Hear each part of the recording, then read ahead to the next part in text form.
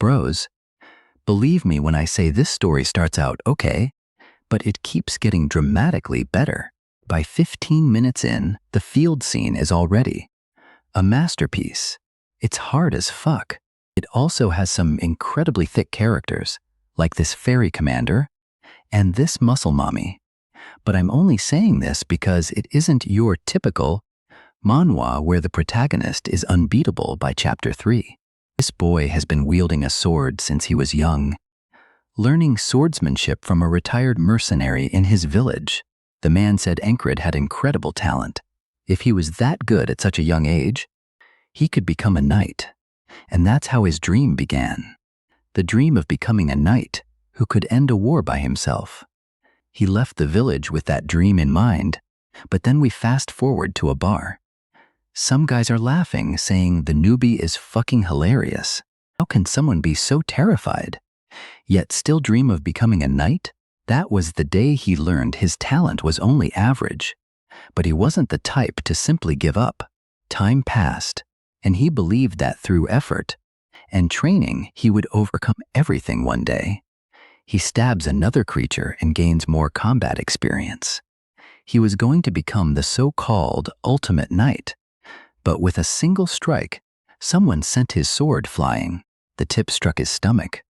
And just like that, his dream shattered because this young boy was only 12 years old and had just begun learning swordsmanship, yet he defeated Encred with ease thanks to his incredible natural talent. That's when Encred realized all his hard work had been in vain.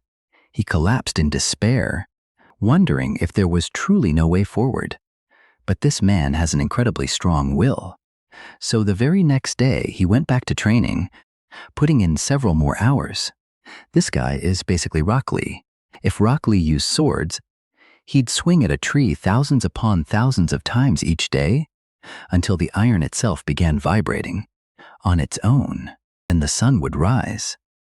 Once again, he would pick up his sword and return to training. If he couldn't become the strongest, then he would become the most experienced of them all. And now, 3 years later, he's the commander of an average squad. After a lifetime of dedication, this is as far as he's managed to get. He asks one of his friends to spar because he knows a massive battle is coming. We're talking thousands of soldiers, and his group is among the weakest. Fast forward to the middle of battle with soldiers raging and screaming. As the protagonist finishes off a man on the ground, another enemy lunges for his face. He glances aside and skillfully dodges. Another enemy tries to strike him from behind, but he blocks with his shield. Then he looks to the side and sees one of his teammates screaming. He knows the man is about to die from an arrow falling from above, so he steps in front of him and blocks it. His friend is still stunned when another enemy comes from behind to stab him, but Encred shoves him aside and cuts the attacker's head off. Then he hears the scream he's been waiting for. A body hits the ground, and the man swings his sword. This is the bastard Encred has to kill. They stand face to face, and our boy swears that this time, he'll kill this man and survive. In a flashback, he remembers one of his teammates saying that if he wants to survive, he must keep his eyes open even when a weapon is already touching his neck. Like a beast, he must act as though he doesn't know death, so he mustn't fear it until the very last second. The enemy before him thrusts his sword forward, and Encred watches death rushing toward him. He shouldn't fear it because death makes him stronger, so he skillfully dodges. The first time, he has a chance against this man, so he turns for a counterattack, but the enemy shifts to an unorthodox grip on his sword and drives it deep into Encred's throat. Blood gushes out, and his body collapses to the ground. The next second, a boat passes beside him. Death tells him to give up, accept his weakness, and board the boat. But Encred smiles and says that day will never come. And with that, his loop restarts, because this battle against that man wasn't his first, or his second, or even his third. It was actually the 20th time he died on this battlefield. Even though he's the weakest, He's the only one who will never accept death. When he died and woke up for the first time, he thought it was merely déjà vu or a dream about dying on the battlefield. So he entered the same war again and died once more. The second, third, and fourth times, each day began with the same man clanging pots and pans, while the sensation of the enemy's sword piercing him never faded. Day kept repeating, and he had to face the same enemy every time. After his 12th death, he gets up and tells his friend there are bugs in his boots. The protagonist says he'll challenge it again, and the story jumps back into battle. Now he's already on his 33rd life, and he dodges the thrust again. When the soldier turns to continue attacking, Encred tries to evade, but he's still too slow and his throat is cut. He drops to his knees, and as he falls, a necklace slips from his clothing. Encred remembers his days as a mercenary when he killed plenty of monsters. One day, a small village asked for his help, and he accepted because protecting the weak is what a knight should do. Afterward, the village elder said they were poor and offered him something. It turned out to be a charm. After risking his life, it felt like a joke, but the elder claimed it could grant a desperate wish. Encred begins wondering if that charm is why he's trapped repeating this day. The soldier who stabbed him says he must be suffering and offers him a merciful death. Encred thinks, mercy my ass. It's obvious the man enjoys killing him. Then he finishes Encred off. The pots and pans ring out once again. This time, Encred tells Rem he put the bug in his own boot. Rem asks if he's gone crazy this early in the morning. Encred tells him to stop shouting and come outside. He wants to learn the heart of the beast. Rem swings his axe, and Encred keeps his eyes on it before dodging. Rem is caught off guard, asking how Encred suddenly stopped flinching. Encred says he trained. Rem doesn't believe him, saying no one changes that quickly, and there's no way someone else taught him his family's technique. Encred replies that he picked it up by chance. Then he grabs some weapons and asks Rem to spar. Rem looks at him, then grins, and says that sounds good. He attacks and Encred evades. After a while, Rem asks how long he plans to keep dodging. Even while moving forward, Encred slips past another swing. He says the only sword style he knows is the Volin mercenary sword technique, the style people call a cheap trick. Encred begins losing his footing, and Rem leaps in. Encred recovers in time and prepares for the jump. Rem notices this, and just like the soldier, Encred keeps fighting. Encred thrusts his sword toward Rem, but Rem knocks it from his hands. The sword skids across the ground, and Encred says that even if it was only for a moment, he copied that bastard's thrust. Encred says his body already remembers it. Rem tells him that move should have drawn blood. Out of everything Encred has shown so far, that thrust was actually pretty good. Rem even begins giving him pointers to sharpen it. He warns that if Encred keeps doubting himself, nothing good will come from it. Instead, he must focus on his next move, not his fear. That's how he keeps hold of his sword, even if Rem explains it roughly. Encred looks at him and says the messy explanation still made perfect sense. The difference between his thrust and the soldier's was confidence. Encred didn't trust his own blade, and the soldier kills him again. Once more, the soldier talks about mercy and drives his sword into Encred. Then it's back to training with Rem, who sends his sword flying again. The soldier kills Encred once more, and Encred goes straight back to sparring with Rem. He says he'll keep repeating this brutal loop, taking it one step at a time, even if those steps are tiny. He dies again, and by now he's on his 111th life, but it still isn't enough. Then it jumps to his 123rd life, with that sword at his throat yet again. In the next round, Encred shouts as he attacks Rem, and this time, he actually forces Rem's axe back with the same thrust that kept killing him. Rem stares at him and asks if he's insane. Encred's hand begins bleeding, and Rem points out that blood is pouring from it. He asks why Encred is laughing like a lunatic, But Encred is thrilled. He finally mastered the thrust. Now he's back on the battlefield, facing the enemy he hates most. Encred thrusts at the soldier, and now that he's learned the move, his blade scrapes across the man's helmet. The soldier thrusts as well, and his blade still punches into Encred's throat. His first exchange using that thrust failed, but he refused to blink or loosen his grip. He falls to the ground with his sword still in hand. The soldier plants a foot on his chest and grins, saying Encred looks like he's in agony. Then he repeats the same line about showing mercy. Encred tells him that tomorrow he'll kill him. The soldier laughs, saying the dead don't get a tomorrow before finishing him off. A bug crawls out of Rem's boot, but Encred crushes it. He says he saw it fly inside. Rem thanks him, and Encred says that if he's truly grateful, he can take over guard duty.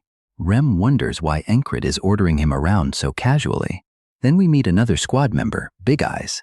Encred tells him to get a shield, armor, and a dagger. He'll pay later. Big Eyes is shocked but agrees because Encred is his boss. Rem asks if Encred has always been this bossy. Encred says they usually dump all their work on him anyway. More squad members arrive, and Rem says Encred is acting really strange today. He's usually not this tense. Soon, Encred is back to thrusting at the tree. He says every death brought unimaginable pain. He wonders what will happen if he still can't win after tens of thousands of attempts. Could he run away and survive? If he escaped, would tomorrow finally come, or would the same day repeat?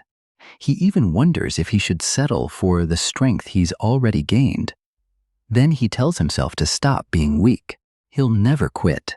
He'll break through this wall and see what's beyond it. So he drives his blade into the tree again and again, swearing he won't waste this gift of repeating his life. At last he splits the tree in two. Afterward, he puts on all his equipment and gets ready for battle, fully convinced he'll win today. The war horn sounds, and Encred leads his squad into battle. As the fighting begins, Encred says the only reasons he's made it this far luck, preparation, and staying calm.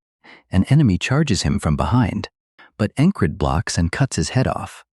Another enemy swings at his leg, but his shin guard stops the blow, and Encred crushes his skull. A third man throws an axe from behind, but Encred dodges it, then hurls his own weapon back. He says he can only do this because of all the lives he's repeated here. He spots Krang screaming and blocks the arrow meant for him, just as before. Then he takes down the attacker. Now it's time to face the wall before him.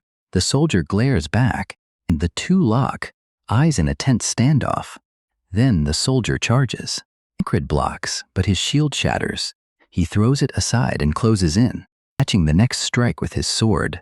Encred says the soldier is talented, almost a prodigy, but lacks true combat experience. Making him easy to catch off guard, Encred headbutts him.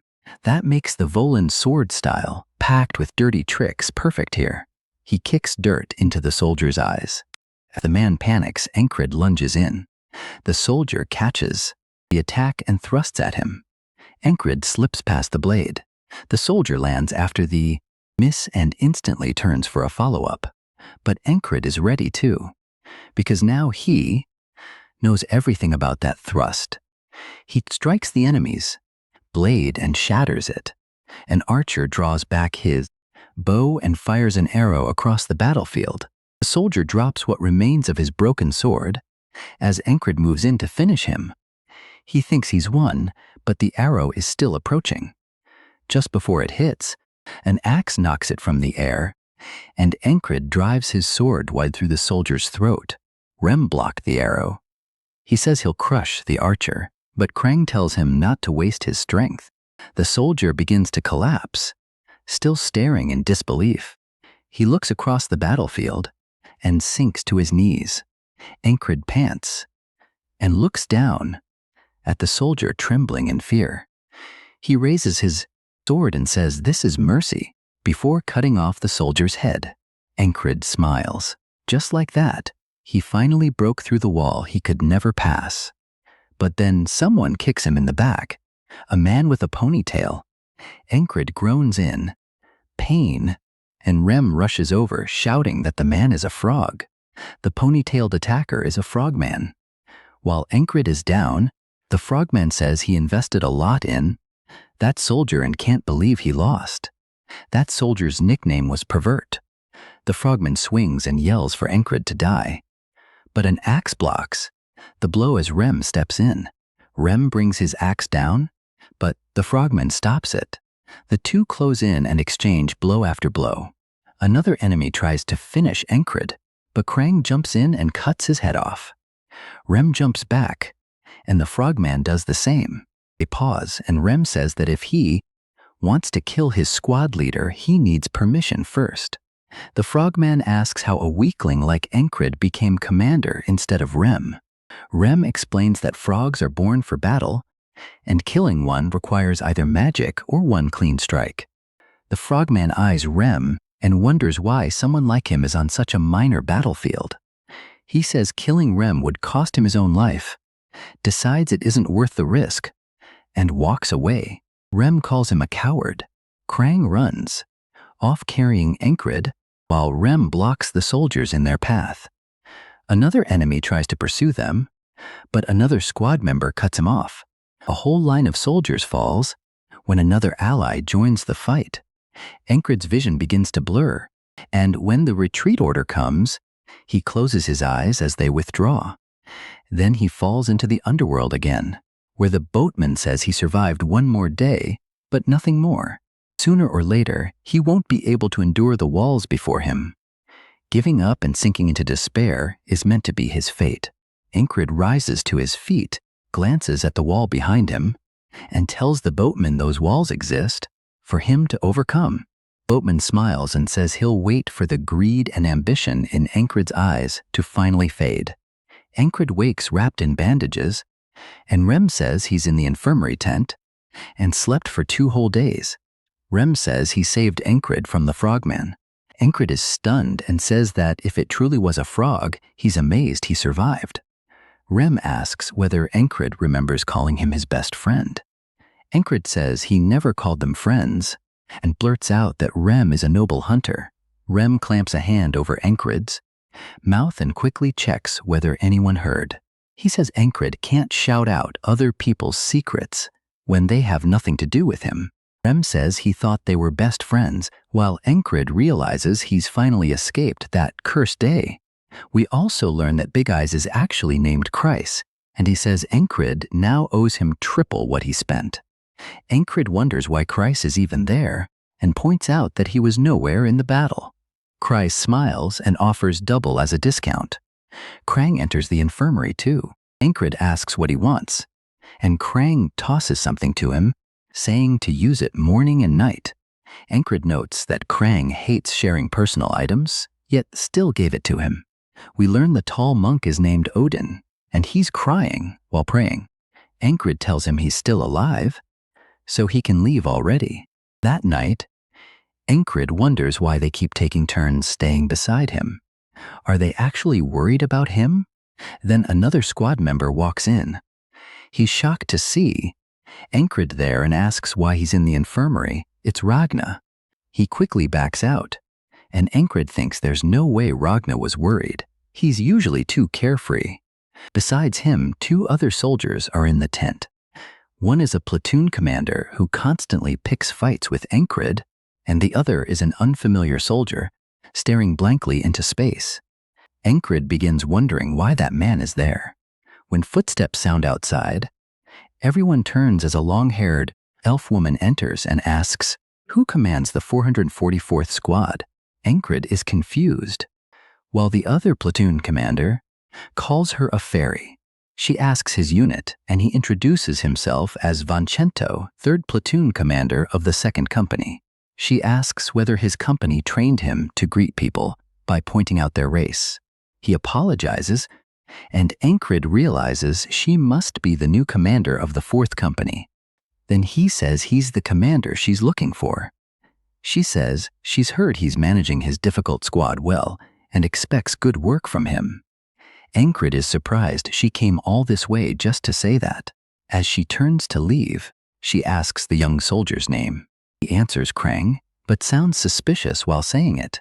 Ancred wonders if he invented the name, notices his poor attitude, and begins suspecting he's a noble. The commander gives Ancred one last look before leaving. He has no idea what's going on. Later, he says most of the pain has faded and wonders if he should start training again. Vengeance asks where he's going, and Ancred says the training grounds. Vengeance calls him an idiot, saying a bottom-ranked soldier shouldn't act so tough. The noble remains silent. Ancred says he needs to replay the last battle in his mind. He paid a lot to learn that skill as a child. Then he thinks about his final move failing. Betting everything on one attack is too risky. He compares it to how REM strikes are all intended to kill. Then the noble from the infirmary says Ancred has been working hard. Caught off guard, Ancred says he doesn't fully understand it either. His hands kept twitching in the barracks, and now he keeps zoning out. He explains he was training his grip while replaying the fight. When asked why, Ancred says it's to survive. The noble asks whether he's trying to become something by surviving. Ancred doesn't want to answer because people always laugh at his dream. Still, he looks up, raises his sword, and says he wants to become a knight. The noble is shocked, and Ancred realizes it's the first time someone has heard his dream without laughing. The man says he'd forgotten, but Ancred's words made him remember something. Now he knows what he must do. Ancred watches him leave, and the man says that if Ancred truly becomes a knight, he should remember his name. Back at camp, a bard sings while the soldiers discuss Cyprus, the hero of the battle. Vengeance complains about breakfast, asking whether they plan to feed them nothing. Ancred takes a walk instead of training, and Jackson asks how his wounds are. Ancred says the medicine worked wonderfully and thanks him. Jackson says that if Ancred is grateful, he should recover quickly. That night, the noble tells him good night, and Ancred returns the greeting. Vengeance wants no part of any of it. Ancred feels the entire day was wasted. Then he hears the bards again and wonders whether he was there that morning too. Vengeance repeats the exact same complaint about the morning rations. That's when Ancred realizes what it means. He jerks upright, saying this can't be happening. Jackson asks about his injuries again, and Ancred gives the same answer as before, only to receive the exact same response. That proves he's trapped in another loop. He remembers the boatman mentioning the next wall. Then Ancred wonders whether he died in his sleep without noticing. He says this feels worse than dying on the battlefield, but it only strengthens his resolve because he's been given another trial to overcome. That night, he again tries to determine who killed him and why. The only person capable of entering unnoticed would be a knight, so he suspects an assassin is hiding among them. He remembers the commander saying fairies are light and quick, making them perfect for killing and secrecy. That makes him wonder whether she visited earlier to scout the area. He decides to confirm it. There's only one entrance to the barracks, so if he sees her, he can shout and wake everyone. All he has to do is wait for the assassin. But a needle suddenly pierces his throat. He turns in shock. He never saw them coming. Pain surges through him, and he can only choke out a sound before falling from the bed. He realizes the needle carried a numbing poison, then sees Vengeance with a needle in his throat too. Someone is also standing over Krang. Ancred finally sees the assassin, who raises a blade over Krang and drives it into him, killing him instantly. Then another person cuts through the tent, revealing a second assassin. Ancred looks up and sees the commander, realizing it truly was her, the leader of the fourth company. He wakes to the bard's song again, saying this is already his third attempt. He still couldn't sense them at all, so this won't be easy. And with the company commander involved, stopping the first assassin wouldn't be enough. He has no chance of fighting her afterward. He feels utterly helpless. It reminds him of how he felt days earlier against Pervert. Yet he eventually found a way and killed him. So if he keeps trying, he'll discover another path to victory. He yanks the blanket off Vengeance, who snaps that he's insane. Encrid says he was wrong to watch only the inside of the base. They must also guard against attacks from outside. Vengeance mocks him, asking whether today's training is cockroach hunting. He says it suits a lowlife like Encrid. Encrid says he's glad Vengeance cares so much, which annoys him because he was being sarcastic. Encrid sighs and says he was being sarcastic too. Krang asks whether they're arguing again and says perhaps he should return later. Encrid tells him it's fine and Vengeance lies back down. Encrid says Krang is obviously the real target and wonders who he truly is because something about him feels strange. Still, he doesn't want to pry into Krang's past if Krang doesn't want to talk, just like the others in his squad. But now Encrid is involved too, so he goes ahead and bluntly asks what Krang is. Krang freezes, and Encrid immediately wonders whether he phrased that badly. Krang awkwardly says that's not something he can explain. Encrid asks why, and Krang simply says it's a long story. Encrid pauses, then says that makes sense. Vengeance loses his temper, asking why Encrid would accept such a terrible answer. If he planned to let it go anyway, why did he even ask? He adds that Krang clearly isn't from this kingdom, judging by his manners, and asks which country sent him as a spy. Krang stares at him and Vengeance falls silent. Krang steps closer and says he is not, and never will be, someone who betrays the kingdom. Encrid says he can tell from Krang's eyes and the way he moves that he has the presence of a knight. Vengeance asks whether that's any way to speak to a superior. Krang laughs, and Encrid says Krang can't be a true knight because he was helpless against the assassin too. Still, he's definitely hiding something. That night, they say goodnight again, and Vengeance clears his throat as though joining in. Encrid wonders whether he's afraid of Krang. He keeps watching the tent entrance, thinking they'll all die if the assassins rush inside. He sits up, and Vengeance asks why he's awake instead of sleeping. Encrid warns that assassins will arrive soon, so Vengeance should help if he wants to live. Vengeance gives him a disgusted look and says he's completely lost his mind. Krang smiles at their exchange, and Encrid says that's roughly the reaction he expected. Then a voice asks how he knew, and a poisoned needle shoots through the tent wall into his throat. Encrid is shocked they were already inside. He reaches for his sword, but the assassin rushes in and kills Vengeance, then stabs Krang through the chest before Encrid dies too.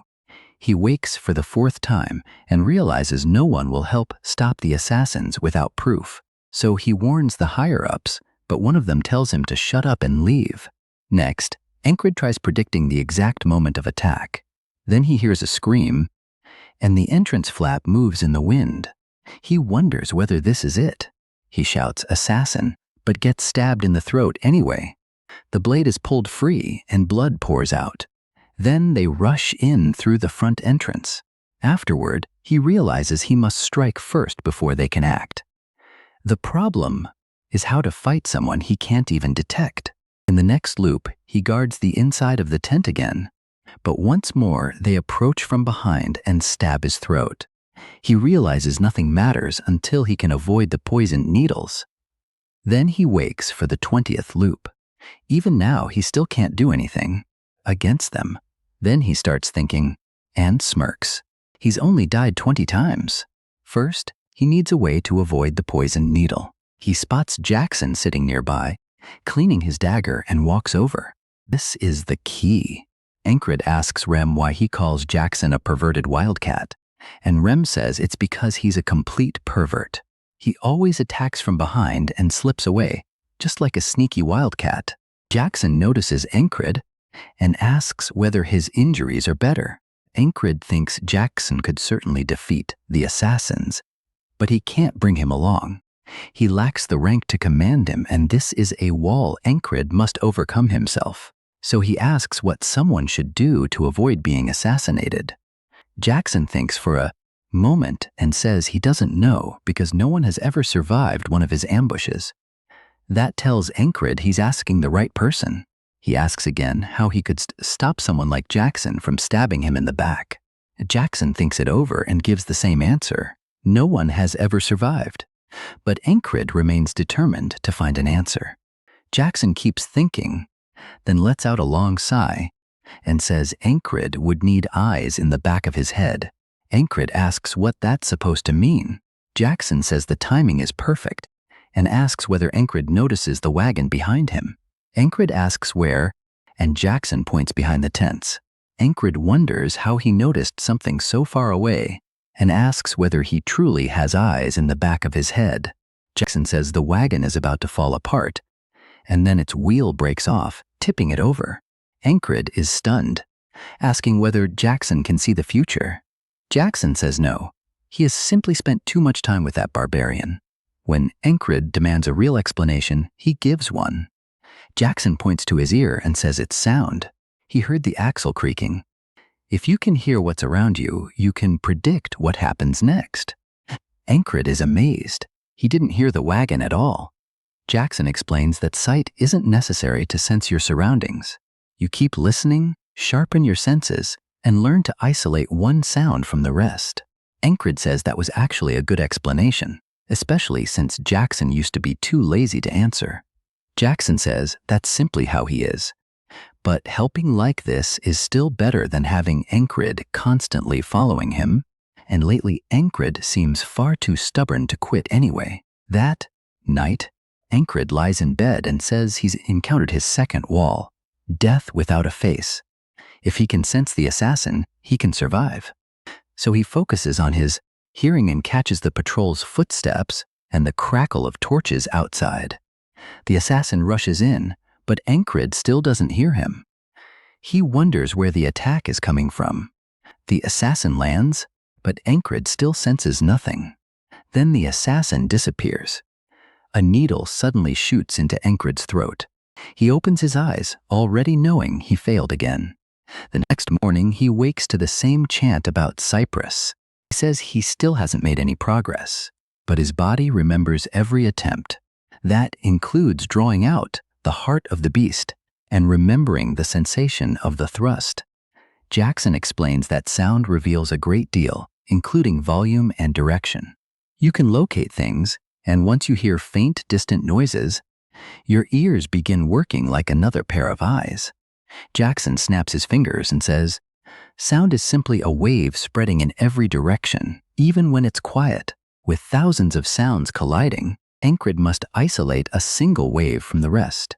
Encrid hears fragments of everyone's conversations and realizes how tangled they are. He must separate and organize those sounds.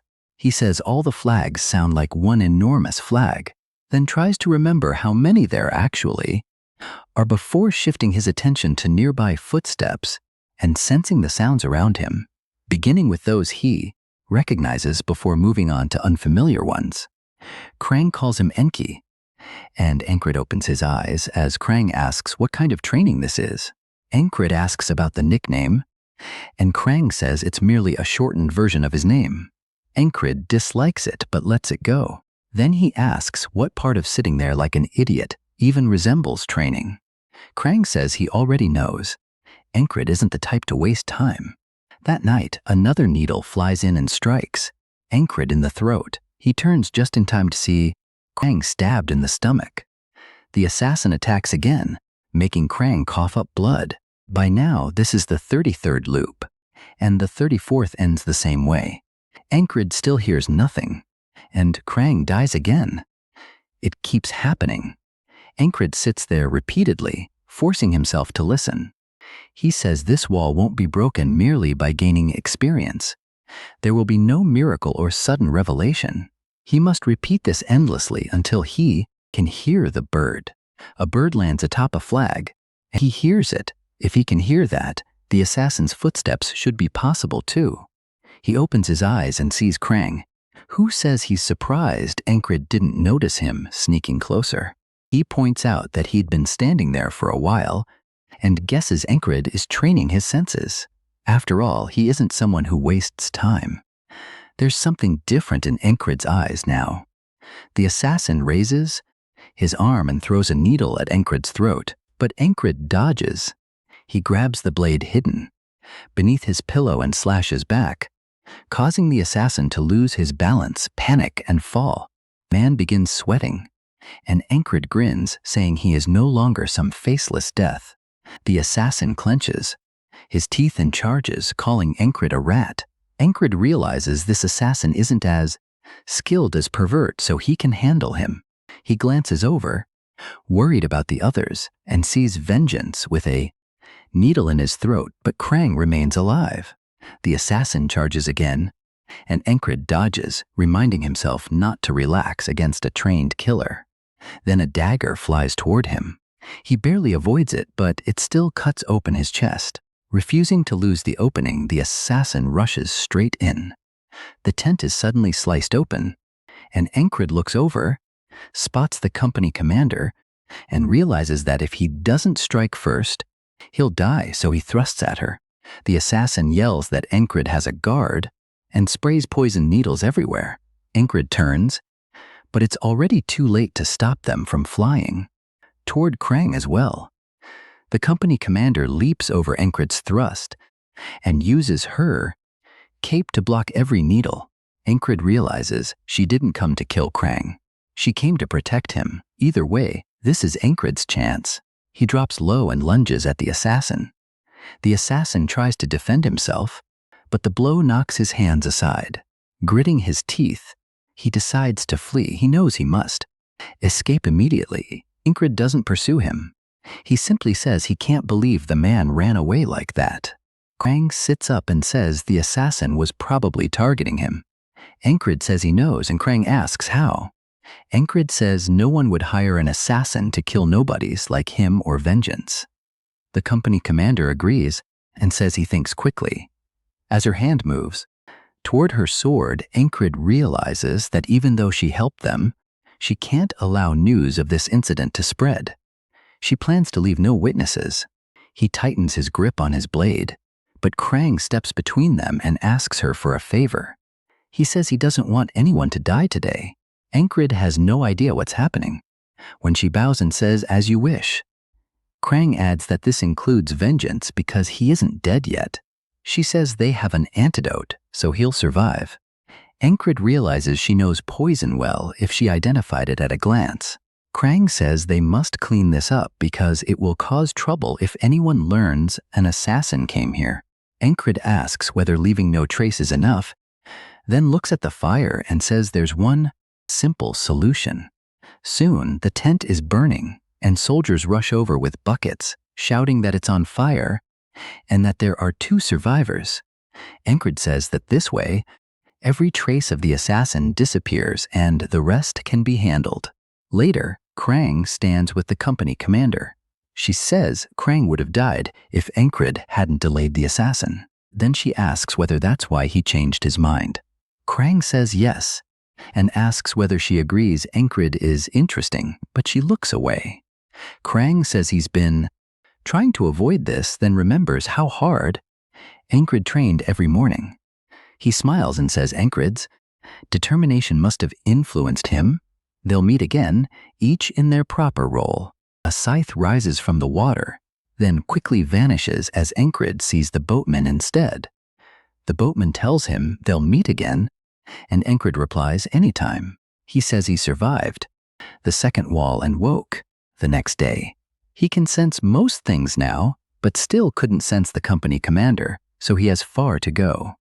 Encred adds that he luckily wasn't badly injured, so he can return immediately. Vengeance asks whether Encred saved him from the fire and why.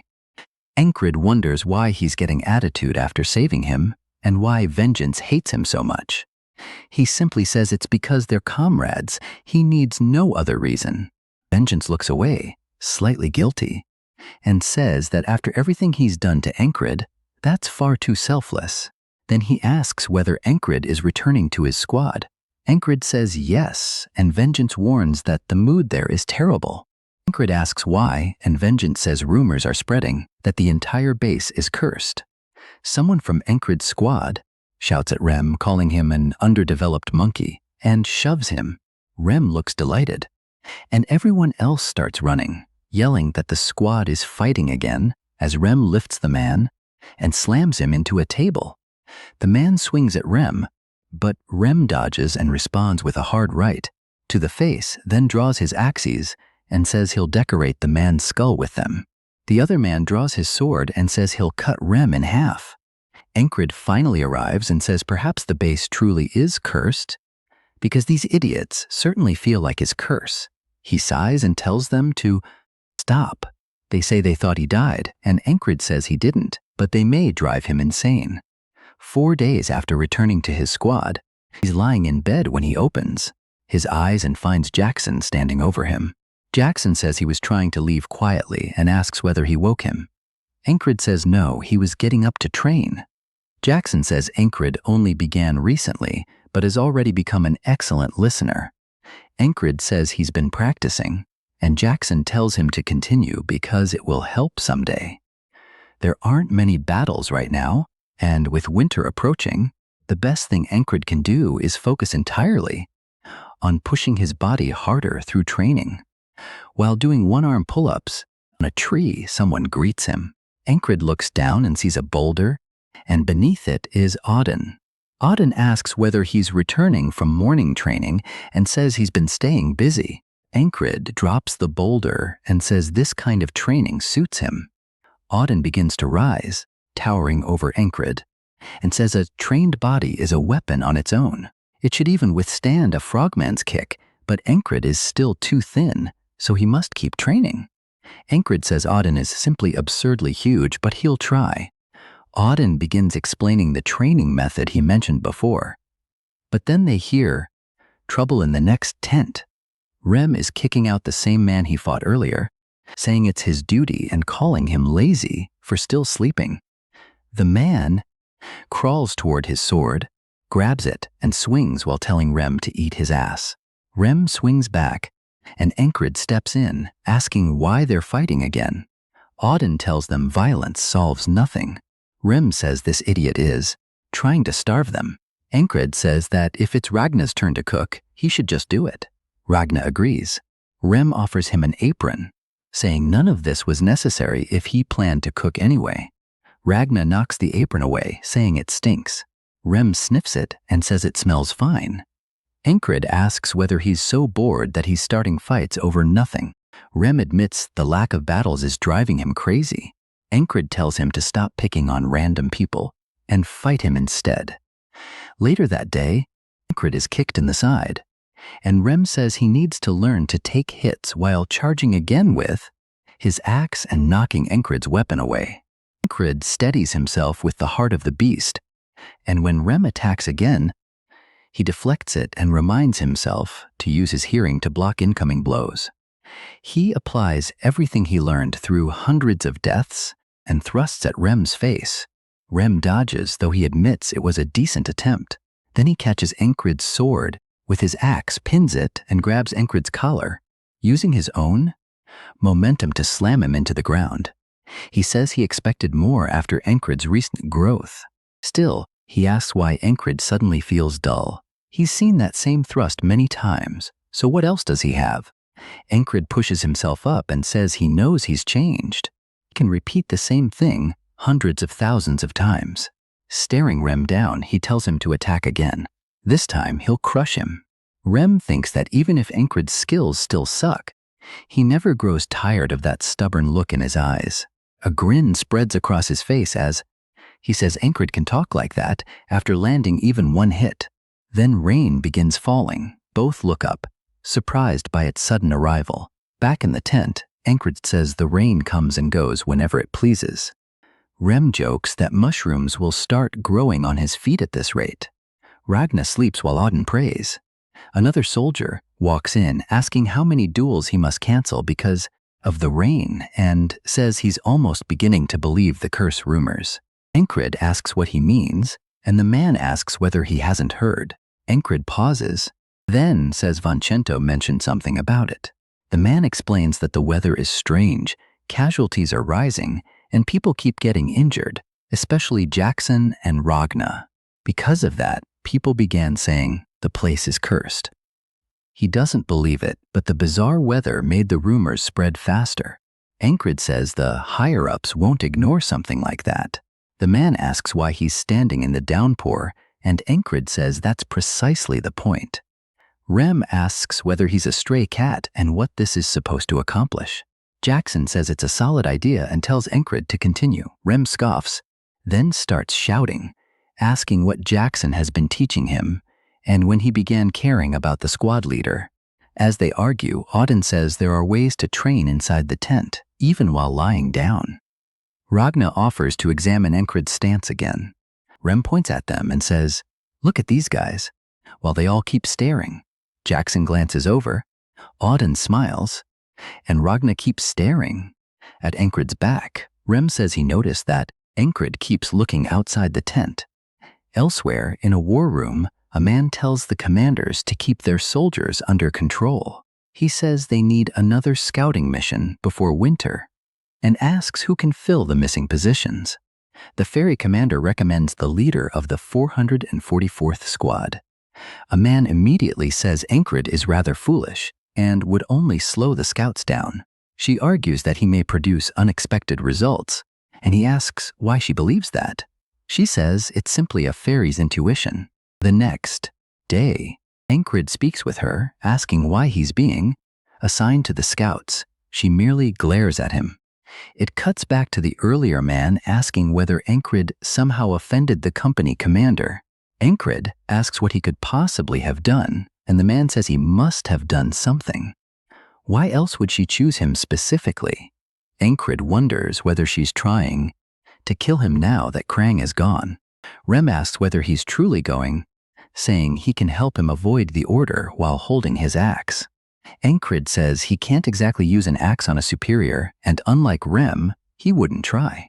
Rem says that wasn't his meaning, and Encrid warns him not to do it either, especially given his violent history. Auden prays that they don't take Encrid away and wonders what is wrong with everyone. Ragna sits up and says he could go instead. The others stare strangely because they all know he gets lost easily. Jackson says that if Encrid scouts through tall grass, he must watch for changes in the blades and signs of disturbance. That's the first step to defeating an ambush. Rem interrupts, saying he told Jackson to stop teaching Encrid strange things. Encrid sighs, thinking no one will stop them from fighting once he's gone. He wonders whether it's truly safe to leave them. But even he knows there's no one better suited for this job than him. After joining the army, his poor skills caused him to be moved around constantly to fill vacancies. This squad was the only place where he finally mattered. When Jackson and Rem both move to attack each other, Encrid steps directly between them. Both are caught by surprise, and their attacks stop. He tells them to knock it off. Rem asks whether he's brave or simply stupid, and Jackson says Encrid should be grateful, or he'd have a hole in his chest. Encrid says they're both too skilled to lose, while his absence would barely affect the squad's combat power. This isn't sudden self-pity. He knows exactly where he stands and how far he still must go. Soon, he travels through the woods with the scout unit toward the front. One scout notices Encrid's eyes are closed and tells him to focus. He says they may share the same rank, but he leads the scout squad, and if Encrid has a problem, they can settle it in a fight. His name is Andrew. Another man laughs and asks Andrew whether he seriously thought Encrid would challenge him, calling Encrid an outcast. Andrew smirks and says that if Encrid tries, he'll avoid hurting him too badly. Then he shouts that a squad depends on its men, and if they encounter enemies, they'll crush their skulls. Encrid says they're far too loud and asks whether they understand scouting at all. To him, Andrew is too inexperienced. They find tracks, and Andrew says they're fresh Nuven tracks. He decides they'll follow them and enjoy barbecue tonight. Encrid points out that moving Nuven groups contain at least 20, so if Andrew truly wants to fight them, what is he thinking? Another man laughs and says that isn't a Nuven at all. It's a gazelle. He notices Encrid glaring and says Andrew can be irritating. His name is Henry. Henry used to be a hunter and didn't care much for Encrid at first, but after speaking by chance, they became close. He begins teaching Encrid hunting basics, which helps greatly, and explains that animals usually create separate trails through fields. He promises to teach him more tomorrow. That night, Andrew keeps insisting it was definitely a Nuvan and says he needs results more than anything. While Encred watches him, the next day, the squad moves out, and when they reach the fields, Andrew says this is the area they must scout. Green Pearl, also known as the absurdly tall grass field. Andrew says they'll cross it, find the enemy group, and return with prisoners. The men agree, and as they move forward, Encred asks whether they're truly entering when they're only supposed to conduct reconnaissance. Andrew says it's the squad leader's order. As they move through the grass, Encred thinks this won't be easy. He expected Andrew to quit quickly, but he doesn't. That surprises him. At least Andrew is serious. Encred notices there are barely any animal droppings, and Henry asks whether that's bad. Encred says yes, if food is everywhere but animals are absent, something is wrong. A paw suddenly rises and slams down. A chill runs down Encred's spine as a panther races through the grass beside him. Their eyes meet, and Encred instantly shoves Andrew's head down, warning everyone to stay low. The panther was fleeing something else. A second later, two men are struck in the head by stray shots, and Andrew shouts that it's an ambush as enemy troops emerge. He orders everyone to run, and the squad flees. One man is pinned down, and Andrew is captured. Encred is stabbed in the chest, and he turns to see enemies closing in from every direction. From what he senses, he's completely surrounded. Encred keeps running while a crossbow is drawn behind him. He hears it and thinks Jackson's listening technique truly is useful as he dodges a bolt from behind. But then the surrounding sounds become overwhelming. He can't make sense of all the noise, though it still helps until spears come flying in and quickly impale him. Since the ambush was inevitable, trying to avoid it makes sense. He remembers warning Andrew, only for Andrew to snap and ask whether Encred wanted to lose his head. That made Encred realize no one would listen, so perhaps he needed a way to escape alone. He repeatedly warns everyone about the ambush and tells them to run. Every escape route is blocked by more enemies, and Henry dies, too. Still, Encred tells himself it's fine. He can try another path because the loops are on his side. Then a firing line appears, and bolts slam into his chest. Around 20 crossbowmen catch him from the east and fill him with arrows. He tries heading north to avoid them, only to encounter a unit of spearmen. He claws at the dirt, while dragging himself forward with arrows embedded in him. Even after avoiding one threat, they continue pursuing him. Their green uniforms make it clear this was planned. Encred wonders what could be so important in a place like this. As he continues crawling, he spots a fire and a flag, then his head is severed in one clean strike. As his blood spills, he keeps wondering what they're hiding. The loop resets to Andrew saying they'll cross the field and capture the enemy. Encred has heard this countless times. Every time they enter, they die, so the enemy is clearly protecting something. He must discover what it is. If he stops investigating, he won't have to die. Henry calls out, snapping him from his thoughts, and Encred realizes avoiding. This would end the loop. Still, he decides he can't keep running from this wall. Andrew calls over, asking what he's waiting for. One soldier tells Encred that Andrew may be a jerk, but he should cooperate, because Andrew has his own troubles. Encred asks why he should, saying there's only so much foolishness he can tolerate. Then he asks whether the man is tired of sucking up to Andrew, which angers him. Encred pushes past him and says he's finished playing along. Andrew reaches for his sword and asks whether Encred is refusing orders. Encred realizes he needs to change the entire situation, so he says he isn't refusing, he's taking command. Andrew becomes furious, and Encred points out that the longest survivors are himself, the other soldier, and Henry. Henry, the scar-faced soldier, is every bit as dangerous as he appears. He's the strongest man there, yet stays beside Andrew like a guard dog or nanny. Andrew draws his blade and says Encred can take command if he defeats him, then orders him to draw. Encred says an ordinary soldier wouldn't have a bodyguard. Andrew's stance also shows genuine training, so he must come from a wealthy noble family. But if that were true, he wouldn't be so desperate for results, so Encred guesses he's a fallen noble. Andrew replies that Encred's poor skills and high rank make him look like a spoiled brat living off family influence. Encred says that whatever Andrew is, he can't continue following his orders. Andrew starts saying he's different, because he has a mission he must complete. Encred tells him to attack already, mocking him for talking so much when he's easy to handle.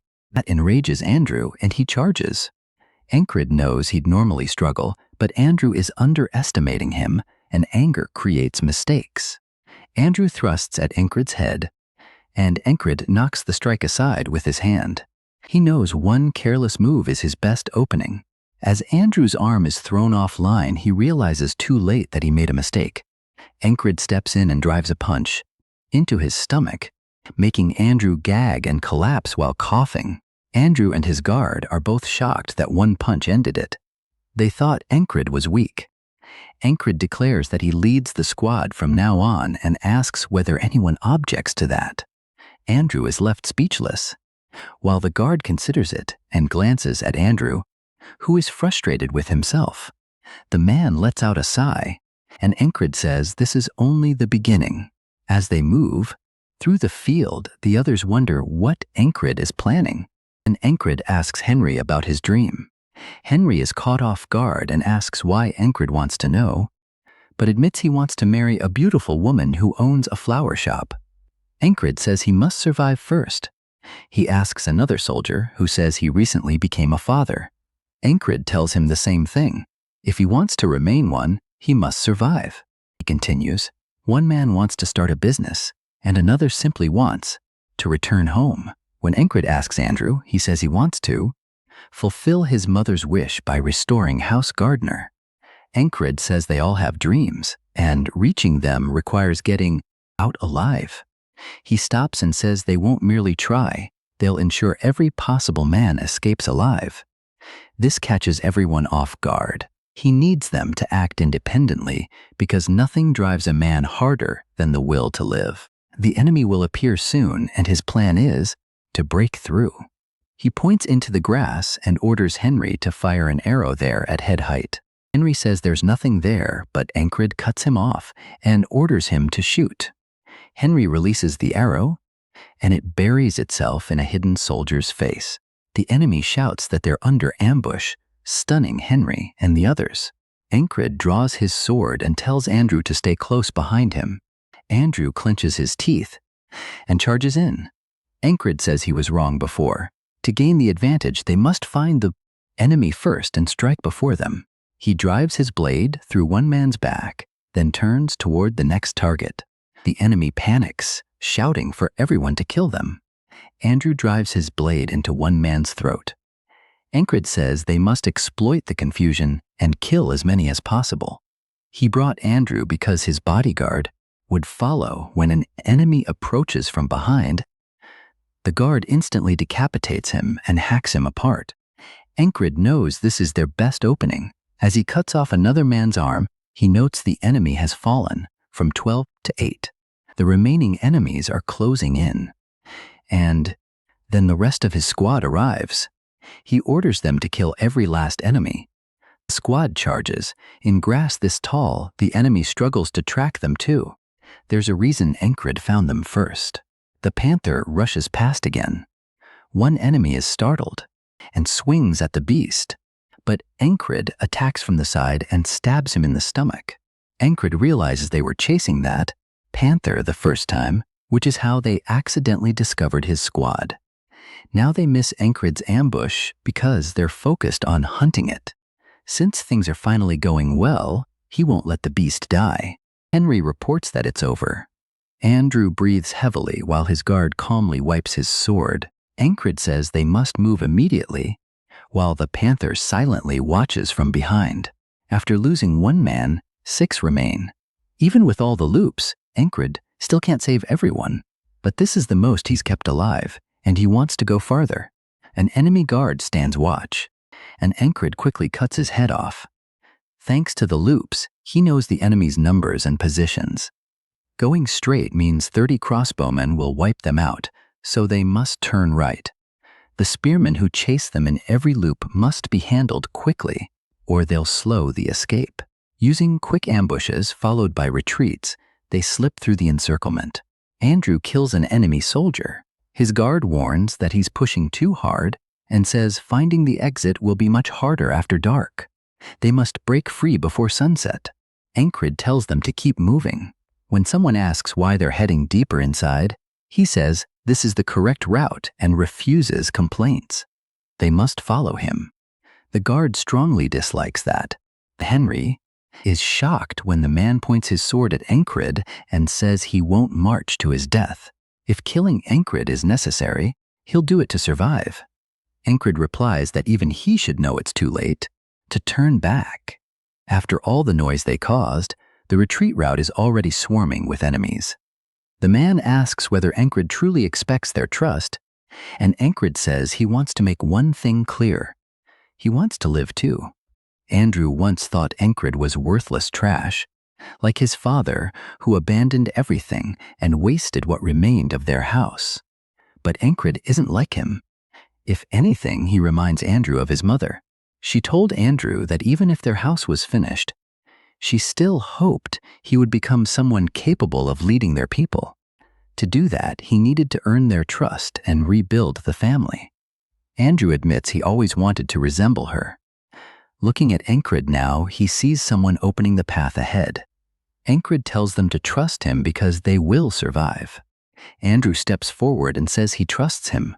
Calling Ancred captain, his guard begins objecting, but Andrew says Ancred is the captain now, and the squad follows its captain's orders. The guard is stunned, and Ancred tells everyone to crouch until his signal and remain close. The first step of their escape is seizing the initiative and breaking through with an ambush. Step 2 begins while they quietly move through the grass and hear rustling. A large group of enemy soldiers passes nearby.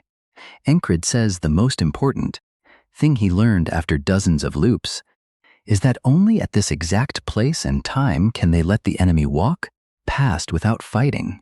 This is their only true path out. Everyone waits silently, tense and nervous. Ancred strains his hearing as far as possible, and once he can no longer hear anyone, the others await his command. He says everything has gone exactly according to plan. Now comes the final step. Once the sun sets, escaping the field becomes too difficult. Ancred says they've reached the crucial location. Henry stares in shock and blurts out, "No way." Another man smacks his own forehead. After all that effort, they somehow ended up directly inside the enemy camp. Ancred explains that Aspen's soldiers are killing everyone in the field to keep a secret hidden there. Whatever they're concealing, no one can be allowed to learn about. At the camp's center stands a shrine covered in flags and surrounded by bones. Ancred wonders what will happen if something more important than hunting them suddenly demands the camp's attention. Then he says it's time to move. If they enter now, an escape route should open. Mac can't believe it. Ancred wants to burn the enemy camp, which seems insane to him. He warns that they'll probably be surrounded and killed. Ancred interrupts and finally asks his name. At last we learn the guard is named Mac. Ancred tells Mac directly that he won't tolerate disobedience. Mac starts answering back, but Andrew stops him immediately. He tells Mac to stay quiet and instantly follows Ancred's lead. Mac grumbles that Andrew doesn't need to lecture him. With clouds covering the night sky, they can't find their way out alone. So whether they like it or not, they must trust their squad leader. Ancred slices open a tent and Mac is certain this is where they die. But when they slip inside, it's empty. That makes Mac even more suspicious. Ancred knows far too much about this place. Walking through the middle of enemy lines still feels insane. Stranger still, they haven't encountered a single soldier. They're clearly inside the camp, so why is it deserted? Ancred finally stops them upon reaching the shrine. He tells everyone to remain where they are. Then he reveals that he infiltrated this camp more than a dozen times. The first time, he noticed the flag and touched it, causing the entire camp to turn on him. That means the soldiers are protecting it. The flag is their highest priority. Now he wants to see what happens if the camp catches fire as well. Mac is stunned. How did Encred know the flag was here? His imagination runs wild. Did the fairy commander tell him? After all, she was the one who put this so-called nobody in command. Encred says that once the fire begins, the soldiers will focus on protecting the flag. Mac wonders whether that's why Encred seized command and led them into camp, as though carrying out a secret mission. While the camp scrambles, they'll escape. From here, they split into two groups. One team draws the enemy away, while the other starts the fire. Mac says he'll join the decoy team, catching Encred off guard. Mac complained the entire time, so this sudden cooperation is surprising. But Encred decides it benefits them. He's led people into this camp many times before, but never with this many survivors beside him. To Encred, this is the best attempt yet, and for once, success feels possible. Then a guard is struck in the head by a rock. They spot Mac running and begin shouting, sending the others after him. Encred tells himself that this time he'll make it. He reaches for a torch, thinking this is their best chance of reaching tomorrow. But suddenly, a huge man appears beside him and brings his blade down with brutal force, splitting the torch in two. A chill races through Encred. He didn't sense the man approaching. As he grabs his sword, he realizes he's never seen this man in any previous loop. Still, one glance is enough. This man is deadly. Encred wonders where someone this powerful came from. The man glares at him and calls him a rat. Encred simply says they're too late. The man asks what he's talking about, then notices a tent already burning. A robed man rushes out shouting, while others run off carrying barrels. The large man orders everyone to extinguish the fire. Encred realizes Mac drew most soldiers away, and Andrew used the opening to ignite the tents. Now Encred only needs to escape alive. He plants his foot, reminding himself that every attack begins from the ground as he prepares a thrust. Push from the earth, launch forward, and aim for the opening in the man's guard. Encred lunges while the man is distracted, but the man snaps his head around and locks eyes with Encred, dodging with perfectly clean movement. In the next instant, he's behind Encred. Before Encred can react, he knows something is wrong the moment his stomach is sliced open. Clutching the wound, he realizes that was his best thrust. He turns to face the man again as the man calls him weak. Encred feels the enormous gap between them. Right now, victory is impossible. He fought through endless ambushes just to reach this point. Loop after loop, he watched everyone die around him. He thought he'd finally overcome every obstacle in this loop, but now he sees the truth. This man is the true wall. As the man raises his sword, Encred thinks that if he's going to die, he'll seize command earlier next time and repeat everything until he can defeat this monster. Instead of panicking, he begins laughing, confusing the man. The man becomes angry and demands to know what's funny. Smiling, Encred points his sword at him. The man snarls that he'll cut Encred apart and feed him to the dogs, then attacks. Encred lowers his stance and steadies his blade, swearing he'll break through this wall. He actually blocks the strike, and sparks burst from the clash. The man knocks Encred's blade aside, gliding along it with a smooth parry. Encred is caught off guard. The man instantly follows with another attack, and when Encred slips past it, another swing immediately follows. He barely avoids that one too, shocked by the angle of the attack. But the assault continues. Encred looks up just in time to block another heavy blow. He feels the force behind every strike, with absolutely no opening to counterattack. The difference in skill is simply too great. Encred retreats one step and draws a throwing knife, hurling it at the man. When it reaches him, the man casually knocks it aside with the back of his hand. Encred didn't expect that. The man immediately closes in again, driving his blade directly toward Encred's chest. Then someone shouts about the spreading flames, distracting the man and causing the attack to pass beside Encred's face. The shrine is burning now, and the flames are spreading toward the flag. The robed man calls out to his commander, asking whether he understands what's at stake. The commander realizes Encred isn't someone who will fall quietly. There's no fear in his eyes, so he calls out to him, promising they'll meet again, then turns and walks away. Encred is stunned that he's leaving so easily. Perhaps this wasn't the true wall after all, but whether it was or not, Encred still must clear this loop. At least now he knows he can continue growing stronger. Then he hears Andrew shouting that they must leave immediately. Encred looks back at the commander one last time, while Andrew keeps shouting for him. The commander turns, and their eyes meet. Encred wants to continue fighting, but finally sheathes his sword. Knowing escape is the right decision, he orders the retreat while the enemy rushes to save the shrine. The soldiers hurry to extinguish the flames. They begin calling for more help. As the squad escapes, Encred notes that one man who went another way never returned. That leaves only 5 survivors. Mac asks whether that's really it. Won't the enemy send pursuers? Encred says no.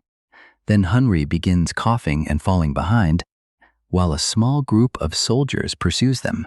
The others immediately turn to protect Hunri, and Encred kills one with a clean slash to the neck.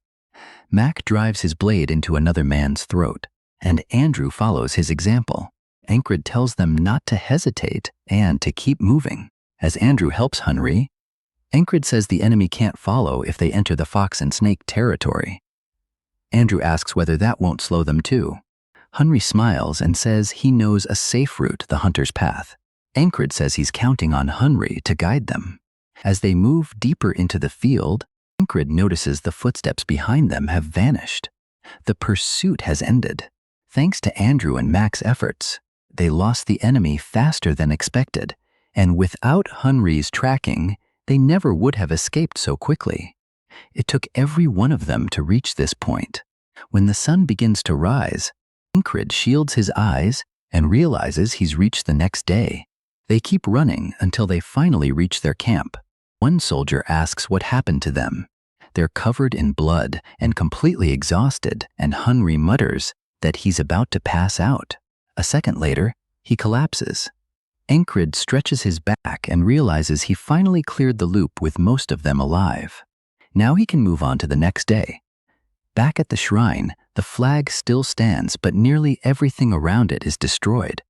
Someone asks the robed man what happened, and he says they'll need to prepare it again. He didn't expect the famous Grey Dog to fail against a few nobodies.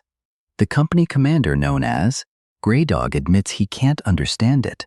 The soldiers there were supposed to be elite, yet a handful of enemies infiltrated, set fires, and escaped. Grey Dog is an independent company made up of hired fighters. Its name comes from the Grey Dog of the Principality of Aspen, a beast known for clinging to any target it chooses. Whether in war or alone, Grey Dog lives up to its name. They cling to targets and never release them, earning the nickname Persistent Lovers. Grey Dog asks the man from earlier whether his opponent was actually strong. We learn the man's name is Mitch. He says he would have killed Encred easily if the fire hadn't broken out. Grey Dog says Encred was lucky, but luck still counts. Mitch vows it won't happen again. Back in his tent, Encred can't stop thinking about the wall he encountered and failed to overcome. He wanted the fight to continue, and he knows they'll meet again soon.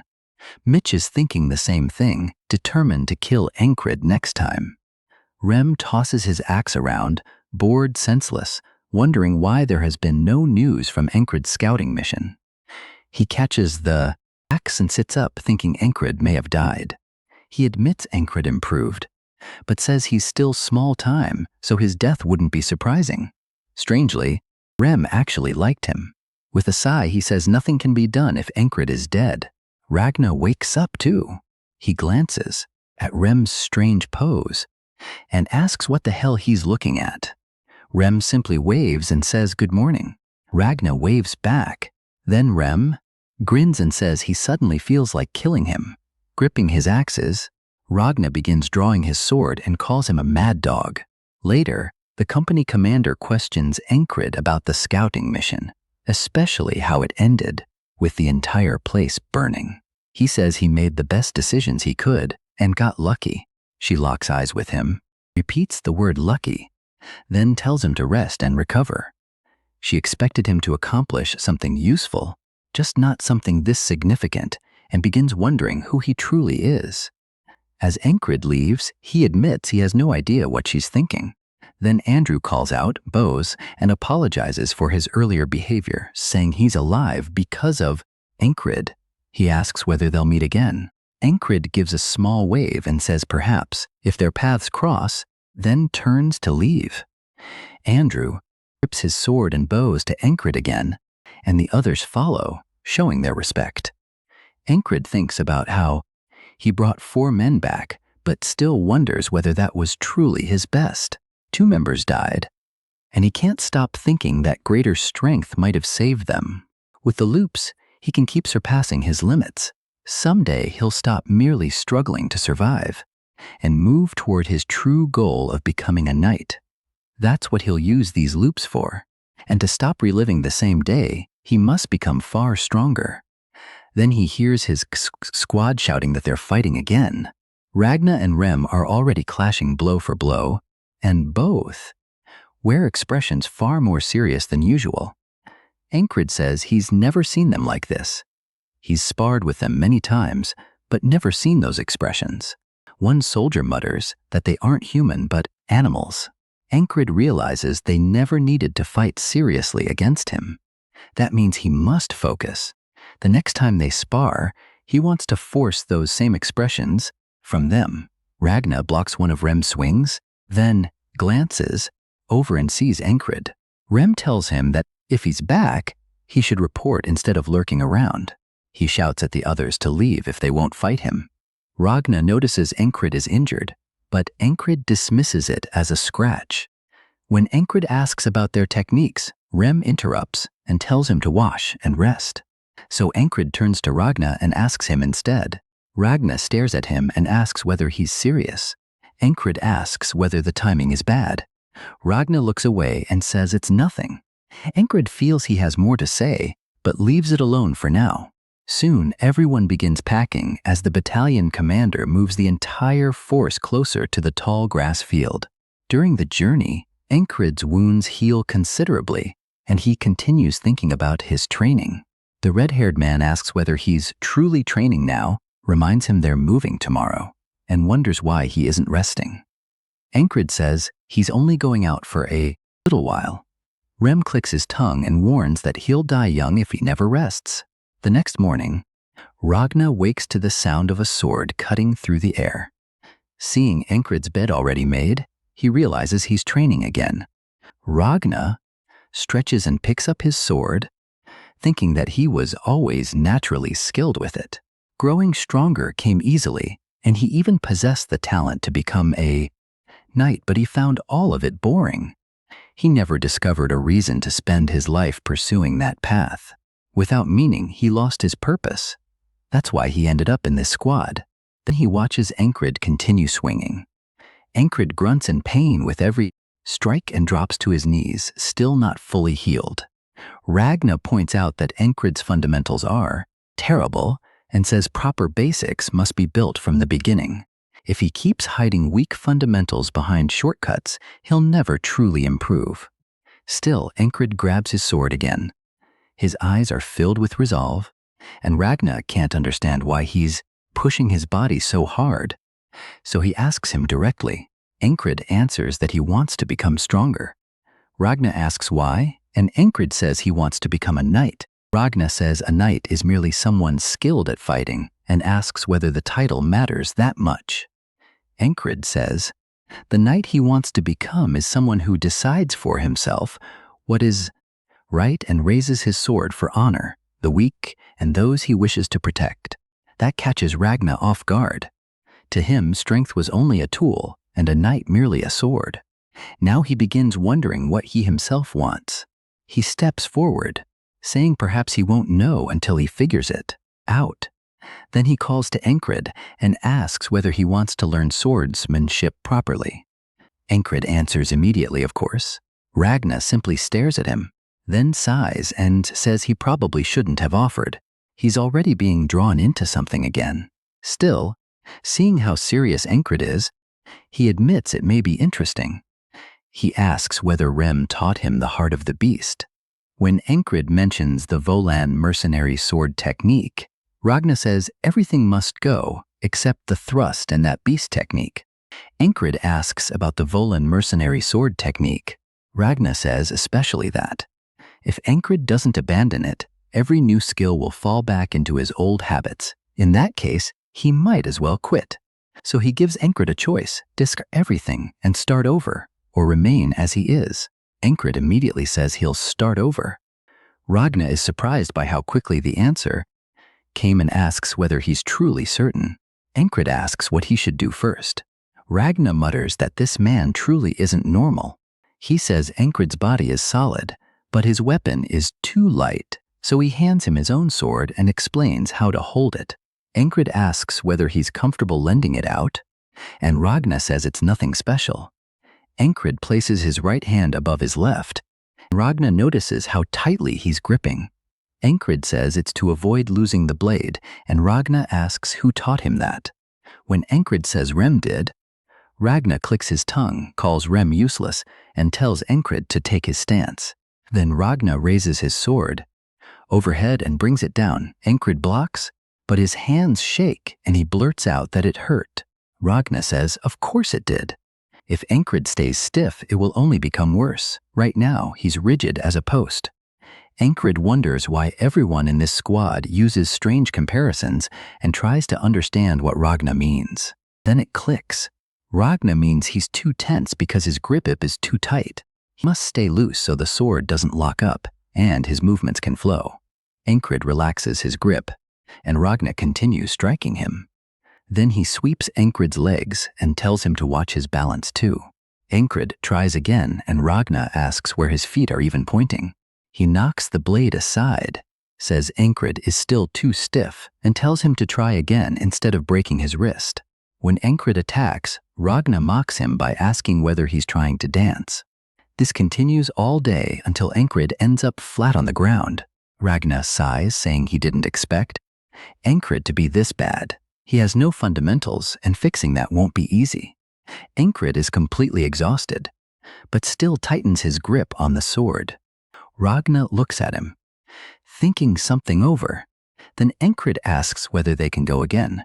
Ragna exhales and draws his blade, saying they'll begin from the very start. Then Rem shows up, asking where they've been all day, and whether they're skipping meals for some little picnic. He points at Ragnar and asks Encred if he's bothering him, offering to handle it himself. Then their usual bickering begins. Encred notices Rem is fully dressed and asks what's happening. Rem says they've been summoned. Enemy troops are gathering in the distance, and everyone begins preparing for battle. Then it cuts to the company commander standing above the soldiers on a cliff. Encred's entire squad is equipped for the fight. Ragnar begins regretting teaching him. Encred only just learned this style, so he probably still can't fight properly, and that could get him killed today. He rests his sword on his shoulder and says he'll have to watch Encred the entire time. Encred wishes he'd had more time to train. Some soldiers begin asking why the enemy lines are arranged that way, spread in such a strange pattern around the flag. Then the robed man extends his hand and declares that this is the end. A powerful wind swirls around him. The ferry commander realizes it's a spell. Everyone struggles to stand as thick fog rolls across the field. Encred looks around and says he can't even see the soldiers beside him. Panic spreads through the ranks because of the fog, and then he hears something. The others hear it too and ask what the sound is. Fear rises quickly, and Encred shouts that they're arrows. They fall like rain. The arrows pierce soldiers across the entire field. The ferry commander knocks them aside and warns that the fog is unnatural. No one could have predicted this tactic. She orders everyone to raise their shields, then realizes they've been trapped. The robed man begins laughing, boasting about how difficult the spell was to create. He used the blood of countless animals and gathered massive amounts of water with rain magic. Now that it's active, the fog blinds everyone. Only those standing beneath the spell's markers, the flags, can see, turning this into a one-sided slaughter. He calls it the fog of annihilation. Mitch says he looks pleased, and the man replies that of course he is. If that flag hadn't nearly burned, this would have been easy. Mitch thinks of Encrid and curses him, while Encrid struggles to survive the arrow storm. A second wave of arrows descends, and Encrid slips past one. A voice behind him tells him to keep his head low, and he knows it's Ragna. Then Rem snaps that this is magic, sounding furious. Encrid says he can tell Rem is directly in front of him but still can't see him, and there's no way he can fight properly like this. An arrow strikes beside his feet, and his breathing grows rough, his body tightens, and even moving his legs becomes difficult. At this rate, he can't use what Ragna taught him, but he never expected to master it immediately. During training, Ragnar said Encrid would keep falling back into his old habits for a while. Until he mastered this, avoiding battle would be best. But if he stays off the battlefield, he'll die anyway. He realizes that, then closes his eyes. He focuses again, reminding himself that death doesn't frighten him like it does other people. While battle rages around him, Ragnar tells him to get behind him, but Encrid says he's found the answer. If he can't do it in one attempt, then he knows what comes next. He charges straight into the fog, and Ragnar shouts, asking whether he's lost his mind. A spearman bursts out of the mist and drives his spear directly through Encrid's throat. Encrid groans with the spear still lodged in him. Then he smiles, saying he can go back and keep learning from Ragnar. The soldier recoils and calls him insane. He yanks the spear from Encrid's neck, killing him instantly. Back at camp, Ragnar asks whether Encrid truly understood him. Encrid says Ragnar is honestly a terrible teacher. Since he's a genius, he can do it naturally, but he's awful at explaining what's wrong. Ragnar says perhaps this is what it means to understand something without knowing how to teach it. Then he simply tells Encrid to swing downward and asks whether that's really so difficult. Encrid says he isn't mocking him. He's genuinely confused. He asks where his center of gravity should be. Ragnar pauses in surprise, then thinks it through and asks whether Encrid means something like this. Encrid says yes, exactly as he thought. People like Ragnar don't even know how they do what they do. Ragnar may be terrible at explaining, but that's fine. Watching and listening are Encrid's strengths, and he'll memorize Ragnar's form no matter how many attempts it takes. Back to the arrows pouring down. Encrid raises his sword and knocks one aside, but his hands tremble and he realizes he's still too stiff. Another spear shoots toward him, and Encrid doesn't even try to evade it. He tells himself it's fine. He can die and keep learning, so he lets it pierce his throat. Back to training, he shifts his feet and slips beneath Ragnar's blade. This is the 31st loop, and now he can finally move with some looseness. Ragnar says that step was pretty good and asks where Encrid learned it. With that much progress, he's ready to begin the true fundamentals. Ragnar explains the 3 basic sword movements: cutting, stabbing, and slashing. For defense, use the blade's edge, though a good sword can block with its sides too. The shortest path between you and your enemy is the line of attack. Sword fighting is about closing your enemy's line while extending your own. Draw them in, then meet them with your blade. Back on the battlefield, the spearman thrusts, but Encrid watches it slide past and realizes his feet feel light now. He can dodge this easily. Then 4 more spears thrust at once, killing him instantly. Still, he says the loops are changing little by little.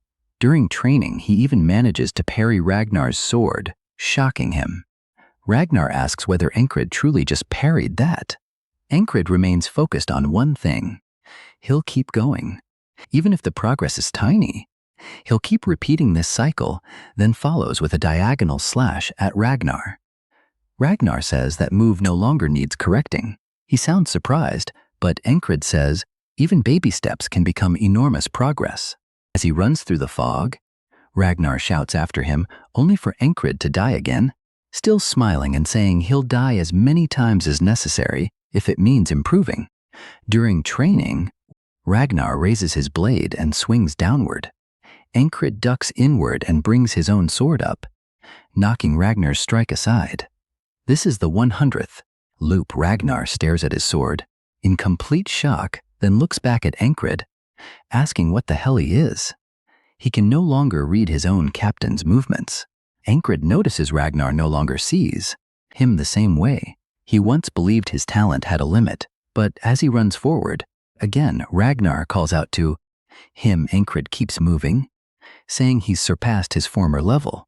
He dodges the first spear and stays close to it, running directly past the enemy without killing him because he has a goal, the path to becoming a knight. He pushes straight into the spearman's rear line, where they stab him again. Even as he dies, he smiles and says this is so much fun that he may truly be going insane. Back in training, Ragnar calls to him and asks whether he wants to learn the sword again.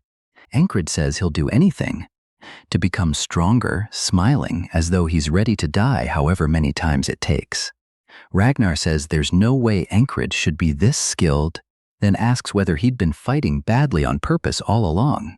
Encred says no, but Ragnar continues, saying he already has the basics and mainly needs experience now. Back on the field, more arrows fall. Encred says this is now his 200th attempt. An arrow flies toward his head, but he plants his heel, leans inward, and ducks beneath it. Today, he wants to see how far these techniques can carry him. The usual spearman thrusts, but Encred slips beneath it and swings back, cutting off the man's arms and head. He already knows where enemies will appear in the fog. He draws a throwing knife and says that, even if he can't see them, he can still hit a few. Then he throws it and drops another soldier. The enemy begins to panic. One soldier looks around through the fog, wondering what's happening, because he can't see anyone, and Encred slices off his leg. The crossbowmen begin panicking too, asking what's happening. One raises his crossbow to fire, and Encred remembers Ragnar telling him to watch carefully, predict what comes next, and move his feet to match. He ducks beneath the crossbow, then drives his sword through the man's chest. Encred begins laughing, saying everything feels completely different, as though he's an entirely new person compared to when he lacked even the basics. He charges deeper into the enemy line, wanting more and more opponents to attack him. He advances farther, but several crossbowmen take aim together. As they form a firing line, one says he did well to make it this far and asks how he plans to survive. Breathing heavily, Encred steps forward and says he wants to settle this with swords, like men, while still testing himself. They call him insane, then completely ignore his request, firing their bolts and killing him instantly. Then it cuts to the boatman, who calls Encred an idiot for walking into his own grave. He asks whether Encred's mind is broken. Encred wakes in surprise, saying he hasn't seen the boatman in a while, and wonders whether he appeared only to insult him. Then Rem notices Encred spacing out and asks what he's doing. Encred remembers something Rem once said. Back then, Rem called it a spell. During his last attempt, the enemy formation looked like it was protecting the flag in the grasslands, so Encred asks Rem whether he knows anything about spells. Rem wonders why he's asking now, and Encred says he simply wants to hear what Rem knows. Rem agrees, then asks whether Encred knows the difference between magic and spells. Encred says magic is more common.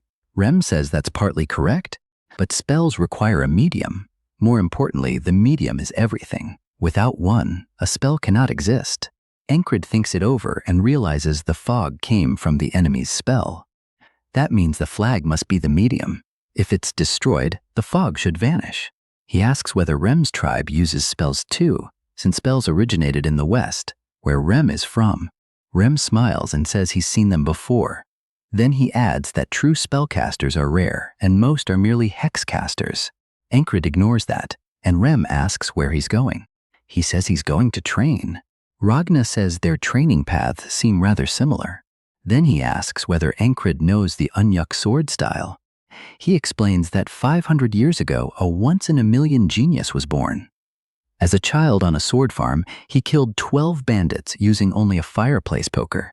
After losing his parents young, He began sword training early. Later, a noble adopted him after hearing the rumors. That prodigy's name was Leona Sunyuk. But no matter how gifted he was also cursed. He began losing his strength at 10 and was completely paralyzed by 12. Just like that, the great prodigy seemed lost to history. But Ragna says that by age 20, even while fully paralyzed, Leona had permanently carved his name into swordsmanship. He studied every sword style in the land and divided them into 5 types: the righteous elaborate sword, heavy strong sword, flowing confounding sword, fast swift sword, and gentle parrying sword. Leona transformed sword history, and because of him, the Unyuk family became the empire's greatest house.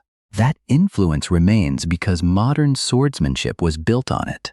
Ragna says styles like the Northern Heavy Sword and Eastern techniques using ki all exist, and his own style comes from the Northern Heavy Sword. He tries to remember what Rem taught Encrid and asks whether it was called the conscience of the beast. Encrid corrects him, saying it was the heart of the beast. Then Ragna says what he's about to teach is even more useful. Concentrate on a single point. He tells Encrid to shut out everything else and focus only on his sword and the enemy, then takes a stance to demonstrate.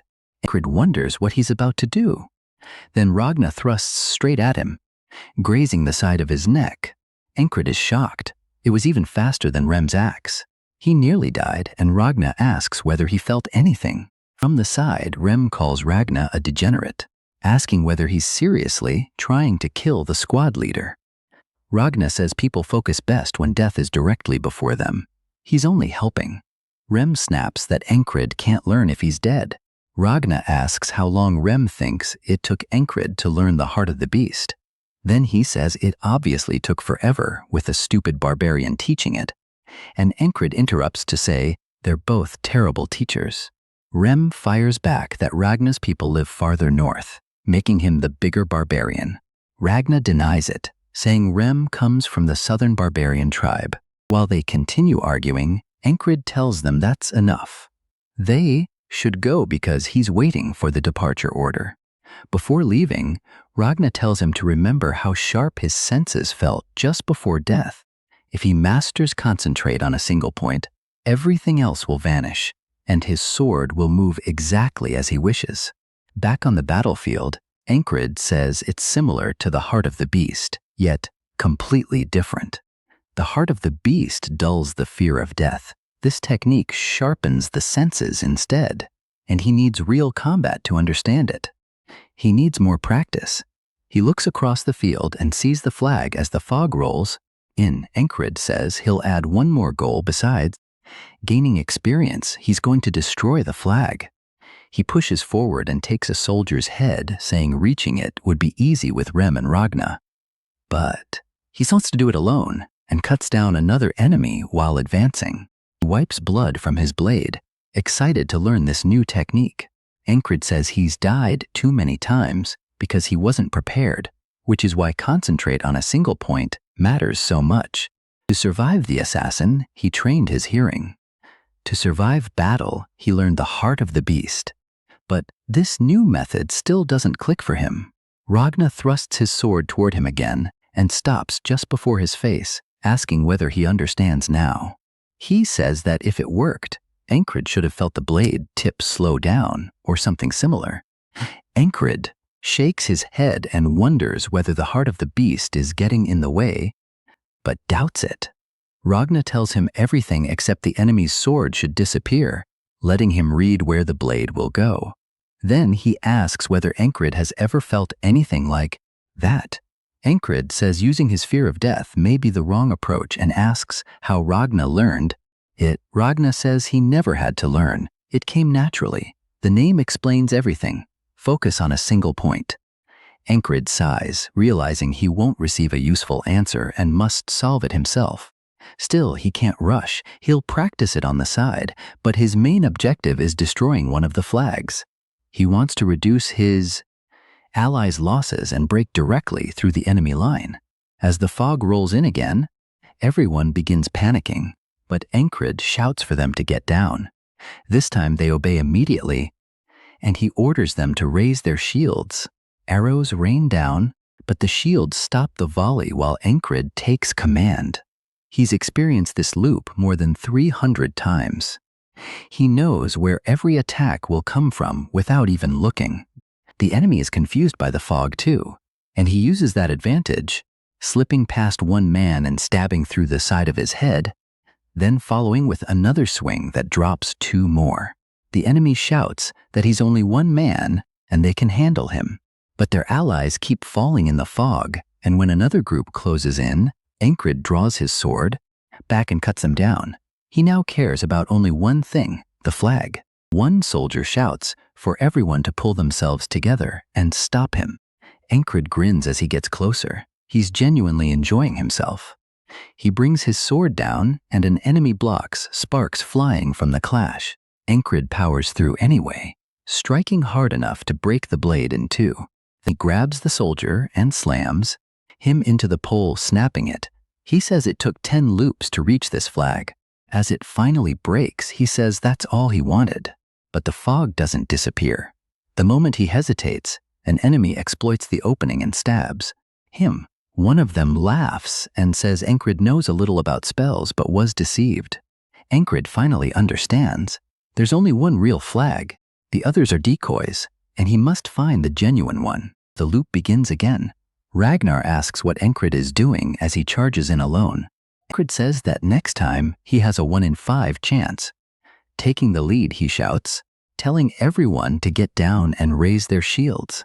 But he's too far away for them to hear, so they hesitate. Encred turns and watches the arrows fly past, completely confused.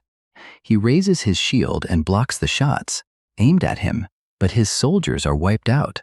He wonders why they didn't listen this time. Perhaps his timing was wrong, or they needed a moment to react. He destroys another flag, but it's fake too. Again, it's the wrong flag. A moment later, his head is cut off. Now, with 4 remaining, we see him break another, but it's still fake. The enemy kills him again. That costs 5 more loops. Reaching the 4th flag takes 7 more loops, and even after breaking it, he dies the same way. Only 2 flags remain. Now he says that if he must trust his instincts, one of them is the obvious answer because it stands farther away than the others. The robed man from the camp is beside it.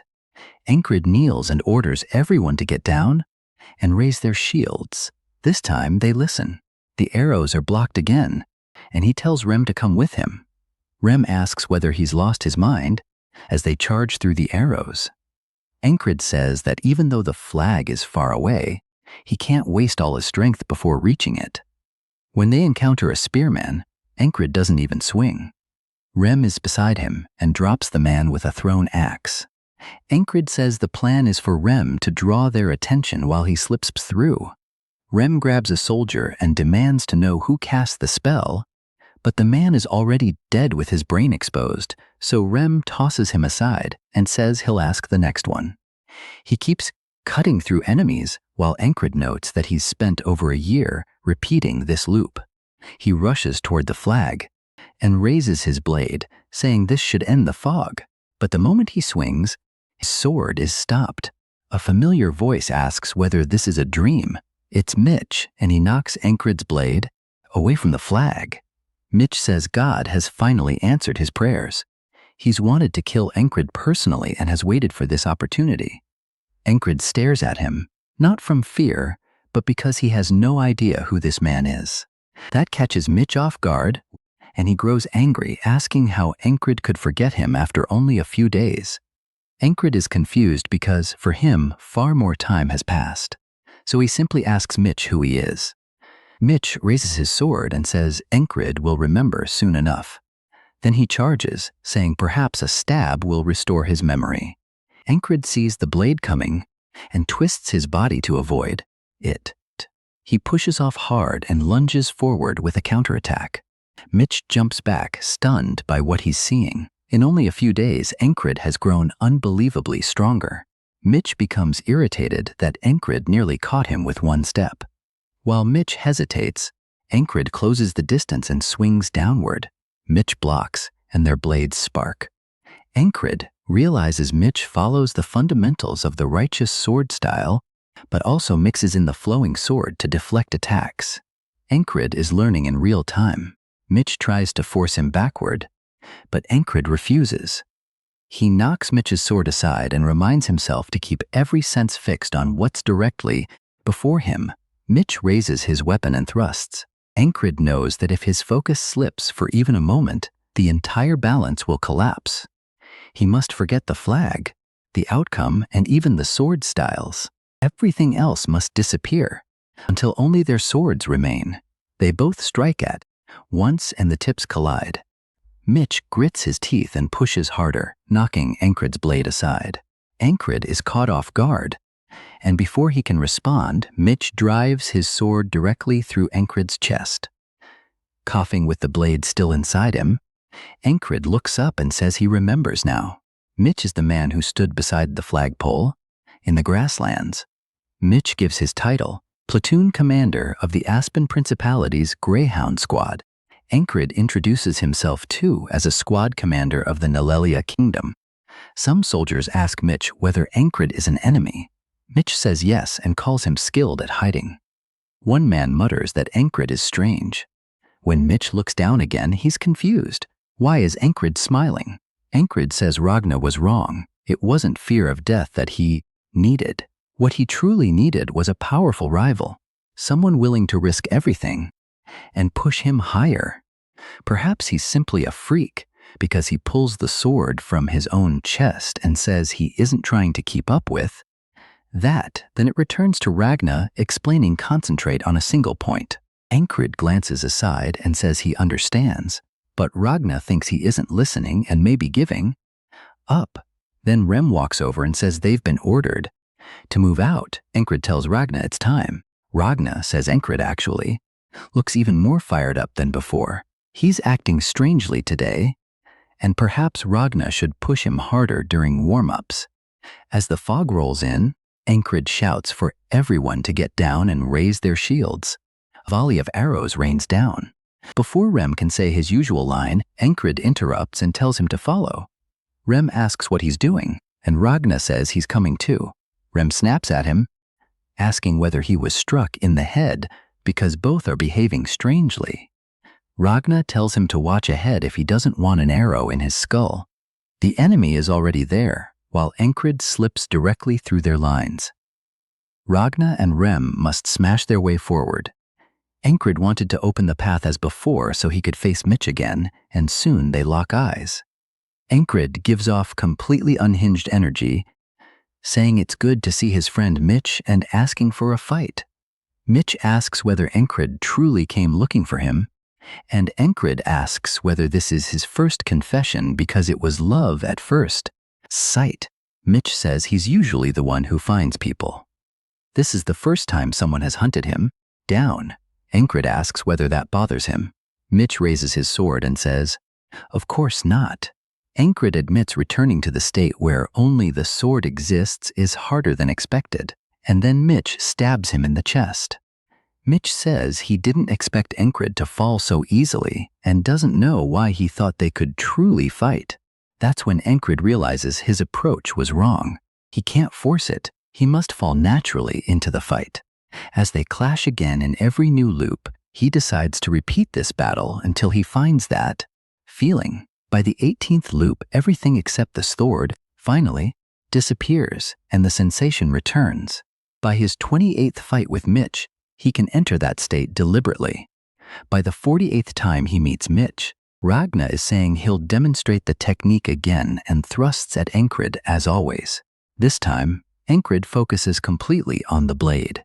As it nears his eye, the rest of the world disappears, and at the perfect moment he raises his sword and deflects Ragna's strike. Ragna is left speechless. Then he asks whether Encrid truly deflected that by focusing on one point. Encrid doesn't answer, but realizes pure concentration means complete control over both body and blade. He's far beyond where he stood before meeting Mitch. As Ragna asks where he's going, Encrid walks away and says it's time to meet the platoon commander. At last, he's going to clear this loop for good. Then it cuts to the ferry commander asking what he wants. Encrid says he remembers seeing something involving spells during reconnaissance. and she asks what he means. He explains that the Aspen soldiers called a strange man their spellcaster. Now interested, she tells him to continue. Ancred says he told her everything she might need to win. And then the fog rolls in again. He gives the same order to his men and charges forward, leaving Rem and Ragnar behind. Now he can only trust his commander to handle her part because his own task is simple: focus on what's in front of him. Mitch stands beside the flag. Ancred says his goal is to defeat him. Mitch recognizes him, but Ancred says Mitch's name first, clearly surprising him. Ancred says he's wanted this fight from the beginning, and today he'll win. Then he charges. He swings downward, but Mitch slips aside. Mitch turns his hips and swings back across.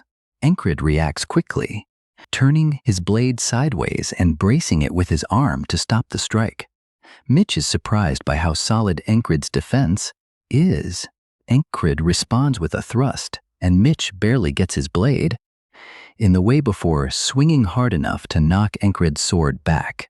Their blades crash again, sparks flying. Mitch asks whether Ancred was hiding his true skill. Ancred says yes. Mitch asks his name, and Ancred gives it before they continue trading strike for strike.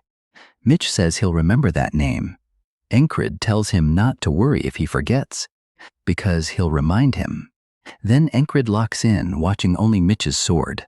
He sees Mitch's weight shift onto his right foot, signaling that a diagonal slash is coming. Ancred steps aside, saying he learned this through all those loops, and that repeated experience now lets him read Mitch's movements. Both thrust toward each other's necks and barely miss, though each leaves a cut. Mitch looks down and realizes Ancred continued his swing, forcing Mitch to duck beneath it at the last second. Mitch thought the fight would end in a few moves, and now can't understand why he's struggling so much. Growing angry, he grits his teeth and realizes Ancred's righteous and flowing sword styles are excellent for parrying, so he needs a decisive finishing move. Mitch decides to use the ultimate technique he learned for exactly that purpose.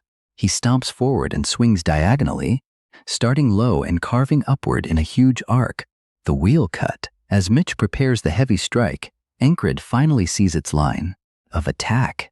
He's died to this move many times because he couldn't tell where or when it began. But not this time. As the blade rises, Ancred smiles, glad to see it again, and actually parries the wheel cut. Mitch's heart sinks. How did Ancred see it, much less block it? Then we learn more about Mitch's family. It's one of the 3 great houses ruling the Aspen Kingdom.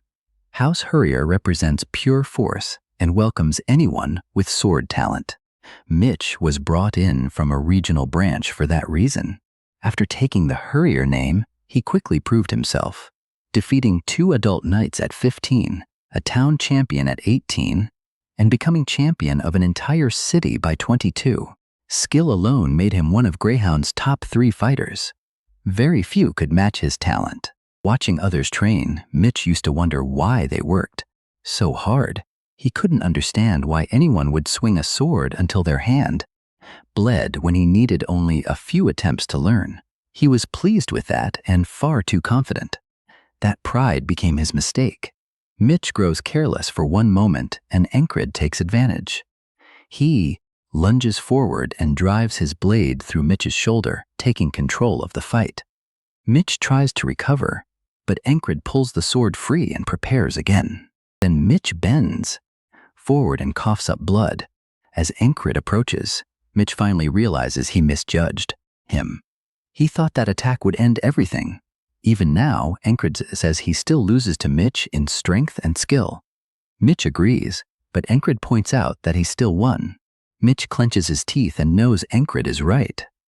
Ancred raises his sword to finish him, saying he enjoyed the fight.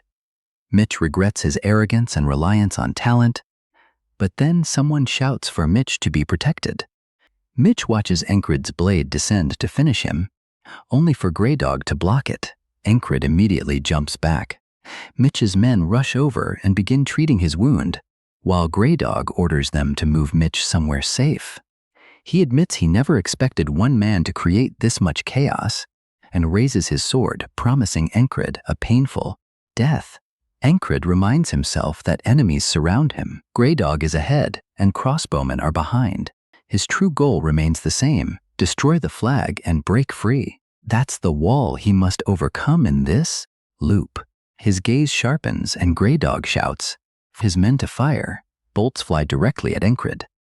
Encred charges straight through them, knowing he can't dodge everything, so he keeps pushing forward. Grey Dog raises his sword, stunned by such recklessness. He brings it down, and Encred blocks, but his sword cracks. He realizes Grey Dog's style is unbelievably heavy. To defeat him someday, Encred will need to die many more times. But right now, victory means destroying the flag, so he throws a knife at it, knowing even slight damage should ruin the spells. Medium. The problem is that the wind keeps shifting the flag. Grey Dog curses him and swings toward his head, but Encred ducks and throws another dagger, this time aiming where the flag meets the pole. It strikes exactly where he intended, snapping the top of the flag from the pole. The fog briefly grows even thicker, and the fairy commander says she warned command about the spell and requested assistance against it, but they did nothing. The kingdom is rotten, and they even sent a useless fool to lead the front line. At this rate, they were going to be wiped out. Then she notices something beside her. The fog is beginning clear. The soldiers are confused, asking what happened to the flag. While they're distracted, the fairy commander stabs one in the back, saying this is their opportunity. With the fog gone, the enemy has been caught off guard, and the battle can finally turn. Her side surges forward with renewed confidence. She says the situation looks much better now, but wonders who broke the spell. Could it have been Encred? He's still standing with arrows lodged in him. Encred realizes he made a mistake. After destroying the flag, he ran toward where he thought his allies, perhaps Ragnar or Rem, would be. Instead, he's surrounded by enemies. So where are they? Back with Rem, who has grabbed an enemy soldier and is ordering the others to take him to the spellcaster or he'll kill the man. Ragnar faces a different problem. He somehow wandered back to the allied camp, and everyone is staring at him as though he's lost his mind. He pauses as his thoughts slowly catch up, then realizes these aren't enemies.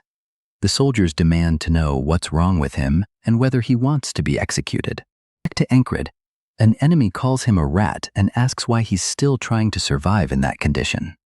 One soldier approaches and tells him to give up, raising his sword to finish him. Before he can strike, a puma leaps in from the side and bites him.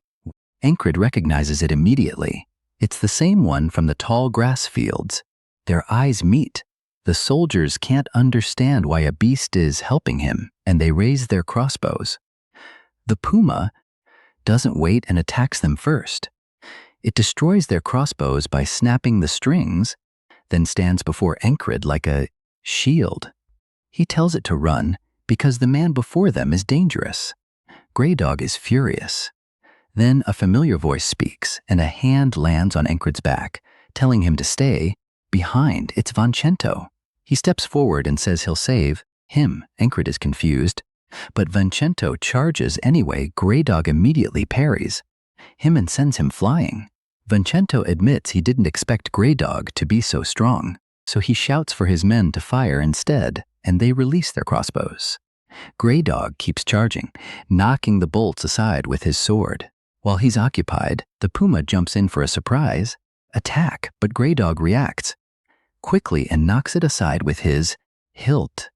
Encred focuses, staring at the tip of Grey Dog's blade. He can see the attack line now. Raising his short sword, he knows he can't stop that weapon through raw strength, so he must redirect Grey Dog's own power against him. He copies Mitch's method and lets the force flow along his blade.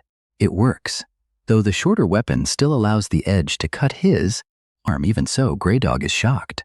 He instantly recognizes Mitch's technique and demands to know where Encred learned it. Encred raises his sword and says Mitch's techniques seem to work for him too.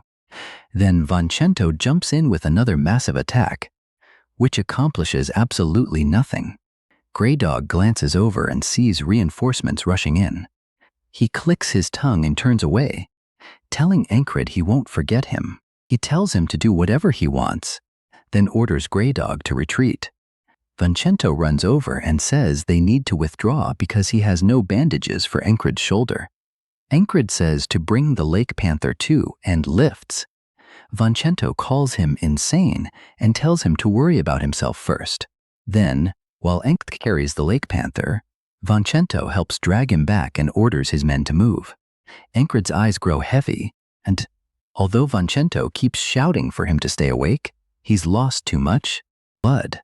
The boatman asks whether he finally achieved what he wanted, calls him one stubborn bastard, and asks what truly drives him while Vincento and his men fight to bring him back alive. The scene shifts to a tent. People discuss Encred, hoping he wakes safely.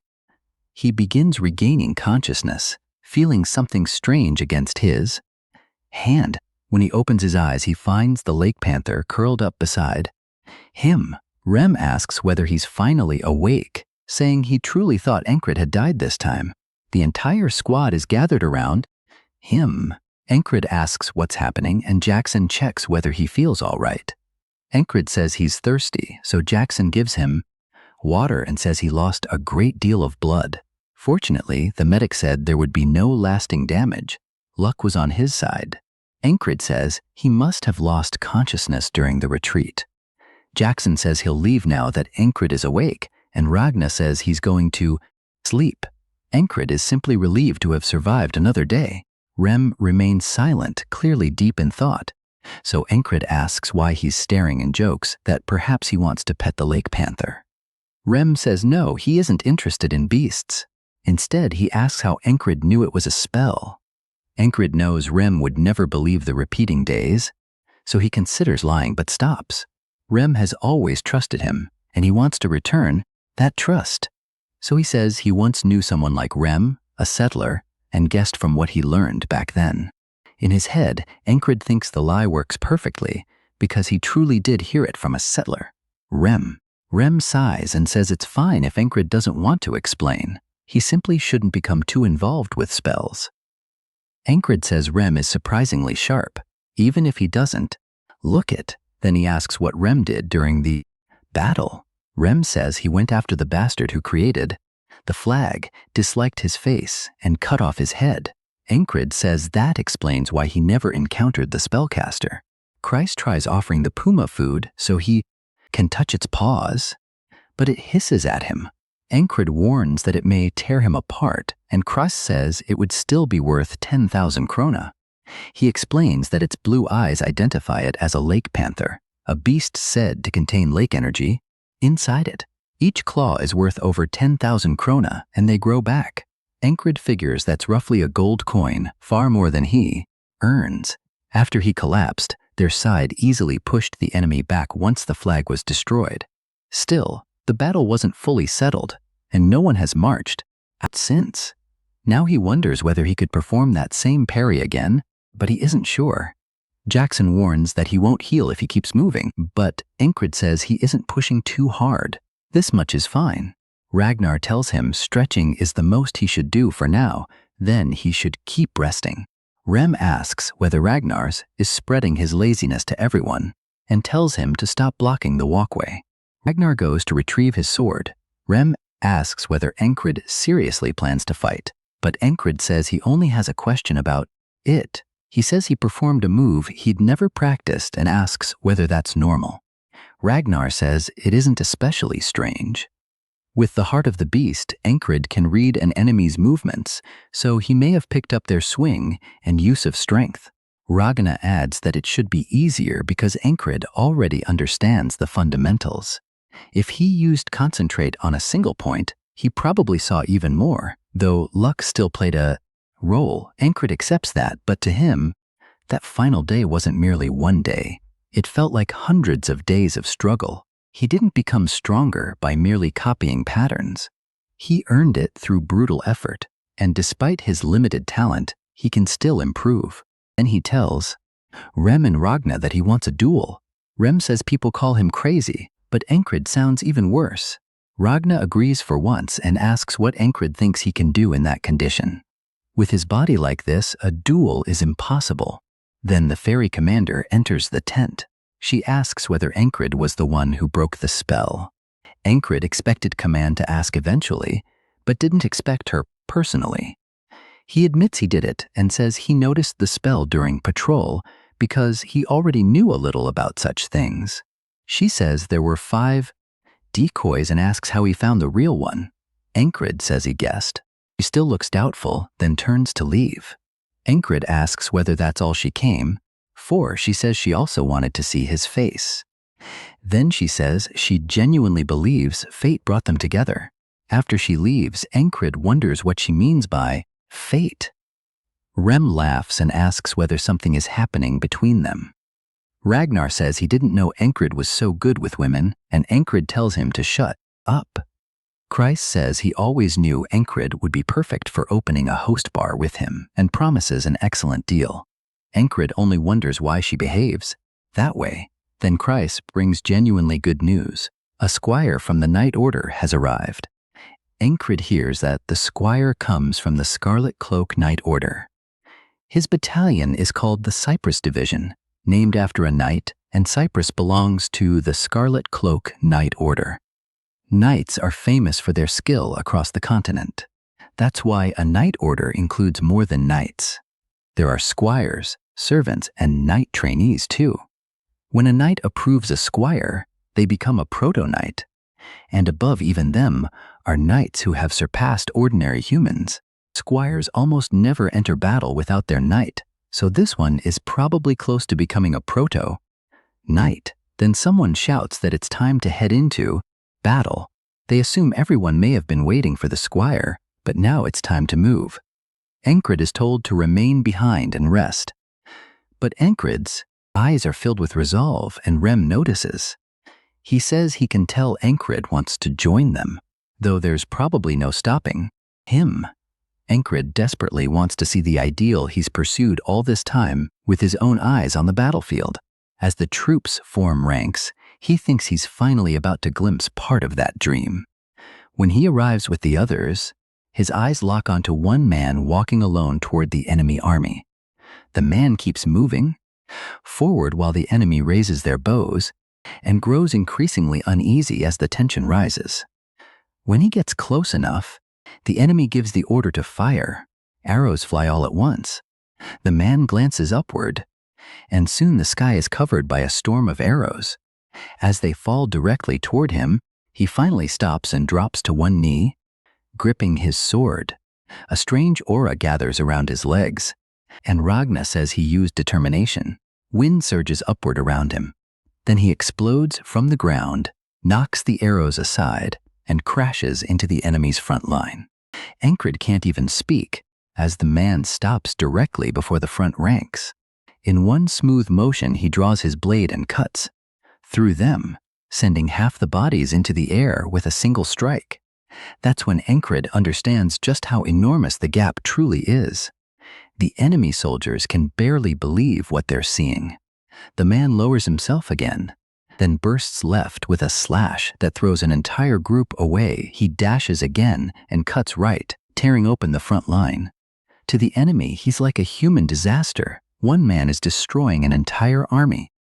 Their commander screams at them to stop him, calling them idiots, but reacts too late as the man leaps and takes his head with one strike. Then he lands on the commander's horse, and Encred can only stare in awe. Rem says the man is the real thing. There's a reason they call him the war specialist.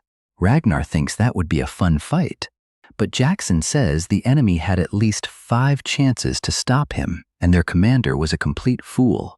Auden prays for the dead, and Kreis says this battle may end without their side doing much.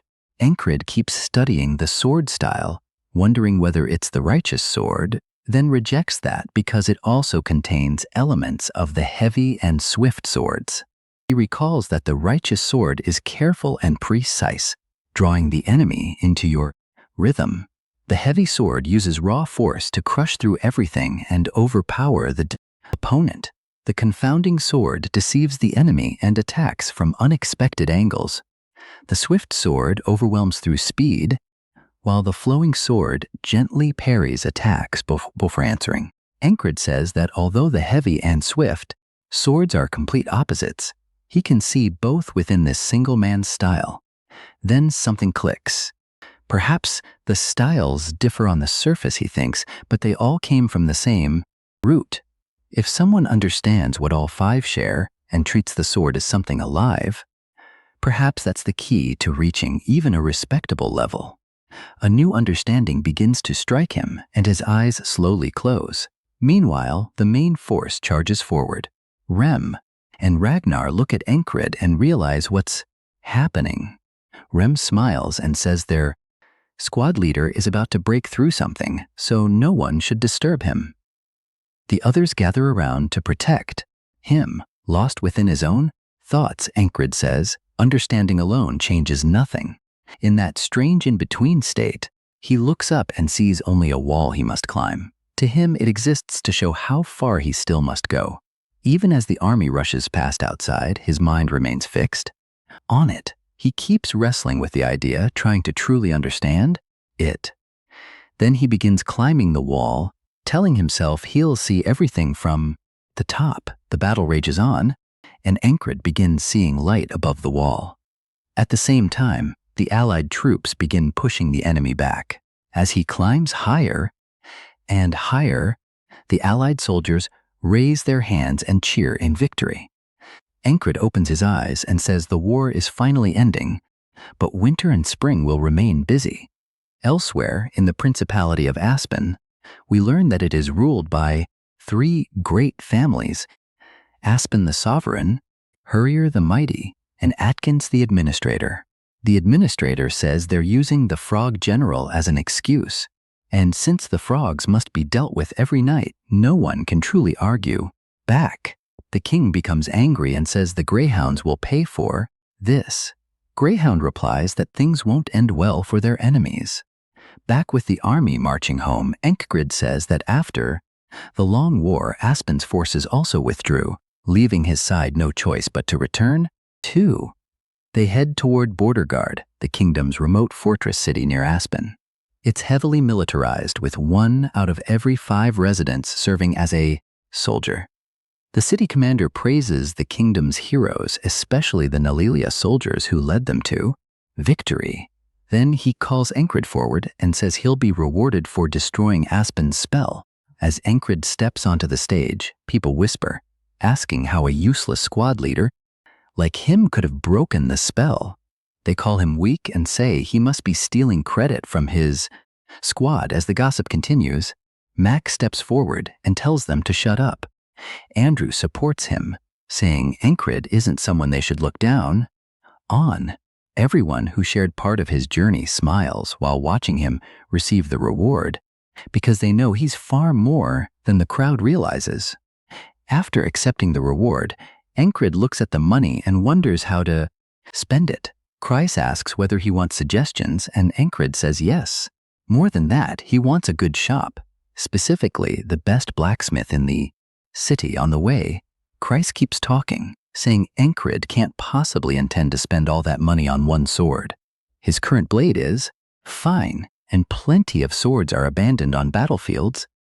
Anyway, Ancred says becoming a knight requires more than skill. He must also prove his strength.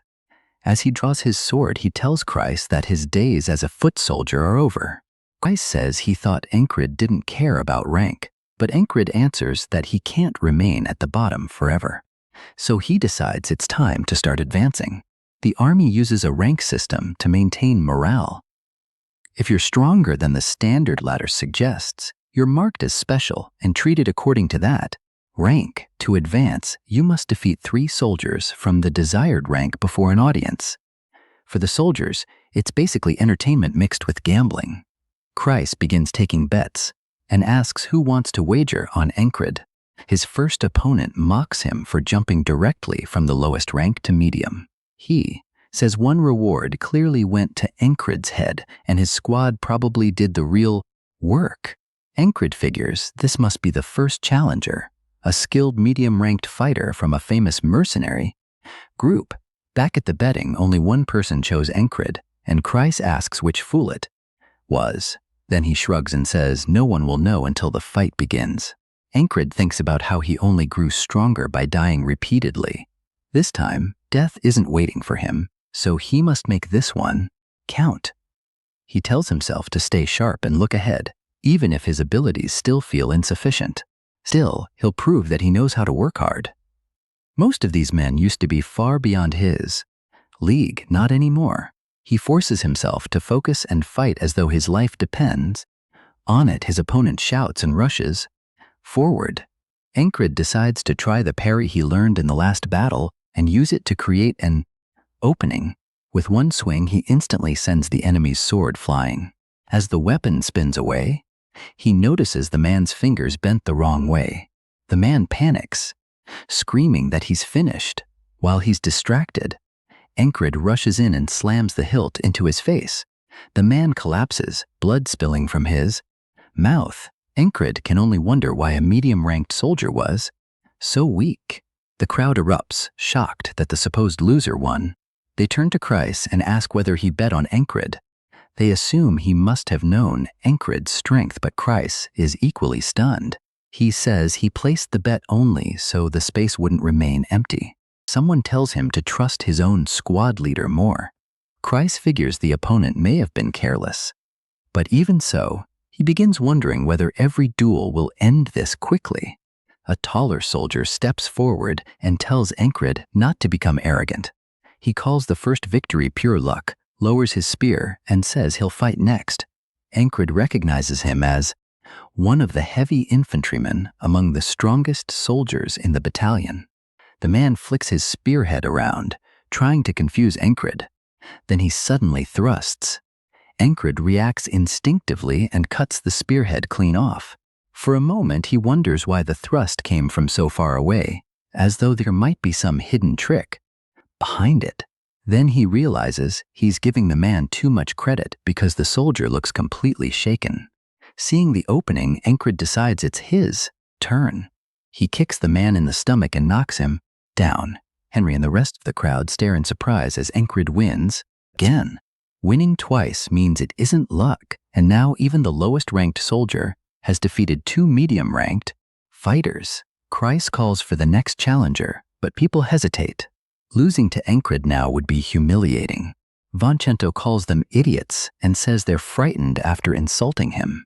His friend points out that Vancento did the same, and he immediately shuts him up. Andrew starts rising, saying that after his last defeat, he trained with Mac every night and wants a rematch. Mac pushes him back down and tells him to forget it. Ancred has become much stronger, so strong that even Mac isn't certain he could defeat him now. Both continue watching closely. Rem nudges someone and tells him to get up there.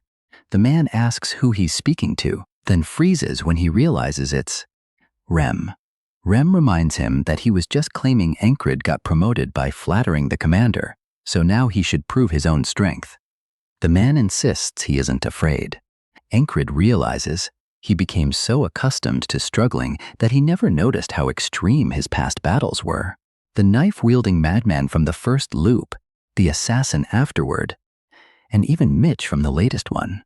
Not to mention the squad mates he trained with every day. Compared to all of them, his path has been brutal.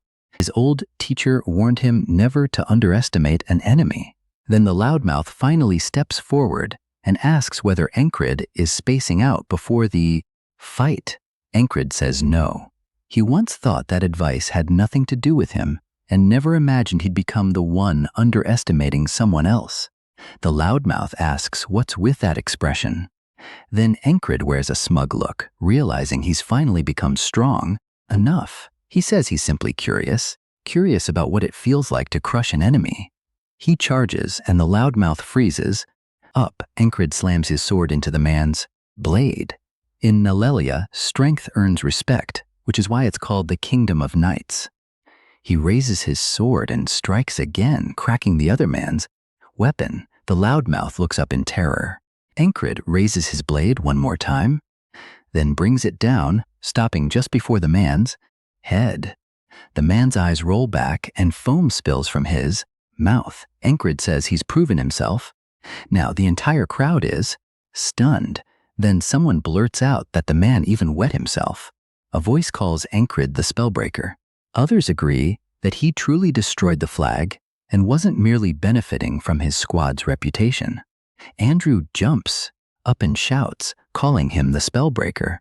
Ancred wonders what he's doing as Andrew continues yelling, telling everyone else to say it too. Without Ancred, at least half of them would have died. Soon, the entire crowd chants Spellbreaker, and just like that, it becomes his nickname. Ancred decides it could be worse, while Kreis runs over and says he's officially medium rank now.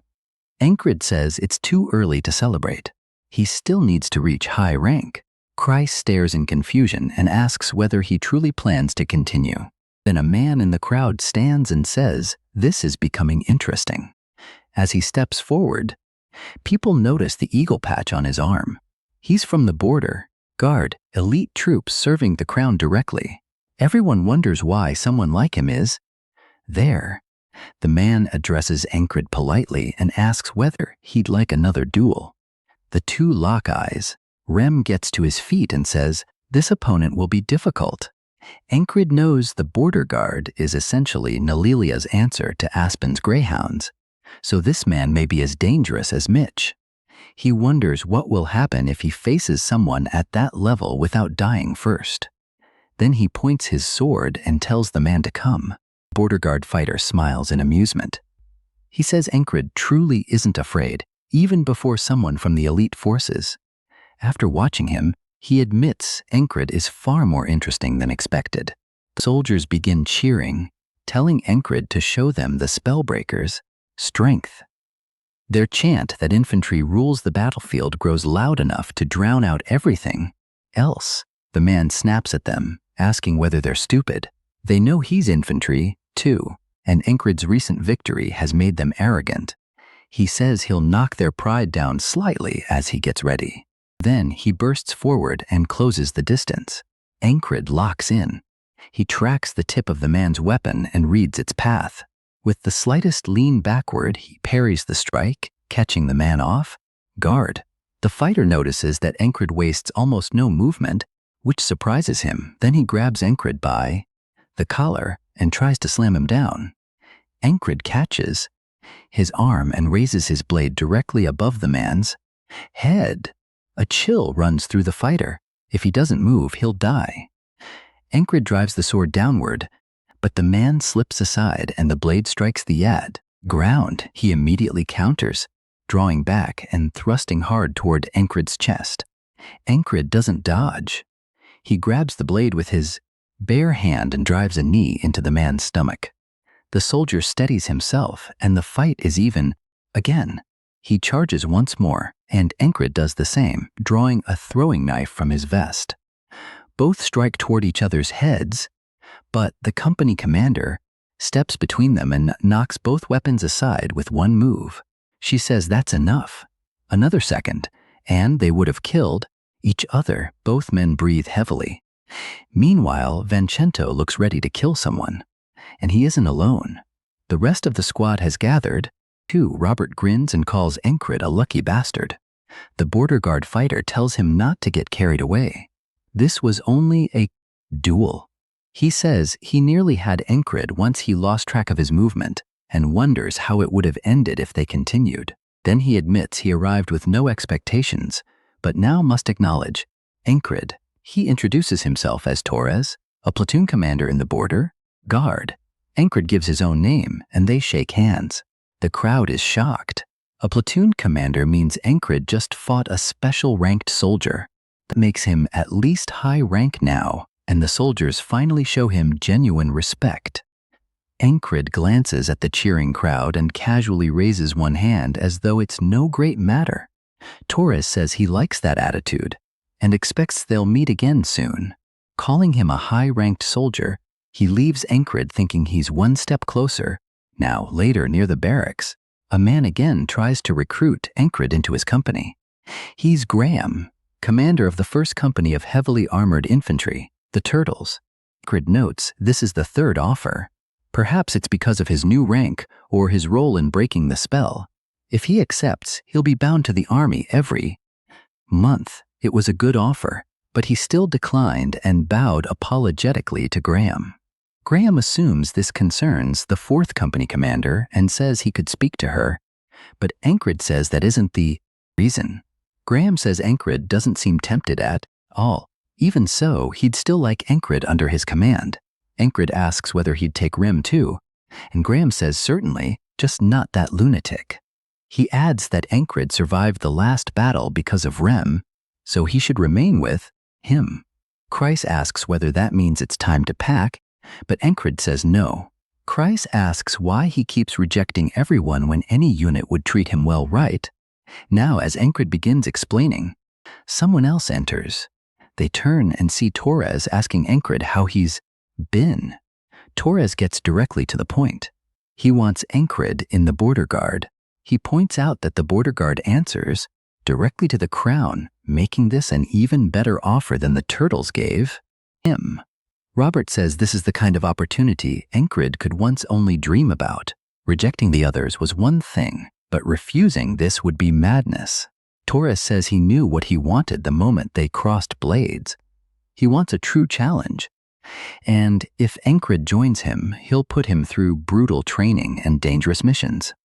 That way, Ancred can bring out everything he has. Rem thinks the matter is settled, and Ragnar and the others do, too. They're already behaving as though the choice has been made. After a brief pause, Ancred says that if Torres means endless, hellish training, then he's already in the perfect place.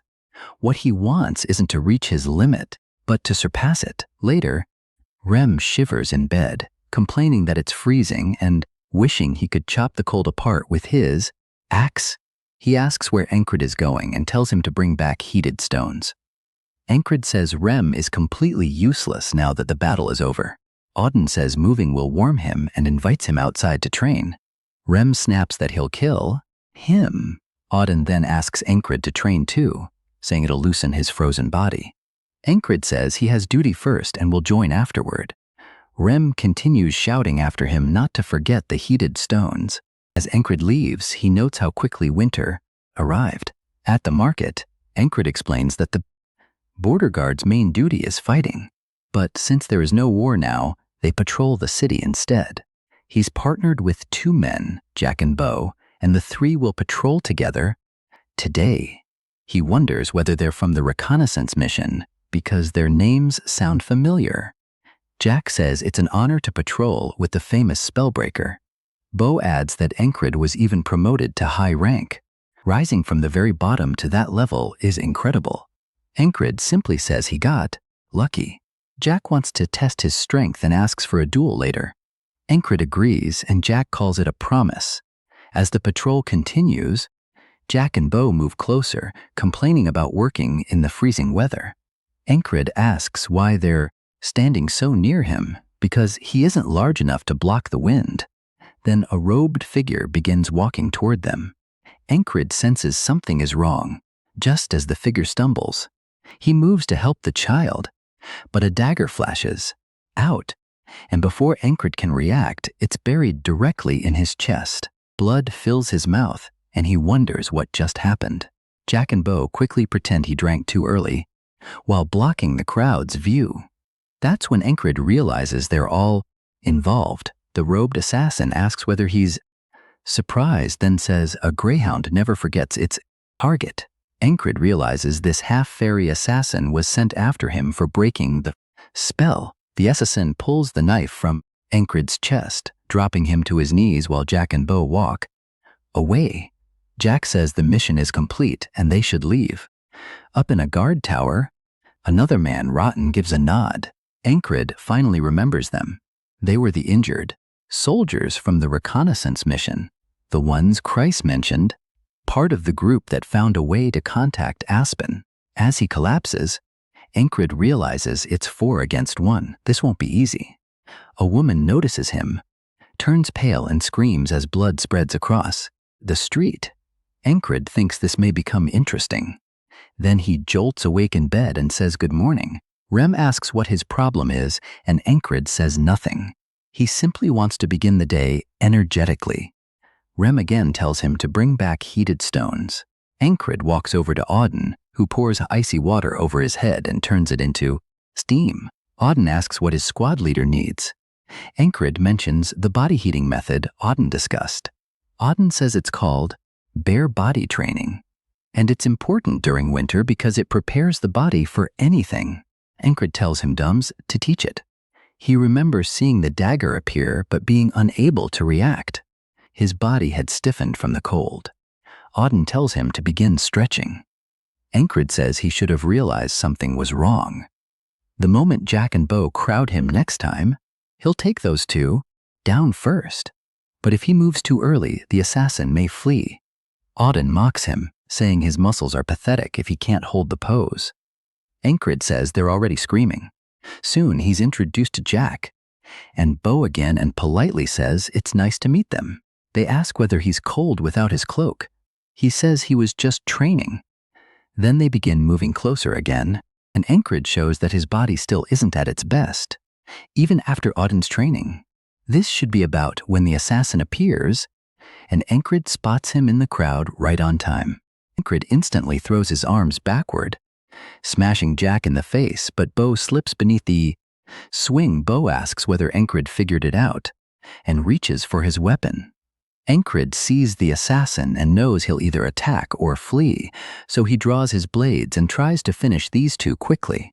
The assassin suddenly throws something that releases a sharp whistle. Encred barely has time to wonder what the sound is before the blade punches into his chest. He looks down in shock. Whatever it was moved too quickly to see, even from that distance. Through a crowd, the man struck dead center. His aim is terrifying. The assassin repeats that line, "A greyhound never forgets its target." Encred realizes the dagger pierced his heart before he even saw it. A blade faster than sound. The same woman as before screams that someone has died. Encred understands that he must handle close-range fighters and a distant killer simultaneously. He smiles at death and wonders how he should prepare. He analyzes it. When the half-fairy stays back, he attacks from range by throwing. That's simple enough. This wall isn't particularly complicated. He keeps stretching. He mutters about death, and Auden asks whether that's a threat while sitting on his back. Encred says no. He genuinely believes he's going to die. Ragnar asks whether this is torture training, and Rem laughs, asking whether it's truly that painful. Encred tells Rem to come experience it himself. Just then, Jackson arrives for duty and finds everyone stretching and suffering except Adin, who's grinning and saying this is his specialty. Jackson looks confused, and Encred tells him not to make that face. They're simply training. Then Encred begins drawing in the dirt, saying he needs a way to block the dagger before it lands. Its speed and accuracy are on another level, and its shape is unusual too. Jackson asks whether it's a whistle dagger. Encred asks whether that's its name, and Jackson says yes because of the sound it makes during flight. When used correctly, the victim won't know what killed them, so the best response is staying far from anyone carrying one. Encred says he'll remember that, but even an excellent thrower can't land a hit if the attack is blocked first. So Encred raises his arms again and swings at Jack and Bo. Jack is struck again, but Bo avoids it. Bo asks whether Encred caught on, and Encred grabs him by the robe, pulling him forward as a shield. He decides these two fools are his best protection against the dagger. The whistle comes too late. Encred is stabbed in the stomach, and Bo takes one in the back. Jack is also hit, with a blade piercing his throat. Encred realizes the assassin threw 3 in an instant. This man is unbelievably skilled. The assassin grins and laughs, while people scatter, screaming about murder. Encred notes that he'll even kill his own side if they interfere, or perhaps he never considered them allies at all. The assassin crouches beside him and says that was impressive. Encred glares upward as the man repeats his line about a greyhound never forgetting its target. Encred says that's actually a good thing. The assassin asks why he's joking while dying. He pulls out the whistle dagger and calls Encred amusing. Encred admits he underestimated the situation, as the blade is pulled free and blood pours out. He says a wall is still. A wall. The assassin asks why he's enjoying this and tells him to laugh, while he can, because the despair at the end is what makes this a curse. Ancred wakes in bed again and heads outside, saying this isn't a curse to him, it's a blessing. He asks Jackson to explain whistle daggers. Jackson asks where he heard of them, but Ancred dismisses the question and asks for details. Jackson says the weapon is made from several thin blades pressed together, creating the whistle in the air. It was once called the dagger you only hear because human eyes can barely follow. Ancred asks how he's supposed to see and dodge one. Jackson says he can't. Ancred then asks what happens if there are two, and Jackson stares, asking why anyone would need two. Ancred says he does. Jackson mutters that Ancred is behaving strangely again and wonders where he learned about this. He says watching a dagger after it's thrown is pointless. You must read the thrower's hand because its path is fixed the instant it leaves. He adds that a skilled assassin can hide the motion, but once you understand the trick, it becomes easier to spot. Ancred asks whether he can learn it. 2. Jackson says not with his current throwing technique. Ancred groans that he keeps getting insulted. Then Jackson asks whether he wants to learn proper dagger throwing. Ancred is surprised that Jackson offered first, and Jackson says that if he isn't certain, he doesn't have to. Still, Ancred says he'll learn. Back at the market, Jack and Bo follow him again. Ancred remembers that the moment a dagger is thrown, he must relax his entire body, then sharpen his focus as it leaves the hand. Seeing and dodging it follow the same principle. While watching the place where the assassin usually appears, he catches only the man's feet before drawing his sword. He instantly cuts off Jack's head. When Bo reaches for his weapon, Ancred turns and slices through his stomach. The woman who always witnesses his death screams, shouting that there's been a murder as Jack and Bo collapse. The assassin begins approaching, and Ancred reminds himself to watch the enemy and shift from relaxed to focused. To survive, he must protect his heart and read the smallest movement in the man's hand. A dagger immediately slams into his arm, and he never even saw it. He looks at the wound only for another blade to strike his chest. He curses, saying that was far too fast. Everything happened in an instant, but he knows he caught something at the beginning. There was a flash in the assassin's hand, and he's certain of it. The assassin begins his usual line. Ancred cuts in and finishes it first. A greyhound never forgets its target. The man freezes and asks how he knew. Ancred simply smiles and says he'll see him again because, after a few more loops, he'll know every trick he has. In the next loop, Ancred quickly draws his sword and stabs Jack through the throat immediately. He kills Bo next, knowing he must remove those two as quickly as possible. People around them begin screaming about murder. Ancred turns his body sideways while searching for the assassin. He's finished merely wishing to improve. Then he sees the flash in the killer's hand and tells himself hard work can take him there. The dagger immediately flies toward him.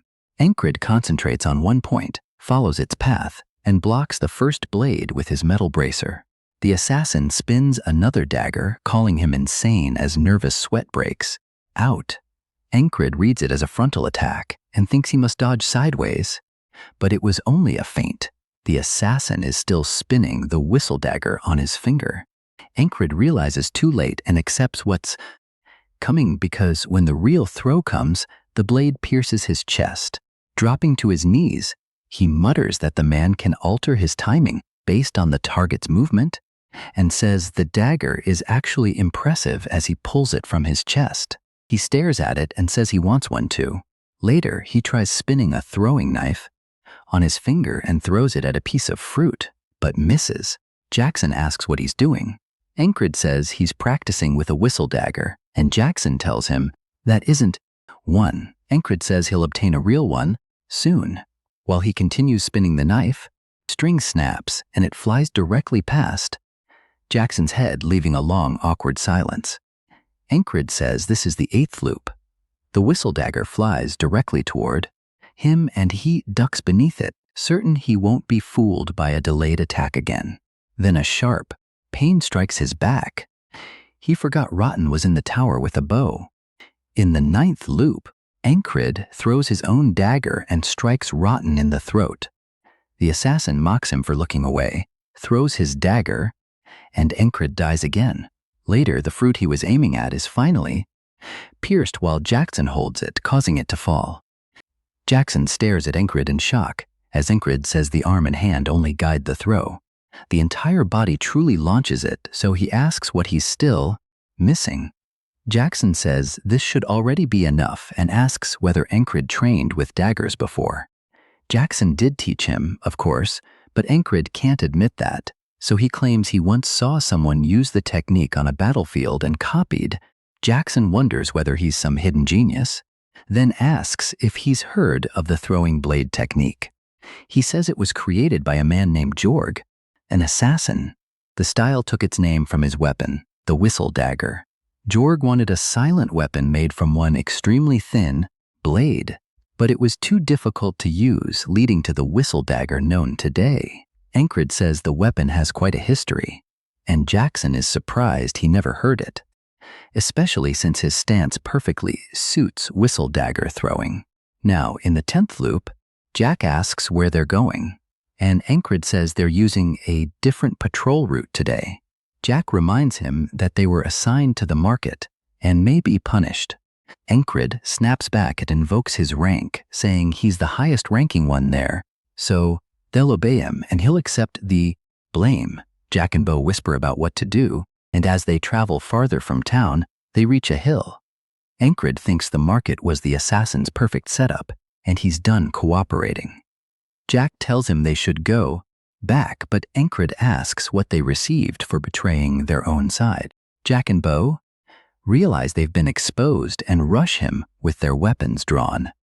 Encrid cuts Jack open with a horizontal slash and drives his sword straight through Bo, killing them both. Then he looks over as the assassin climbs the hill with Rotten beside him. Rotten looks shocked, and Encrid tells them they're late because he already started. The assassin throws 3 whistle daggers at once. Encrid plants one hand on the ground and lifts himself over them, saying the number doesn't matter as long as he can read the thrower's hands. Rotten tries to shoot him in the back, but Encrid hurls a knife into his skull. The assassin calls him an idiot for looking away, but Encrid blocks the next blade with his bracer. Now the assassin breaks into a cold sweat as Encrid slowly turns back and fixes him with a brutal stare. The assassin begins trembling and asks who the hell Encrid is. Encrid says he doesn't need to know, then pulls the dagger from his forearm. He asks how many whistle daggers the man has left. The assassin realizes Encrid understands the weapon and wonders whether he's also an assassin. Then he admits he has 2 remaining. Encrid says he's jealous because he has only 1.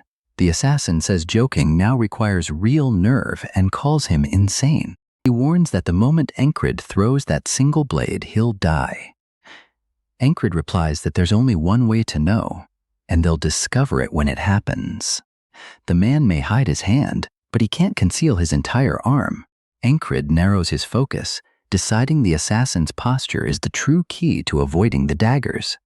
At that moment, the assassin's arm comes into view while one hand keeps spinning a blade. Encrid realizes there are actually 2. The assassin throws them, and Encrid slips past both. He counters with his own dagger. The assassin dodges, but his cape is clipped. Encrid keeps his eyes fixed on him, guessing he has more. When he spots additional blades in the man's hands, he knows he was correct.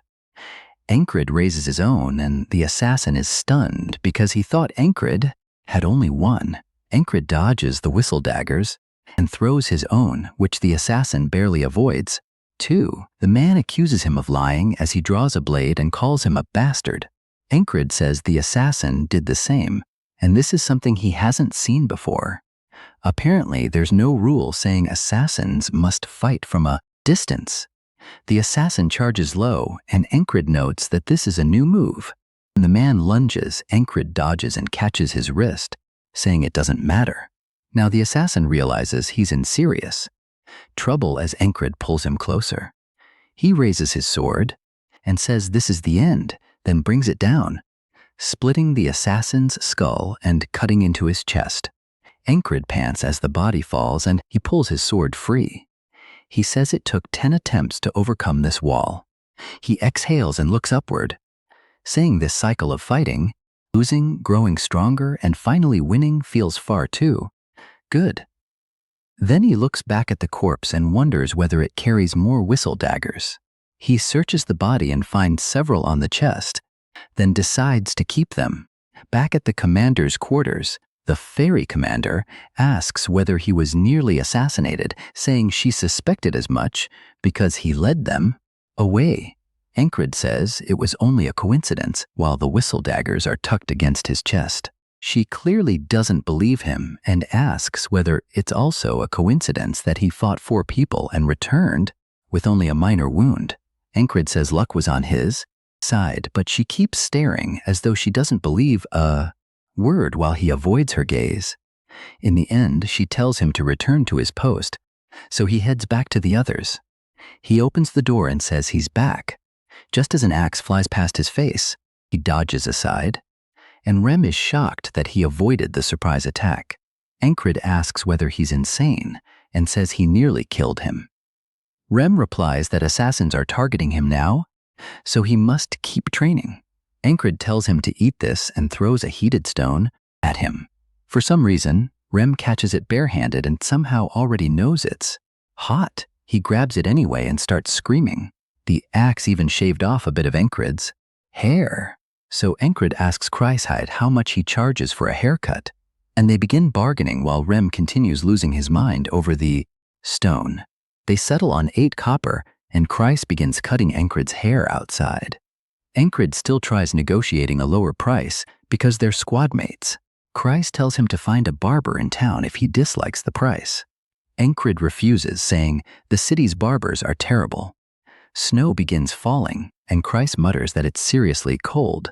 Today, Rem calls snow the devil's powdered filth, while Auden says it's a trial from God.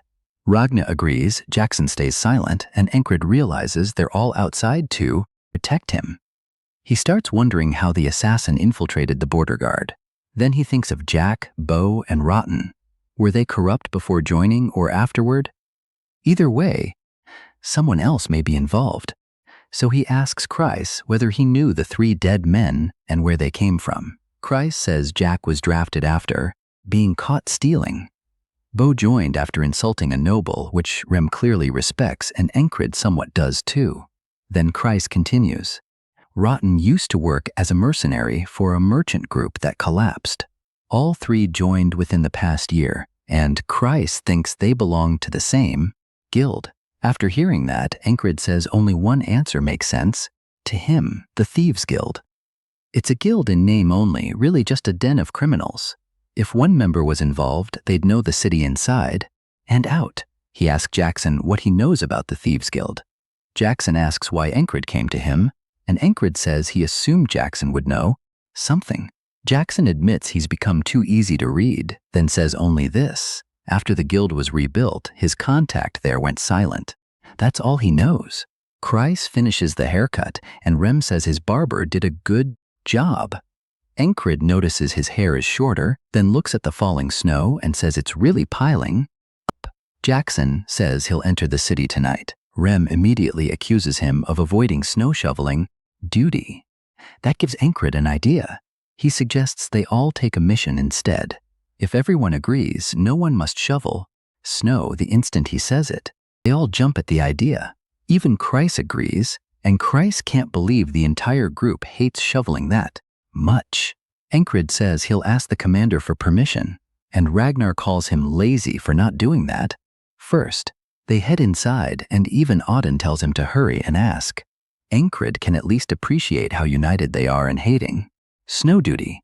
So he returns to the commander and explains the situation. She asks whether he wants permission to investigate the Thieves' Guild, and Encred says yes, if she'll allow it. She's still clearly suspicious of him, and he keeps avoiding her gaze.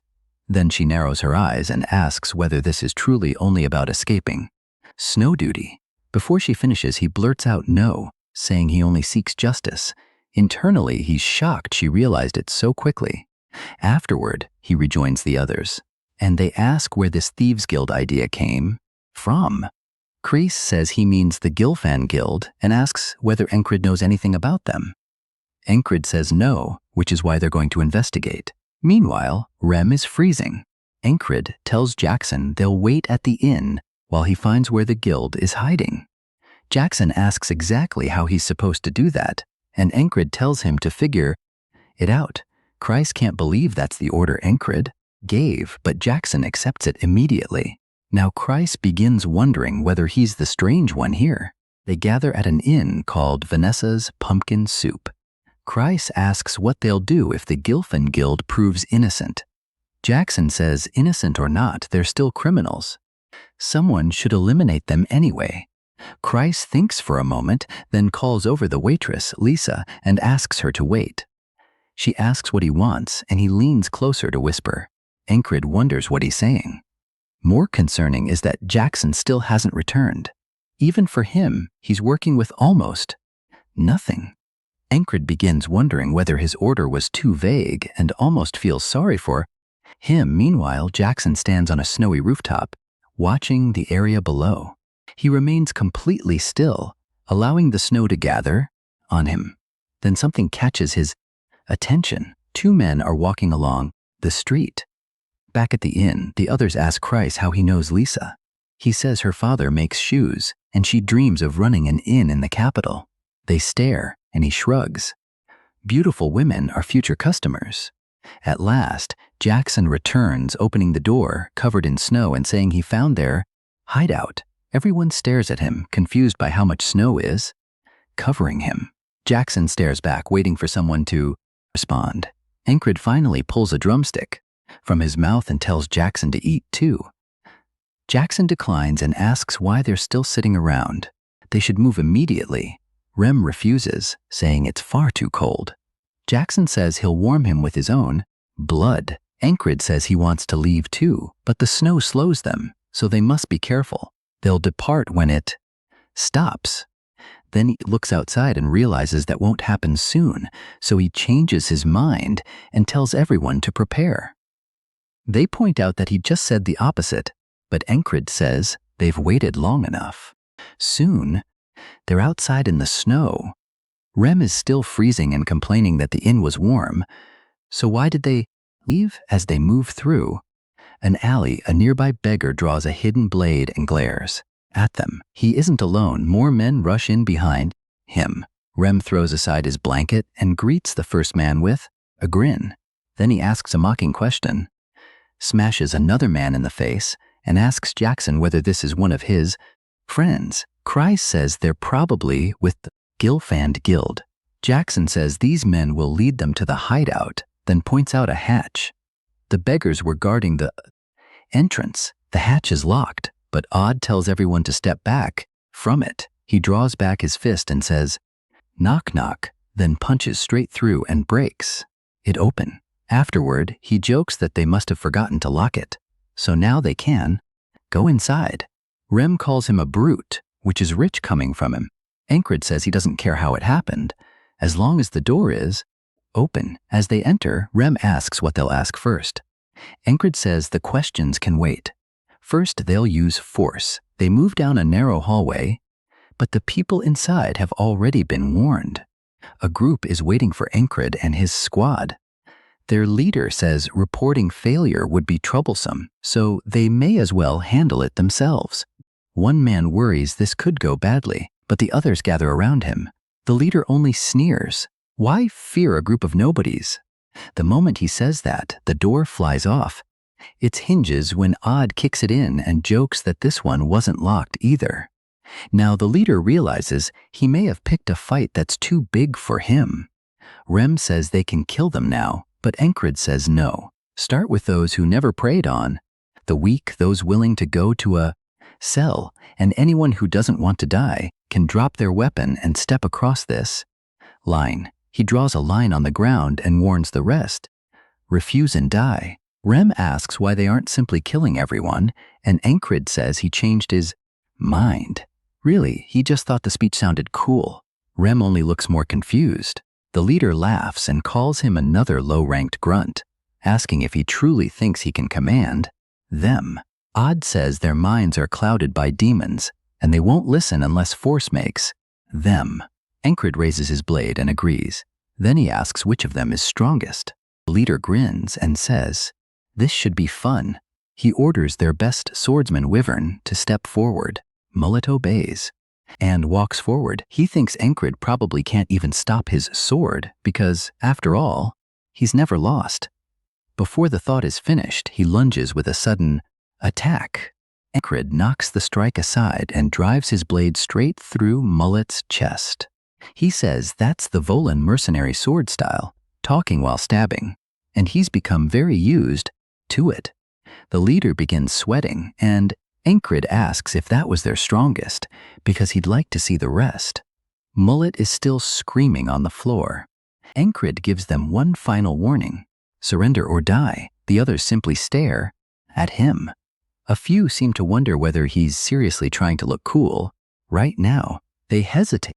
Then some finally drop their weapons and surrender. The leader snaps, calls one of them a coward, and swings at him. The man turns toward the blade, but before it lands, a whistle dagger slams into the leader's forehead. Encred threw it to save the surrendering man. The leader drops to his knees and dies instantly while the others stare at the body. Rem admits that was actually pretty cool. Odd and Kreis seem to agree. Jackson does too. Ragnar merely looks annoyed because he didn't get his own moment. Encred can tell they all thought it was amazing. The rest immediately fall to their knees, surrendering and begging not to die. Rem asks what happens now, saying it would be easier to kill them than deal with them again later. They plead for mercy, saying some have sick mothers at home. Encred shuts that down. None of it erases what they did. A bald man steps forward and says that if someone must die, it should be him, because he's Gilfin. Encred asks whether he means he's the Gilfin from the Gilfin Guild, then points at the dead boss and asks whether that man was in charge. The bald man says yes, but Encred says that should make him Gilfin. No, Gilfin is actually this man. Encred is completely lost. Kreis explains that guilds deliberately use random names. If the law starts hunting one, they abandon that person and flee. Gilfin says the dead boss was a rotten bastard, but the others aren't like him, so if Encred wants blood, he should take his. The entire group breaks down, refusing to let Gilfin bear it alone. It turns out he's a good man who supports their families and helps everyone. Rem even starts defending them, asking whether Encred truly plans to kill them after hearing all that. Encred reminds him that Rem was the one demanding it. First, Gilfin keeps pleading, offering the guild's money and everything else they own if the others are allowed to live. Encred looks down at him while Kreis simply smiles. Gilfin says most of the money is locked in a safe, but the dead boss hid the key. That hardly matters with Odd there. He tears the vault open and reveals the gold inside. Gilfin can only mutter that it's his fault. Encred tells the others to go ahead, and they begin taking whatever they want. Jackson chooses a knife, Rem grabs some warm leather, and Ragna asks why nobody is taking the money. He begins digging through the pile, too. Then he finds something he likes, a leather armor set that's both durable and flexible. He says he's taking it, and Kreis calls out to him. Kreis says they should take control of the guild. Encred asks if he's suggesting he become a thief. Kreis says yes, but the kind that doesn't kill. Even if they destroy this guild, another will appear within a month. So Kreis thinks it's smarter to leave Gilfin in charge and control the guild through him. Encred thinks it over and says everything feels far too convenient. He starts wondering if it began when Kreis was speaking with Lisa. Encred realizes Kreis must have told her to gather everyone here. Kreis laughs and admits that was exactly his plan. He adds that if Encred agrees, the guild can pay him every month and provide useful information, too. Encred says he doesn't care that much about money still. Extra income isn't bad, so he agrees. Kreis then tells Gilfin that from now on, they'll run a thieves' guild that doesn't kill.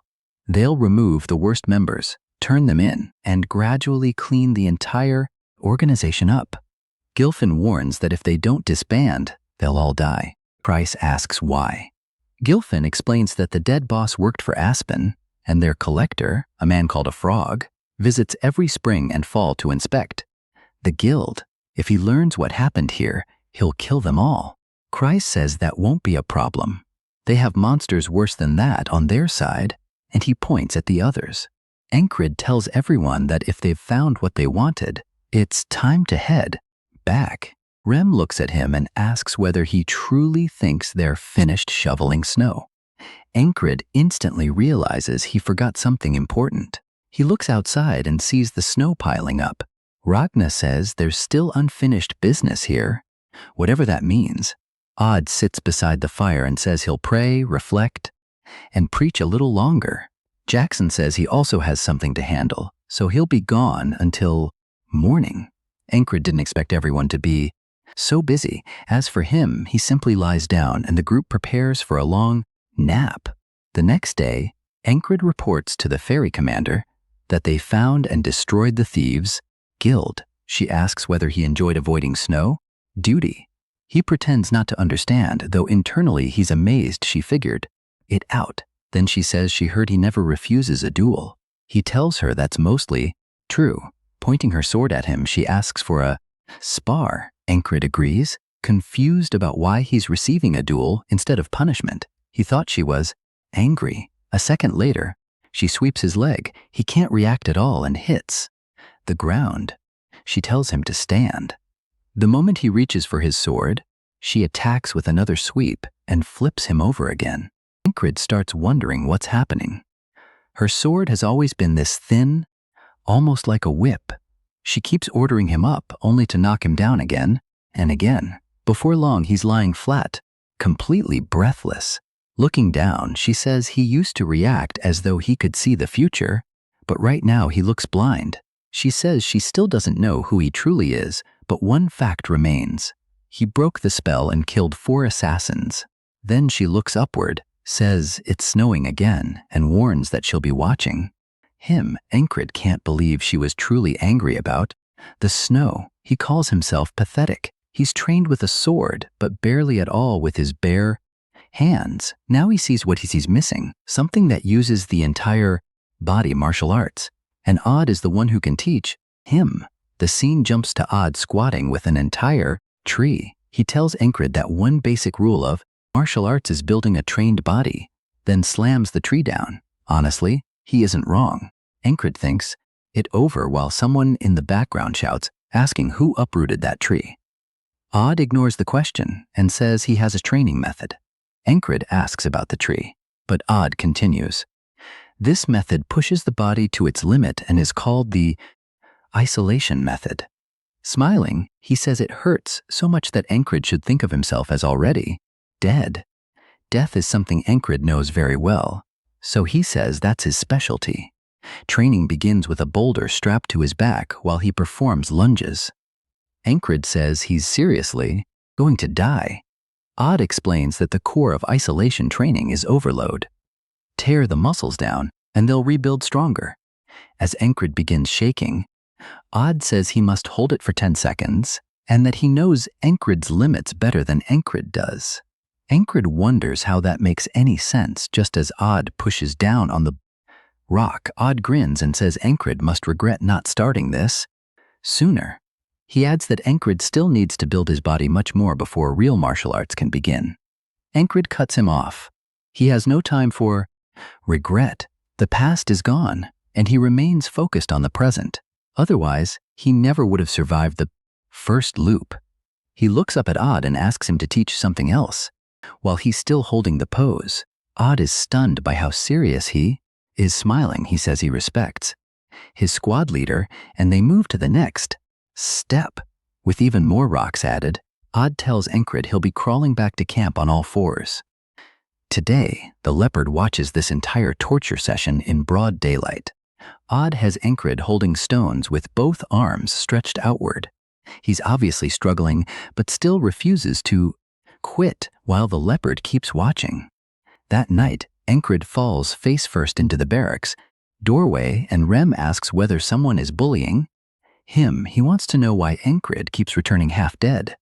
Encrid says it's only training, while the leopard tries to comfort him. Rem asks whether he's keeping it and says that, if so, he should give it a name.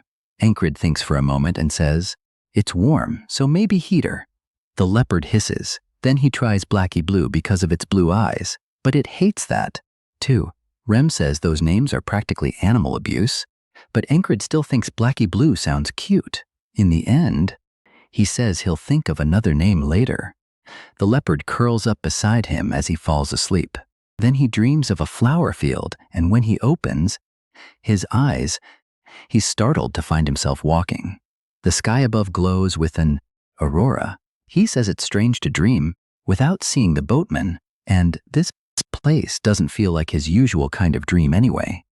As flower petals drift through the air, he turns and sees a cloaked woman walking toward him. As she approaches, her eyes are the same blue as the leopard's, and Encrid is caught off guard by how beautiful she is. She says one word, Esther, then she says that's her name. Encrid looks down and realizes Esther is now lying in his bed. She begins sweating nervously, but it's the middle of the night, and Encrid has one arm wrapped around her. She blushes while he tells Esther good night, holds her close, and falls asleep again. The next morning, Encrid heads outside, and Rem asks where he's going. Encrid says training. Rem calls that disgusting and asks whether he's still sore from yesterday. Encrid says his body actually feels light. Esther says of course it does. She used magic on him. He must free her from her curse, so she can't allow him to die by abusing his body like that. Rem asks whether he met a priest last night or something. Encrid says no. He dreamed about some woman. Rem says he didn't think Encrid had those kinds of dreams and asks what she looked like.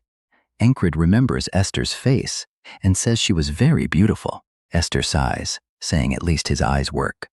She explains that magicians naturally pursue deeper magic and mysteries, but while seeking greater knowledge, she was cursed, transformed into a beast, and had her powers sealed, too. One day, Esther followed the scent of a curse through the fields, and it led her directly to Encrid. She keeps watching his training, and Odd is shocked. The soreness usually lasts a week, but Encrid is already hitting harder than yesterday. After finishing his set, he stacks the rocks neatly. He calls out to Blacky Blue. Esther hisses, and he quickly apologizes, then asks how long she's been watching. Esther explains that names matter in magic. If someone repeatedly calls her by the wrong name, her power grows even weaker. With the little strength she had left, she told him her true name, but made a mistake during the process. That mistake caused her to turn human again at night. It was embarrassing, though she's relieved Encrid is too dense to make things worse. According to her, he's clearly under some kind of curse, though it hasn't fully taken hold. Still, what he carries is much stronger than her own curse. A powerful curse slowly consumes weaker ones nearby, so if she remains close to him, her power should return over time. Later that day, Encrid spars with Odd. Odd attacks him with a knee strike, and Encrid slips aside to evade it, but Odd expected that. He reaches out, grabs Encrid by the face, and slams him into ground. He tells Encrid that martial arts require a body that's prepared, just like swordsmanship.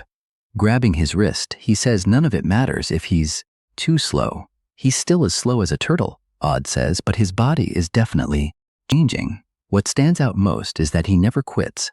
That's simply how focused he is. A full month passes, and green shoots begin pushing through the snow. Encrid trains every day, and now the entire squad is helping him. He thrusts his sword at Rem, and Rem grins, surprised by how much he's improved. Encrid can now truly fight. Afterward, Encrid finishes eating and asks Ragna for a spar. Ragna tells him to wait until he's finished eating, then defeats him anyway, saying Encrid still lacks adaptability. His fundamentals are solid for now, and his muscle memory should handle them automatically, but he'll still need endless repetition. Encrid sighs, smiles, and says that's exactly what he's Best at that night, he studies his blade and thinks training with the squad helps. But actual combat experience would help too. Then a rustling sound nearby makes him jump. Jackson attacks by surprise, but Encred blocks. Jackson says he won't die to an ambush anymore and truly has become better. Kreis tells them to go outside if they want to train. Jackson asks why Kreis is back so early instead of making money. Then Esther rises from the bed, and Kreis thinks he's found his chance. He begins searching for a claw. Certain one must have fallen off again. He sees free money, but then someone knocks on the door. As Encred gets out of bed, he wonders whether Kreis is lazy or hard working. The visitor is the ferry commander, and she tells Encred to come with her. He assumes it's because the snow is gone, but she says that's not why. She's there. There's a new assignment, and he must take one listed on the mercenary soldier board. Encred explains that the board works alongside the normal military ranking system. It allows civilians to hire soldiers as mercenaries. They're cheaper than regular mercenaries, usually better trained and more polite, so the system is popular. He'd wanted to try it, making this perfect. Nearby, a man yawns, saying he's finally finished duty after working non-stop and needs something else to do. Then he spots Encred and the ferry commander. Encred asks how many people they need. She says 3 total, and he should bring one squad mate. She'll be the third. That shocks him. Why is she going? Personally? The passing man mentions hearing that they dueled the other day, then wonders whether they're actually dating. The ferry commander notices Encred's expression and asks if joining her on a mission makes him uncomfortable. The bystander immediately interprets it as romance and begins spreading the story. Before long, the entire camp is saying the company commander and the spellbreaker are together and somehow already have children. Later, while Encred trains, people keep discussing it. They can't believe he attracted a fairy with a face like his, though they admit the two look good together, and Kreis has no idea what's happening with these rumors. The moment Encred returns to the barracks, Rem shouts that Papa is home, then asks how far along she is because he heard the baby is coming soon. Encred says they have it all wrong. Everyone misunderstood the rumors, but Kreis tells him not to be shy because they'll learn eventually. Encred flatly says no. Ragna says it sounds wonderful, tells him to keep her close and continue training, and adds that even Odd is praising him now. Encred says this just feels like bullying. Rem asks when the date is, saying being the third wheel will be awkward, but he'll do it for his boy. Encred asks whether he's referring to the mission, then says Rem is absolutely not coming. Rem argues that Encred has no one else to bring, but Encred points to Jackson instead. Jackson says he's ready, and they leave. Rem can't believe Encred chose that damned cat over him and asks whether he was struck in the head. Encred says that if Rem became angry, he'd probably try to axe the commander. There's no chance. Jackson asks whether he was chosen only because he won't cause trouble. Encred says no.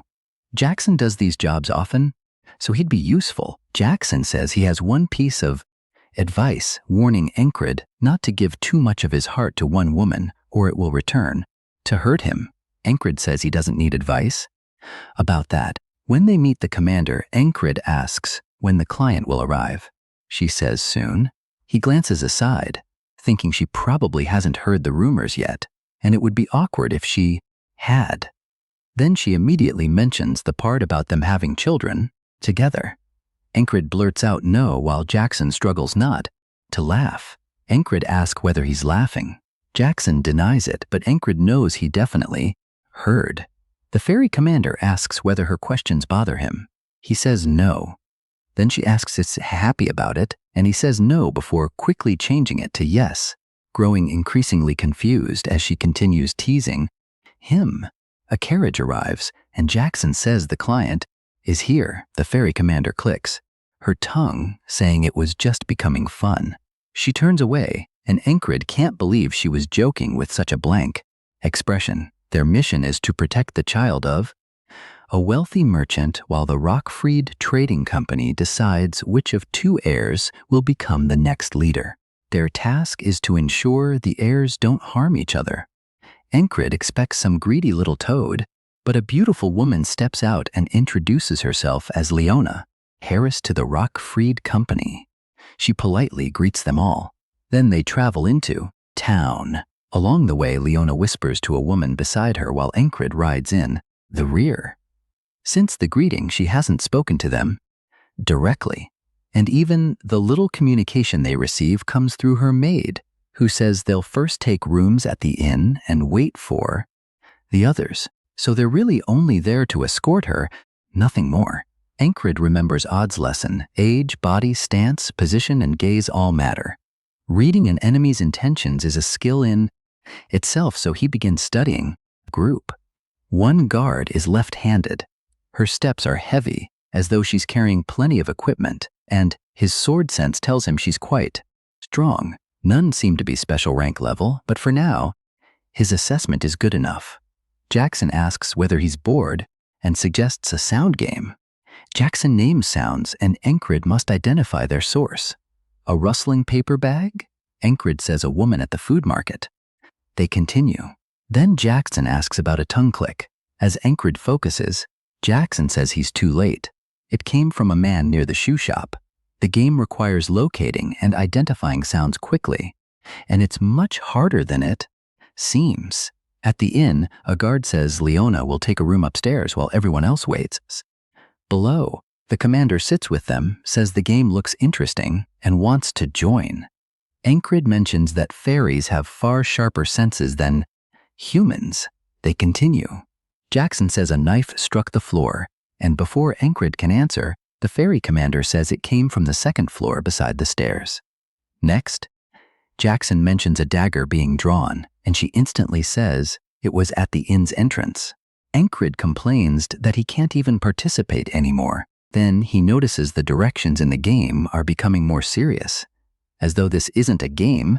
Now, Jackson asks where someone is secretly observing them from. The fairy commander answers directly behind him as a man reaches for his blade. In the same instant, both move and kill the attackers.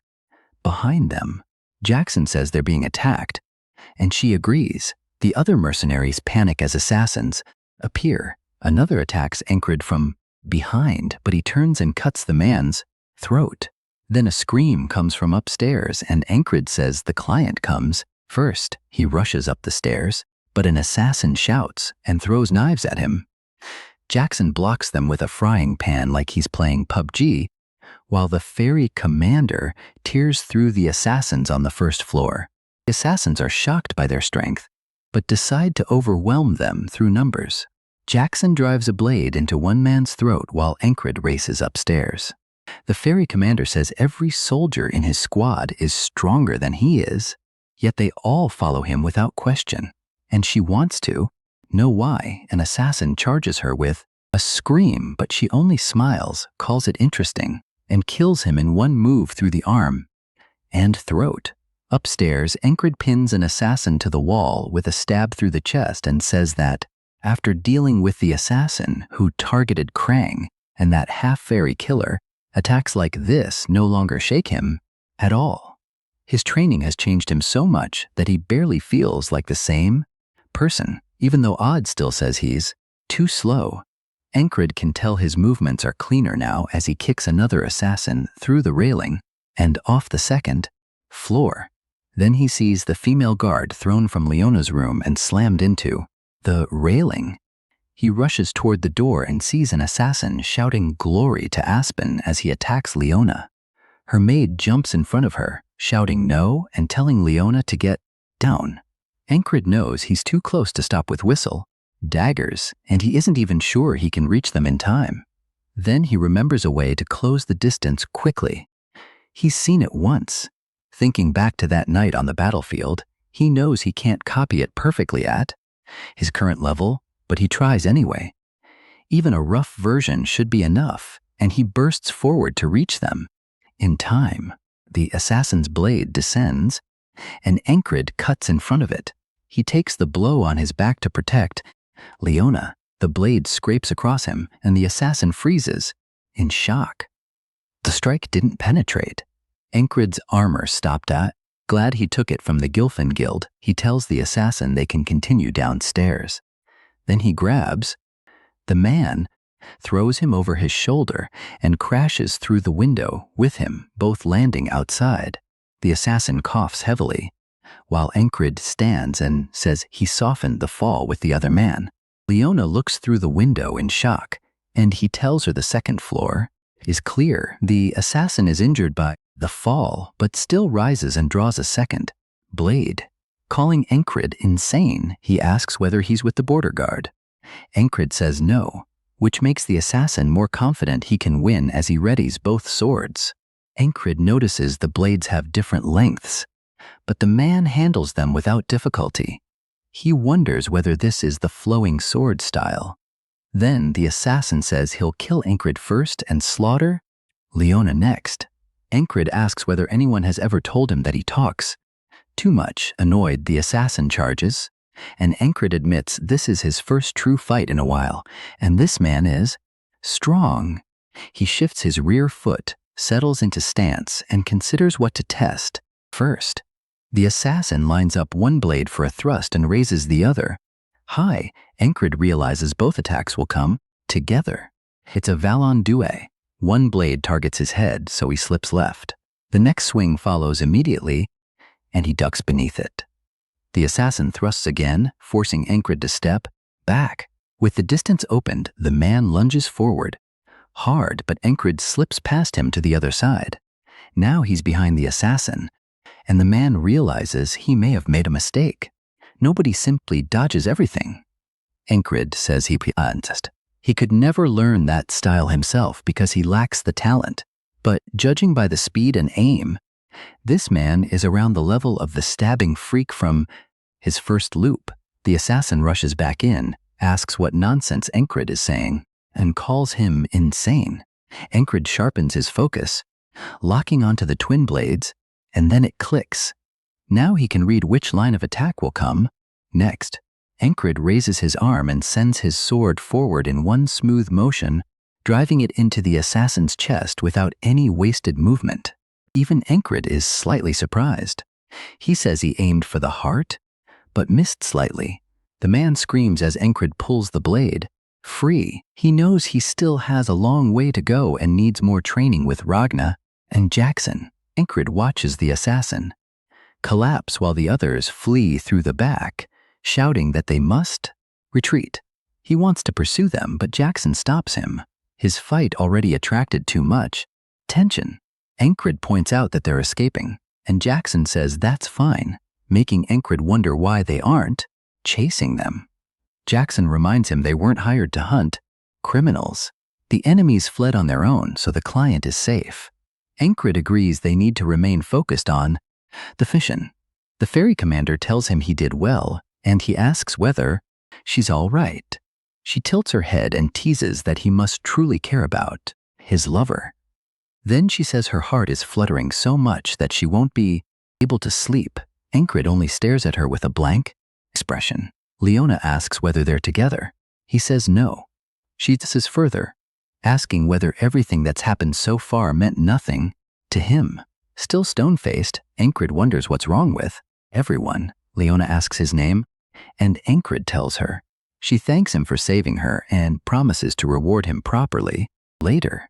He says that isn't necessary. He was only doing the job he was assigned. She looks as though she wants to say more but holds back. Sometime later, Encred explains that the captured assassins were handed to the army and extra soldiers were sent in case another attack occurred. Sitting at a table, Encred wonders who those assassins were. Some were clearly skilled, so this wasn't merely a robbery. He thinks the company's other heirs are the likeliest suspects. Leona comes downstairs and says he's awake early. Encred tells her he's on duty. She sits beside him and pulls her chair closer, then asks him to join her personal forces. Compared with that, the Rockfried Company leaves nothing to be desired. Its major partners include the Shepherds of the Wilderness from the Eastlands, the Black Leather Guild known for Dragon, hunting, and the glacial rangers who protect the permafrost. Even the company's map of trade routes and regional specialties is valuable enough to make someone wealthy for life. To Encred, that's too much to simply walk away from. Leona says the former owner's sons are fools, and if she wants to protect and expand the association, she needs capable people. People skilled enough to save her when she's near death and honest enough not to demand more afterward. Most people would kill for a position in her association, and she doubts he's different. Once again, she says she'll give him whatever he wants if he joins her. Encred simply says no. She can't believe he refused without even considering it, and asks why. Jackson comes downstairs and says, persisting after, rejection doesn't look good. The commander adds that it doesn't suit a merchant either. Leona bows and admits they're right. Then she says the other heirs will arrive at noon, so she must prepare. After she goes upstairs, the other two approach Encred. Jackson says he somehow charmed a wealthy heiress too and asks whether difficult women are his type. Encred says no, but Jackson continues, saying he must stop seducing every woman he meets. Encred replies that he never did that in the first place.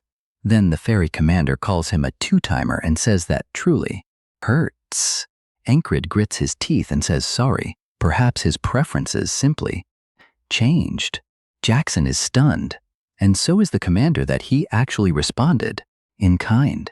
People nearby overhear and say they can't believe he's the kind of scoundrel who seduced another woman after courting the commander. She merely smiles, pleased to take the victory. Encred sits there, ashamed that he played along with it. Later, Christ says he heard Encred spent the night with the heiress after only one evening together. Everyone piles on, saying he landed a wealthy heiress and isn't a spellbreaker, but a heartbreaker. Jackson asks Christ whether he came only to mock him too, but Christ says this concerns the Gilfand Guild, and Encred needs to remain informed, says good, because he needs a favor. He wants Christ to find the assassins who escaped and learn what they're planning. Then we learn that Reynos Rockfried, the former head of the Rockfried Merchant Association, was honorable and a sharp businessman. He wanted his stepdaughter Leona to succeed him because of her intelligence and judgment, but couldn't bring himself to cast aside his own son, so he died without clearly naming a successor for the association. Elsewhere, a carriage travels through town as the son is told the assassination failed. His men say he should have left it to them and that they wasted a perfect opportunity. The son's name is Polide. The man across from him says they'll find another method, and their agreement still stands. Polide agrees and promises a huge reward if he inherits everything. The third man in the carriage remains silent. Soon they reach the inn and step inside. Encred and the others look over. As Polide says, the place is filthy and dusty, and sneers that only Leona would summon him somewhere like this. Encred's eyes move to the black-haired man, and he can immediately tell from the way the man carries himself that he's strong. That man looks down and meets Encred's gaze, then looks away as though Encred isn't worth worrying about. Polide points at them and orders them to fetch Leona. Encred thinks bringing Jackson was a smart choice because if Rem were there, he would have taken that man for a monster and smashed his head in. Then Encred notices Jackson drawing his sword and stops him. Polide snaps, asking what he's doing and ordering him to move. Leona comes downstairs and tells him to stop shouting. It doesn't suit him, and he's late. He argues that he isn't late at all, then tells her to train her bodyguards. Leona responds with a sharp slap, and Encred thinks nobody around him is normal. He sighs, while Jackson still seems unaware that he's the strange one too. Polide shouts, asking whether she's insane. Leona says he's the crazy one for threatening soldiers hired through the border guard. Does he want to spend the rest of his life in prison? He quickly says he didn't know, and the man behind him clears his throat, making Polide jump. Slightly shaken, he says it wasn't him and asks who she's trying to blame. Then he demands to know how an outsider dares shout at him. Leona says yes, she was adopted. but he still can't read trade routes or manage basic finances. He says that's what servants are for. And she replies that if not for the will, she wouldn't waste time on this. Leaving succession to be decided through negotiations is too much. Encred figures the old leader must have been too soft. By every standard, Leona seems the better heir. Perhaps he only wanted to give his son one final chance. Leona says Polyd's only claim to inheritance is being blood-related. Polyd asks why that matters, and she grabs his fat chin, saying that no matter how she looks at him, he resembles the former leader in no way. His stupidity and ugly face make her wonder who he even inherited them from. That makes him grab his sword in fury, and Encred reaches for his own. Then he suddenly pauses when the man he noticed earlier reaches for both of his weapons. Encred immediately adjusts his footing as everyone prepares for a full fight. He waits for the first person to move while Polyd panics and his guard step in front of him. Encred recognizes that stance. The man is preparing to use the swift sword. Now Encred wants to know how fast it truly is, whether it matches Rem's axe or a whistle dagger. So he tells the man to show him his sword. As the blade begins leaving its sheath, Encred smiles and draws his own. But before anyone strikes, a voice orders them to stop. Torres enters and says he's with the Crown's border guard, and if they don't put away their weapons, it'll be treated as treason. Polyd looks unsettled. Encred doesn't seem pleased either and clicks his tongue. Jackson stares at him, remembering Encred saying nobody there was normal, and decides Encred is the strangest of them all. Meanwhile, Torres says the captured assassins were foreigners, so the border guard is taking over the case. Those men admitted they were hired by a merchant association, so perhaps Polyd truly hired them because of the inheritance dispute. The man manipulating Polyd steps forward and asks whether any named a specific merchant association. If not, there is no evidence. Torres says he talks too much. Does he truly think they're that foolish? Leona says she has a proposal. Continue searching for evidence and identify whoever is really behind this, and until then, confine both her and Polyd. Polyd immediately says he never agreed, and Encred thinks it's strange that the victim is asking to be imprisoned. Torres explains that the captured men were only underlings. They knew nothing and kept repeating that their boss gave the order. Leona says there are still others to question because some people escaped that incident. One may be the leader or at least know the details, so they must be tracked down. Torres asks what happens if they still can't find the mastermind, and she says that's his responsibility. Still, since continuing the air dispute before the border guard is unwise, they'll return to the city as long as everyone returns, if summoned. Encred points out that they won't be protecting her once she leaves town. Her own guards can't stop Polyd's side, especially the rapier user, so she'll die the moment she's beyond border guard protection. She must know that, so what is she planning? Then her maid hands her something.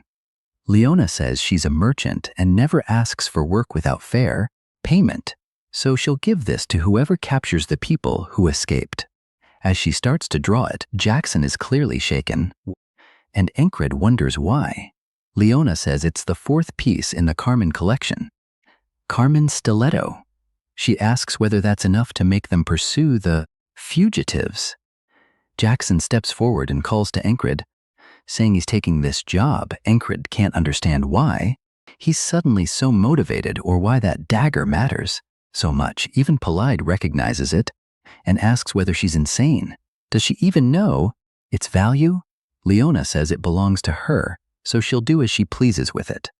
Encred asks whether it's truly that special, and Jackson says he's shocked Encred hasn't heard of it. The weapon was created by the legendary Smith Carmen.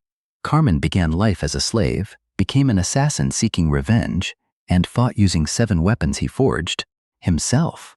The fourth was this stiletto. Some people would trade human lives just to possess one of his weapons. Then Torres says that since everyone is present, they'll all remain under watch, and nobody may leave the inn. Encred tells Jackson not to worry about The stiletto, because he already asked Christ to find the escaped men, so news should arrive soon. Polide becomes angry, while the man with the rapier turns and looks toward Encred. Encred turns too, and once again their eyes meet. This time, it feels as though the man finally acknowledges him before looking away. Encred keeps watching him leave. That night, Polide says that if this is traced back to them, they'll be in trouble. The man guiding him says they can't act against the border guard, so they only need to wait. If neither side can decide who becomes heir, the investors will choose, and that's what they should exploit. Polide says that's fine because he already sent word. He promised rewards to anyone supporting him as successor, and if even half agree, he wins. The rapier user looks through the window and sees Encred doing planks with stones stacked on his back. It's clearly difficult. But Encred keeps going. After Encred finishes training, Torres asks why he bothers with such dull exercises. Encred asks what Torres wants, and Torres says this seems like the perfect opportunity to rest. Encred says that would make sense only if everyone's time had equal value. For geniuses and people like him, it doesn't. What they learn in 1 week takes him a month, sometimes even a year, so he has no time to waste. Then he lifts the stones again and begins curling them, saying he'll use every day he has to build a stronger foundation for the future. One of Torres's men says Encred is truly strange, or perhaps they're simply lazy. Torres considers that, then stands and tells Encred to stop obsessing over becoming stronger. He's already strong enough. Their previous match only ended in a draw because Torres didn't expect so much from him.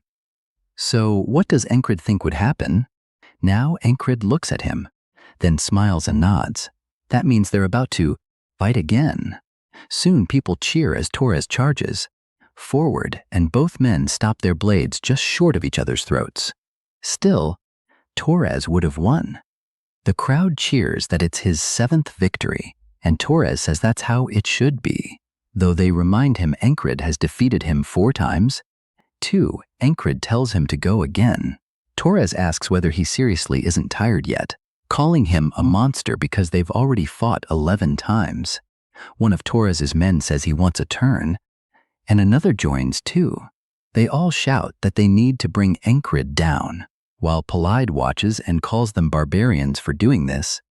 So late, the next man steps forward and throws Encred to the ground, and as Encred lands, the rapier user is shown watching closely. Encred asks what that move was and tells the man to do it again. The man calls him insane. The rapier user notes that losing doesn't injure Encred's pride.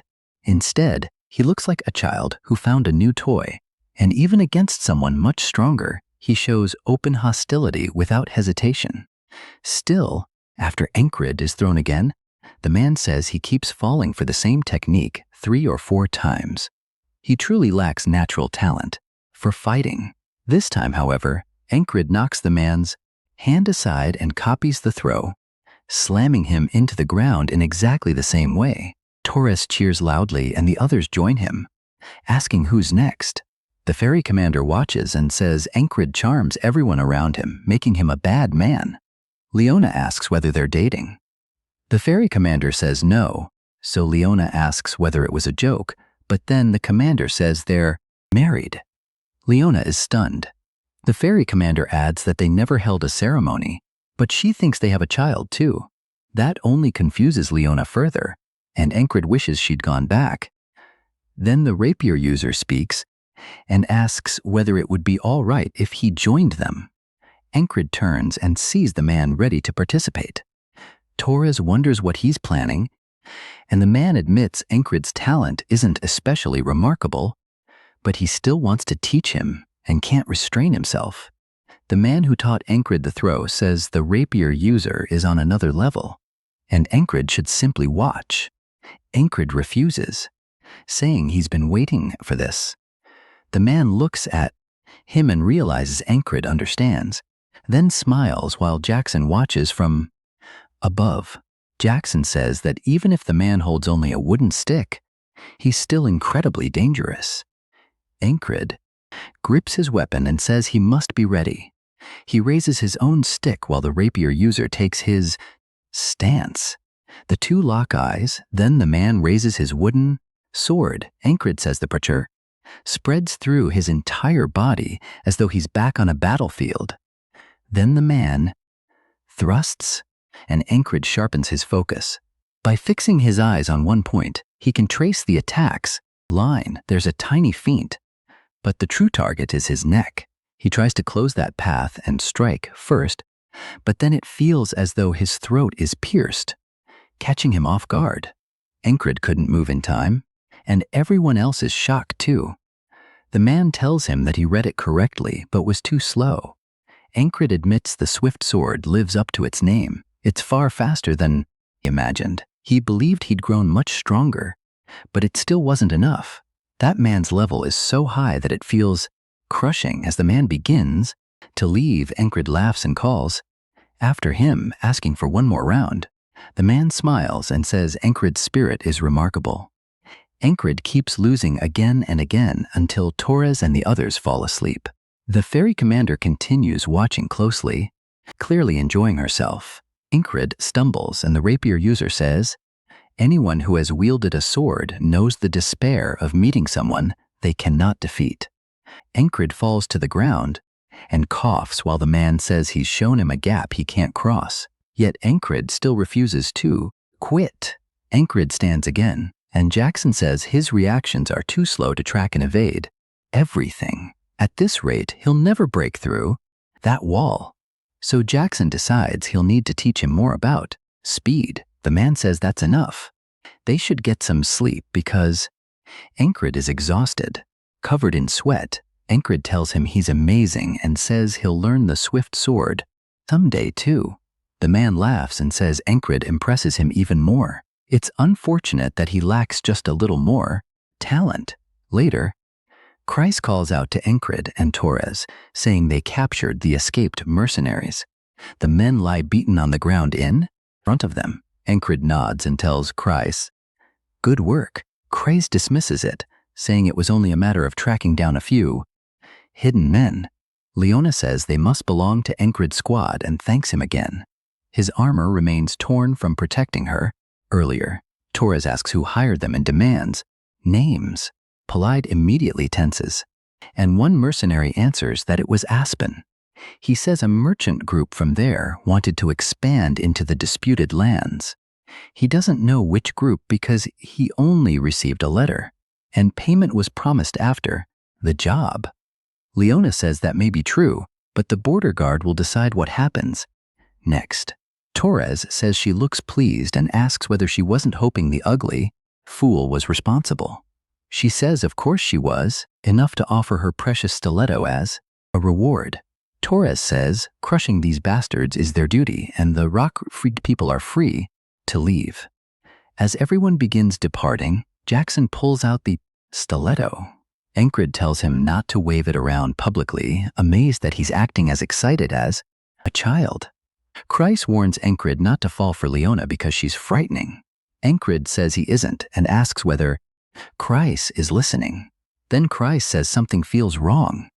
No matter how he considers it, those men were hired by Polide, yet they blamed Aspen. Kreis had an encounter yesterday after they found them. In the flashback, a man enters the room containing the mercenaries and asks whether he's Kreis from the 444th squad. He says he serves Leona, leaving Kreis confused. Kreis explains to Ancred that they already knew where the mercenaries were and had the Gilfin Guild watching them. They planned to pay the army to release them and forced them to tell that story. Ancred asks why, pointing out that this places Leona at a disadvantage. Exposing Polide would have benefited her more. At that moment, Leona says she's relieved he wasn't responsible because that would stain the former leader's record. Ancred realizes she did it out of loyalty to the former leader.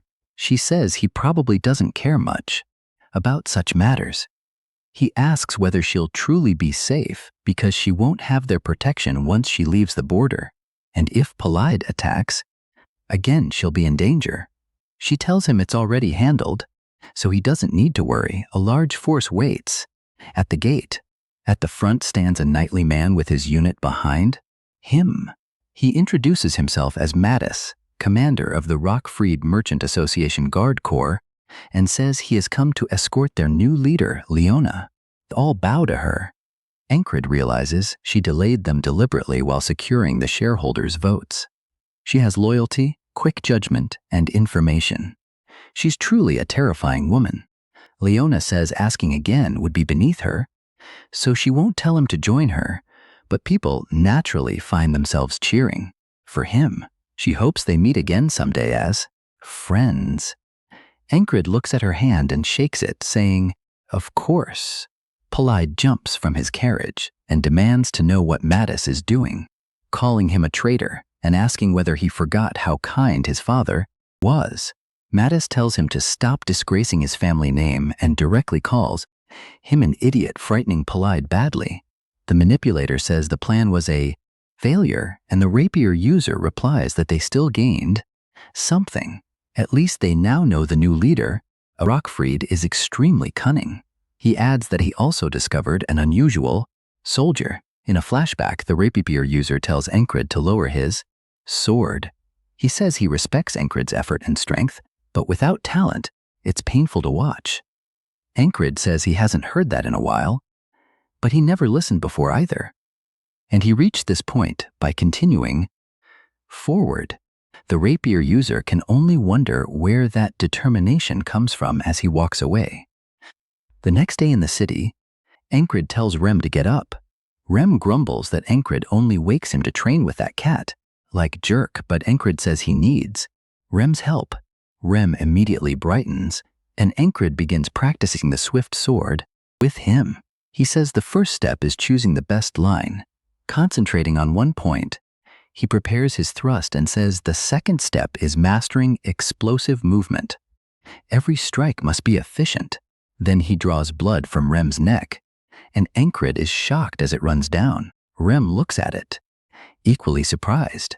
Encred realizes that this means he's now faster than Rem, with repeated fundamentals, flexibility, and muscle strength all working together to create this new power. Rem says that caught him off guard and that Encred finally learned to swing quickly. Now it's Rem's turn to increase his speed for the first time in a while. Encred wonders what he means, but barely blocks Rem's next attack and realizes he was serious. The impact is heavy enough to make his hands sting. Then he sees an axe flying directly at his head and barely ducks beneath it, realizing Rem was always fast, but is now even faster. Rem follows with another swing, and Encred charges to meet it head-on, knowing he still has a long way to go. That night, he continues training and senses something intercepting, an attack from Jackson's dagger. Jackson says Encred's eyes and ears are good now, so he needs no more training. There, Encred asks whether Jackson came all this way only to say that. As Jackson walks away, he merely says, "For now." Encred sighs and says that's why Rem calls him a cat-like jerk.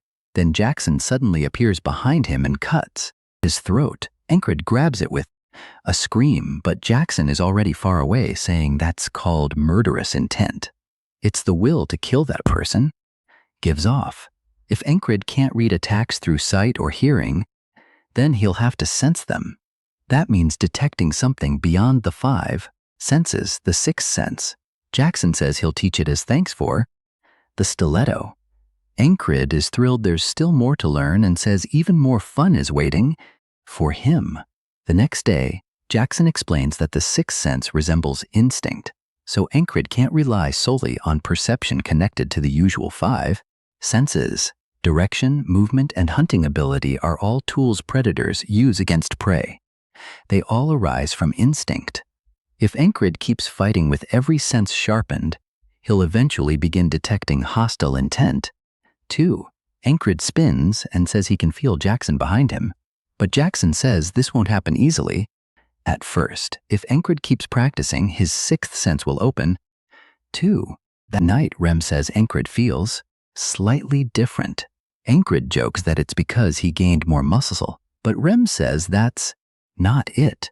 Odd interrupts, saying Enk smells more rotten. Ragna says that isn't the full difference either. Kreis thinks he's even crazier than usual. Rem agrees, and the others support him. Encred says he's the only normal one among these lunatics, but that's only how they see him. Meanwhile, Jackson wonders when Encred will realize he's the maddest one there. That night, as they prepare to sleep, Esther climbs onto Encred's bed. Rem asks whether Encred smells like food because she always sleeps with him. Esther ignores him and thinks about how Encred pushed his body too far again. Curling up on his chest, she notes that he trains hard enough to die every day. Without her magic, his body would have fallen apart already. And if he dies, she'll never break her curse. So she places a paw on his armor and fills it with magic. The next morning, Encred stretches and says that, just like the repeating loops, he'll keep training over and over. He'll never tire of it, and knowing it makes him stronger is reward enough. Then he senses someone turning and says, Jackson is over there. But he's wrong. He tries again, and is wrong once more, while the others all watch. They seem to be thinking the same thing. Rem says he wants to take back what he said earlier. Encred hasn't changed at all. Odd says it only felt different because Encred improved so much in one day. Ragna says he thought that made Encred a genius too, but perhaps not. Jackson says that if Encred still doesn't improve after all this practice, then sure. But Rem argues nothing beats real experience. Since Aspen will remain quiet for a while, he says Encred should take a beast hunting assignment or something similar. The next day, Encred stands before the request, bored, and says all four are pushing him toward real combat as though testing him. Still, he understands. He's stopped progressing. Then a man says that if Encred can't find anything worthwhile, he can handle this request for him, and hands over a paper. It says someone wants a person to inspect a shoemaker's basement. Encred asks why he would accept this when it sounds like work for a reconnaissance team. The man says a reconnaissance team won't be enough because the shoemaker claims undead are in the basement. That catches Encred's attention. He says there's no chance undead are hiding inside the city. It's probably only rats, but he does need experience. The man begs him to accept, calling him the spellbreaker. Nobody else wants the job, and although the shoemaker has a bad temper, he's a decent person. His wife also disappeared recently, so he's on edge. The man asks Encred to at least investigate. Encred says he's sorry, but the request is too much, then immediately gives in and accepts. Anyway, when he arrives, a woman tells him that if he's there for the request, he must hurry to the basement because the man keeps digging. Encred mutters that he did hear the shoemaker was short-tempered, and then the shoemaker calls him over, saying this is what he meant. He points to the ground and shows him the tunnel he discovered. Encred is shocked there's a tunnel beneath the middle of the city, and says this definitely wasn't made by a rat. He lights a torch and enters, saying it appears man-made. It's also wide, which means monsters truly could be down here. Then he stops after seeing several routes ahead, 6 in total. He says the place was built like a maze. The shoemaker tells him to listen. A strange rattling echoes through the tunnel, and he says there may truly be undead below. Encred tells him not to come any closer and says he'll go first, so the man must stay back. The moment Encred steps forward, the entire tunnel is struck by a blinding blue flash. A wave of heat crashes over them, and Encred wonders what it is as it rushes closer. The light completely swallows them, and both are burned to ash. Instantly, Encred's eyes snap open with Esther still lying on his chest. He says the instant he felt that heat, he died. He didn't even take another step, and it must have been a magical trap. Against magicians, the wise choice is to run.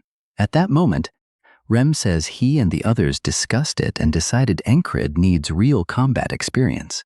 Encred keeps thinking that if you die while fighting a magician, you're fortunate. If you survive, what follows can be worse, and the same applies to traps created by magicians, too. He wonders how anyone is meant to overcome something like that because he doesn't even know what ability he needs to train. Then the man at the board tells him that if he still sees nothing good, he should handle this one. It's the shoemaker's request again. Ancred says this requires a magical expert or help from higher command. This isn't a wall he can break through head-on like the others, and the ferry company commander would probably listen. But before that hot-headed shoemaker goes down alone, Ancred realizes he barely arrived in time during the previous loop. He takes off running, gritting his teeth. He can't be late. He races to the shoemaker's home and kicks the door open. The daughter jumps in fear. He asks where her father is, and she says the basement. Ancred dives into the hole without hesitation because this time he took slightly too long to accept the request, and the father is already gone. As he slides down, he realizes he's too late. The shoemaker is already ahead, walking along the central path. Ancred runs after him, shouting for him to stop. The shoemaker turns, startled and confused, but his foot has already moved too far, and the bright blue light begins rising behind him. Ancred shouts, and both are reduced to ash again. In the waters of the afterlife, Ancred says he needs a faster approach. He must reach the shoemaker first and keep him out of the basement. The boatman says it may have lasted only a moment, but Ancred still felt his flesh burn across his entire body until he became ash. Even so, he still plans to walk back toward that fire. Ancred says the pain was exactly as described, like 1,000,000 needles tearing through him in an instant. But even that hurts less than standing by and watching an innocent person die. To him, that's what being a knight truly means. He jumps straight out of bed and starts leaving. Rem asks where he's going, saying they need to talk, but Ancred says he's going to save one troublesome old shoemaker. Rem only stares, wondering whether leather boot monsters exist now and why Ancred is running to a shoemaker. This time, Ancred arrives early enough to find the man still digging. He thinks he can stop the shoemaker and keep him away, but still can't leave something this dangerous alone. He tells the shoemaker he's entering by himself and forbids him from following. The man argues that it's his house, but Ancred shuts him down. This isn't open to debate, and the shoemaker gives in. Ancred says obtaining a magical specialist would take too long, and they may not even listen to the request. What they have is an unusual trap, and he knows at least a little about it. If someone explores this place blindly, somebody will die. That could even happen to him or his squad. So he needs to learn everything possible. One of these paths must be trapped, and he wonders whether the only way to know is by walking through them himself. Then he says relying only on repeated loops would be taking the easy route. There must be a better method. If he can discover even one clue revealing where the trap lies, he may be able to solve this. Then he starts considering how many times he's died and what he felt each time. He remembers every helpless moment, a blade cutting his throat, an enemy knocking away his sword, and even first meeting Pervert when he felt a killer's intent. Instinctively, Jackson's words echo in his mind. It's the presence of something that wants nothing except your death. Something glints in the darkness and rushes toward Ancred, and this time he senses it. He freezes and says he truly did it. Then he steps forward, saying he really felt it just now, right before the trap slices cleanly through him. The cut is so perfect that his blood is still spraying before his body even separates. Even while dying, he grins. He truly sensed the trap's murderous intent. Next day, he heads directly back to the shoemaker's home and says, "Today's wall is learning to detect the trap's murderous intent." Standing before the entrances, he says he can't simply rush inside. Instead, he must move back and forth until he truly understands the sensation. With every slow step, he remains focused, saying he still hasn't placed his foot on this route and doesn't sense anything yet. He wonders whether this is the correct one. He slowly lowers his foot. Then he quickly turns and says this is where the blade came from. He approaches again and imagines the blade shooting toward him, but nothing happens, and he admits he didn't truly sense it. He only remembered what happened. The shoemaker asks why Ancred keeps pacing and jokes that he should go relieve himself. Ancred reminds him to stay upstairs. He says he still hasn't entered this route before, so he'll keep trying until he can sense the trap. He continues testing it, stepping in and out until night. The shoemaker finally asks what he's doing down there without eating. Ancred says he'll return tomorrow morning and warns him not to enter. Traps are everywhere below. The shoemaker begs for help, saying he can't sleep because he's afraid he'll lose his daughter too. Ancred asks whether he has any clue where his missing wife may be. The shoemaker says many people have disappeared recently, so nobody seriously investigated it. Then he says that if Ancred sees a brunette with freckles and this wedding ring, he should tell him immediately. Ancred says he understands. That night at the barracks, Ancred sits deep in thought with Esther resting on his lap. He suddenly turns, thinking he sensed Jackson, but the presence comes from the opposite side. Rem says he's behaving strangely after spending time with that foolish shoemaker. He tells Ancred to sleep. Then Ancred realizes this is the first loop he's reached the end of without dying. He begins wondering what happens if the day simply ends. Normally, will time continue into the next day, or will it reset anyway? He figures he'll find out soon enough. Then he once again enters the boatman's realm, the waters of the afterlife, and wakes the next day. Rem mentions they discussed it yesterday and believe Ancred needs more experience. That's when Ancred realizes he's back on the same day and starts wondering what happens if he doesn't sleep at all. So he remains awake, watching the moon descend while the sun rises. His eyes become heavy, and he begins drifting off, only to wake in bed again. He says he only blinked, yet somehow he's back in his room. Rem repeats that he needs more experience, and Ancred realizes he can't escape this loop without overcoming that wall. Still, he's fine with it. He never intended to face it before. He was prepared. 10 days pass, then 20. Ancred says this isn't ordinary fear. He must truly feel it. As he lowers his foot toward the route, he says that brush with death is something he needs to become accustomed to. He keeps lowering his foot little by little. By now, 40 days have passed. He throws the torch aside, and by day 50, he's still trying. On day 60, he begins getting closer.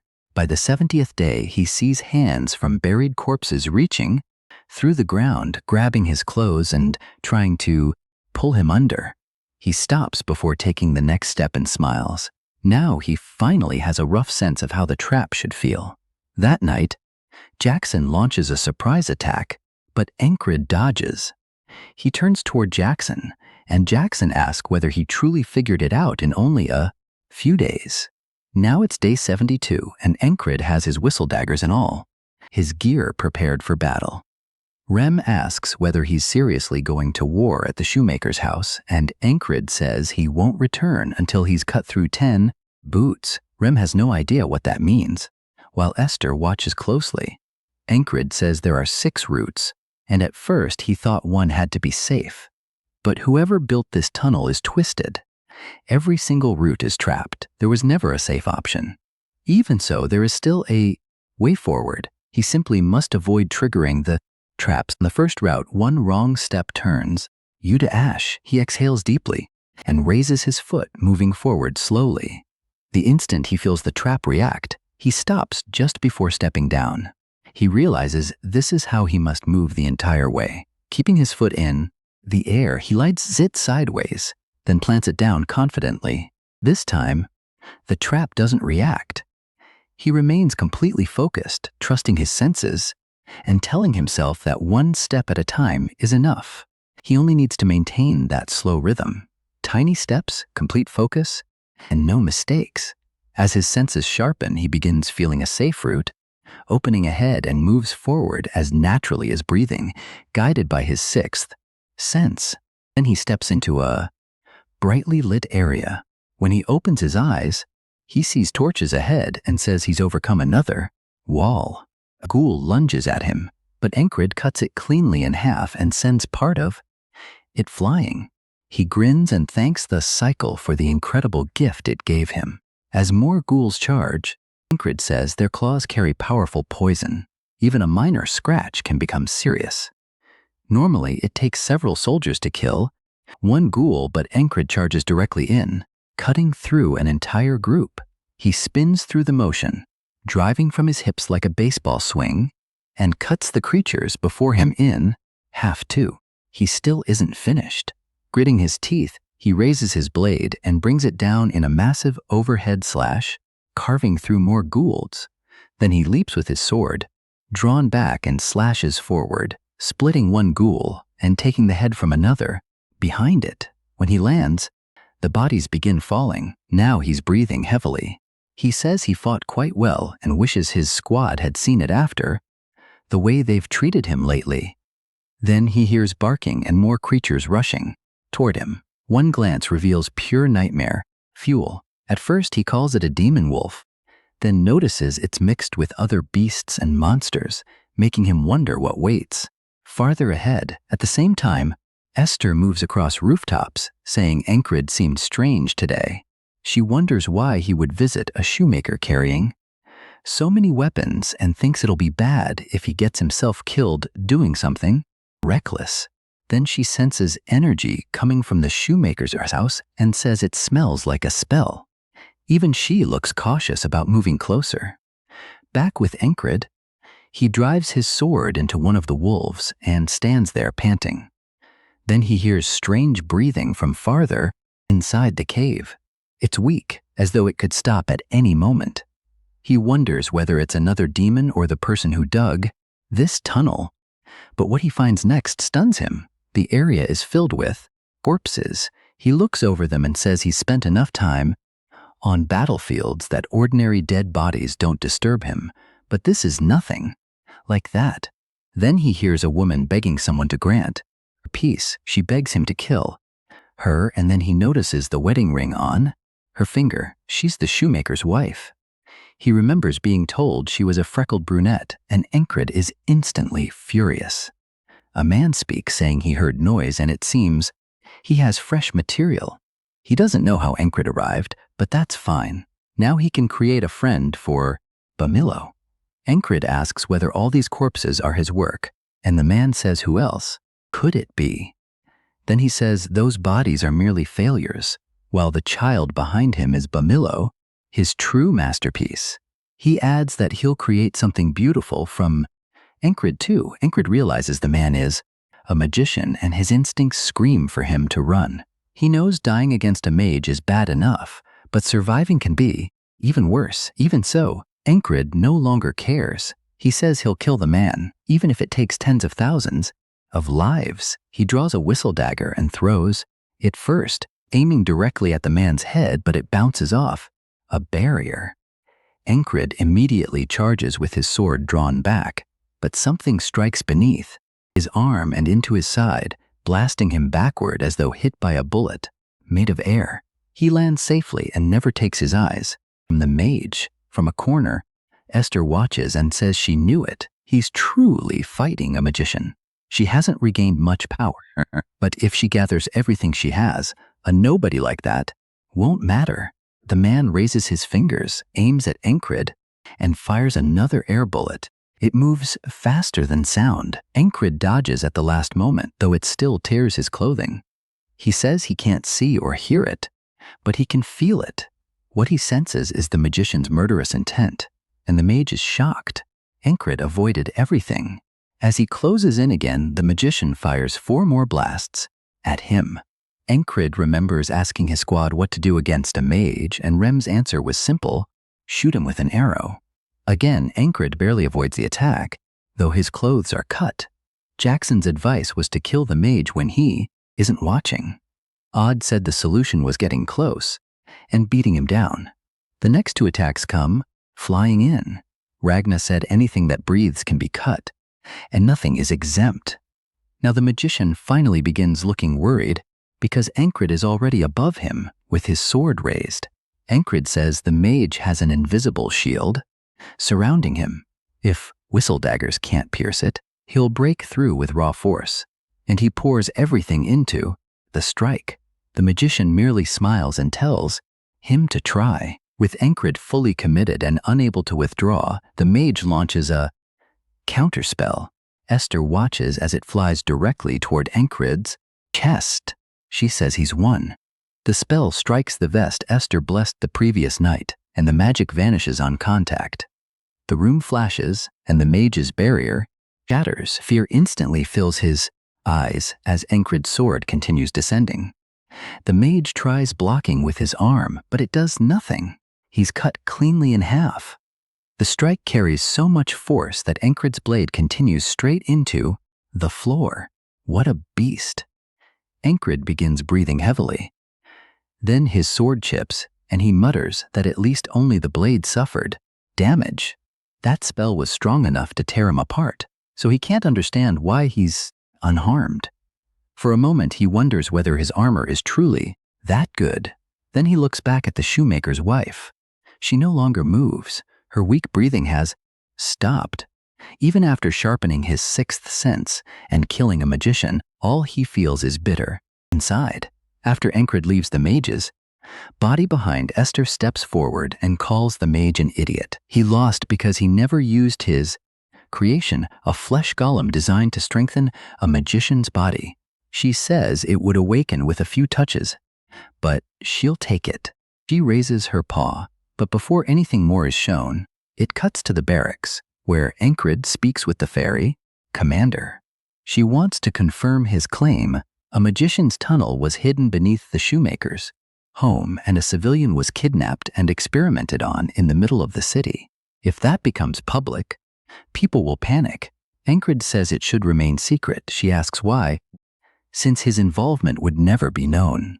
He answers that the townspeople matter more. He also doesn't want the shoemaker to learn that his wife died.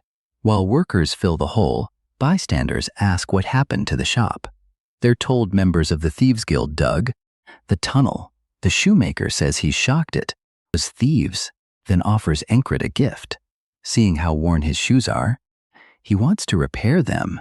That eases Encred's mind slightly, and the shoemaker says he only hopes his wife returns safely. Encred looks at him silently while the shoemaker says he knows Encred has already done much, but still hopes he'll find her. Encred tries hiding his expression and says in a strained voice that he'll do what he can. Later, as he watches the sunrise, he wonders whether lying to the shoemaker was wrong. Perhaps telling the truth would have been better, even if it destroyed him. He thinks that if he becomes a knight, perhaps he can prevent things like this, though he's still uncertain. He plants his sword in the ground and leaves it like a grave marker for the man's wife and a reminder of the regret he won't forget. Sometime later, demon dogs charge the group. They cut them down easily, maintaining a shield wall, while the soldiers within finish the wolves. Encred says that immediately after killing the magician, they accepted a monster hunting assignment. But compared with what he's accustomed to, the battle feels slow, with the wolves falling one by one at a crawl. It's so dull that Rem is nearly falling asleep, and Encred says this won't make him any stronger. He figures this is normal for everyone else and says perhaps he should have come alone. Rem can tell it's bothering him and says he'll solve that. He draws his weapons, drops the shield, and runs forward while the others stare as though he's lost his mind.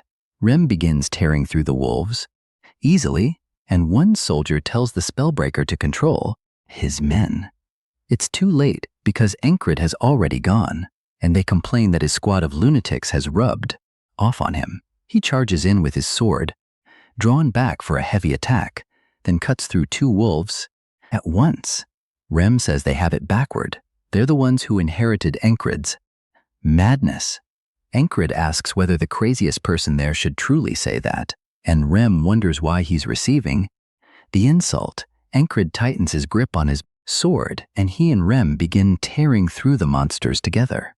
The other soldiers can only say neither man is sane. After the battle, Encred cleans his blade, and the soldiers admit that insane or not, they're excellent at the job. Even so, Encred still looks dissatisfied, and Rem points it out. The soldiers say that if he wants real action, he should join the armored units. Encred asks whether they're facing powerful monsters, and one says they went after an entire herd. Then the scene shifts to chaos as soldiers scream for the archers to help, but nothing comes.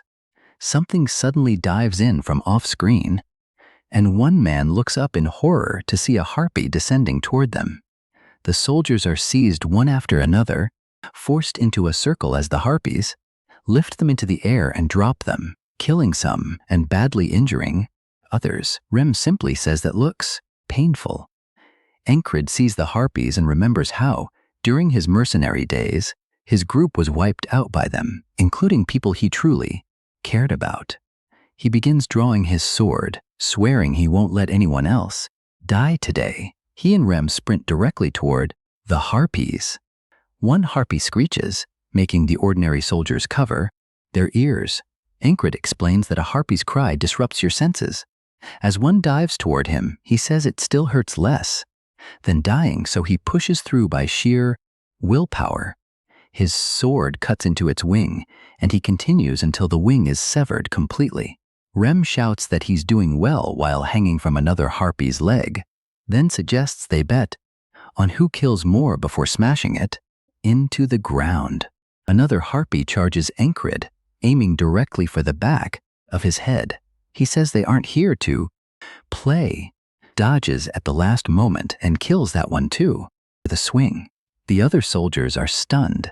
They knew Rem was strong, but can't believe the spellbreaker is keeping pace with him.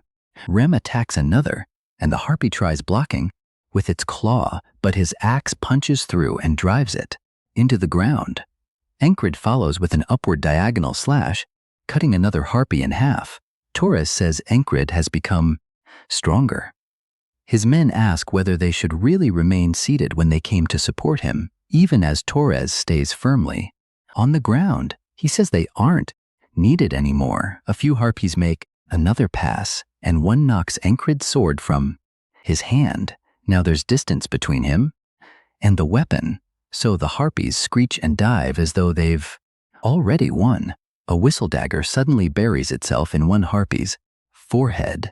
With only one remaining, it charges while Encred rushes too. Now it's a race to reach his sword before the attack lands. Just as the harpy reaches him, he grabs the weapon, swings upward, and cuts the creature in half. Only then do they notice the remaining harpies screeching, circling overhead, and retreating. The soldiers can't believe the harpies fled and say that if these two frightened monsters away, they must be monsters too. Encred says these aren't the same harpies that killed his mercenary group. He remembers a man saying those people died protecting him because he was weak, and it was all his fault. Those words remained with him, and now he says he'll be the one who saves others. Torres says the harpies are gone and asks whether they should return. His men argue that going back empty-handed would look bad, so they should at least kill some dogs. Encred and Rem are told support has arrived and they may leave. Rem asks Encred what he wants to do, and Encred says it's too early to return. At that point, Torres and all his men decide Encred is completely insane. Back at camp, people discuss how he helped the heavy-armored corps while Encred performs lunge squats. They continue talking about how much he's changed and how hard he trains, enough to make them think they should do the same. Encred takes another request from the board, and a man asks whether he didn't finish one yesterday. Encred says he'll complete this one quickly and take another tonight. The man asks whether he has clones. Later that night, Encred is still there, practicing swing after swing. A man sees him and says he trains daily. He wonders how anyone can live that way, then thinks perhaps he should try too. So Encred continues training through the entire night. The next day passes, and that night, two people are training. It happens again, and the following night, there are far more than two. An entire group trains intensely till morning. When the ferry commander appears, at dawn, she looks over them and says, "Everyone seems different lately." One man says they're following the spellbreaker, and it's become a trend. She says she can't ignore it any longer and walks over, saying they held a long meeting about him.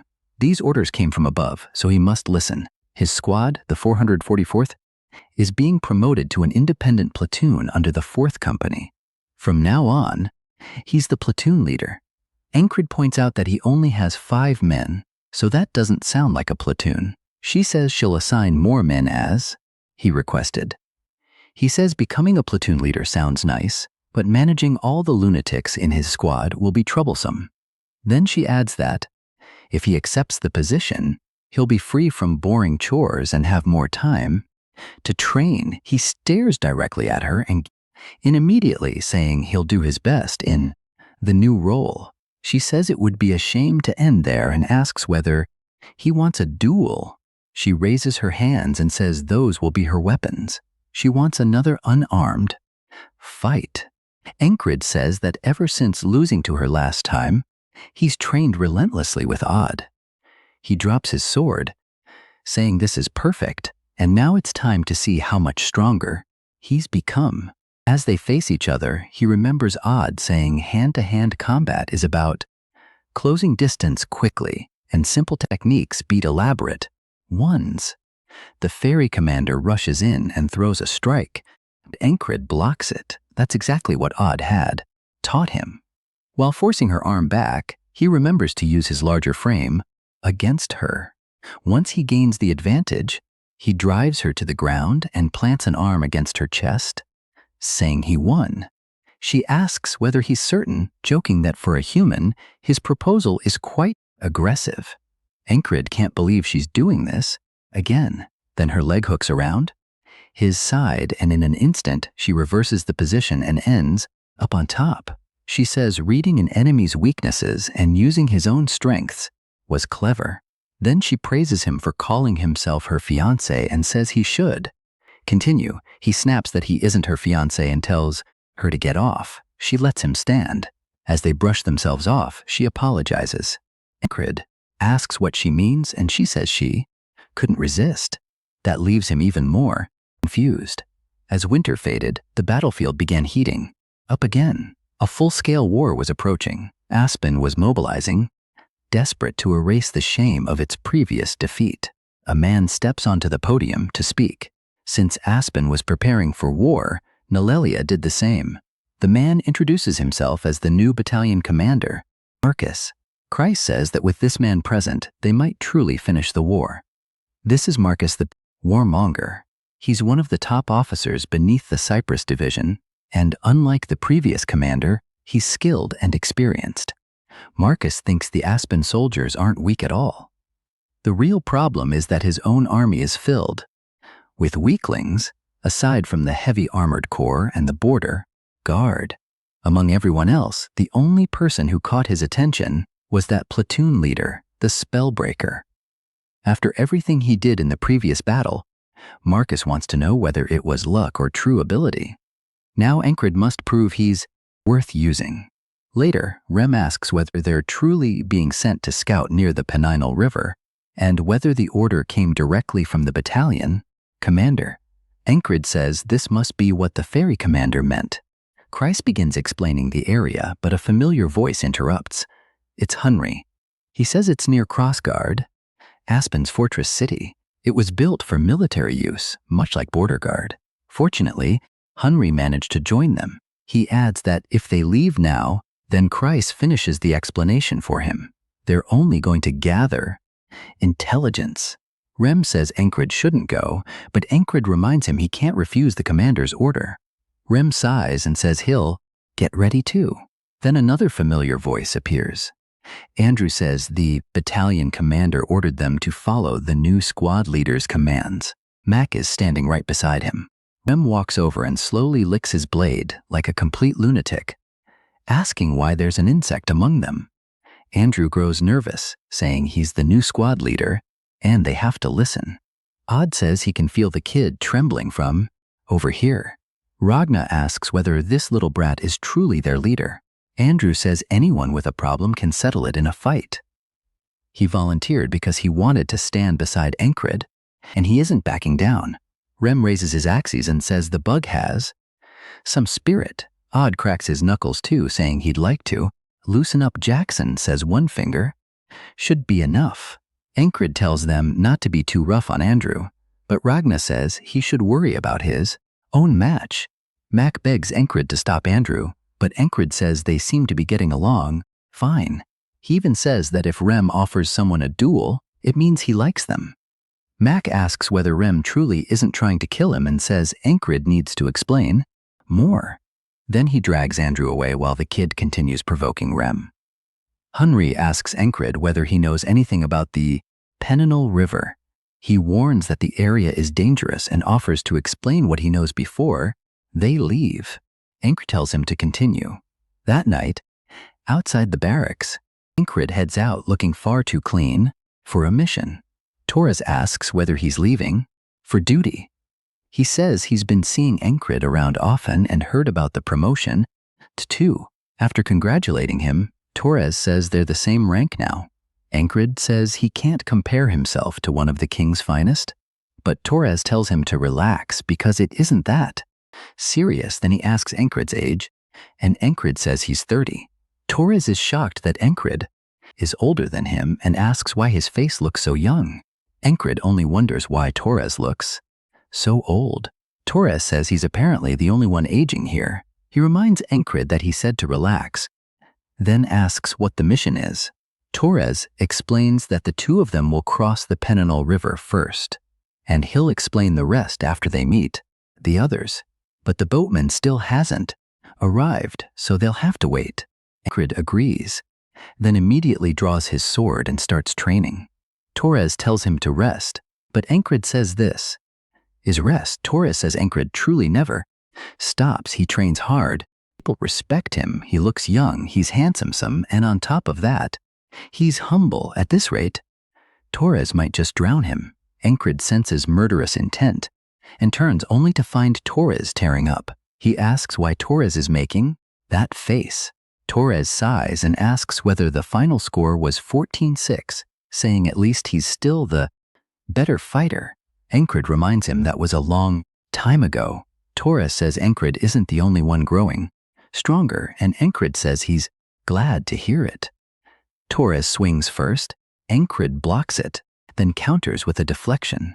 The 2 begin trading blows right there. Torres says he noticed it when Encred fought the harpies.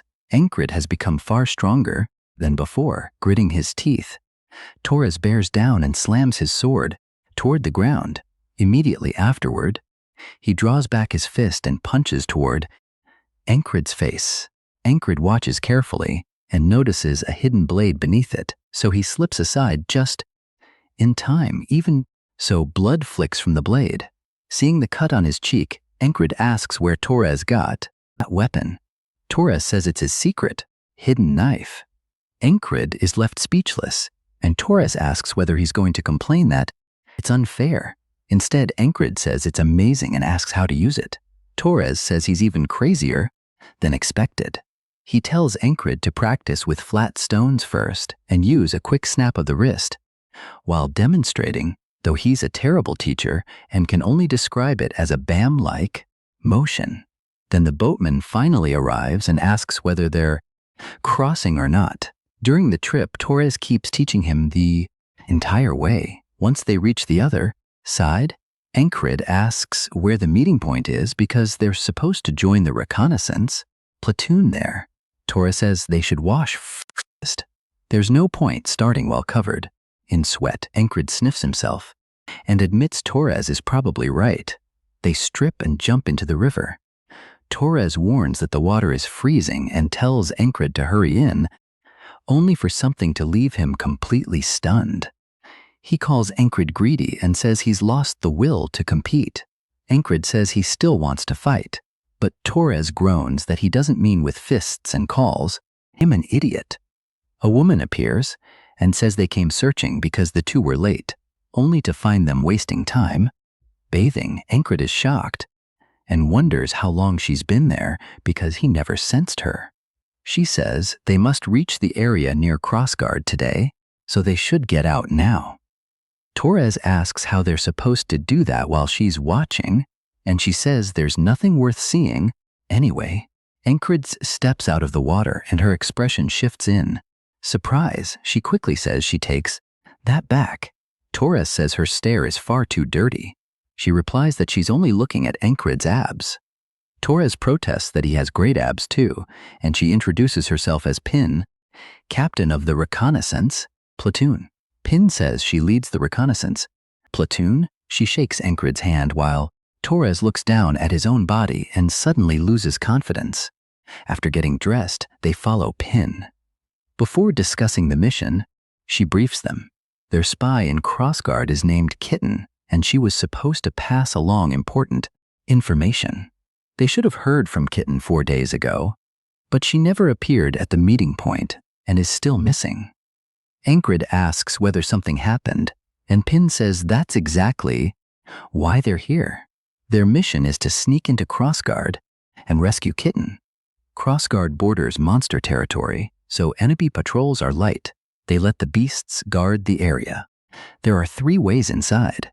First, a smuggler's tunnel the guards usually ignore. Second, scale the walls at night. It's exhausting, but probably the safest. Third, enter disguised as merchants. That means using the main gate, so it's risky, but requires the least effort. Her platoon will move first in case Kitten is only late and head to the contact point. Only the 3 of them will actually enter Crossguard. Every route will be difficult, so she leaves the decision to them. Encred says she makes it sound simple, even though she knows better than anyone how difficult it'll be. Torres says she should choose because she knows the area best, and Pin replies that in that case, they'll move out tomorrow and use the first route. The tunnel. That night, while everyone rests beneath a rocky ledge, Encred continues practicing the wrist flick. He uses small stones so he doesn't injure his hand. It goes terribly, and Torres asks how someone this bad can even fight with a sword. Still, Torres says he'll get it eventually and should keep practicing. Pin walks over, asks why they skipped dinner, and wants to know what Encred is doing. He says it's training, and she hands him some food. Pin tells him to eat first. One of her squad mates wants to become a chef, and the food is actually excellent. After tasting it, both admit it's amazing. Pin says they can have more and adds that the cook's parents own a shop in Border Guard, so they should visit sometime. Then she points beside a tree and tells Encred not to train there. Before she can explain, Encred says there's a viper beneath it. That catches her off guard. She asks how he knew, and he says a hunter in his platoon taught him. Pin says he's better prepared than she expected, and that she likes it. Then she asks whether he wants to train with her too. Adult training. He only stares, clearly not understanding. So she spells it out. She's flirting with him and asks if he's stupid. Pin says she's actually being kind, while Torres wonders why she's doing this right in front of him. Encred rejects her outright. She asks whether he's already involved with someone, then says she heard the rumors about him. Apparently, those rumors are everywhere. As Pin starts leaving, she points at Torres and says that if Encred speaks casually with him, he can do the same with her. Encred says that's fine, if she wants. She tells them they're entering Crossguard tomorrow, so they should sleep. Torres only gets acknowledged at the very end. Encred falls asleep, and deep within his sleep, the boatman appears again with his lantern. Encred's eyes snap open immediately, and he says he hasn't seen that man in a while. He assumes the boatman is warning him about something. Then he remembers the ferry commander apologizing. Encred smiles even as a chill runs through him. This mission is going to be difficult. The next day, they begin moving. As they approach the tunnel near town, Encred says he can already feel this will be another massive wall to climb. Torres asks why they're moving during daylight when night would be safer. Pin calls him an idiot. The guards may ignore this place, but they still know what happens here. Encred agrees they'll be less prepared for people arriving during the day. Pin says she expected someone handsome to understand. Torres wonders why he keeps catching stray insults. Pin says she'll take the lead now because that's a ranger's job. Encred explains that rangers work as scouts, so they must move quietly and carry as little as possible. As Pin moves ahead, Encred can barely hear her. He admits she fits the ranger role perfectly and wonders whether he could move like that too. When he steps forward, Himself, a man suddenly calls out that they've caught them, mocking them as little rats. It was an ambush. Pin is shocked and orders everyone to retreat, but the guard says there's nowhere to run. Crossbowmen are already behind them too. Then he orders his men to kill everyone. Pin yells that they'll have to fight their way out, just as the crossbows fire. Ancred charges in and cuts down everyone within reach, while Pin blocks a bolt. With her arm, she rushes one man, cuts off his arm, and moves to finish him. Torres drops another immediately. Torres takes down another man, and Ancred realizes both struggle in this kind of battle. Against a larger group, they can't use their full strength. Then one enemy gets behind Pin to kill her, while another does the same to Torres. Ancred can only watch as both are killed before him. As the enemies close in, he says this truly is a tall wall, but he isn't dying that easily. He throws several whistle daggers, killing 2 crossbowmen instantly. Then he rushes forward and cuts another man's throat before moving to the next and slicing him in half. The guard shouts for everyone to surround him. One soldier kicks Ancred hard in the chest, knocking him down, and the others pile on, stabbing him repeatedly. Even while collapsing, he drives his blade into one of them, and his eyes still burn with pure determination. But with so many enemies attacking him, there isn't much he can do.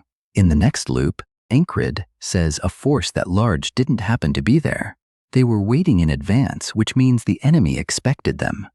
He wonders how he failed to notice, then decides they must be skilled.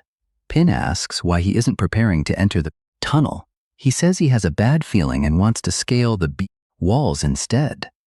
Torres supports him, saying Ancred senses danger well enough that they should listen to him. Ancred says it isn't exactly intuition, but something based on what he experienced. Pin reluctantly agrees, but points out they'll have to wait until night, which will cost time. Ancred asks whether she wants to go around, and she blushes, saying she can't believe he wants to do that in broad daylight. He quickly clarifies that he means a duel. She agrees but says no weapons. He accepts a bare-handed match, and she grins, clearly interested. As the others gather to watch, Ancred says that if the enemy already knows they're coming, a fight is likely regardless of the route, so he wants to see what his team can do and get some training. 2, he offers her the first move, but she tells him to start. He charges with his fist pulled back, aiming for her head. She ducks beneath it and drives a knee into his chest, but he manages to block. As the impact begins, pushing him back, she pivots with the same movement and whips a roundhouse kick toward his head. He barely slips away. Ancred decides to use the same tactic as the ferry commander, win with size and strength. He grabs her, slams her to the ground, and plants a hand beside her head. Pin says that was the wrong choice. She grabs his wrist and wraps her legs around him. In the next instant, she locks in a triangle choke and begins crushing his neck. Torres ends the match and awards her the victory. Ancred says she may be small, but she's all muscle. Now he understands why she prefers fighting barehanded rather than with swords. She asks whether he understands that he lost. He says she's exactly the kind of person he needs to train with and asks for another round. She smiles and begins, blushing. Ancred quickly says he means sparring. She asks how he knew what she was thinking, and Torres tells them to stop doing that in front of him. As night falls, Pin asks Ancred whether he's really climbing like that. He asks what's wrong. She says he's carrying too many weapons and will collapse from exhaustion before reaching halfway. Torres asks about himself, and she gives him one glance and says he can do whatever he wants. He starts complaining that his feelings are hurt. Ancred says he can manage the climb with this much equipment. Pin sighs and calls him naive. They aren't only climbing a wall. First, they must scale a massive mountain just to reach it. Torres says that's unbelievably high. Ancred admits the climb alone will be difficult, but none of his walls have ever been easy. Before they begin, Ancred remembers that after returning from the magician's tunnel beneath the shoemaker's house, he sold the loot he found to buy a new sword after his old one broke. Kreis was shocked by the magical tools, saying even one was worth enough to purchase an entire new set of equipment. Ingrid told him to bring the finest swords, available to someone who lives and dies. By the blade, a sword is their lifeline, so leaving without one was never an option. With that in mind, he begins climbing. Near the top, Pin reminds him that she told him to leave the sword even if he dropped everything else. That blade alone would exhaust him. Ingrid admits it truly is, weighing him down, but he keeps climbing. Anyway, saying muscles that are worked only grow stronger. To him, this is simply more training as he continues pushing upward. He's already reached and broken through countless limits. As he nears the top, he says this still isn't enough to stop him. He finally pulls himself up and releases a long, exhausted breath. Pin says he's only making things more difficult for himself, and Torres wonders why he insisted on bringing the sword. He guesses it might be for training, then decides Ingrid can't possibly be that insane. Then wolves begin howling and they look down to see an entire pack. But these aren't ordinary wolves, they're werewolves. Ingrid identifies them as lycanthropes. Torres says it's rare to see so many traveling together. Pin says that means they must remain alert. And then she spots the wall in the distance, hiding nearby. She says there's almost no cover while the guards make their rounds. She explains that with 2 full moons shining, it's so bright that the guards have become careless. The instant one guard turns away, she says now, and they sprint directly toward the wall. As they approach, the guard turns and looks down, but they're already beyond his sight. They've reached the area directly beneath him, and Pin says that's why nights like this are easier. Ingrid thinks he made eye contact with the guard and wonders whether he imagined it. Pin rubs ash onto her hands and says the slums lie just beyond. These walls, if they hide there, nobody will find them. Before climbing, she tells Ingrid to drop the sword. This wall will be even harder than the mountain. He refuses without extra weight. It doesn't count as training. Torres sighs, knowing Ingrid is insane. While climbing, Ingrid admits she chose the safest route. If they cross the wall, sneaking into crossguard should be simple. That is, assuming the wall itself doesn't stop them first. He remembers the greyhounds in the tunnel and suspects another ambush may be waiting above. Pin reaches the top first, and Ingrid wonders what will block them this time.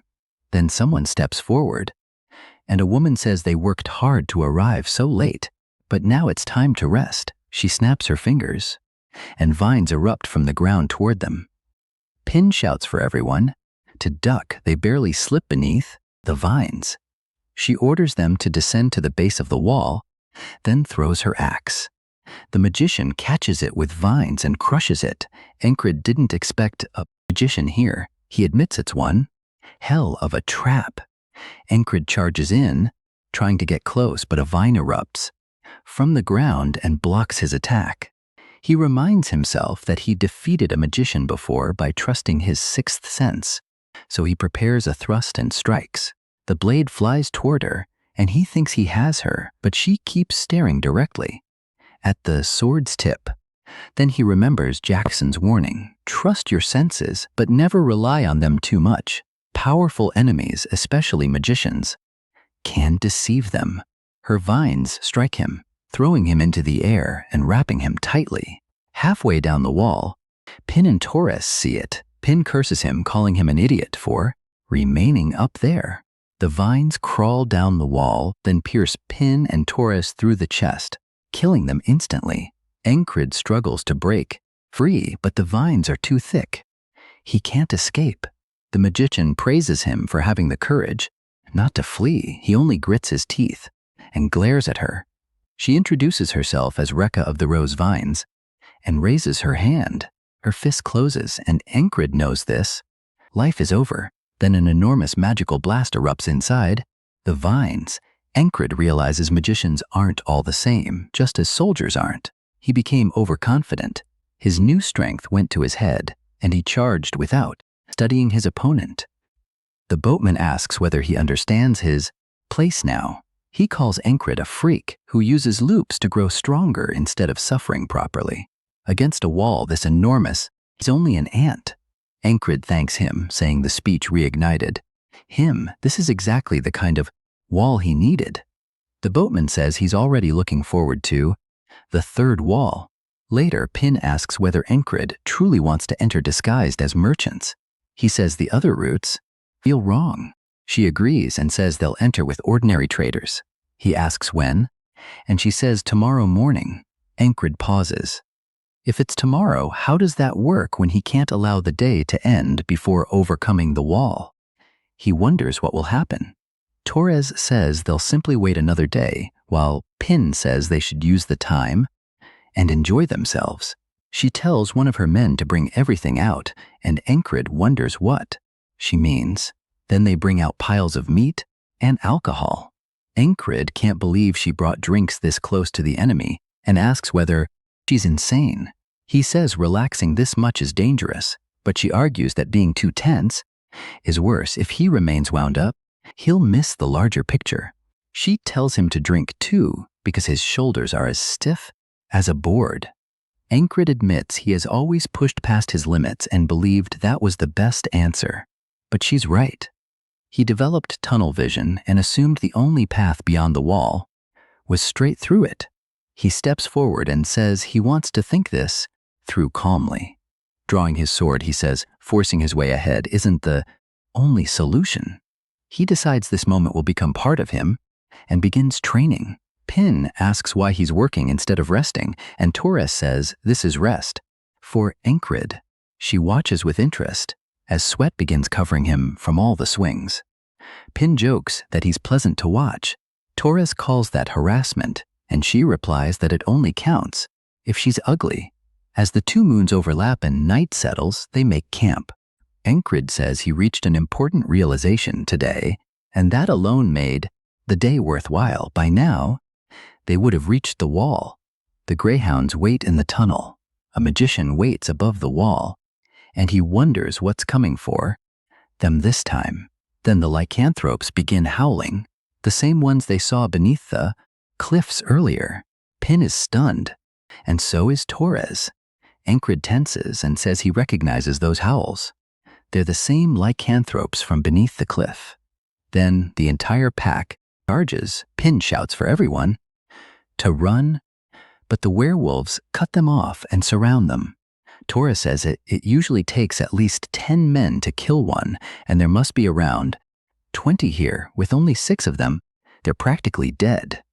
Pin swears there were no monsters nearby, and Encrid says he didn't sense them either.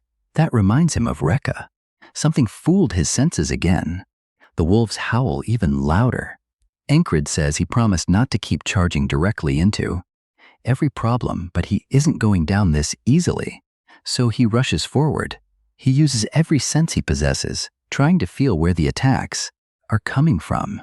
He notices another and jumps back to avoid it. Their attacks come from every direction without a pattern, and there are too many to handle by focusing on a single point. A werewolf leaps toward him with open jaws, and he blocks with his sword. Then it clicks. Focusing too narrowly is the problem, so he broadens his awareness. But all that does is make him hear and see everyone being torn apart. The slaughter is brutal. Torres is ripped open from behind, and Pin dies almost instantly when a werewolf tears into her throat. Encrid knows none of this will matter after the day loops, but watching them die still hurts. He shoves one wolf away as it bites his sword, then cuts its throat. Blood sprays everywhere. He raises his sword high, changes his grip, and drives it into another wolf's shoulder. Then a larger wolf with a scar across its head slams a fist into his stomach. Encrid spits blood and realizes this one can think and fight more intelligently than the others. It must be the pack leader. It grabs for his arm and, using enormous strength, swings him into the air. Encrid looks down at the pack below and takes one final look at the corpses around him. The boatman speaks again, saying every wall Encrid chooses remains impossibly high. As long as the loops continue, he'll be trapped repeating this forever. Does he still think it's fun? Encred says it certainly isn't ideal. In another loop, Torres and Pin stare at him and ask whether he's lost his mind. He says there's no reason to surrender. He's fine, and they should continue. Regardless of how high these walls are, there must be a way beyond them. Still, he hasn't found it. Pin and Torres can defeat greyhounds one-on-one, but once surrounded in that narrow tunnel, it's over. So the answer is to avoid being surrounded.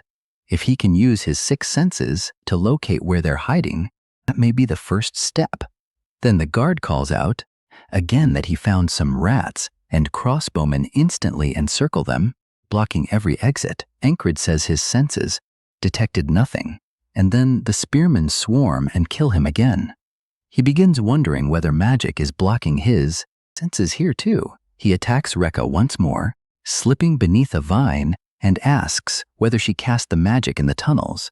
She's surprised he figured it out and says someone named Roger must not be doing his job properly, so that was probably the greyhound leader.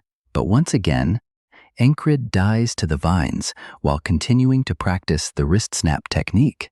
He wonders why the stone won't release, and Torres says he's terrible with his hands. But Encred keeps thinking, if a magician is involved, he can't escape the ambush using his senses alone. Even if they do, the threat beyond remains. There was no way to avoid everything, and the same applied to the lycanthropes. When a small group is facing a large one, he'll continue struggling unless he finds a way to close the difference. He begins charging again, then abruptly stops, realizing he's rushing directly at the problem and narrowing his focus too much. Back in the tunnel, he swings his sword, knocks a spear aside, and cuts off a man's arm. Then against Rekka, he reminds himself not to rush. This is a rare opportunity to train endlessly. Then it's back to the lycanthropes and another death by spear.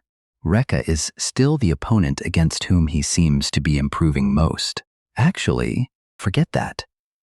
He's also improving against the lycanthropes, beheading one after grabbing its head.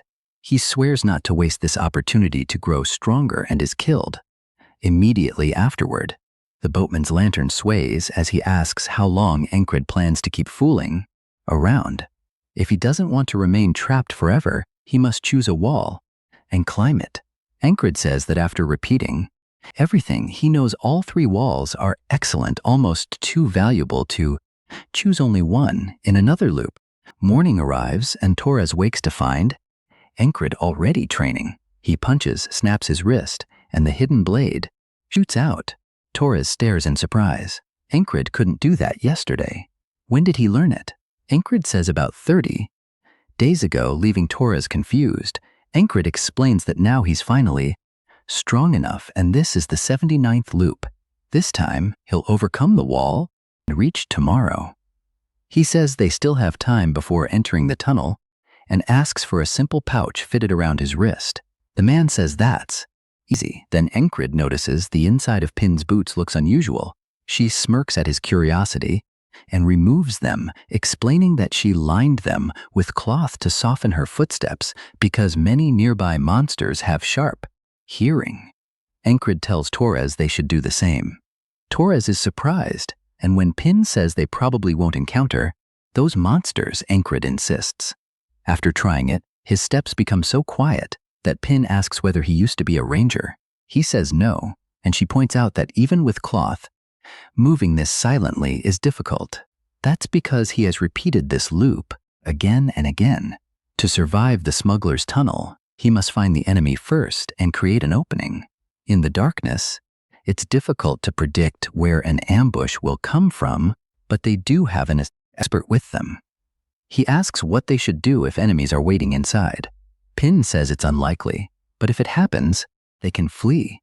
Then he asks what happens if the exit is blocked, wanting to know the tunnel's size and whether side routes exist if the main path is sealed. Torres asks whether he's frightened or sensing danger, because he's asking far more than usual. Encred asks whether the enemies are armed, because if they are and they're waiting, they're essentially dead. Pin tells him that if he's afraid, he can remain behind. That would be better than listening to all this grim talk. He says he's only asking them to be cautious, and she can tell he means it, even if she doesn't understand why. Ancred realizes that if he wants his teammates to move as he wishes, rank alone won't let him force them. He must persuade them. Krang demonstrated that in the infirmary tent. With enough pressure and a firm voice, he communicated his point better than 100 words could. Pin admits he's right and that she's been too relaxed. The mood changes, and once she grows serious, she starts noticing things. Looking down, she says something is wrong. The footprints were deliberately blurred. Her expression hardens as she realizes it's a trap. They must turn back immediately and secure the exit. Then men finally begin approaching from behind with crossbows in hand, aiming at them while Torres and the others take cover. Ancred suddenly runs toward them, shouting that he's a messenger from their commander, Roger, the same leader Recca mentioned. In the darkness, they can't clearly see faces or clothing, and he keeps shouting about the city and monsters. They ask whether he means Commander Roger and demand an explanation. Ancred realizes that simply knowing the name makes them believe he's one of them. Still shouting Roger's name, he closes the distance and draws his sword. Up close, they'll realize he doesn't belong, but by then it's already too late, and he kills one instantly. The others shout that there's an intruder. A man orders everyone to fire, but Ancred grabs his uniform and uses him as a hostage, daring them to shoot. The captive quickly orders them not to. Ancred mocks them, saying he thought Roger's dogs were trained. A single man has frozen them all. Do something. Torres and Pin both wonder why he's provoking them like this. Pin warns that if more enemies are nearby, this will become ugly, and she needs to check. But Ancred keeps shouting, asking whether their crossbows are decorations and whether their heads are empty, pushing them harder and harder. Then Pin finally understands. He keeps shouting Roger's name repeatedly while she slips behind one guard and knocks him unconscious with a cloth. Torres catches on too and kills another. Now Pin sees it clearly. He created the perfect opening for them. Calling him a genius, she cuts a man's throat. The soldiers realize they're being attacked from both sides and begin shouting about enemies behind them. One asks where, and Torres kills him before he receives an answer. Ancred keeps shouting nonsense about the moon, darkness, and a new dawn, while one soldier looks terrified as he raises his crossbow. He aims at Ancred, fires, and strikes his own ally instead. They curse Ancred and rush him. He says playtime is over, but even that isn't enough. He throws 2 whistle daggers and blinds 2 men with strikes to the eyes. Pin shouts that they must reach the exit. Then they hear more soldiers approaching, and Ancred turns to see Roger's main Greyhound force. So this man wasn't Roger after all. He shouts that he's a messenger from Recca. The captain freezes and asks how he knows that name. Ancred simply calls for everyone to run. The man finally realizes he was deceived and orders his soldiers to pursue them. As they race toward the exit, they finally burst outside with soldiers directly behind them. Pin asks whether the pursuit will continue and wonders how they can lose them, perhaps by heading toward the creek or cliff. But Ancred says they must go to camp. She asks why, and he says there's no time. She decides to trust him and tells the others to follow. Ancred says sunset is near, and it's almost time to call them. He remembers Hunri mentioning flat-colored stones near the Penanal River. Dangerous vipers hide beneath them. He hooks his sword.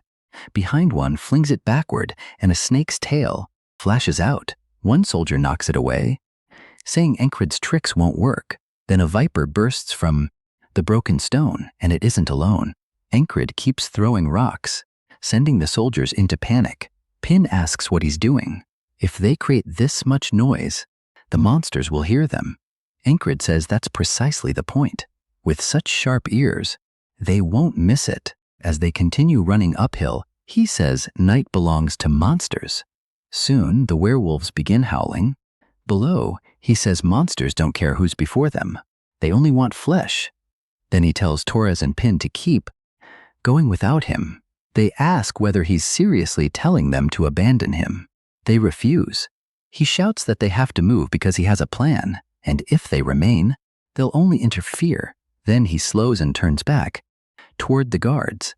The captain orders his men to divide and pursue them. Encred thinks that with the greyhounds and lycanthropes all together, he can make them tear each other apart.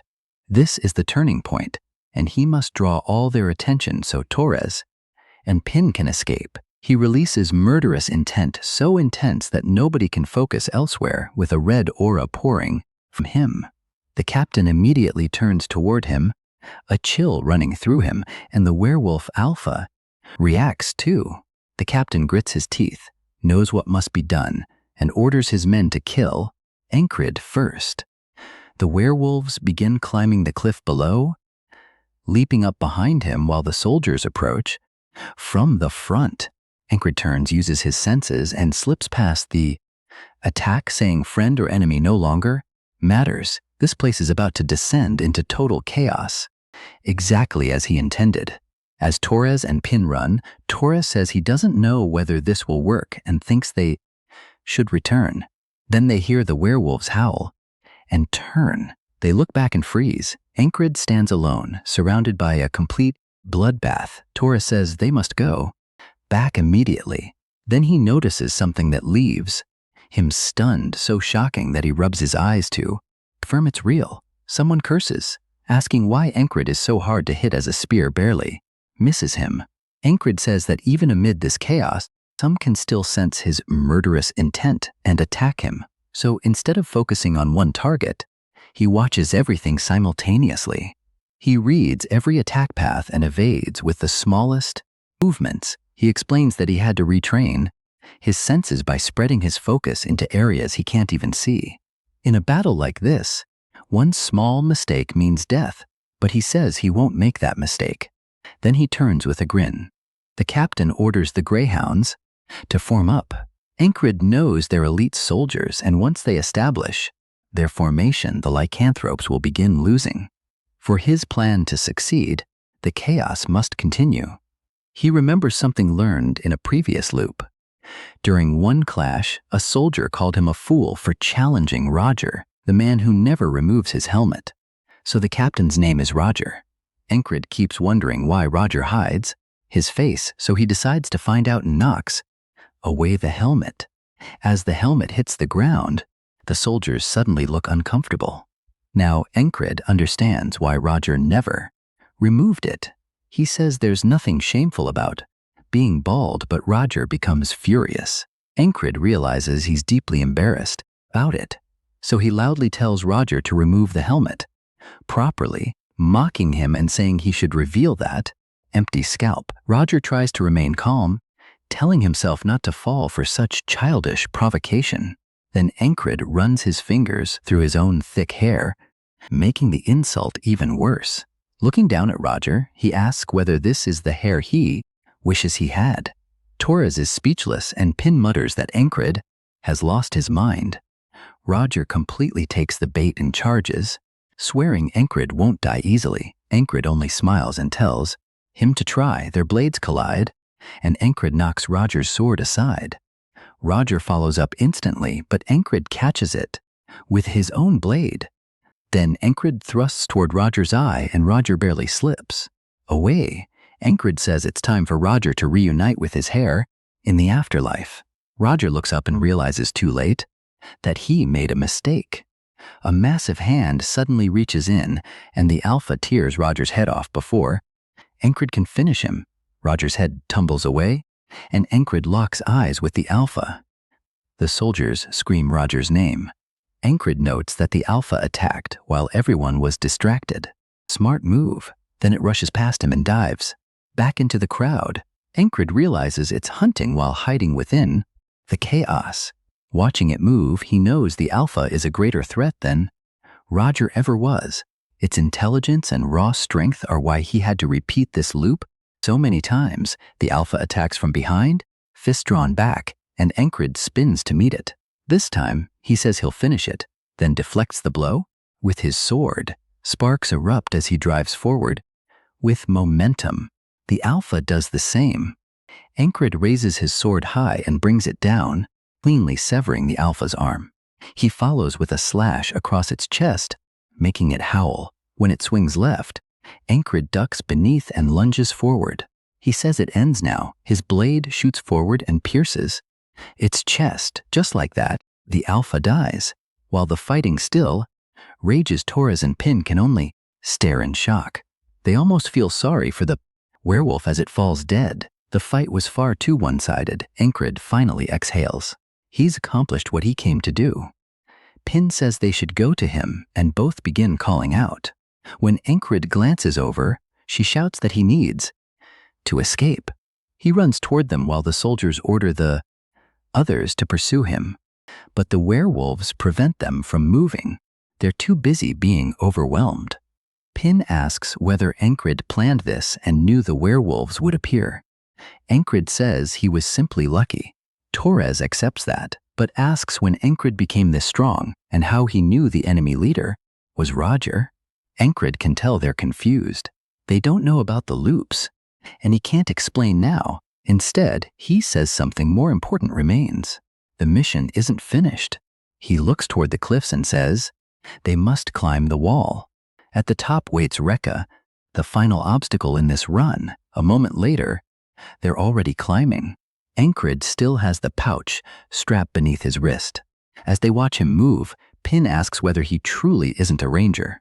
Torres says he isn't, which only makes her ask how. He's so skilled. Ancred says he doesn't even know what he's supposed to be anymore. He was meant to become a knight, but right now, his instincts aren't focused on Recca herself. He already knows where she'll be. She never changed that in any loop. Once he reaches the top and ducks behind cover, he signals to warn them. There's an enemy ahead. He'll go first, leaving Pin confused as he sprints. Along the wall, Recca turns in surprise just as his sword shoots toward her throat. She summons vines that wrap around his arm and throw him backward. He cuts through some, and she demands to know how he arrived when her children were already moving. Ancred says they're occupied fighting the greyhounds and adds that perhaps she didn't train them well enough. Furious, she sends more vines toward him. He dodges what he can and knocks aside the rest. Ancred says that as long as he maintains this rhythm, that's all he needs. Some vines begin spinning, so he focuses on cutting the thin, whip-like ones while advancing. Pin can't believe he's fighting a mage this well. Torres wonders whether they should help, but she says they'd only interfere. More greyhounds arrive, shouting that they must help Recca. One of them is killed immediately, and Pin says she won't allow any of them near Ancred. Recca grows angrier, and roses begin blooming from her vines. Calling them useless, she fires the roses at him. He says he's already discovered how to defeat her. In the end, she's still human. Pierce or cut her and she dies.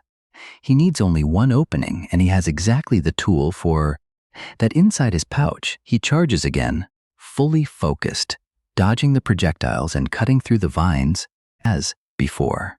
When he slices through those directly shielding her, she hesitates and begins raising a barrier. He thrusts his fist before her face. He says his trump card was prepared using the hidden knife. Earlier, when Kreis asked what to do with the remaining magical tools and whether to sell them, Ancred said to keep them because they'd be useful someday. Now the pouch opens, and with a flick of his wrist, he fires one directly at her face. He reveals their magical devices from the cave, and they explode in blinding blue light. As bright as sunrise, even Pin and Torres have to shield their eyes. Down in the slums, people look up and see only intense light shining from the wall. Recca screams in pain, and Ancred swings, cutting through her vines and across her side. He says that once he learned to relax his shoulders, he realized he didn't need to choose only one direction. All three walls offered something worth learning. As Recca collapses onto the stone, Ancred releases a long breath and says he created his own style by combining all three. Torres cuts down one, of the soldiers. When Pin begins asking what happened, Torres cuts her off. They can ask later. First, they must leave before more people come, running toward the light. Soon, guards move through the slums with torches, searching everywhere. Ancrid says they've entered Crossguard. If they rescue Kitten and escape as planned, this loop can finally end. Pin leads them to a house and says this was the last place Kitten stayed before disappearing. Inside, signs of torture clearly show that the enemy discovered Kitten was a spy. Pin says that settles it. Kitten must be dead. Ancrid says the enemy is already approaching, and the informant they were meant to meet is gone. That means the entire plan was an aspen trap. The letter from Kitten about urgent information was probably forged to lure them inside and kill them. Torres realizes they were set up just as nearby guards ask whether they found anything. One says no, but they must continue searching. Pin says they should escape now, but Torres warns it's extremely risky with guards everywhere and asks whether there's any way to distract them. Ancrid says he knows a method that has worked before and asks whether they want to try it. One house suddenly catches fire. Soldiers rush to extinguish it, and Ancrid says nothing attracts attention better than a blaze. He's done this enough times to learn a few tricks. At this rate, he jokes he'll become an arsonist instead of a knight. That's why he plans to train even harder with his sword once he returns. The group finally crosses the walls and discards their robes. Now they only need to return to border guard. From above the ruined house, one man watches the scene. Another reports that the intruders escaped after starting the fire. The man says every trap failed. They suffered serious losses, and he can't believe Rekka died so easily. The plan should have eliminated their rangers and spies while crushing morale. Still, he decides it isn't over. Many moves remain, so he tells the soldier to leave. It's time to prepare the next step.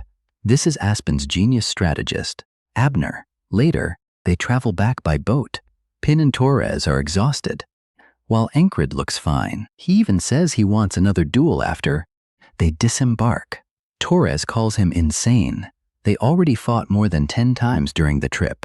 Even the boatman wonders why they're always sweating. Soon, the boat reaches the dock. Torres says the mission is finished and they should rest, then remembers this somehow counts as rest for Ancrid. Ancrid asks Pin for another round, but she refuses, saying his charm won't work on her. At the gate, a man begs to see the platoon of lunatics. Torres asks what that bald man wants. Ancrid says they should report first because he knows him, and it turns out to be Gilfin. Gilfin runs over and blurts out that Guildmaster Kreis is in danger. When Ancrid asks what happened, Gilfin says the frogs are here. He explains that when Aspen took over his guild, their boss was paid by them. Every spring, Aspen sends someone to inspect the guild, and those inspectors are frogs. Now one has finally appeared again. A flashback takes us 4 days earlier, when Christ says this should be enough. They're preparing to leave soon, and it's been around a week since he last visited camp. The higher-ups received goods because of him, so he thinks this much will be overlooked. Then Gilfin enters with a report. An innkeeper is panicking, saying she may have spotted an Aspen spy. Kreis says the boys can investigate, and if it's real, they'll handle it. Now that the Gilfin Guild helps the night guards, they cover the back streets. The border guard reservists don't patrol. That improved the guild's reputation and income. With citizens serving as his eyes and ears, Kreis receives far more information. He even thinks that if he raises taxes now, the guild's reach will expand. In 1 year, no, perhaps half a year, he could control all the back streets. A guard stands outside the door while another hooded figure waits down the hall. The guard begins asking what he's doing there, but the stranger closes the distance instantly and smashes him through the door in front of Kreis. From the silhouette alone, it's obvious this isn't human. Kreis freezes, and Gilfin realizes the visitor has already arrived. Kreis mutters that it's a frog. The figure pulls back its hood, revealing its face. Kreis notices the frog didn't kill his men, meaning he can still negotiate. Even so, he becomes nervous and politely asks the frog to come this way. The frog finds that amusing and begins laughing. He says that's an interesting response and asks who Christ thinks he is. Christ avoids the question and asks whether he's eaten. The frog says that isn't what matters right now. Then he backhands Gilfin and instantly closes in with an uppercut aimed at Christ. Christ is launched into the air, and as Gilfin falls, the frog grabs Christ by his clothes. He says humans only listen after being beaten first. That's what he's learned. Christ says he would have answered anyway and asks what the frog wants to know so badly. The frog laughs because Christ is still smiling and asks where the previous guildmaster went and where Christ came from. Christ answers that the former guildmaster is dead. The frog asks who killed him, and Christ says it was the border guard, reservists. Then the frog asks for a name. After thinking, Christ gives him Ragna's name. The frog licks his lips and orders Gilfin to bring him this Ragna. But Christ says he should bring the real guildmaster instead. Gilfin understands what he means. Any of those men would work, so he runs to find them. Since then, he hasn't found any because they were all reassigned. Encred says Christ thought that, through well, simply waking Ragna is difficult enough, so the message must mean anyone in the squad strong enough to kill the frog. Encred says Christ probably never expected everyone to be away on missions, especially since they usually listen only to him.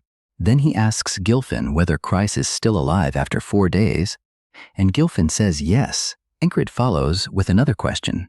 Does he still have all his limbs? Gilfin is confused, so Encred asks whether he's being tortured. Gilfin says no, he's fine. Encred says he's wounded werewolves, fought the Greyhound commander, and even killed a mage. He's much stronger now, but still remembers how easily a frog defeated him before. This time, he believes he can win. More than that, he wants the battle to see how much he's grown since then.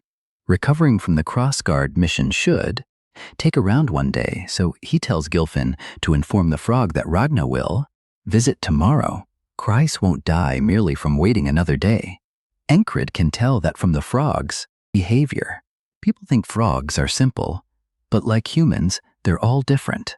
This one is deliberately keeping Christ alive and waiting for something, which isn't the action of an idiot.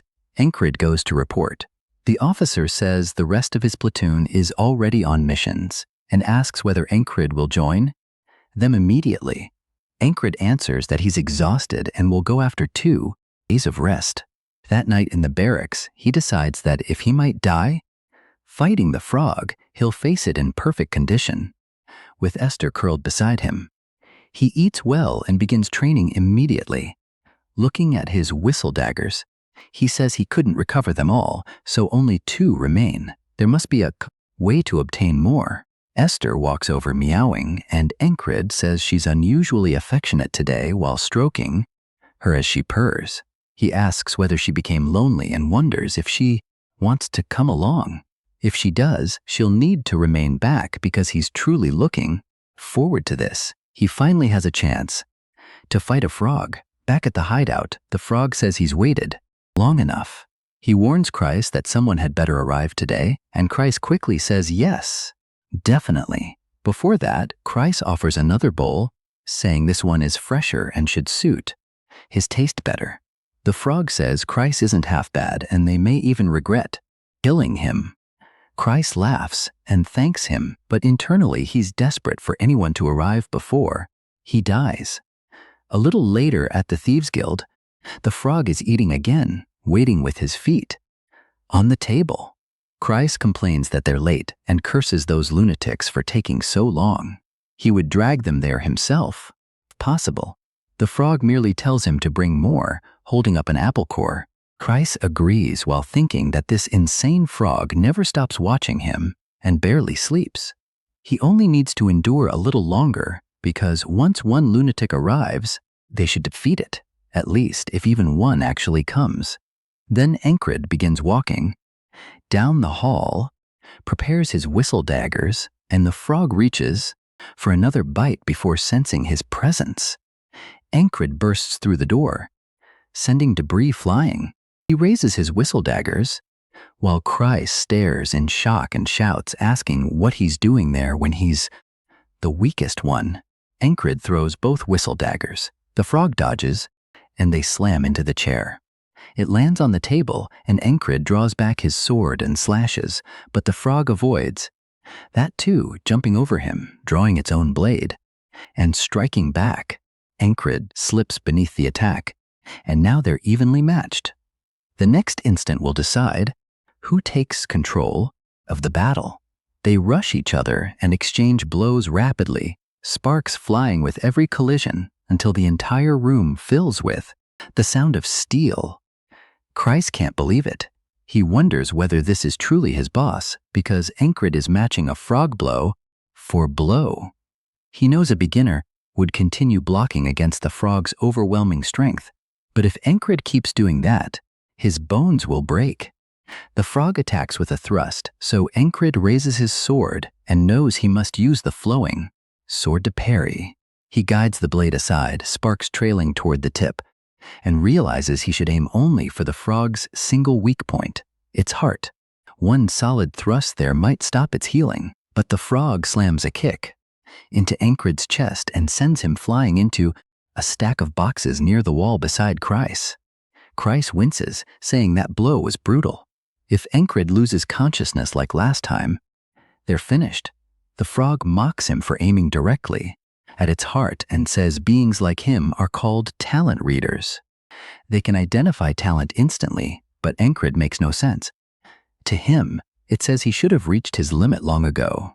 As Ancred pushes himself upright, the frog wonders how he continues exceeding the talent his body was born with. Ancred grins and says even a frog's kick doesn't hurt that badly anymore. That only irritates the frog further. So it decides to kill him now. It brings its blade down from above, and Ancred answers with a thrust. The frog realizes he's targeting its heart again, and as they both commit to the attack, the frog's strike appears likely to land first. Ancred knows the only way to stop its healing is to shut down its heart, but he also needs an opening first. So he changes direction and cuts off the frog's arm, sending it spinning away. He immediately presses forward, thinking an arm won't regenerate quickly enough during battle. If he attacks the openings now, this can succeed. The frog sneers that one. Arm is still enough to kill someone like him, then completes the swing it began earlier.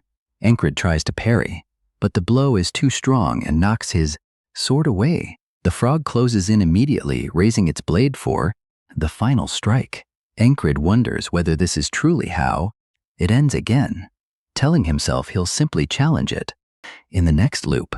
But when the frog swings down to finish him, the blade stops just above his head, the force alone stirring his hair. The room falls silent except for the frog's low croaking growl, and Ancred wonders why it stopped, turning away. The frog says it senses something, a terrifying spell coming from Esther, who's glaring at it. It says that beast is issuing a warning. Kill this human, and your life will be in real danger. As Esther slowly enters the room, the frog's throat swells as it suppresses. It croaks and admits it truly wants to kill a human who surpassed his limits. Since Ancred is unpredictable, he's exactly the kind of human they should eliminate early. Still, when it raises its weapon, Esther sees it isn't attacking. It's sheathing the blade. Staying alive matters more. Before leaving, it tells Ancred to remember this. Then we learn its name is Merloon. Next time, he intends to kill him. Ancred honestly wanted to continue fighting, but Merloon leaves. The moment he's gone, Kreis begins standing and asks whether it's truly over. He says they survived and that he thought Ancred was certainly dead. He can't believe Ancred became strong enough to fight a frog like that, but Ancred says he still wasn't strong enough. The frog's final blow struck his wrist and made him drop his sword. It's already badly swollen. He clenches his fist and says 3 more loops would have been enough. Then Merloon would have died. As they enter town, Kreis says none of the others came. He never imagined all those lunatics would willingly be away on missions. Ancred says that surprised him too. Kreis is simply relieved the frog left, but Encred can't stop wondering why, because Merlune could have killed both of them at any moment. He looks down at Esther and asks whether she's the reason. She meows, and Kreis stares, asking whether he's truly speaking to animals now. Then the first company commander runs over, asking where he's been, and notices the bandages on his arm. Encred says he got into a fight. She says the timing is terrible, but they don't need him fighting now. His company commander asked her to bring him along. Encred wonders what she wants. Looking across the battlefield, she says she finally understands why people call these men lunatics. Rem is tearing through enemies with a bored expression, and after killing only 3, he walks away, saying, "That's enough for today." Even when someone shouts there are more, Rem says that's all he agreed to. Later, Ragna stumbles into camp, covered in blood and carrying a man's head. Everyone thought he died after disappearing in the previous battle. Ragna says they should have told him if the camp moved, then drops the head into someone's hands and says he's going to sleep. The soldier blurts out that the camp never moved, then panics after realizing he's holding the enemy commander's head. They can't believe Ragna entered the enemy camp and returned alive. Odd is bullying soldiers nearby, saying they're too loud and need manners. Then he grabs a man's arm and crushes it with a single squeeze. The others panic, shocked that he broke it so easily. As for Jackson, nobody can land a hit because he avoids everything. He doesn't even feel like trying without Encred around. When he begins leaving, one soldier falls to his knees and begs Jackson to hit him at least once. The first company commander watches all of this. Later, back at camp, Marcus asks whether she truly managed to bring those uncontrollable bastards here. She says getting them here was the easy part. She told them she wanted them to substitute for their absent leader. Andrew says they'll prepare to move. Rem replies that she took away their squad leader and now wants them to do his work too. She tells them a leader is responsible for the actions of his men, then asks whether they want Encred punished for their disobedience. Rem glares at her, but he doesn't want that, so he says 3 a day. He won't kill more than that. With those terms, the others prepare too. She's grateful the lunatics are helping this much, but the higher-ups don't see it positively. Marcus says their unit is the spearhead of the war, and whether they win or lose will shape everything afterward. She asks whether Aspen is still provoking them into one-on-one duels. Since losing the open battle, they've turned to tricks. The method is dirty, but they send only skilled fighters, and her side hasn't won once. If they continue losing, the soldiers may start believing they'll lose the entire war. Marcus says morale will keep falling, and all they need are powerful fighters. If those lunatics handled it, that would be ideal. She says merely bringing them to the battlefield is difficult enough. Ask for more, and they may refuse to fight entirely. Marcus says men that skilled are far too disobedient, but wasting them would be foolish.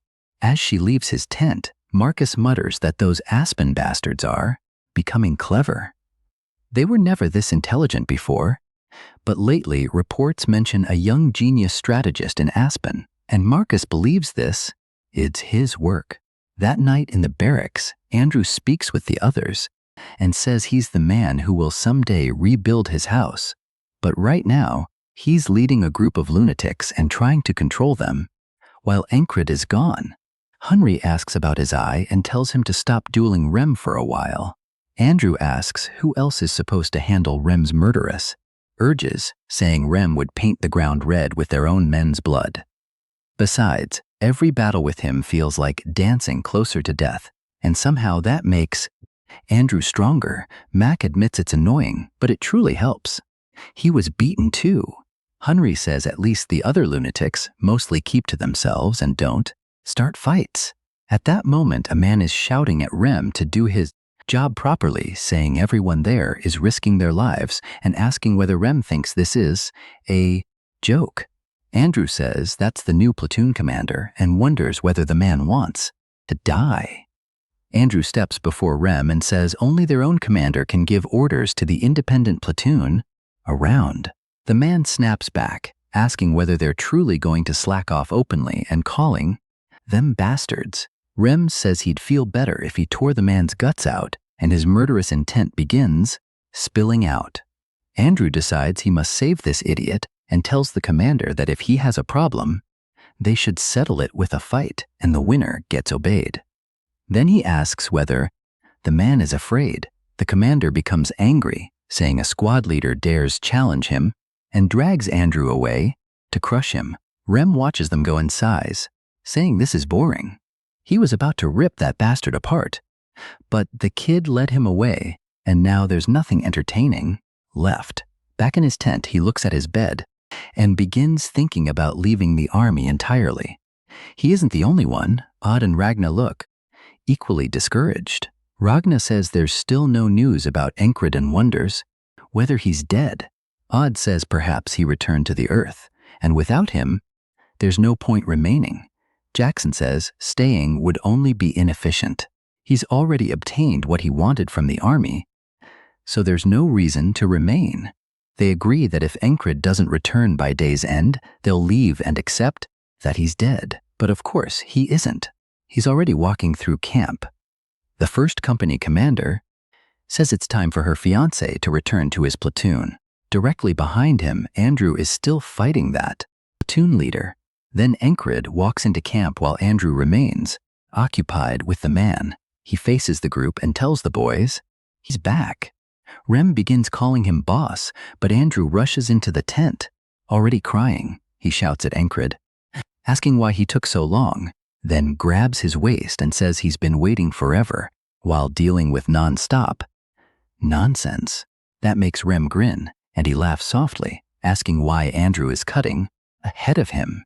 Soon, the others pile in too, saying Encred is late and calling him boss. He begins answering, and the entire scene becomes a warm reunion. Later that night, Encred says that after observing things, it's obvious they brought him there to control these lunatics, so they should obey their superior once in a while. Rem replies he'll do that only when he feels like it, but Encred says he can't truly force them anyway. Rem says that's beside the point. What matters is this: did he become stronger? Ragna also taps his sword against the floor, saying he wants a duel.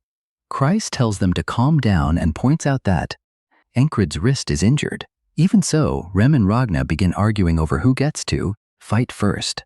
Odd laughs and tells them not to brawl over it. Since it's been a while, he says they should warm up first. Encred tells everyone to stop making noise, and Kreis says it's about time he made them settle down. But Encred, being completely addicted to battle, says he'll fight each of them in turn. Kreis protests that he's injured, yet Encred says the wrist isn't broken and can still move slightly. Jackson interrupts, saying even small injuries matter, and wants to inspect it so he can apply medicine. Encred admits he can't use his full strength, but thinks he can still hold a sword. After fighting the frog and the opponent in crossguard, he knows he's grown enough to face Merloon and hold his ground. Of course, he says he's still nowhere near becoming a knight. The level he seeks remains distant, but he's already climbed far, and that progress matters. Now he wants to show them how much stronger he's become. Jackson warns him not to overdo it, though if there are side effects, he'll handle them. Encred smiles as the boys head outside, ready to fight. Rem goes first. He says Encred looks very confident, and he wants to see whether that confidence is deserved. As he charges, his axe comes directly at Encred, but Encred tracks the swing and counters, knocking it aside. Rem immediately notices that something about him has changed. There's no hesitation anymore. He moves like someone who knows he's improved. Rem laughs, excited to see more. Encred raises his sword again as Rem attacks a second time. Jackson says they were separated for only 1 week, yet Encred changed more than he had in a long time. Odd says his patience is running out, and for once his eyes are wide, open and clear. Ragna tells Rem to hurry and finish his turn. He's not the only one thinking that. Everyone is staring holes through Rem's back. Rem senses it and says he wouldn't be able to wait either. A while later, after all the duels end, Jackson tells Encred to explain what happened. Encred dismisses it and says he merely fought a frog before returning. Andrew snaps that this is definitely nothing. Then Rem says he heard Encred went to Crossguard and asks whether the frog was there. Kreis jumps in, saying they encountered one at the Thieves Guild, and the injury happened only after Encred returned. Odd asks how the mission went, so Encred explains they entered a trap. Greyhounds, lycanthropes, and even a mage were waiting. Andrew simply stares in confusion. He says he's been trying his hardest too, fighting these lunatics every day, but still can't catch up. The others point out that Encred survived despite everything being against him. He only says he was lucky, while Esther sleeps on his chest. He adds that today's duels taught him much. Still, he could tell they held back because of his wrist. He wants to heal and face them at full strength, and he's already considering how much stronger this platoon can become. Rem says he doesn't want them losing to a frog again. Ragna agrees there's still much to learn, and Odd says the answer is more training. Jackson adds that he can still see openings in Encred's fighting. Encred says he'll win next time, and Rem laughs at how confident that sounds. Little by little, the boys begin drifting to sleep just when Encred is finally starting to doze. Rem says they'll fight again once he's healed. The others keep offering advice. Fix your bad habits, continue training, and use your other senses more. Encred agrees they can do it after he recovers, while Esther covers her ears because they still won't stop talking. They begin nodding off again, but the conversation continues, and both Esther and Encred are amazed these idiots are still talking. Rem says Encred only needs to block first, then crush the enemy's head, and continues coaching him. Ragna says he needs to study more heavy sword techniques, while Odd says he only needs stronger muscles. Jackson warns him not to become arrogant because that causes mistakes. Finally, Encred orders them all to sleep, and they instantly lie down and say goodnight. Honestly, making them quiet may have been the hardest battle yet. By morning, Encred sits up and says he overslept. He hasn't slept this late in a long time, and it appears Esther slept in too. When he wakes, Kreis asks whether he's ready to leave. Encred asks whether the men are at the front, and Kreis says everyone capable of fighting is already there. Only guards from the logistics platoon remain in camp. He begins doing planks and feels pain in his wrist. It's worse than yesterday, so he knows he shouldn't have fought, but everyone was so eager that he couldn't refuse. Merely thinking about it makes him want to swing a sword again. Then he notices there's a sword on the rack and goes to take it, saying he's supposed to use both hands. Still, he's handled a sword using only his right before, so perhaps training his left could work too. But the moment he swings, it's clumsy and awkward. He calls it a pathetic sword path, like when he first began, but that also makes it the best way to review everything he's learned. The next morning, Encred is still training with his left hand. Starting again is difficult, but thanks to the isolation method, strength isn't the problem. Vengeance watches him and says that even while injured, he's still training. He must be insane. Encred thought Vengeance went to the front, but Vengeance says his platoon is assigned to defense. Encred then notices the strap on his sword is loose. Vengeance says both the sword and its owner are a mess, and there's no way Encred can repair it one-handed.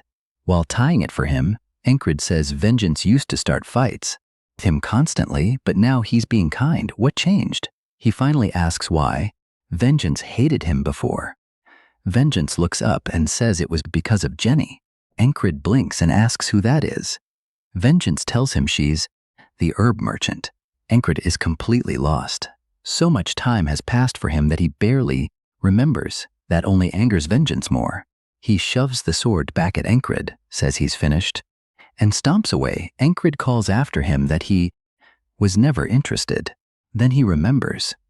She ran the herb shop near the border guard post, and he visited often because her products were good. He figures she must have begun liking him. But Vengeance liked her too, while Encred cared only about the products. Vengeance says he knows Encred cares only about swords, not women. He was simply jealous. Jenny never looked his way, but fell for Encred's face instead, so he curses him and clicks his tongue. Encred wonders what his problem is, and Vengeance tells him to care for his sword before heading to work. Encred can only wonder how this man's mood changes. So quickly, seriously, he's strange. Back inside the tent, Esther is stretching intensely, and Encred says she looks exhausted.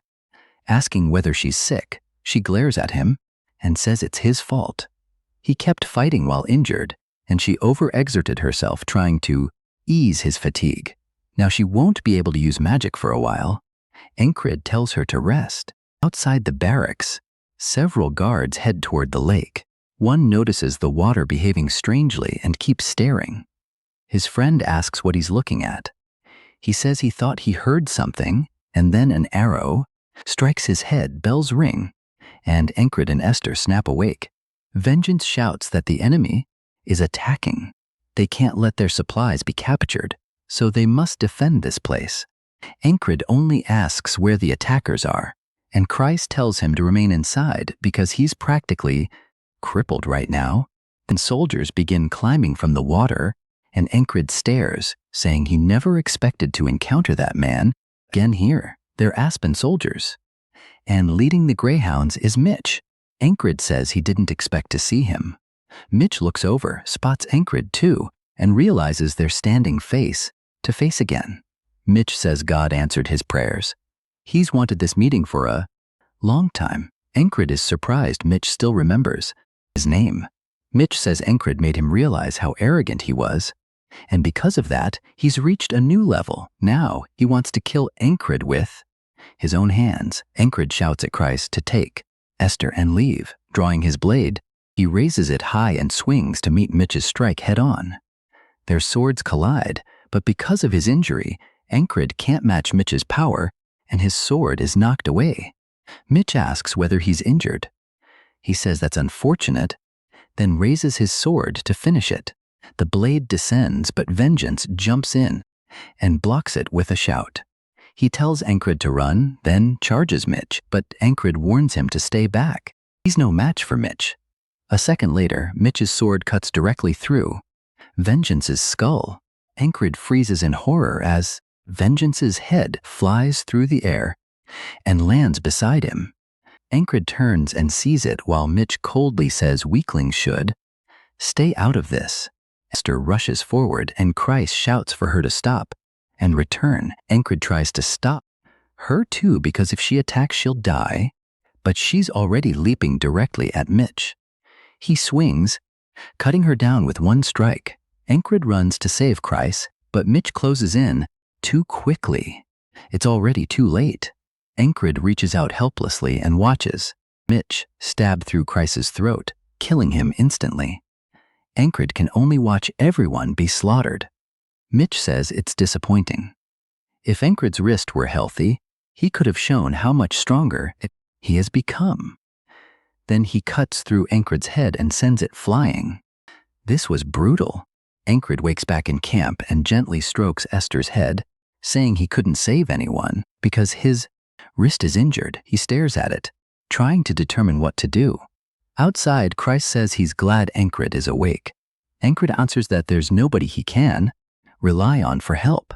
The greyhounds will attack before afternoon, so he's already outside training, practicing his sword with the other hand and searching for a way beyond this wall. He remembers someone saying weak, pathetic losers are why people die, protecting them. As sweat falls, he wonders whether that's exactly what he is now. Vengeance approaches and asks whether he's training with his left hand because the right is injured. He says training this intensely seems like an illness and asks whether it's accomplishing anything. Encred says he'll make sure it does, and this time, he's saving everyone. Vengeance simply stares at him, confused. When Encred suddenly apologizes about Jenny, Vengeance is shocked he knew and says it wasn't intentional.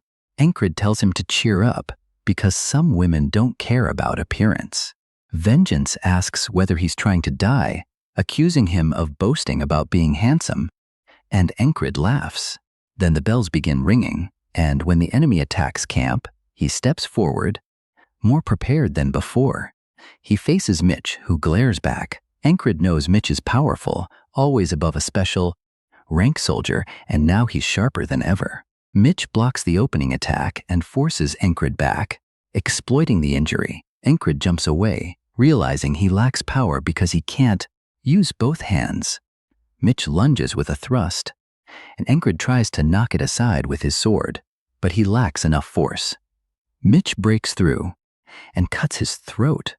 Encred falls, coughing. Mitch asks about his hand. Encred admits it's injured, and Mitch calls that unfortunate.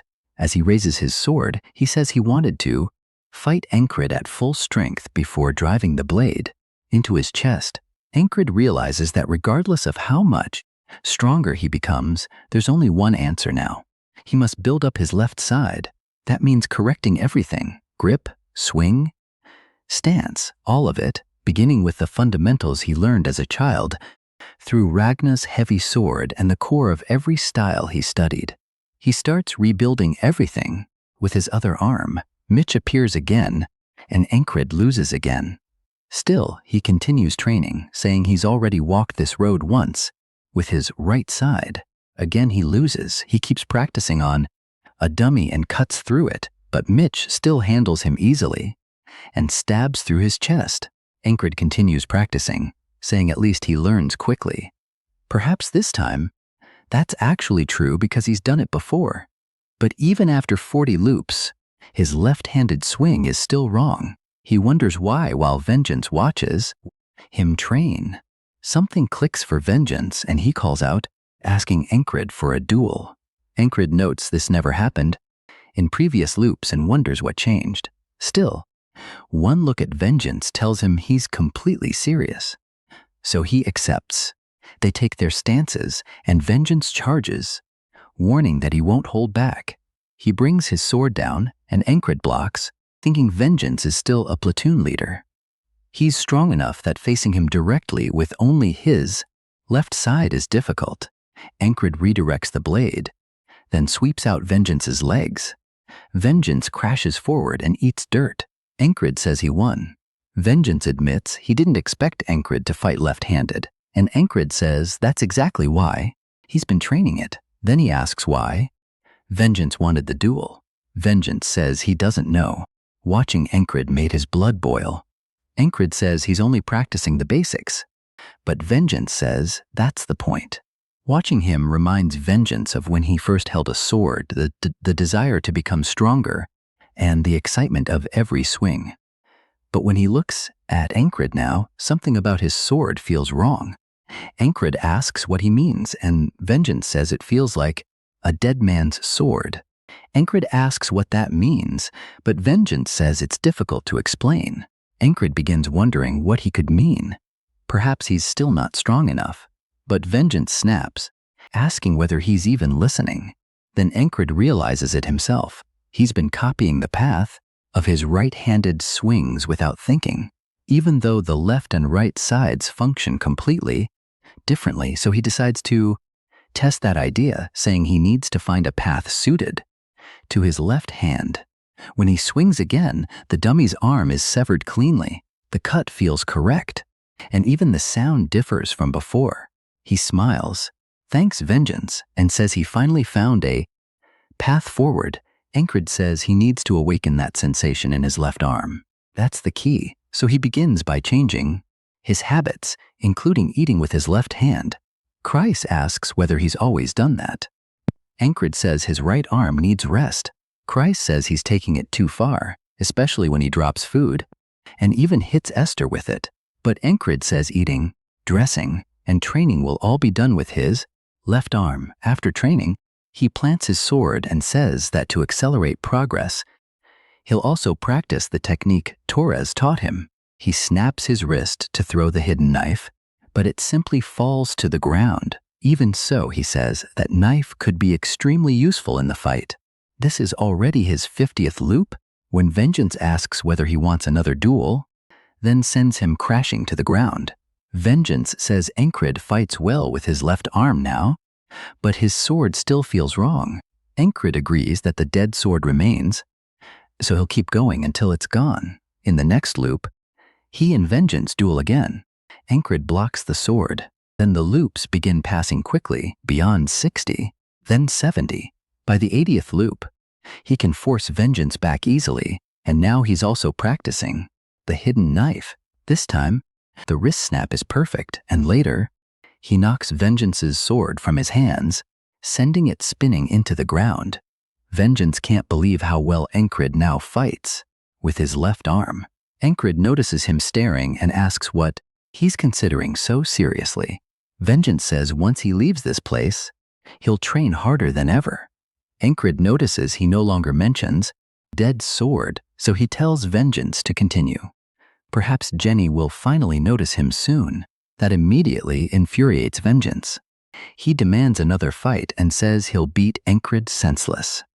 Encrid laughs at how easily he's provoked and says Vengeance still has to survive long enough to confess to Jenny. To make that possible, Encrid heads to the lake alone. There, he reflects on talent, realizing it isn't a simple thing. Training the body is one part, but true concentration without being distracted is another. He remembers learning swordsmanship as a child and falling in love with the blade, one swing at a time. Now, holding his sword in his left hand, he draws it. For the first time, Encrid feels what talent may be like. In only 100 days, all that left arm training has accumulated enough to match the 30 years he built with his right. This is now the 112th loop. Mitch rises from the water, and Encrid is determined to break through this wall, named Mitch. Vengeance shouts for everyone to defend the camp and drive back the enemy. Kreis tries pulling Encrid away while holding Esther, so she can't charge in, but Encrid continues walking forward. Mitch thanks him, saying he wanted to meet him again. Encrid says he felt the same, and Mitch says the protagonist pulled him out of his slump.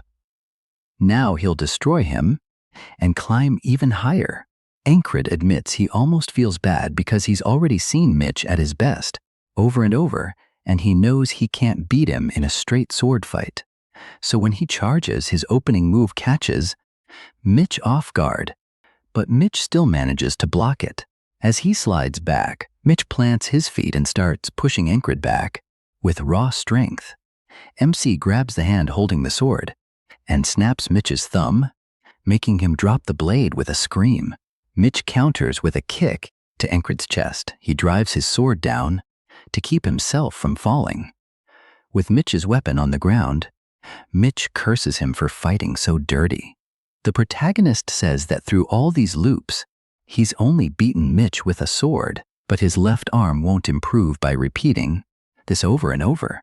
The sword duel was fun, but now he has to move beyond it. Mitch says this still won't save him. He picks up the sword with his left hand and warns that he can fight with either arm. Encrid says he can too. It's exactly what he trained for. Still, if he wants to overcome the next wall, a sword alone won't be enough. He has to use the move he saved for a desperate moment. It's the peak of the veil in Mercenary, sword style. Pulling his arm back, Encrid hurls his sword as hard as he can. Mitch blocks it with his own sword, confused, but MC rushes in and grabs his throat, saying the only way through is an all-out brawl. He throws a punch, and Mitch barely slips past it. Mitch calls him a bastard and tries to bring his sword in, but Encrid gives him no room. He grabs his waist and drives him down. He only needs to get close, no matter what. Both of them crash to the ground. He pins Mitch's wrist with his knees so he can't use the blade, swearing he'll win no matter what, even if he has to bite through flesh. From the mount, he raises his fist and starts pounding Mitch's face. He says victory means using every method available. Mitch reels from one hit and Encrid slams in another. This is what a real brawl looks like. Mitch sees the next strike and knows what to do. He kicks up and flips the protagonist over him. MC hits the ground and Mitch charges, shouting for him to fight seriously and use his sword like a man. He wants a real duel. He brings his blade down, and Encred doesn't dodge. He takes the blow on his shoulder. Mitch is stunned, but he had armor there for exactly this. The protagonist tells him he's completely serious. Mitch attacks again, but Encred uses the hidden blade technique and slices across his face while dodging the punch. The strike catches Mitch's left eye and blood pours down half his face from the hidden blade. Mitch lets out a wild scream and pushes down with all his strength, cutting through the shoulder plate into MC's shoulder. Then he follows with another swing, carving a deep wound. Encred thinks his wrist was bad enough, and now his shoulder is hit too. If this continues, he'll lose. So before Mitch adjusts to fighting with one eye, he has to use that opening. Mitch charges in, furious, and the protagonist flicks his wrist, sending the hidden dagger flying toward him. Mitch raises his sword to block, but the dagger drives straight into his hand, and Encred rushes in for another tackle. He uses that opening, and as they crash down, Mitch's sword is knocked free and skids away. Mitch spits out another curse, and MC grabs his leg, locks the ankle, and snaps it in one motion. Mitch screams and starts punching, trying to force him off. Encred switches to the other leg and breaks that ankle too. Mitch realizes he's crippled and lets out another raw scream at the top of his lungs. Everyone around them is left wondering what just happened. They remember Mitch as the lazy genius, blessed with talent but content with what he had. After returning from the last battlefield, that fire came back into his eyes. He stayed on the training grounds until his talent and hard work finally made his sword shine. Still, it ends like this, with him crawling toward his sword on two broken legs. He can't understand how it came to this. Encred reaches the sword first and stands before it. Mitch looks up and calls to him, while Encred looks down, not entirely satisfied with this either. So he says Mitch was a massive wall, and both times they met, he gave Encred a harsh wake-up call. Mitch says this isn't the kind of fight he wanted. As that wall begins to break, Mitch crawls forward and begs for a proper fight. He only wanted a real clash of blades and reaches toward the protagonist. Encred picks up the sword and tells him he wanted that too, but this is a battlefield. In the end, it's war. Then he drives the sword through Mitch's neck, killing him and pinning him to the ground. Even as Encred says this, he doesn't feel good about it. He's a swordsman too, and he truly respected Mitch. Mitch's men start rushing over, shouting his name, while Vengeance orders his soldiers to fire and wipe out the Aspen troops. They're pushed back and can't reach Mitch's body. Encred gives him one final look, knowing that wall is finally gone. He takes a few deep breaths, his eyes already fixed on the next wall. Then he tells Mitch it was fun.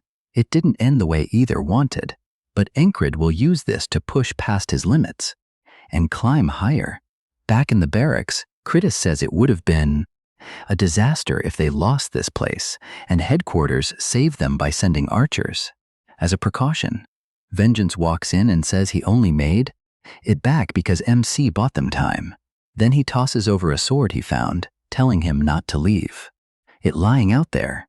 Crisis says he thought Encred already had his sword, but when the protagonist checks it, he draws the blade and says it's Mitch's, the enemy he just fought. Vengeance says it's a fine sword, and Crisis wants to inspect it. The blade shines blue in the light, so Crisis says it must be made from steel, from Demp. MC asks what that is. Crisis explains it's a famous Aspen iron mine, and the metal costs more than Valerian or Noir steel Encred has been using, so he could sell it. But he ignores that and asks Vengeance if he's heading to the front. Vengeance asks if he wants to come too, but the protagonist says he can't leave his men alone for that long. Crisis asks if he'll use Mitch's sword now, and Vengeance says he should stick with the blade he knows, but MC grabs it and says there's no reason to choose only one. He wants to use both. Back on the front lines, the squad is there, while Rem whistles. He says the boss is ready for the next step, and he can't believe he started liking someone from the mainland. And Craig might even go further with Heart of the Beast and learn that secret move now. Odd is thinking the same thing. His muscles are built up, so now it's time to work on his joints. After that, his posture and entire body can change, making him harder to break with joint locks and heavy blows, but doing everything at once would be too much. It's better to build him up step by step. Lost in thought, Odd suddenly slows and Rem walks straight into his back. Holding his head, Rem complains, while Odd turns around, and Rem asks what happened to his feet. He needs to keep moving. Odd says it looks like Rem still hasn't grown much and the two are about to fight when Ragnar steps between them with a yawn.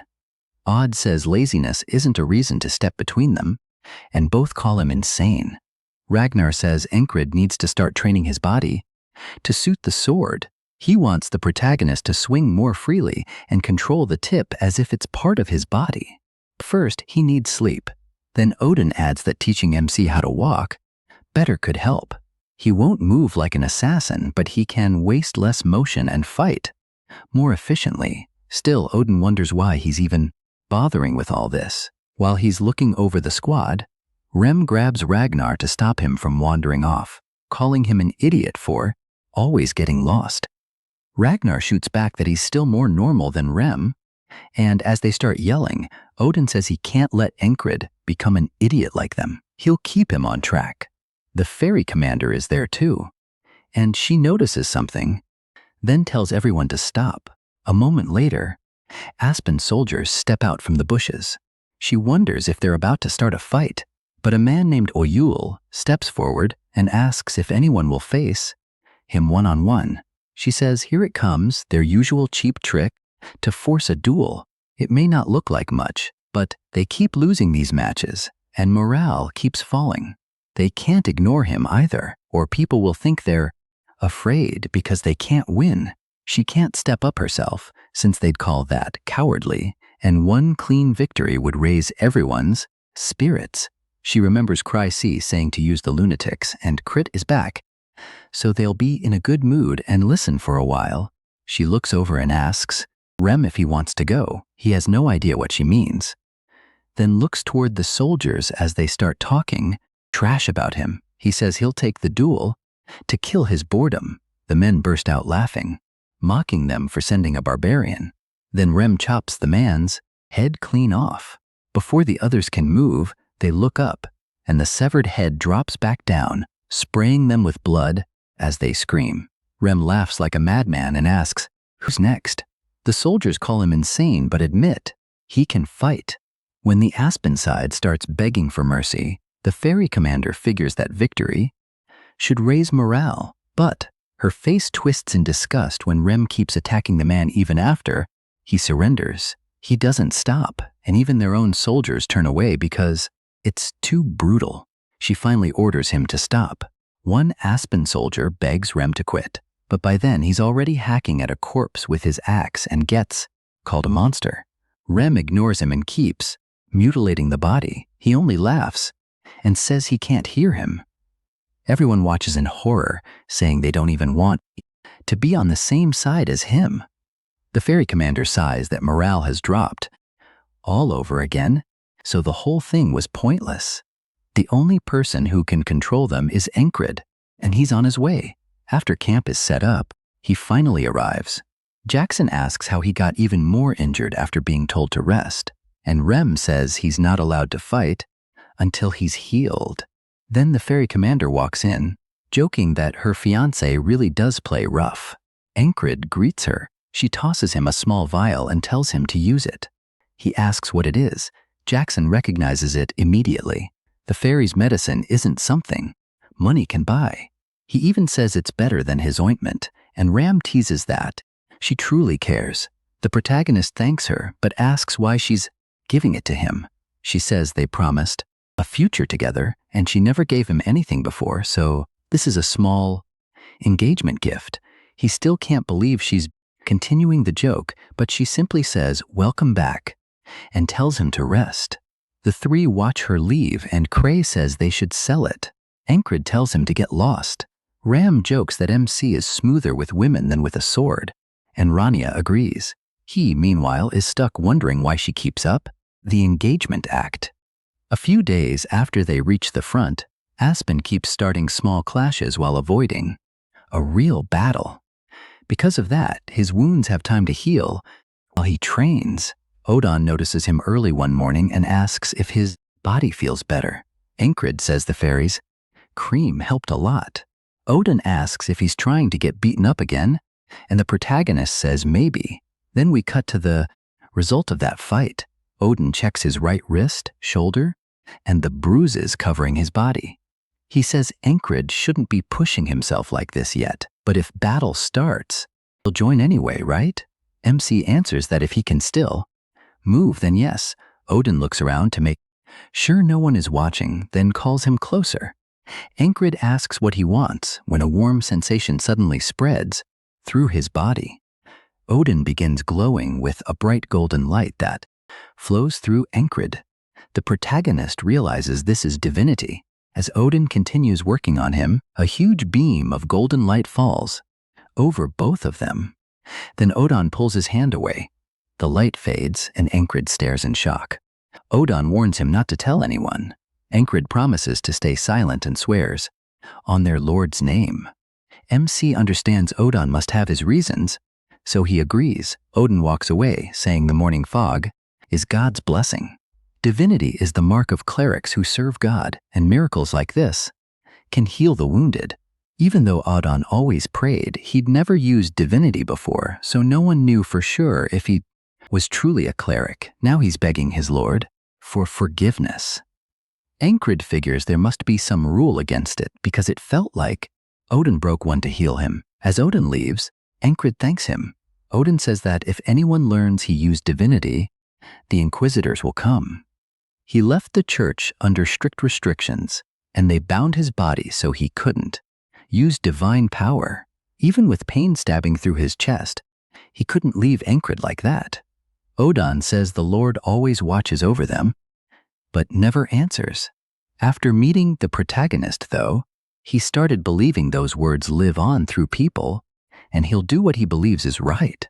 After the meal, Christ asks MC if he needs help with his wound again and offers to apply more ointment, but Encred says he's fine. It isn't fully healed, but it's close enough. He also can't let the others see if he wants to keep Odin's secret, so he has to be careful in battle.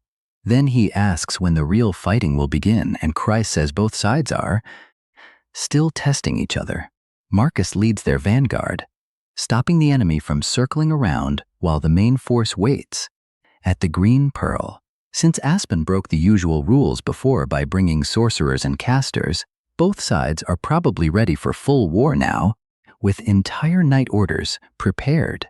Rem complains they should have been there, and these little one-on-one duels are boring. Christ says this can't continue much longer. Soon enough, things change. The troops begin moving. War horns sound and both armies line up against each other, and Crit and the entire squad are there too. Their commander stands with the fairy, while 3 enemy men step forward and start insulting them like spoiled brats. Rem wonders why they keep yapping and asks if their swords are only useful for cooking. Christ explains this is a war of words. Without a knight-level force to tip the balance, both sides are evenly matched, so Aspen is trying to win the mental battle first. One arrow could kill those loudmouths, but their morale is already shaky. If they attack first, they'll lose more. Meanwhile, the Aspen side keeps mocking them, saying they'll die before ever touching a woman. Christ says their commander isn't moving because he knows that too. Marcus says he had a plan but can't use it here. Sending the lunatics to win that duel only made things worse. All they need now is one victory. Christ hopes for the same thing. Just one moment to turn morale around, while the enemy keeps calling them virgins and laughing. Christ tells Andrew to calm down.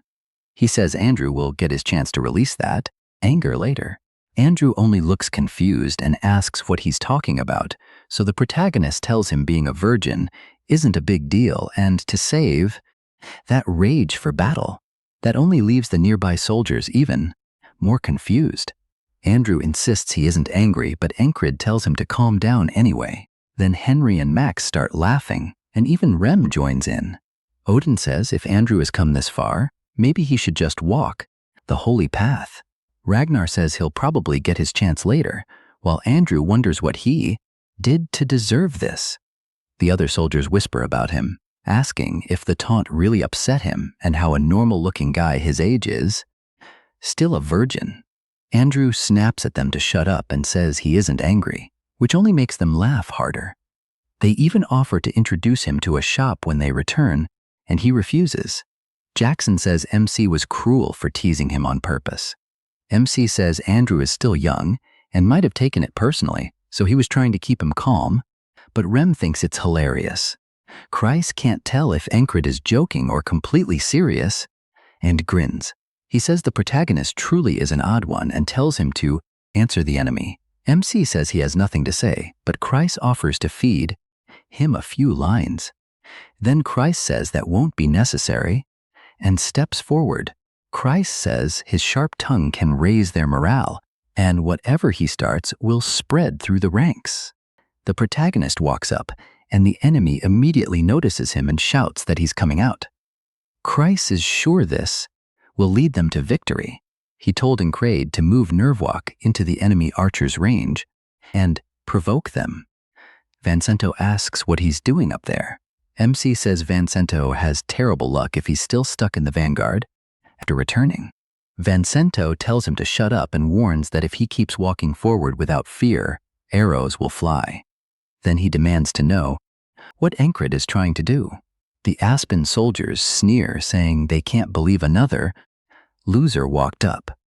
Encred stares at them and remembers Kreis telling him to get closer first, since he never knows what to say until the moment arrives. That kind of trash talk just comes naturally to him. So the protagonist asks one of them what's wrong with his face and why his head looks like a ghoul's. The man immediately gets angry and demands to know what he means. The others start laughing, and Vancento realizes Encred did it on purpose. The insulted soldier tries to defend himself, saying he knows he's handsome. MC says he's right. He judged too quickly. After all, maybe only his mother was a ghoul. That sends the man into a screaming rage. Odin says God will punish Encred for that, but Rem laughs until he cries. Even Rodna wonders if that man is human with a face like that. Andrew joins in too, saying no woman would want him looking that way, so he has no right to taunt anyone. Mac figures this must have bothered the man for a long time. The furious soldier screams for Encred to come closer so he can cut out his tongue. The protagonist figures that if the enemy took the bait and wants a duel, all he has to do is beat him badly. He reaches for his sword, but Rem blocks him with his axe, and even Ragnar steps in. They won't let him go. Jackson reminds him that his wound still hasn't fully healed. Encred knows he can't reveal that Odin already treated him, so they only exchange a look. Rem says Andrew should handle it and finish the man off. Andrew says he spent his entire life living for his family, so he never cared about pride or shame. Still, being mocked and called a virgin truly makes his blood boil, and he draws his sword, swearing he'll make that ugly bastard pay. Ghoul refuses the match. He wants the one who insulted his face and asks if Encred is afraid. Andrew snaps at him to shut his mouth because he's about to tear that ugly jaw apart. He rushes in with the first strike, but Ghoul slips aside. Marcus warns that the Aspen soldiers who stepped forward are veterans, the kind who can carry an entire line, and aren't easy opponents. Then Ghoul swings and knocks Andrew's blade offline, catching him slightly by surprise. For a moment, it looks like Ghoul has the upper hand, but Rem says Andrew isn't losing this. Andrew roars and charges again, forcing Ghoul onto the defensive. With a hard swing, he sets up his next attack, working himself up as he goes, then starts shouting his full name. He is Andrew Gardner. No matter how hard things became or what stood in his way, he always got back, up for his family. As he drives forward, his blade pierces Ghoul's throat, ending the duel. Andrew says someone like this is nothing compared to his resolve. Maddie says Andrew was always gifted, but it remained hidden because of the people around him. Then the soldiers start, shouting about the Virgin. Encred says he can tell Andrew is one of the lunatics, and the others pick it up too. Now he's Andrew the lunatic, and he lets out a huge victory scream. He yells for everyone to admit they saw that, like he finally proved himself. Mac cringes while Rem laughs so hard he can barely breathe. He calls Andrew lame, but Odon and Ragna still applaud him. Even Encred lets out a small laugh. Crisis says MC didn't fight, but things still worked out.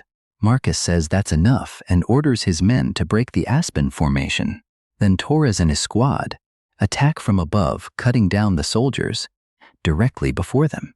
Aspen turns and realizes the border guards are striking from the side, but by then it's already too late. They start getting torn apart. With the enemy occupied by the flanking attack, Marcus orders the archers to prepare and fire. A wave of arrows fills the air. Encred and the others charge beneath that cover. Just like that, the battle begins to turn. Marcus calls the Aspen soldiers dogs and says cheap mind games mean nothing if you can't win the actual battle. Even as the others finally move in, they still keep Encred out of it. Then the enemy commander is shown too. He's the leader of the Greyhound Company, the Grey Dog. He says their preparations are complete and they can begin. The commander smiles and says finally, since Aspen is retreating, it looks like the battle is theirs. Chrissy doesn't believe it. This feels far too easy. Even Marcus senses something is wrong. His men want to pursue them, but he says they'll hold position because the enemy is clearly planning something. That night, the Grey Dog heads to a tent where the commander is waiting with two others. The commander asks if he delivered the order, and he says yes, but they still can't reveal themselves. They're staying far away, and they doubled the old 100-man guerrilla setup. The commander says Nalaya fights the same way as always, using border guards to disrupt and heavy infantry to break through, but Abner's plan is different. The Knights already proved that a small elite unit can control a battlefield, but that kind of force doesn't have to consist of knights. This time, Aspen will win. The next day at camp, a coin flips through the air. It's Kreis, saying they've been stuck waiting 2 days since returning from the field. He expected another battle immediately, but this feels like the calm before something major. Aspen only has 2 choices now: withdraw or bring in another force. The commander said he was prepared for another spellcaster, and even after doubling the scouts, they found nothing. Kreis can't understand what the enemy is planning or why everyone else seems so calm. Ankris is stretching with Jackson and Ragnar nearby. The ferry commander asks if he's already ready to move. He asks why she's there, and she wonders if it's strange for a commander to check on her troops. He says most company commanders don't do that personally. Ankris steps forward, saying enough time has passed that he would have healed naturally, and he should be fit enough for a duel. Ragnar asks what he's doing. Encred says Ragnar held back last time because he was injured, but that won't be necessary today. Ragnar says he never planned to go easy anyway. Then he swings directly at the protagonist, who blocks but gets pushed back. Uncringes says Ragnar's swordsmanship is clean, almost beautiful, while his own is rough and messy. But that's the style he's built so far. He rushes in, using what he's learned, dragging his blade through the ground to kick up dirt and fling it at Ragnar, who guards with his sword. Ragnar recognizes it as the Valan technique, and Kral says this is the road he's walked, then brings down a hard overhead strike. Ragnar steps back and says that's the technique he taught him. MC says it's also time to try something new. He grabs his other weapon with his left hand and draws it as Ragnar moves in. Kral thrusts at his head, but Ragnar reads it and slips aside in time. He asks why Encred is using 2 swords. The protagonist answers that this is the path he chose to move forward. Ragnar says that's interesting and attacks again. Kral catches it with both blades. Ragnar tells him to do better. The match still isn't over, And MC smiles. Their swords crash together, again and again. Nearby, Rem bites his nails, saying Ragnar is serious today. He hates that stupid bet and wishes it were his turn already. Jackson says he doesn't like going into battle, but he'd gladly fight Encred. That thought makes him pause. It doesn't sound like him. Odon is deep in thought, saying next time he'll be bolder during training, even if he ends up breaking Encred's joints. He's not quite there yet, though he nearly sent him to meet the Lord already, and that makes him laugh. Christ stares at them and says they're all insane, then admits they've always been that way. The fairy commander says they're like children waiting for their turn to play. She points out that Ragna and the others only become this excited around Encred and wonders what it is about him. He has a strange pull, even on her. She says she'd like to test her sword too, and Crisis sighs, asking if she's a freak as well. Remy finally snaps, yelling that he can't take it anymore, and that it's his turn. He even says he'll kill her if she cuts in line. Commander or not, she asks if that's mutiny. Encred says everyone here is so strong. They've never truly shown him everything, but now he can finally see part of it, because they're all hungry to win. As they all stare at him, waiting for their chance, the protagonist says that ever since he returned from the reconnaissance mission in the tall grass field, these were the expressions he wanted to bring out. If they have time to talk, they have time to fight, and he won't rest until he's dueled every one of them. Later that night, he's thrown face first onto a bed. Andrew tells him to wash up, but Rem says he's exhausted and should be left alone. Krisa says they fought so many times, even though Encred had barely recovered and could have reopened his wounds. Rempil asks if he wants to get hit, while MC sinks into a deep sleep. When he opens his eyes, he's in a forest. Confused, he wonders what kind of dream this is. There's no boat and no flower. Field like before, this place is new. The animals begin running from something. Then he hears a man shouting for everyone to fight. Encred realizes this is from his past, when he was a mercenary fighting harpies, and sees himself running too. Someone is hiding among the trees, smiling. He immediately knows this is the man who said they all died because of him, and he's stunned. Another memory hits, one of his comrades telling him to get behind him right before a harpy attacked. Encred says those mercenaries were good people.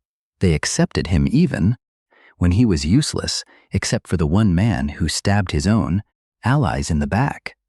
The protagonist couldn't believe it, and the wounded man asks why. Then the harpies tear into him, and another mercenary calls to Encred, only to be killed too. They realize they're in real danger, shout that they need to retreat, and call him Enki.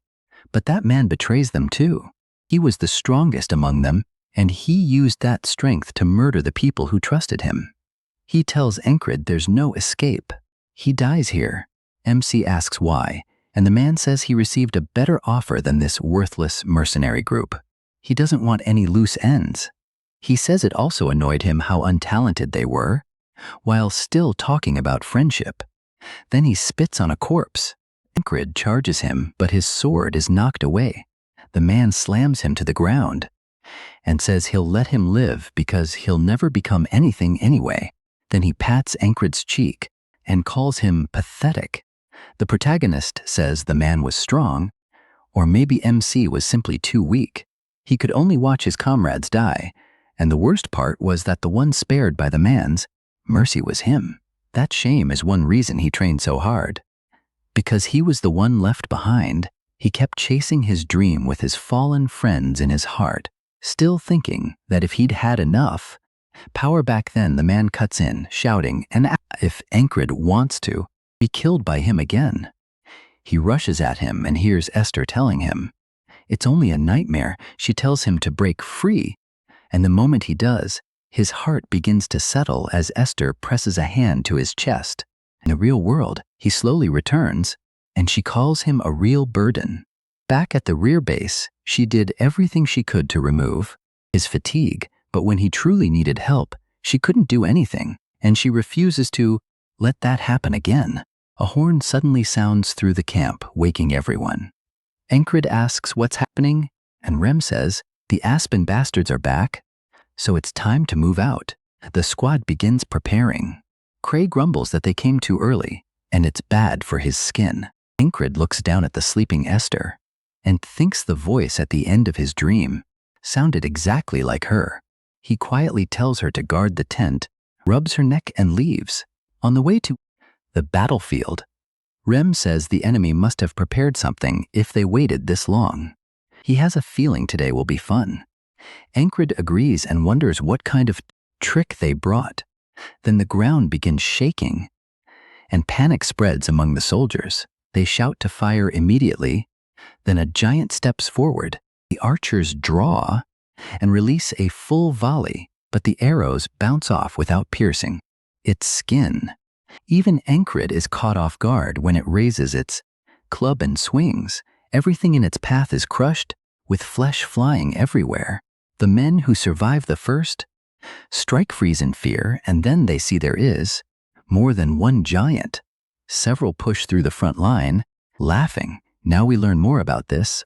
Continents races, frogs live for dreams and desire. Fairies worship nature. Dwarves are obsessed with metal, while half-humans care most about reproduction. Half-dragons live alone. Giants, however, crave slaughter. They love killing with their own bodies and are known as the beasts of red blood.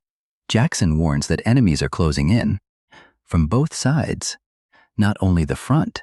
Mercenaries have appeared on one side and fairies on the other. Crace says if they don't stop here, they'll be surrounded and wiped out. And Crace says they only need to stop them, and Crace can't understand why he's so calm. Then the commander appears and says he's right. Her own people are on the left, so she'll handle that side. Encred asks if that's truly her plan, and she teases him. Will he at least give her a good luck kiss? He refuses, so she calls him cold. He says she's really joking at a time like this, but if she's taking the left, that leaves the giant ahead on the right flank. Remy grins and says that part is his. If the protagonist watches carefully, he'll see what he's meant to learn next. MC wonders why Rem looks so excited and what exactly he plans to do. Rem steps forward, calling it fun and saying it feels like the first time he ever stood on a battlefield. He raises his axe and says that even before Heart of the Beast, he never flinched when an axe came for his head. That's why he trained with it. It has its own purpose.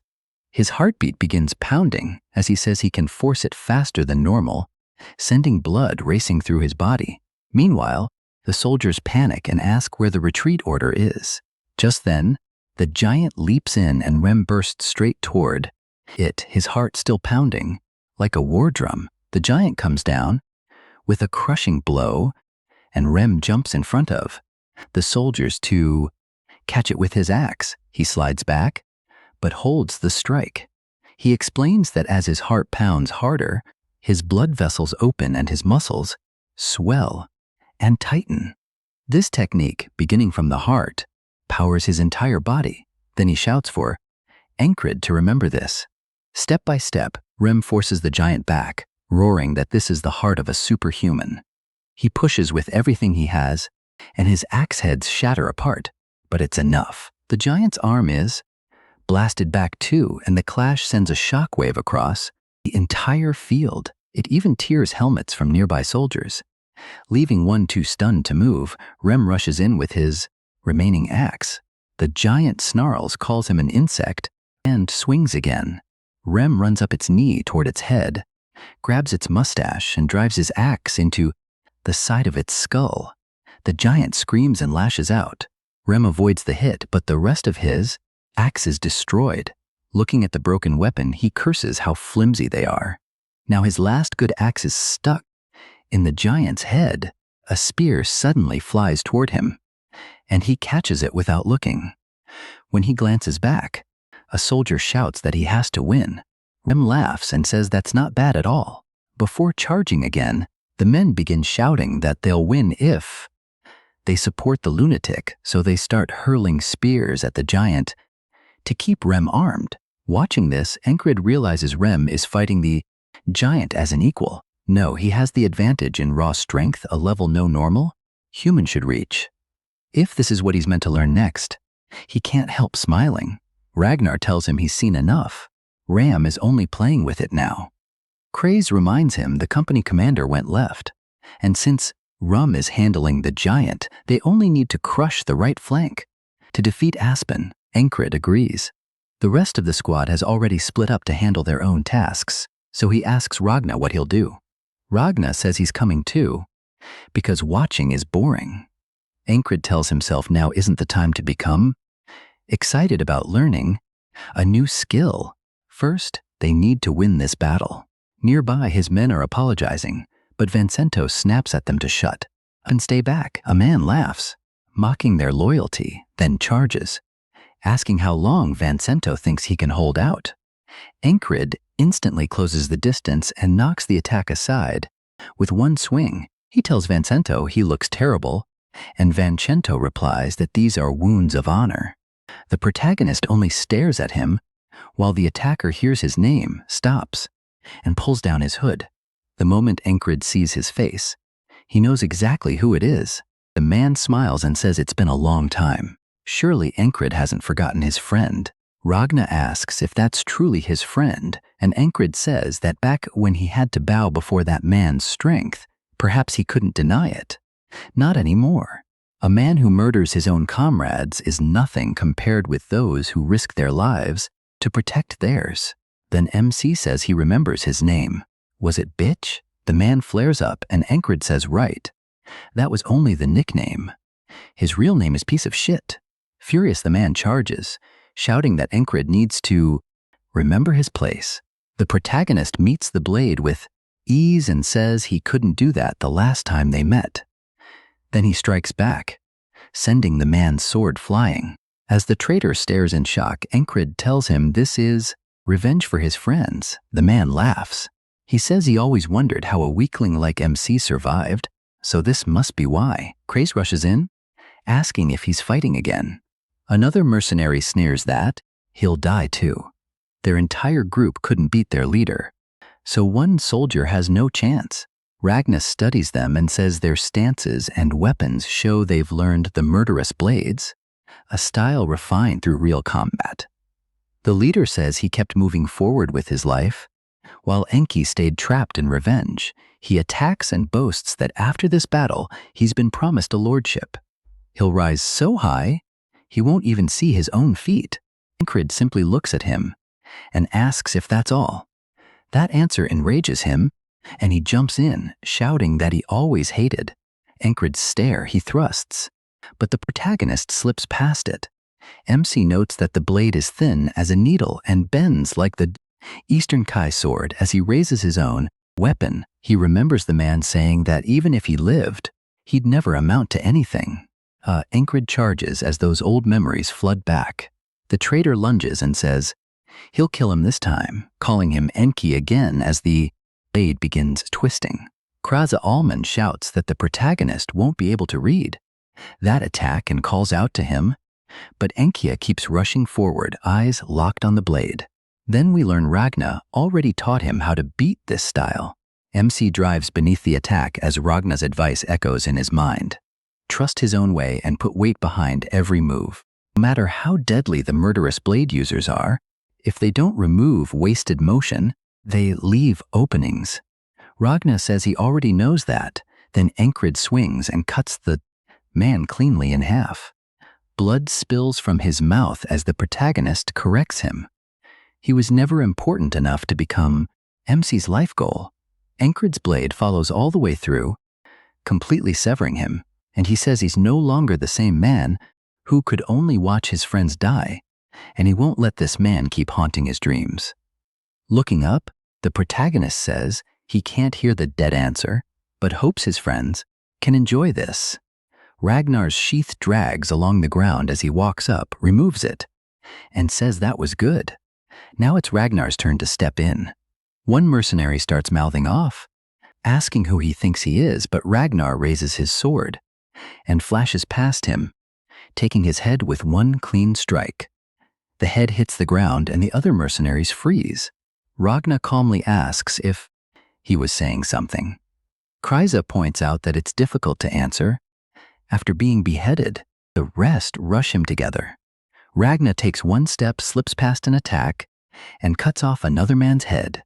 Then he drives his blade into the next man and, in the same smooth motion, stabs another straight through the throat. It all happens in an instant. Encrid notes that Ragna took only a few steps and used the smallest movements necessary to kill them. Once again, he's amazed by how strong his squad is. 3 more mercenaries charge, saying they'll take him down. Together, this time, Ragnar tells MC to watch carefully. This is something he needs to learn. He raises his sword and lowers his stance. As the men rush in, he releases a breath, locks his eyes on the target, and with one step, he's behind all 3 men, their torsos already cut through. Encrid is left speechless, as if a wall just rose before him. Ragnar says he just came up with a name for that move, scission. Encrid only stares at him, then asks if that's truly the best name he had. The war continues raging, and Aspen feels safe with a giant on its side. The Nalalia soldiers begin to panic, until Aura looms behind them. He swings his clubs and smashes through the front line. Now Aspen is panicking, shouting about why the enemy has a giant too. Aura laughs and says he's only an ordinary human. They call that a lie. He's far too large. Then he says he'll give them a little time to save themselves.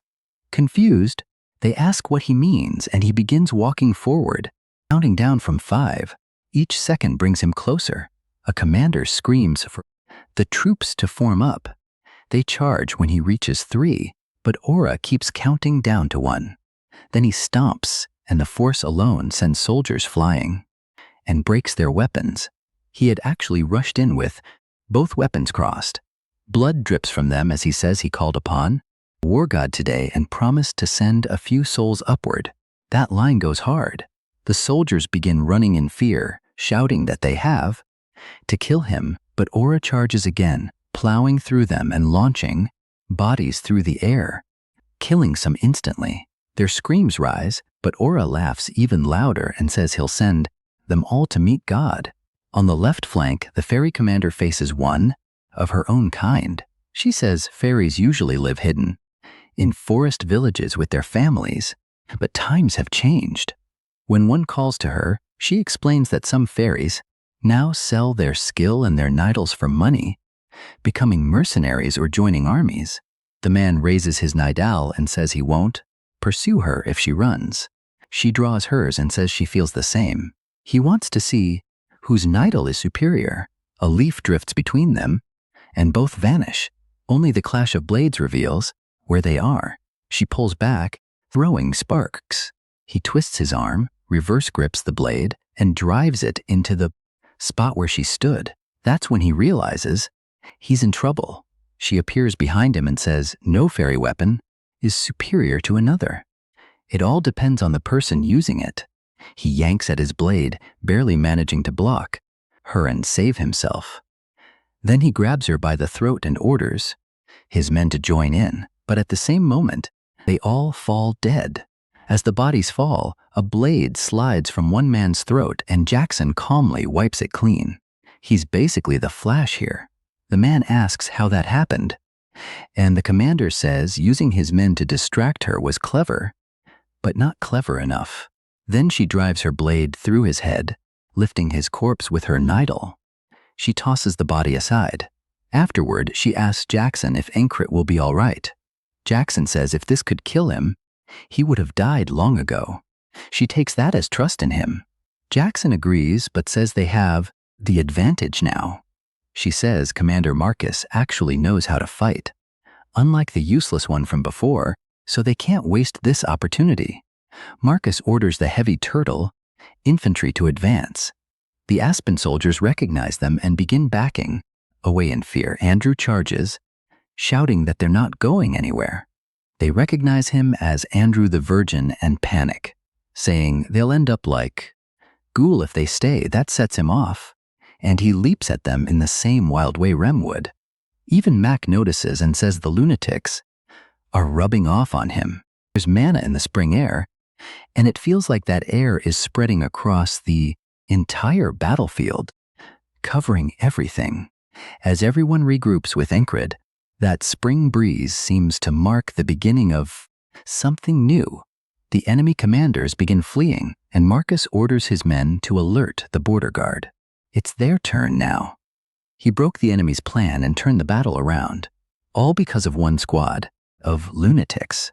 Craze says their platoon would never have fought this hard before, but Encred changed that. One man's influence shaped the entire battle. The ferry commander looks over the group and says they all seem drunk on spring mana.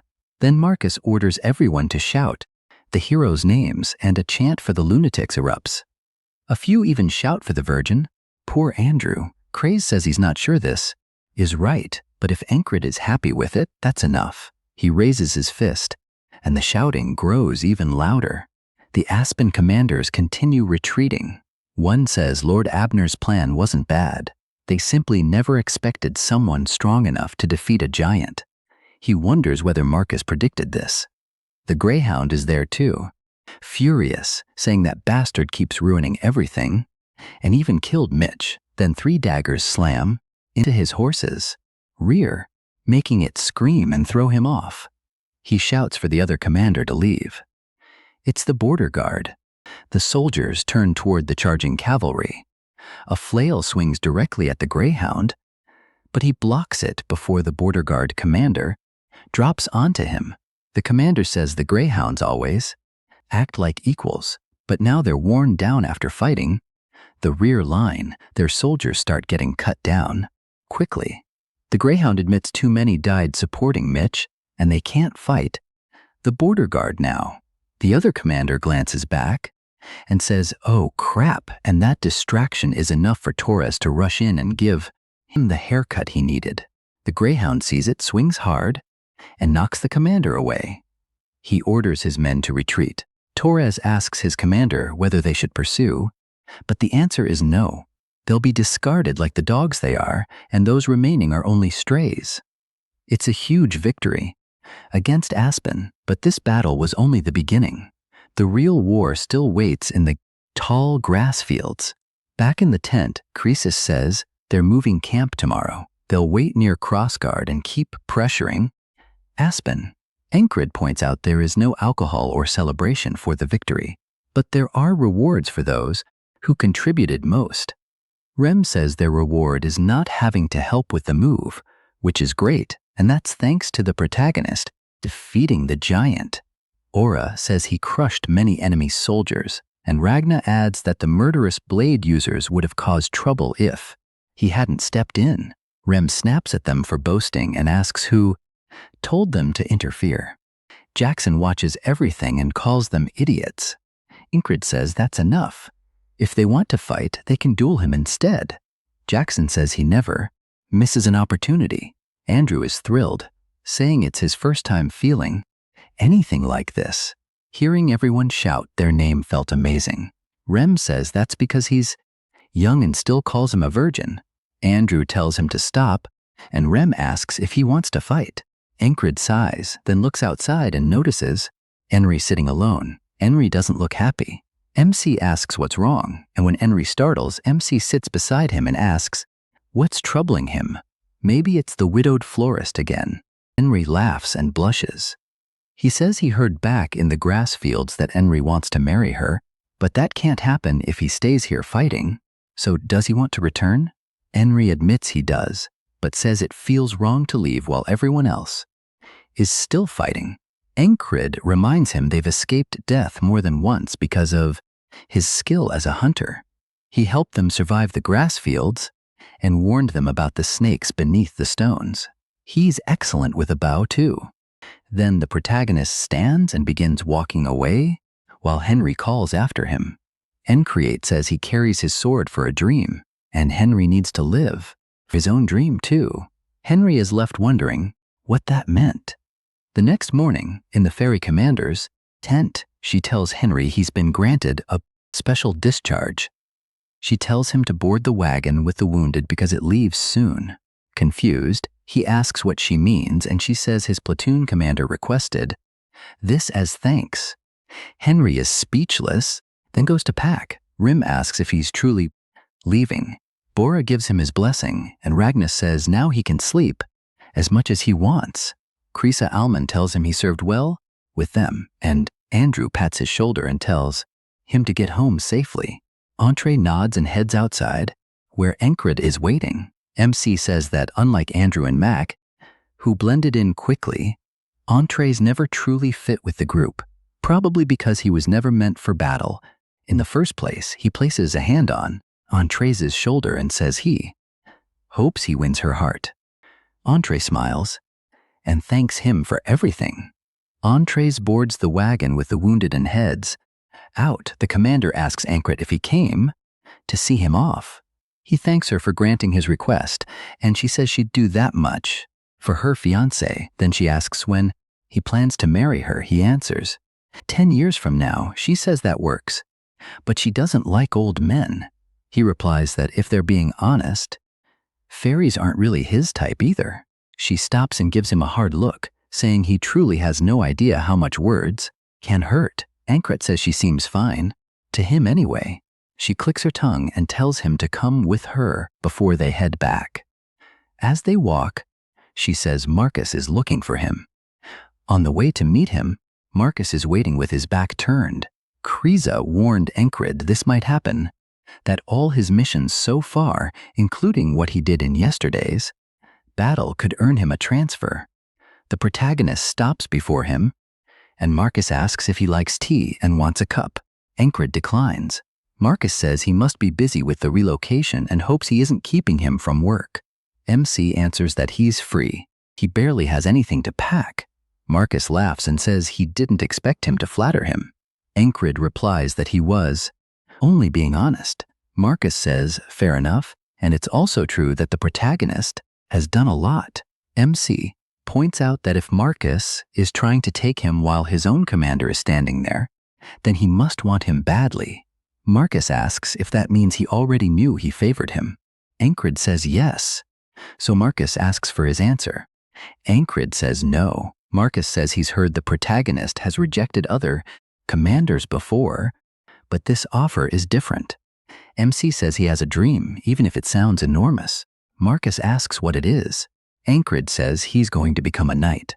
Marcus says a man with a dream shines brightly. He used to be like that too when he trained to become the crown sword, but time wore him down and he settled for reality. Now he simply drifts through a dull life. A life without a dream becomes a chain that holds others back. He says he has no right to keep Encred under him, then raises a hand to dismiss him.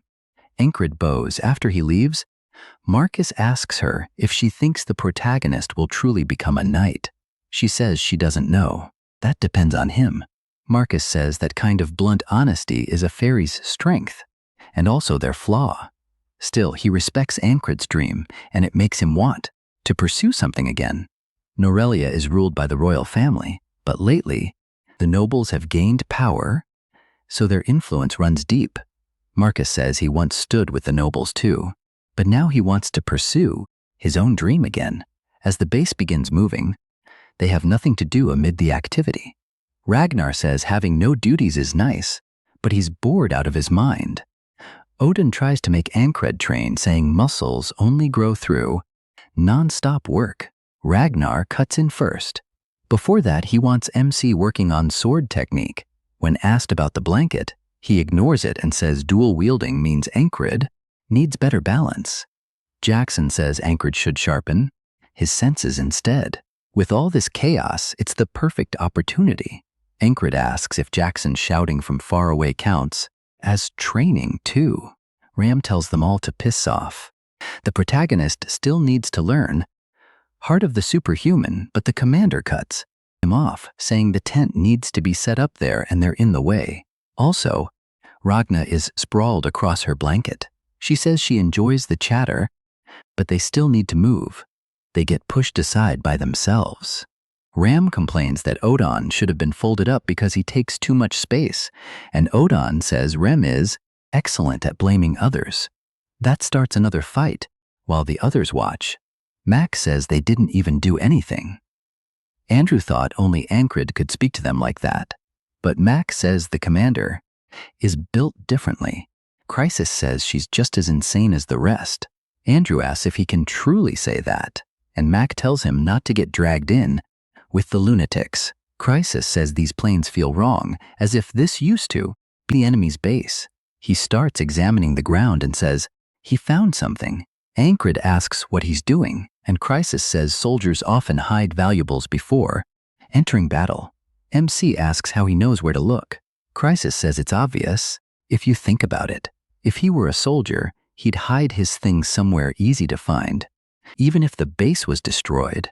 Then he asks what kind of place that would be. Ancred answers, somewhere easy to recognize. Crisis says exactly. He points to an unusual tree root, easy to notice and easy to reach.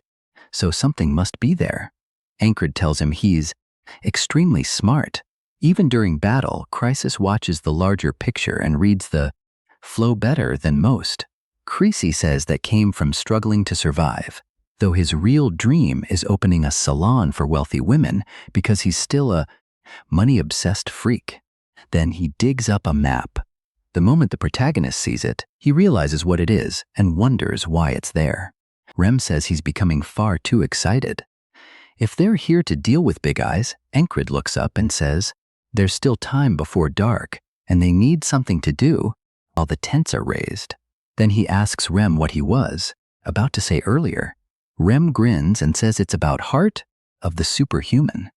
He explains that he created it to push beyond normal human limits. It places enormous stress on the heart, and using it incorrectly can kill you. Ancred tells him not to worry. Death alone won't stop him. Rem says that's unbelievably greedy thinking, but because of that, he can't help placing his hopes on him. He places a hand on his chest, and MC mirrors him. Rem says now they can blow up their hearts together. He smiles while Ancred becomes excited to learn the new technique. Rem says humans only tap into superhuman power during desperate moments, and this technique lets him call on it whenever he wants. But it all depends on concentration and sharpened senses. Looking at Ancred, Rem says he's learned something from all of them, so he should be able to handle this too. What he needs now is faith. He only has to try making his heart swell without allowing it to burst. Ancred asks what that means and then feels Rem's heartbeat. It pounds so hard it seems ready to leap from his chest, and the protagonist can sense it through his fingertips. Now he finally understands what Rem meant. Rem tells him to begin small, perhaps a quarter of that, any more, and his heart could burst and kill him. Ancred says that means he only has to do exactly what Rem said and make his heart swell. Everyone watches as Rem keeps moving his hand for a while, then admits his worries were pointless because Ancred isn't getting anywhere. Usually he improves like a genius, but this time he suddenly hits a wall. Rem asks if he's playing with them. Odon says he can't even argue with that, and Jackson and Rogni agree. MC asks if controlling his heart is even possible. Rem glares at him, and Ancred says he's trying his best. It continues like that. The next morning, Rem asks if he's even trying, and the same thing repeats day after day. Then Rem storms into the tent. Krizia asks where Ancred is, and Rem says he went off to swing his sword again. Jackson says perhaps he can't learn the technique because it's useless, and he'd be better off training with him instead. Rem tells him to wait his turn. Ragna adds that if motivation isn't the problem, then perhaps the teacher is. Rem snaps back that there's no way he's worse than Ragna. While they continue arguing, Rem thinks it through. He says this technique came from altering his tribe's old methods. Usually, a spell gives you the first sensation, and after that, you learn control by yourself. No matter how much Ancred tries, he still can't grasp it, and Rem figures even the casters in his village didn't understand it on the first attempt. Even when they did, most nearly died by accident, so he knows rushing won't help. He remembers how long it took the protagonist to learn Heart of the Beast.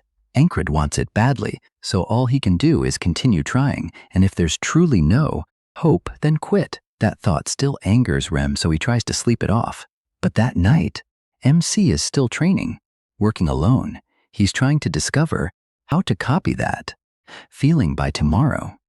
The next day, they're back at it, and Rem sighs. He says they should stop for today because it doesn't look like it's happening yet. Encred grabs his hand and tells him to continue. Rem says he knows Encred is trying, but there's no point if nothing changes. Encred tells him to push his heart harder. That catches Rem off guard. He says Encred must have forgotten something. If his heart is pushed too far, it'll burst. Surely he isn't asking to be killed. The protagonist tells him to do it, and Rem hesitates. He says agreeing to this won't make MC learn it. He'll only die or survive as a cripple. Even if Rem isn't the one suffering, he still doesn't want to refuse him. So he begins, wondering how someone can be this stupid, then decides Encred must be asking, because he's certain it'll work. Rem pushes harder, and Encred's heart begins racing wildly. His face tightens, and his eyes become bloodshot. Hezedric says this was the correct choice. Rem asks what he means, and then feels Encred's heart burst. Blood pours from the protagonist's mouth, and Rem realizes he made a mistake. Jackson pulls Rem's hand away. Odon yanks Encred back, and Randa nearly chops off Rem's arm. They all begin shouting, demanding to know what he did to their brother. As MC's vision fades, he finds himself back in the underworld. The boatman says he doesn't understand. Today wasn't a wall. Encred answers that he chooses his own walls. The boatman asks what he's thinking. Encred says he's using the only method he knows to learn, Heart of the Superhuman. We cut back to just before he began looping. Encred is trying to feel his own heartbeat. He can sense what Rem is doing to his heart, but still can't copy it. He remembers Rem warning him not to force it, that he has to understand his limits and sometimes simply stop. The protagonist hates that idea. To him, giving up means accepting that he'll remain weak, and if he stops moving forward, he may as well be dead. So he chooses the method that suits him best, the same kind of approach that once let him fight someone far stronger without freezing. Now he needs to learn a piece of the superhuman, and the first step is simple: control his heart. In the next loop, his heart explodes again, and everyone rushes in, trying to wake him. The boatman asks if that's truly all he has, but Encred keeps dying the same way, with his heart bursting. He explains that Heart of the Superhuman lets him call upon the superhuman power he only reaches in life or death moments, so placing himself there should make it easier to trigger. The boatman calls him insane and asks if he's even thinking about the pain. Encred says he can endure it as long as it helps him advance. In the next loop, Rem says it still won't happen today and tells him to wash, sleep, and stop trying alone. This is already the 27th loop. MC admits he still can't do it alone, then tells Rem to push harder. Rem snaps back, asking if he seriously wants him to kill him. Encred says yes. That only makes Rem angry. He tells Encred not to drag him into this madness. He doesn't want to kill his superior. That catches the protagonist off guard. He points out that Rem clearly doesn't care about rank, considering he killed nobles before. Rem tells him to keep talking like that and see what happens, while Encred wonders why he's reacting differently this time. Even if this wall is won, MC created himself. Failure only resets the day, so he can continue training. He can't understand why Rem won't listen, but decides to keep going until he does. By the 40th loop, he's still telling him to press harder. The same thing happens in the 50th and 60th loops. Then he finally gives it as a direct order. Rem obeys, and Encred realizes this is the only time he listens when commanded, so he starts focusing again. He thinks Rem and the others ended up with him because they don't truly follow orders, and he never seriously tried to command them because he assumed they wouldn't listen. But at some point, they began obeying him, and he wonders why. Still, that can wait. Right now, he must focus on himself. He feels his heartbeat speeding up more and more. Encred tells Rem not to stop. Rem looks uneasy, but keeps pressing until the protagonist's heart bursts and blood spills from his mouth. That's how every loop went. He kept dying from his heart exploding until he finally understood the feeling and could do it himself. Rem asks if he truly learned it in one day, while Encrid sits there with his heart racing. After all those loops, he finally manages it on his own. He grabs his sword and says there were more than 100 loops, though he stopped counting. Then he steps toward a cliff while the others watch. Rem realizes what he's about to do.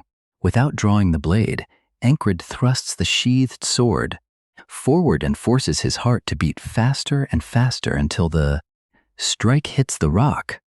The cliff cracks immediately and stone bursts apart. MC says he finally saw it. He broke through the wall he created for himself. Ragna and the others are shocked by its power. Then Rem says he has two questions. First, was Encrid born in the West? Second, is he actually a genius? Encrid answers no to both. A while later, he's stuck in bed, saying he learned Heart of the Superhuman, but not its side effects. Steam rises from his body as he asks Rem if it's normal that he can't move at all. Rem says his body still can't handle it. Auden adds that he pushed his muscles beyond their limits for the first time, so this was inevitable. Even so, Encrid still tries to move, saying that as terrible as this feels, Heart of the Superhuman is incredible. It lets him exceed human limits. Even if it destroys his body afterward, he can clearly feel that damage. Still, he thinks knights already stand beyond normal humans. They may look human, but they possess giant-like strength, frog-like movement, and fairy-like control. That's what a true knight is, so he still has a long way to go. Odin tells him to rest for at least one full day. He says he'll help him recover with some blood, sweat, and tears. Crit asks what that means, and then Odin grabs his calf and begins a brutal massage. The protagonist screams into his pillow, saying this will kill him. It feels like a wall the boatman created himself. Odin tells him to remember the points he's pressing because this technique loosens tight muscles. Its real name is the Bala-style massage. Encrid says he should learn it too because it'll be useful, and he'll endure it even as tears fill his eyes. As he begins seeing the boatman again, Rem tells Auden to stop before he actually kills him. The next morning, MC says Auden nearly sent him back to the boatman, but his muscles do feel better. He was told to rest and do nothing, but that feels like wasted time. At the very least, he thinks he can maintain his weapon, but Auden suddenly appears behind him and scares him, saying he isn't doing anything. He already said not to move a muscle. Anicap says he was only going to clean it, and Kreitz says he'll handle it. He points out that he never works for free. Kreitz grins and says, good catch, 20 coppers. They haggle, and when Anicap asks if he's joking, Kreitz lowers it to 17. Final offer. The protagonist asks why it's so expensive, and Crazy says that sword is huge and high quality, so it requires careful work. Then he asks for the second one too, since MC uses 2 blades. Encrid says he did mention dual wielding, but everyone is acting far too casually about it. He thought at least one of them would try to stop him. Even powerful swordsmen usually avoid it. Most say it's harder and riskier than it's worth. Without proper training, you can't support both swords correctly and your swings lose power compared with using one. Still curious, he asks why none of them are stopping him. They only stare at him like the answer is obvious. Alden asks why he thinks they would. Jackson says it's because he's stubborn. When Anchored questions that, Alden says he's proving it now by refusing to accept their answer.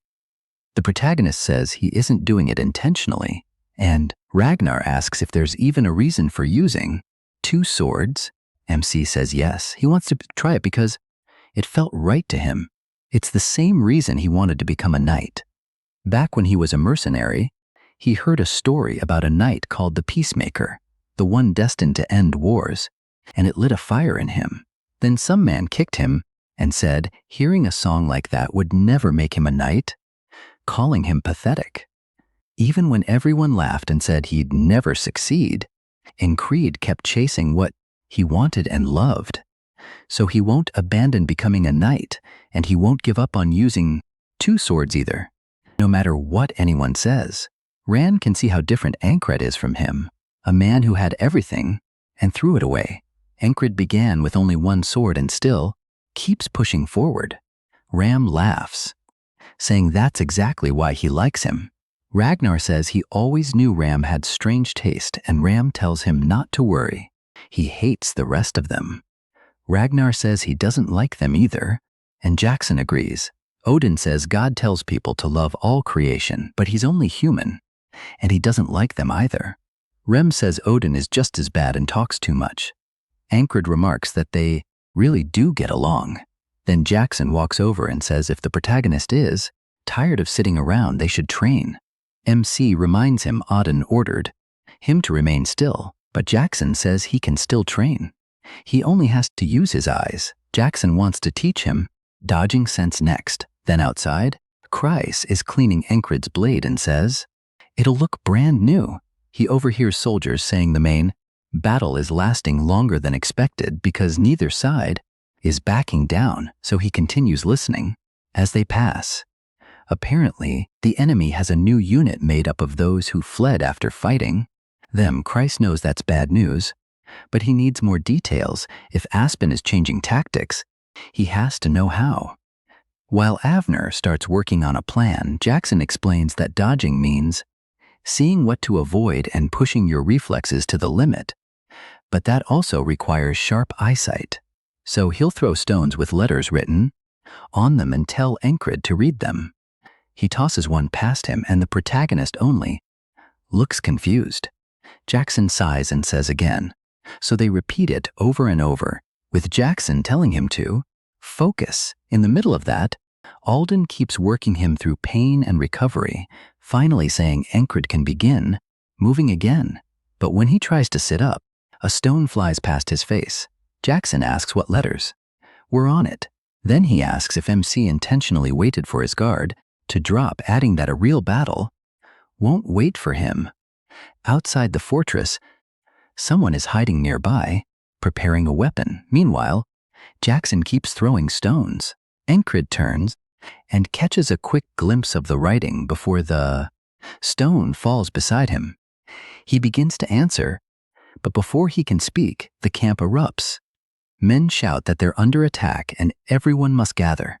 Even then, Jackson still asks about the letters, and Ancred can't believe he wants the answer now. The letters were CR.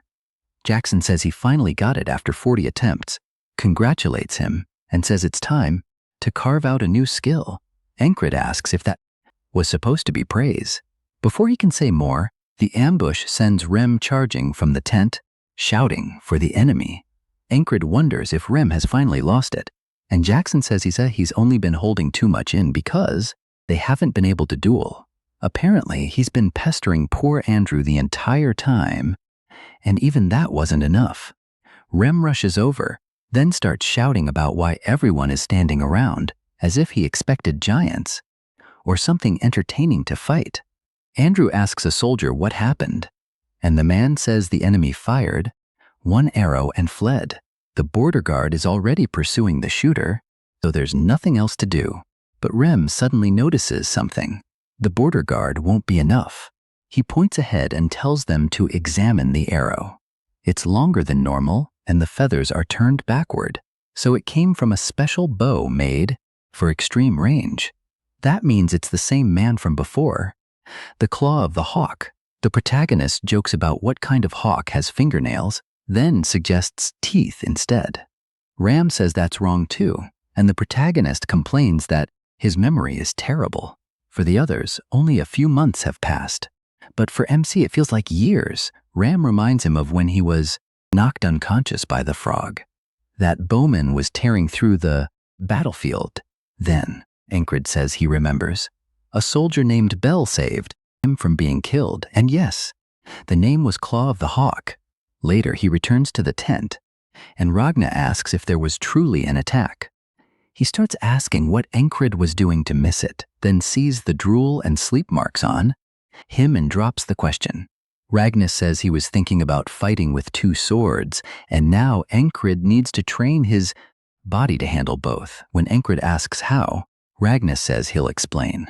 From now on, it's like the protagonist has 2 girlfriends. Ragnar asks what his fiancée would think, and MC again says she is not his fiancée. Ragnar says the answer is simple: eat, sleep, and even take a dump with the swords nearby until carrying both feels natural. When Esther climbs onto the bed, she notices there's no room for her, so she flops onto Encrid's chest and complains that even his sleep training is annoying. Then another alarm wakes them, but it's only another hit-and-run attack, so they return to bed. Rem says this is boring, and poor Esther is knocked to the floor. She raises a paw at Encrid and starts beating him up, telling him to sleep like a normal person. While that's happening, Craze watches. He can't believe there's already been a second attack. They truly struck again. Jackson's training continues, and so do the arrows. From Claw of the Hawk, another stone flies past, and Encrid says it read bar.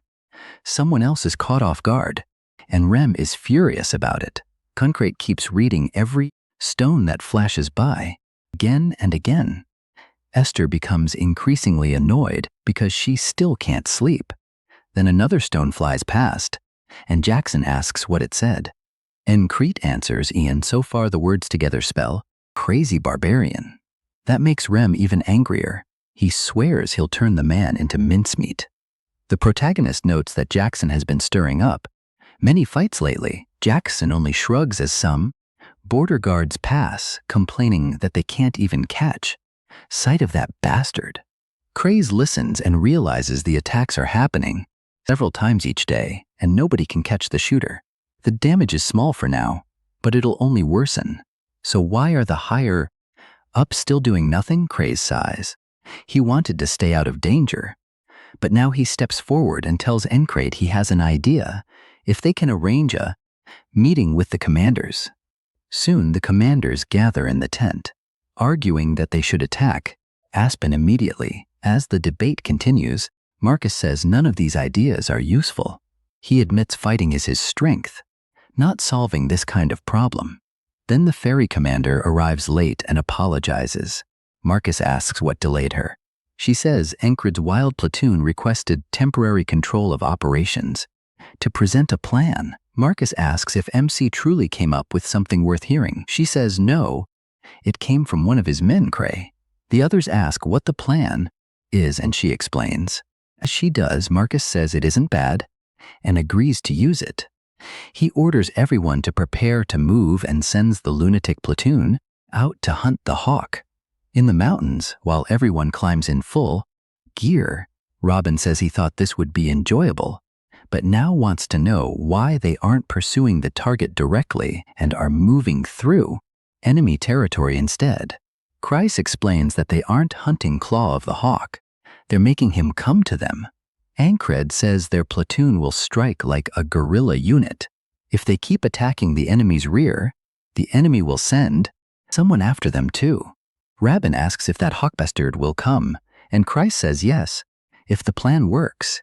Even if he doesn't, they'll still damage the enemy. Rem calls the plan far too complicated, but Kreis says he knows Rem is stupid, and this is the best option. Rem tells him to repeat that and gets directly in his face, but Encrid stops them. Rem says Kreise should feel lucky, and Kreise admits he nearly soiled himself. He asks if they're near the target, and Pen answers. She says she thinks she can see it. The protagonist explains that the entire plan depends on moving quickly enough to strike and withdraw. For that, they needed a skilled ranger who knows safe routes. So he asked command for help, and Pen joined them as a new squad leader. Encrid asks why she had to join the platoon permanently when a temporary assignment would have been enough. She says she has her reasons. He wonders what those are, and she only says joining them has put her in an awkward position. MC thanks her, and she says he can repay her later. Make it a good one when they're alone next time. He asks if she's still doing this, and Rem warns him to be careful since he has a fiancé. Encrid reminds them again that he isn't the ferry commander. A while later, they stop on a hill overlooking the enemy camp. Pen tells everyone to stay low because the base is directly ahead.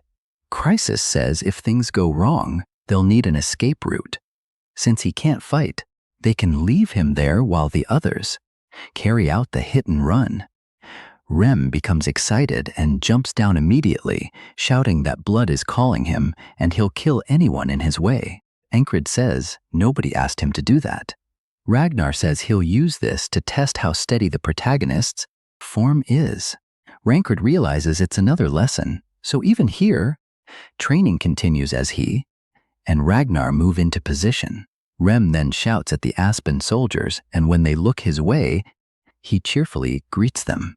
The guards wonder who he is, and while they're distracted, he hurls his axe and kills one instantly. The other guard screams that enemies are here. By the time Encred and Radna get close, they see Rem lowering himself and bursting forward at incredible speed, already using Heart of the Superhuman to close the distance. Encred asks what the hell that was, and Radna grins, saying it's the fastest charge he's ever seen. Rem still has techniques MC hasn't seen, and that only makes him more excited to learn. Now Aspen knows the Ganalias are here. Encred tells everyone to withdraw before the enemy can regroup, while Radna complains he didn't even get to join. The protagonist says Rem also needs to read the situation because it wasn't his turn either. Rem threatens to attack him next if he's upset, and the protagonist tells them both to shut up. They're still in a fight, and there will be more opportunities later. A few hours later, Jackson and Odon are with them. Aspen is prepared this time and throws a dagger, trying to stop them from breaking through. Again, Encred remembers Jackson's lesson. Use his eyes, read the path, and dodge. He does it cleanly. Jackson says it took him 4 seconds to notice and avoid it, but he needs to react even faster before Jackson can say Encred has truly mastered dodging. Still, he's improving. MC asks if Jackson was seriously counting. Odin says training is good, but they need to focus because the enemy is coming. Encred says good. That means it's time to leave. They lure the pursuers deeper into the forest, with Andrew and Mac running too. Crass is being carried by Odin and says he doubted these lunatics could complete the mission, but now he has nothing to worry about.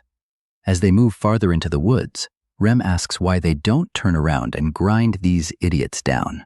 Ankri refuses, then pulls Ragna back when he begins wandering off, even after Ragna insists it's a shortcut. The protagonist still says no. Krysa admits he honestly didn't expect himself to lead them this well. He didn't even know he had it in him. When they finally stop, MC says the pursuit is over for now, so they can make camp there. After that loop where he learned Heart of the Superhuman, handling his squad became much easier. They follow his orders well now. Still, Remy's charge that morning was on another level. Remy has actually been listening lately, and Encred wonders whether he'd teach him that move if given an order, so he calls out and asks about the charge. Remy refuses immediately, saying he needs to rethink the question. Encred points out that Rem never refused to teach him before. Rem says wanting to learn is fine, but the protagonist is missing something important. That's when Encred understands. He admits he hadn't considered that and became too accustomed to ordering people around. But growth handed to you by someone else remains shallow. He needs to return to the basics. Rem smiles, glad he finally understands. Rem adds that if MC discovers it himself, it'll mean more. MC sits there thinking hard about the skill. The next day, they're moving again. Andrew is exhausted. Keeping up this pace for so long makes him feel like he could pass out at any moment. He expected the maniacs to be fine, but even Christ keeping up this, well, surprises him. And then there's the boss. Encred definitely wasn't this strong when Andrew first met him. So how did he improve so much this quickly? Andrew lets out a weary sigh. It's frustrating, but it also makes him want to become stronger himself. Mac notices the fire in him. Ever since entering Andrew's life as his father's friend, Mac has stayed by his side. He did it for the friend he lost when House Andrew Gardner fell. Mac always saw Andrew as a child, but not anymore. Now he can feel that something big is coming. He gets emotional, realizing Andrew may truly rebuild their house. Encred then tells Rem he thinks he figured out the charge. It used Heart of the Superhuman to boost the leg muscles and burst forward.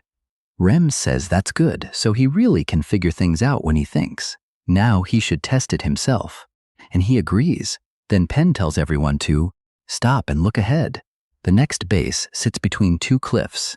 That means their escape could be cut off quickly, but it's also the perfect place for an ambush. Encred says it's obviously a trap. Kryze agrees. They're probably hoping the group avoids this route. Then they can force them onto another path and kill them there. But the moment Kryze mentions the claw of the hawk, the others perk up. He can only stare, amazed they're ignoring the danger again. The protagonist wonders if they should play along. Ragnus says they should just crush the enemy already. It's annoying, and he wants to sleep. He says he's thinking the same thing. Still, if the trap fails, the hawk will arrive even sooner. Since there are many armed soldiers inside, they should all go in together. Kryze asks if that includes him, but MC tells him no. He'll stay back with Pen, Andrew, and Mac as guards. They agree, and Kryze is clearly relieved.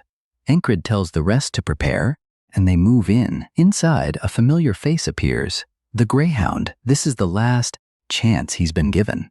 His job is to help the Claw of the Hawk hunt down the guerrilla force, wrecking their rear bases. For the famed Aspen elites, having to support one soldier is humiliating, but he has to accept it if he wants to rise again. Then his men shout that the guerrillas are here.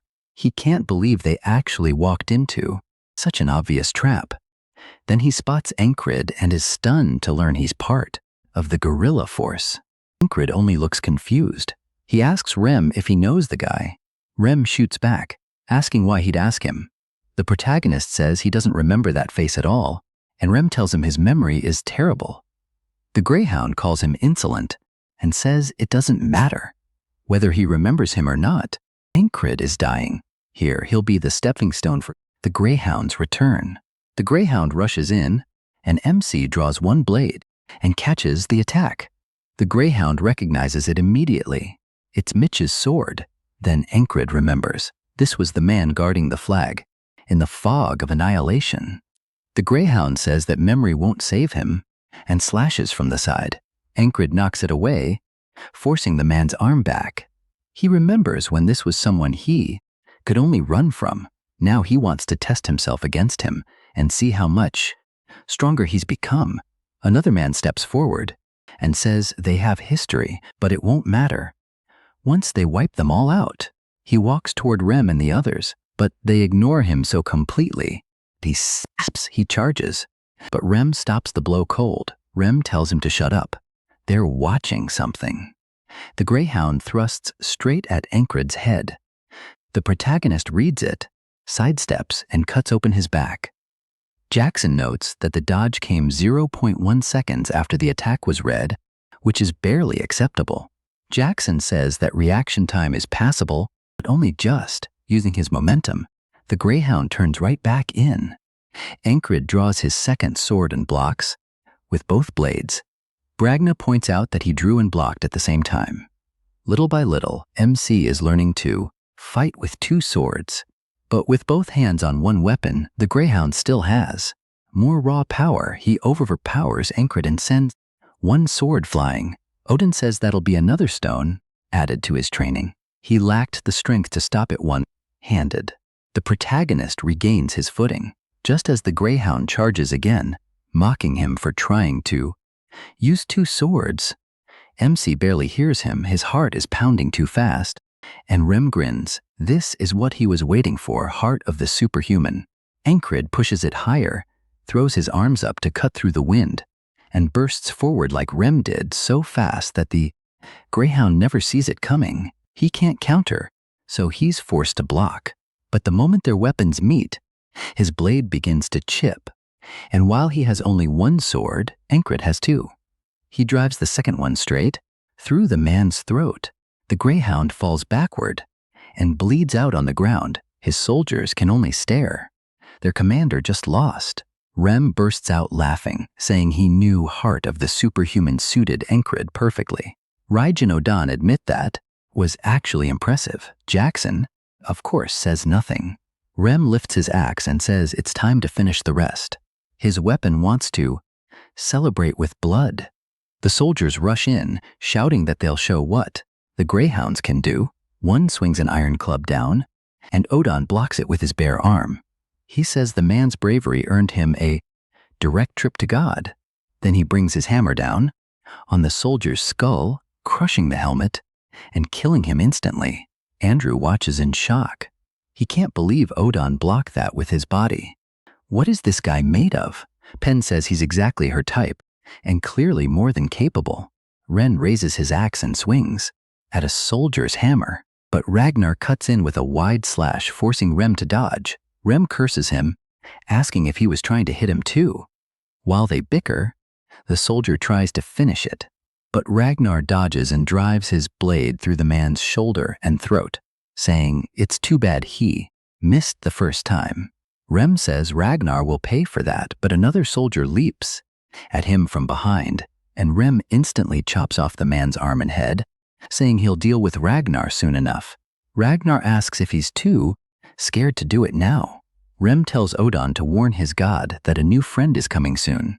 Odin says God doesn't want him, and Kreese tells them this isn't the time. The soldiers try to surround them while they're distracted, but before they can move, blades are already leaving their throats. Jackson drops 8 men in a flash, then calls them idiots. Kreese says there's no need to kill everyone. Most of them already can't fight. Then something stirs in the bushes. Jackson notices it first, just as an arrow flies in. He knocks it aside with his dagger. When it lands, they recognize the arrow. It came from the claw of the hawk, and Crit asks if he's finally here, and Jackson says yes. Rem asks if he knows the difference between a sharpshooter and a hunter. A hunter is far more fun, especially when the hunt involves an axe. The protagonist asks what he's getting at. Rem says they received a gift, so now it's time to return one.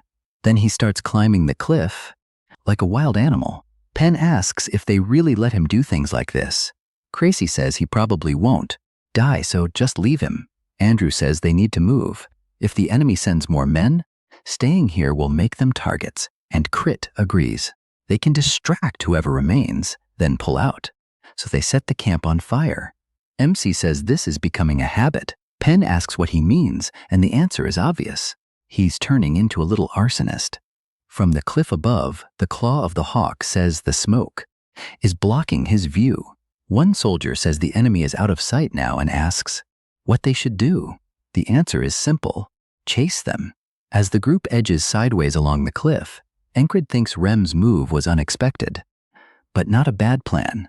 Since Rem is pursuing the claw and the claw is chasing them too, they decide to use themselves as bait and draw his focus. The terrain could reveal what they're planning, but they chose this spot because it's hard to shoot into from any angle. While the group waits pressed against the cliff, Ragnar finds a crack to curl up in and tells Rem to hunt however he wants.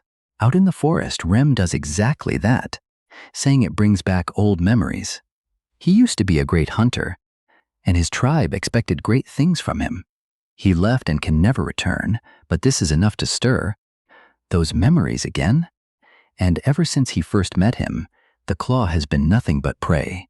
As Rem sneaks up behind the group, he casually talks to himself about those old days, and then one man's head suddenly goes flying. The others realize too late that it's a trap, and they shout as they scatter in every direction. Rem ignores all of it.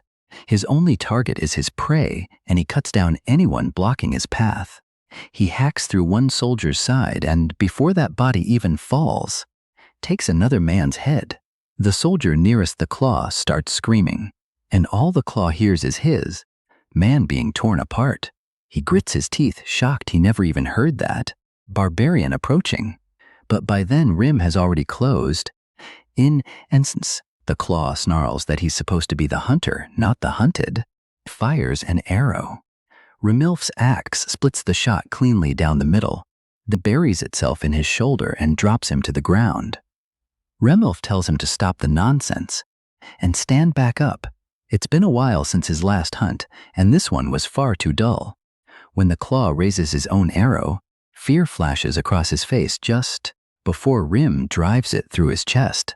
Remulf calls it pathetic. He wanted the man to suffer longer, but this was still enough to awaken his hunting instincts. Then he notices he was acting like Encred and wonders if staying by his side too long rubbed off on him. The protagonist fully accepts that he lacks talent, so he always searches for ways to improve. If Room adopted that same mindset, accepting himself and improving step by step, he wonders how far he could go, and the fire in his eyes starts returning. He admits he doesn't know if the choice he made means anything, and perhaps it means nothing at all, but he still wants to try, just like his boss. It's his turn to pursue growth. After the platoon takes down the claw of the hawk, the story shifts to the tall grass fields, where a knight stands waiting. Across from him stands an aspen knight. The Gnoligian knight kneels, then bursts forward and swings straight at the other's helmet. The blow is blocked, but the impact alone sends a wave through the field and catches Encred's attention. Even from far away, he hears it. Jackson points out that those at the front aren't full knights. They're squires. MC says he wants to watch. Remulf says he wants to head over, but Encred says no. Winning matters more, and according to Chrysa's plan, Marcus and his men should reach Crossguard soon. Back at the Aspen camp, everyone panics, shouting that the enemy is at their gates and they can't let Crossguard fall. Some want to send part of the night force back. Avner says the city already has troops, so they should stay focused here, but they snap at him, asking what a foolish peasant could know. He realizes no one will listen while nobles are in charge. Even losing a few knights shifts the entire battle, which means the war is over, so he orders his men to return to the capital. At Crossguard, a man on the wall asks where the enemy is. He says they're right over the hill, but when he looks, no one is there. Marcus explains that the entire plan was to fake an attack on Crossguard.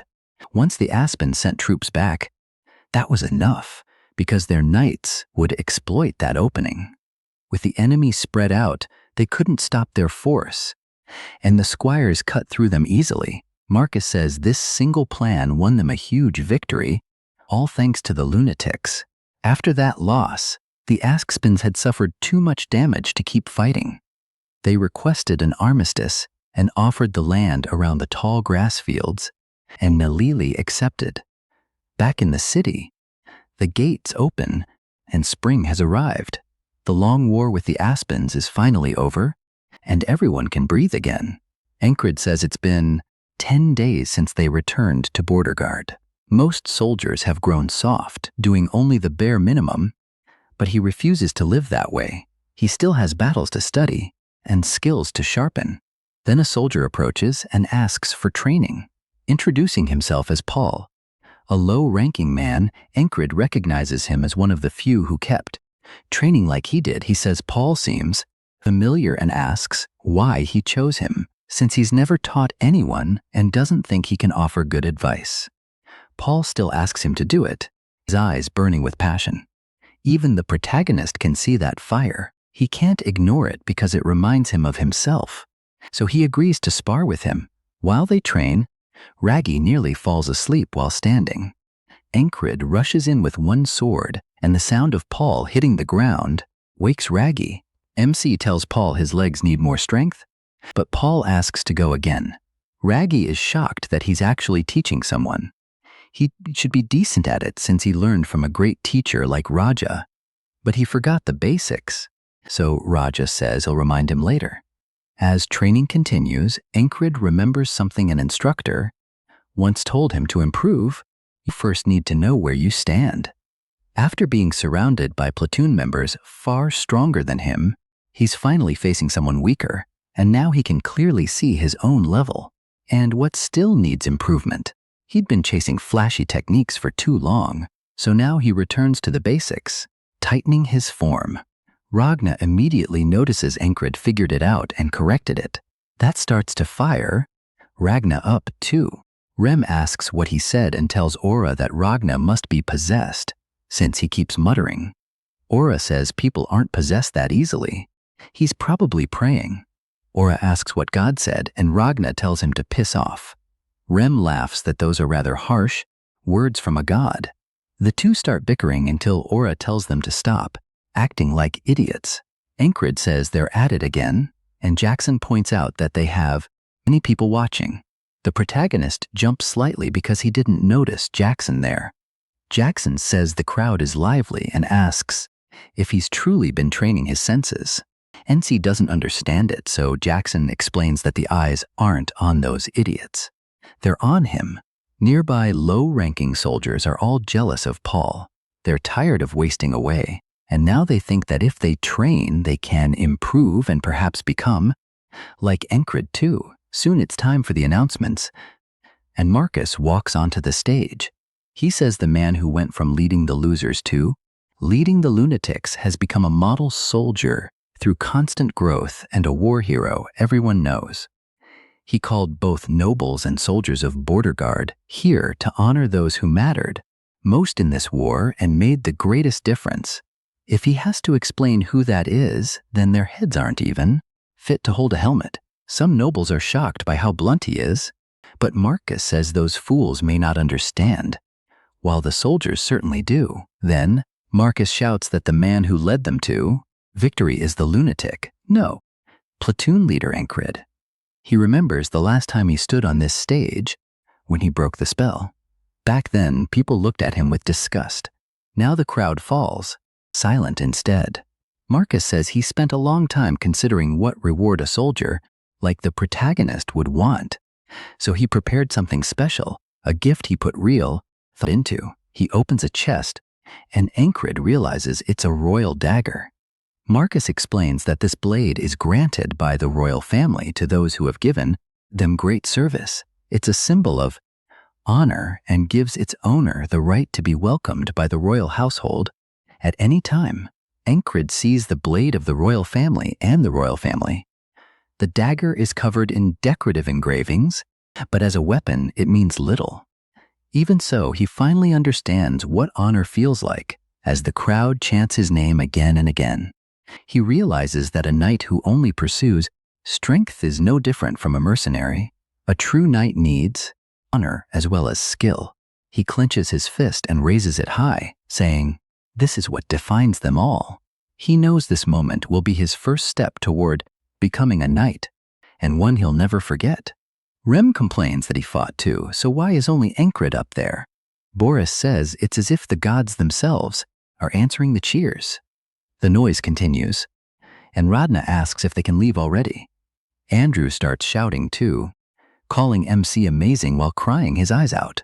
Marcus says he's glad Encred likes the reward, but he shouldn't be satisfied yet. Marcus also prepared a personal gift for him, and he'll see it soon. Encred wonders what it could be when Marcus suddenly announces that there will be a banquet. He brought the finest wine, and everyone can drink until they collapse. The nobles mutter again that he's too harsh, but the protagonist can tell Marcus is simply fired up. A banquet sounds good to him, and that night, everyone gets completely drunk. Rem is having the time of his life. Encred asks Ragnar why he isn't drinking, and Ragnar says his taste is too refined for this. Rem splashes beer at him and tells him to stop complaining and drink. Ragnar shoots back that he won't touch anything a filthy barbarian enjoys. Then Odin dumps an entire keg over both of them and tells them to behave.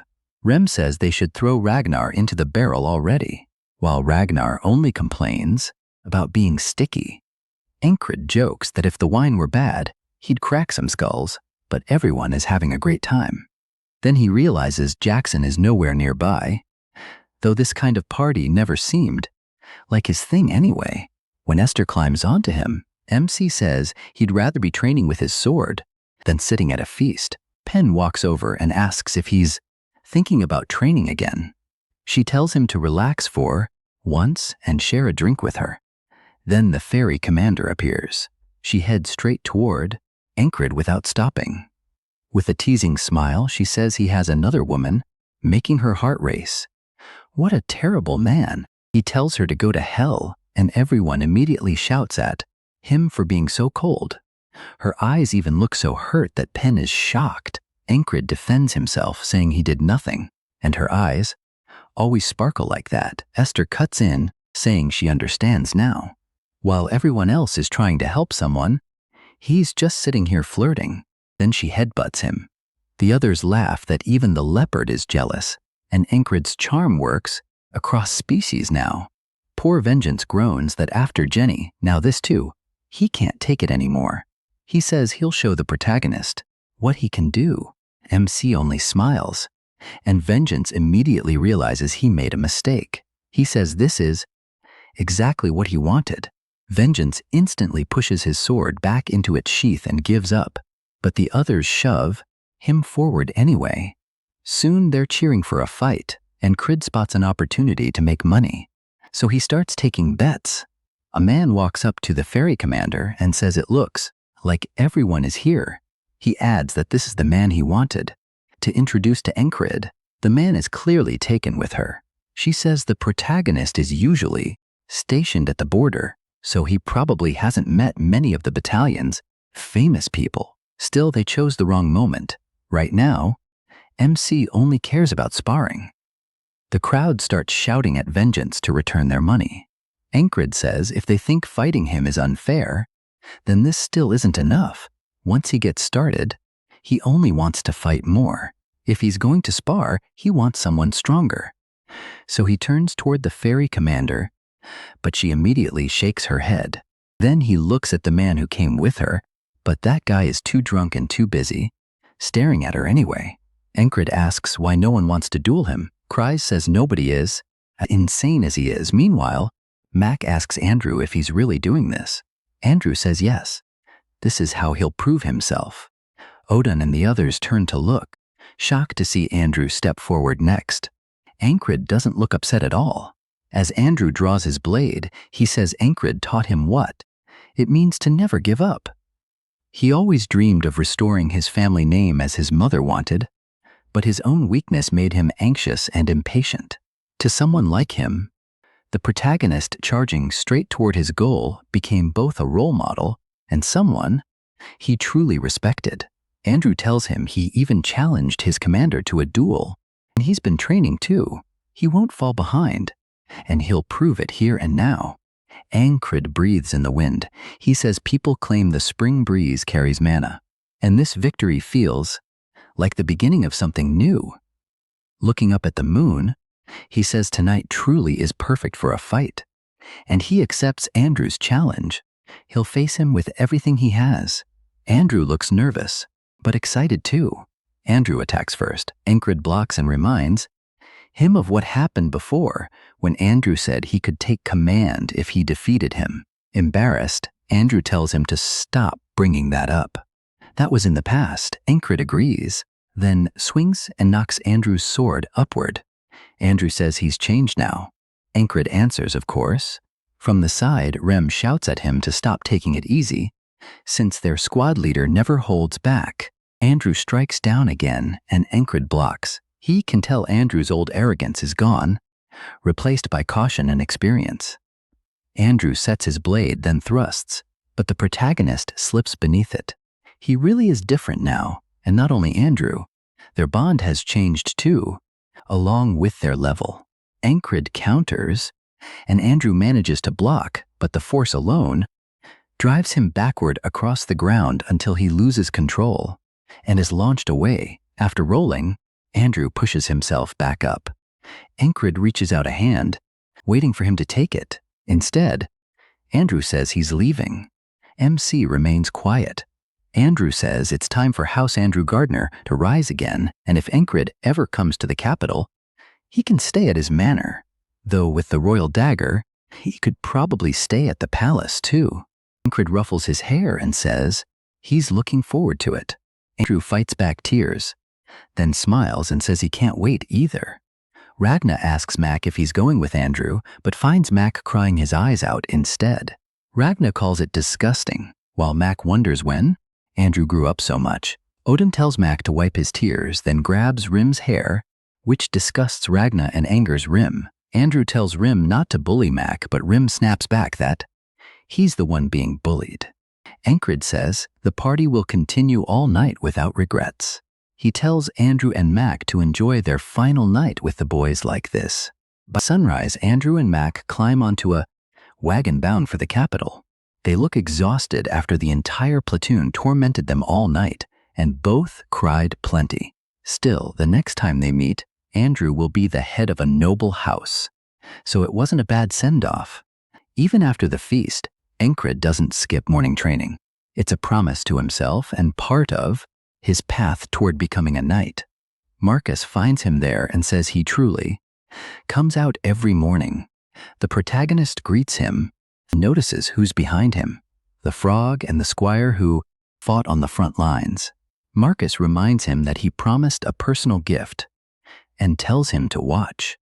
The squire immediately lowers herself, settling into a sprinter's stance. Encred realizes what's about to happen just as she bursts forward. Trailing a red aura, she leaps straight at him. MC blocks her strike while the frog begins studying the fight. The squire is impressed that he stopped it and says she wants to see what else he can do. Then she unleashes a storm of thrusts at his head, and Encred feels only one thing: death. Blades seem to come at him from every direction. In his mind, his entire body is pierced, his arms are severed, and his head is cut off. Every one of those blades tells him the same thing: step back and live, stay forward and die. But to Encred, death is only another step forward. So he calmly chooses death. He forces himself ahead. Every instinct screams at him to run, but he refuses to leave his dream as only a dream. Even if he dies hundreds or thousands of times, one step closer is enough. If he can't walk, he'll crawl. When Encred actually takes a full step forward, the squire is truly shocked. That's when the frog speaks up, saying this is enough, and stops the fight. The squire admits she's never seen anyone like him. He endured all of that without even being able to control it himself. Taking off her helmet, she says one more moment, and he truly would have died. Encred asks who she is, and she introduces herself as Asia, a proto-knight. His vision starts to blur, and he falls backward directly into Jackson's arms before passing out. The others are ready to jump in, and Rim says being a proto-knight doesn't mean she can simply get away with this. Asia only asks who they are as she stares them down. The frog is equally surprised, wondering how people like them are here. The barbarian in front, the quiet one, and the large idiot are all incredibly gifted. She's especially interested in the swordsman at the back, saying his blonde hair and red eyes make him look like he might be from the north. He seems half asleep, but the way he holds his sword excites her enough to start ribbiting. Marcus tells them to calm down because it's not what they think. Asia realizes these are the lunatics and says the name fits. Rem asks what the hell they're talking about. Then Marcus asks the frog whether Encred can become a knight, shocking everyone. Now they understand what this was about. Marcus brought Asia because the frog can judge someone's talent and determine whether Encred has what it takes. That was Marcus's real gift, but sadly, she says it's impossible. His limits are too obvious, and getting this far is already impressive. Instead, she's more curious about Ragna, asking whether he's interested. Ragna answers with a firm no, and she says she heard these lunatics only follow their leader, which seems true. Turning down the red cape, Knight Order is insane. Asia tells Marcus she did him the favor he requested, and he thanks her. She then tells the frog it's time to leave, but the frog wants to stay. Asia asks why, and Marcus asks if she truly will. She says she has a request. Asia assumes it's about the blonde one again, since frogs always pursue whatever catches their interest, but the frog says she's more interested in Encred. He endured her aura and even stepped forward, something she's never seen before. She says if he ever awakens that power, he'll become a monster, but if it were easy, anyone could become a knight. As they carry Encred away, vengeance starts brooding. He heard a commotion while standing guard. But what he just witnessed left him stunned. The protagonist's dream of becoming a knight was never a secret. Everyone in the battalion knew it. That's what troubles Vengeance. MC always held his head high regardless of what people said, but hearing impossible from someone who had already become a knight, even for Encred, had to hurt. Vengeance decides to check on him, so he heads to the barracks and knocks. Rem greets him with, "Ugly, what are you doing here?" Vengeance snaps back, asking if he has to call him that. Rem shrugs and asks what he wants. Then Vengeance freezes when he spots the frog sitting beside Encred. She asks what he wants, and he's too confused to answer. Everyone is acting far too normal. Their leader's dream, the one they all followed him for, had just been crushed. He thought he would be devastated. Then the protagonist begins waking up. He asks where he is, and the frog says it's about time. Robber bluntly tells him they said he'd never become a knight, not even if hell froze over. Vengeance quickly covers Rem's mouth and tells him to stop.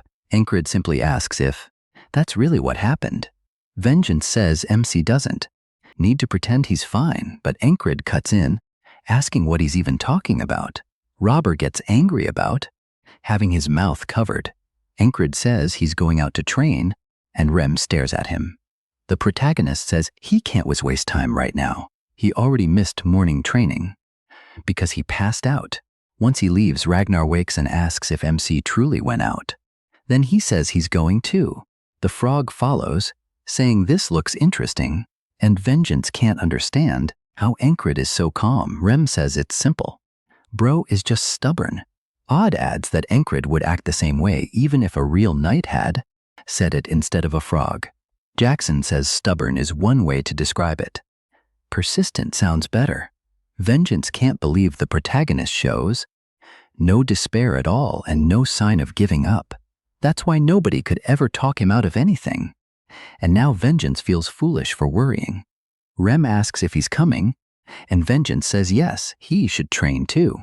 He doesn't want to fall behind Encred. Outside, MC is doing one-arm push-ups. He says Aisha's power in that storm of blades opened his eyes. That wasn't ordinary killing intent. It was something else. The frog asks if he wants to know what Aisha used. Encred guesses it's intimidation and asks if that's the name for it. Ragna starts walking forward and asks what separates knights from the rest of them. Many people break beyond their limits and dream of knighthood, but they can never become knights until they understand this power. Only 1 in 10,000 can learn it. It's a strange power that doesn't work for everyone. The frog warns that hearing all this might make him give up, but Ancrete only asks what the power actually is. She's surprised he's still so interested. He says he has to know. The frog explains that Aisha's intimidation was one part of it. Ragnar says the general name for the powers knights used to surpass human limits is will. He says will is the strength of one's own mind. You could call it willpower, but it's humanity's greatest ability. To use it, a person must reach their limits, break beyond them, and truly understand how it works. Then he stops, saying the protagonist will have to discover the rest himself. The protagonist asks what he means, but Ragnar says he can't explain yet. When MC asks if that means he doesn't know, the frog says will appears differently in every person. The way to awaken it is unique to everyone. Still, none of that matters until he breaks beyond his own limits. Ragnar says that's the point. So the protagonist asks what he must do. The frog says only he can answer that. A person can't know their limit until they reach it, but there is one thing he can do now. Before she can finish, Encred grabs his sword and says he understands. He'll keep doing what he's been doing until he drops dead. The frog gets excited and says, in her opinion, that still won't work. A frog's ability to sense talent is almost instinctive, sharpened through experience. She's seen countless humans, and she says no frog is better than her at judging talent.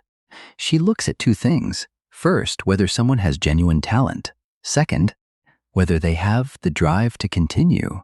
Usually, the second doesn't matter if the first is missing. But with Encred, No matter how many times she checks, his will is stronger than anyone else's. His conviction is on another level. He's a mystery. Perhaps he's will itself in human form. Then she says frogs live to pursue their deepest urges. Some spend their lives seeking pure strength. Others pursue love. What she wants most is to study the unknown, so she tells Encred she'll stay with him. He holds out his hand and asks for her name. She says it's Lua Garnet, and she can't help being drawn to someone as strange as him. That night in the mess hall, people at every table keep staring because the lunatics now have a frog with them. Vengeance asks if she truly decided to stay, and his men crowd around, asking what's happening and why a frog is eating with them. They swarm him until he tells them to back off. Rem calls them uncultured, and Jackson says that's amusing coming from him. Rem tries to stab him with a fork, but Jackson dodges. That starts a utensil fight, and Kreese calls both of them uncultured. Luigarn says she's already judged all of them. Every one of the four is incredibly gifted. They've all gone beyond their limits. If they awakened their will, they could have become knights too. But luck also matters. Bond asks why MC isn't stopping them, and MC says they're fine. She says he must be blind. He says they don't hide things from each other. They're close enough that they probably won't kill one another, and the fight will settle down by itself. She questions that since Ragna is drawing his sword, and Rem has his axes ready, but Jackson suddenly asks Lua Garni where she plans to stay. She says somewhere near the protagonist. An axe comes flying, and Encred knocks it away with his sword. Rem says that's his place, and she had better not steal it. Lua Garni only says they truly are all insane. MC apologizes for him, but Lua Garni says it's fine. She's more forgiving toward attractive people. He says he heard frogs care about looks, and Bond agrees, saying they're all very handsome. Luagarn says Bond gets a pass too, and asks what he wants to know. Smiling, he says he wants to duel her. She asks if he's serious after training all day. Encred says he'll train again after the duel, and she calls him the craziest one there. Bond agrees, but Luagarn says anyone else would be exhausted after what he did today. His mindset is far beyond most people's, and she wonders what he'd become if he awakened his will. The protagonist says he's only being practical, while Bond calls him delusional. Luagarn says she never wastes time on people with no potential, but she'll entertain him for now. She removes her robe, pulls out a whip, and warns him she won't hold back. Anchor looks at her and grins, saying he's into that.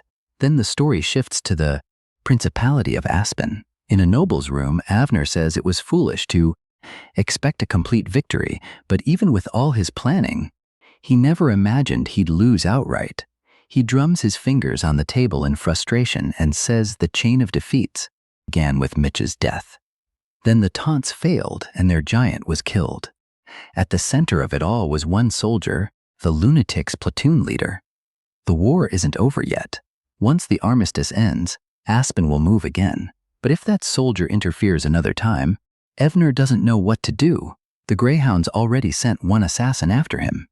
It seems strange to spend so much on a low-ranking officer, but now that seems like the answer, so he'll contact the swamps of Montrey, the assassin guild controlled by Aspen's Crown. They've never failed a mission. In the name of Aspen's Crown, he orders them to kill the soldier called Encred. Back at the mess hall, an assassin watches from outside and peers through the window. He raises his knife and whispers, "Target confirmed," but Jackson suddenly appears beside him and presses a blade to his throat, asking who he is. The scene shifts to Aspen's outskirts. At one of the Montrey Guild's hideouts, a man slams his hand on the table and demands to know if they've lost contact with another assassin. That makes more than 5. One of his men says someone keeps eliminating them. They even sent an intermediate assassin this time, and he was still taken down before he could do anything. The leader says the order came directly from Aspen's Crown, and since the guild serves that same crown, failing this mission could endanger their future. That leaves only one team for the mission, the finest killers in the guild, the Locks brothers, and this time, they have to finish it. Next day in town, people greet Encred like a hero and ask if he's out on patrol. They keep trying to give him gifts because many of their loved ones were saved by him during the war, and he ended the fighting quickly enough that fewer people had to suffer. Even the shoemaker asks if he likes the shoes. Nearby, one assassin hides on the ground while another waits above. The third assassin waits on the second floor. The two above strike together, throwing poisoned needles while the one on the ground moves in. But the pair overhead drop quickly as daggers knock them both out. At the same time, the man below feels a wire tighten around his neck, and Encred turns at the sound but sees nothing. As that assassin is dragged into an alley, one of the brothers realizes who's behind it. The same man who's been ruining their jobs. He jumps in, but Jackson slips past the attack. He loops the wire around his throat too, and slams him to the ground. Then the one from the second floor rushes out. He bursts from the building, ready to fire another poisoned needle, but the shot is sliced apart, and a wire closes around his throat. Then Ingrid steps into the alley and asks what he's doing there. Jackson says these drunken fools almost got hit in the street, so he moved them out of the way. MC catches the smell of alcohol and asks if he'd really help strangers like that.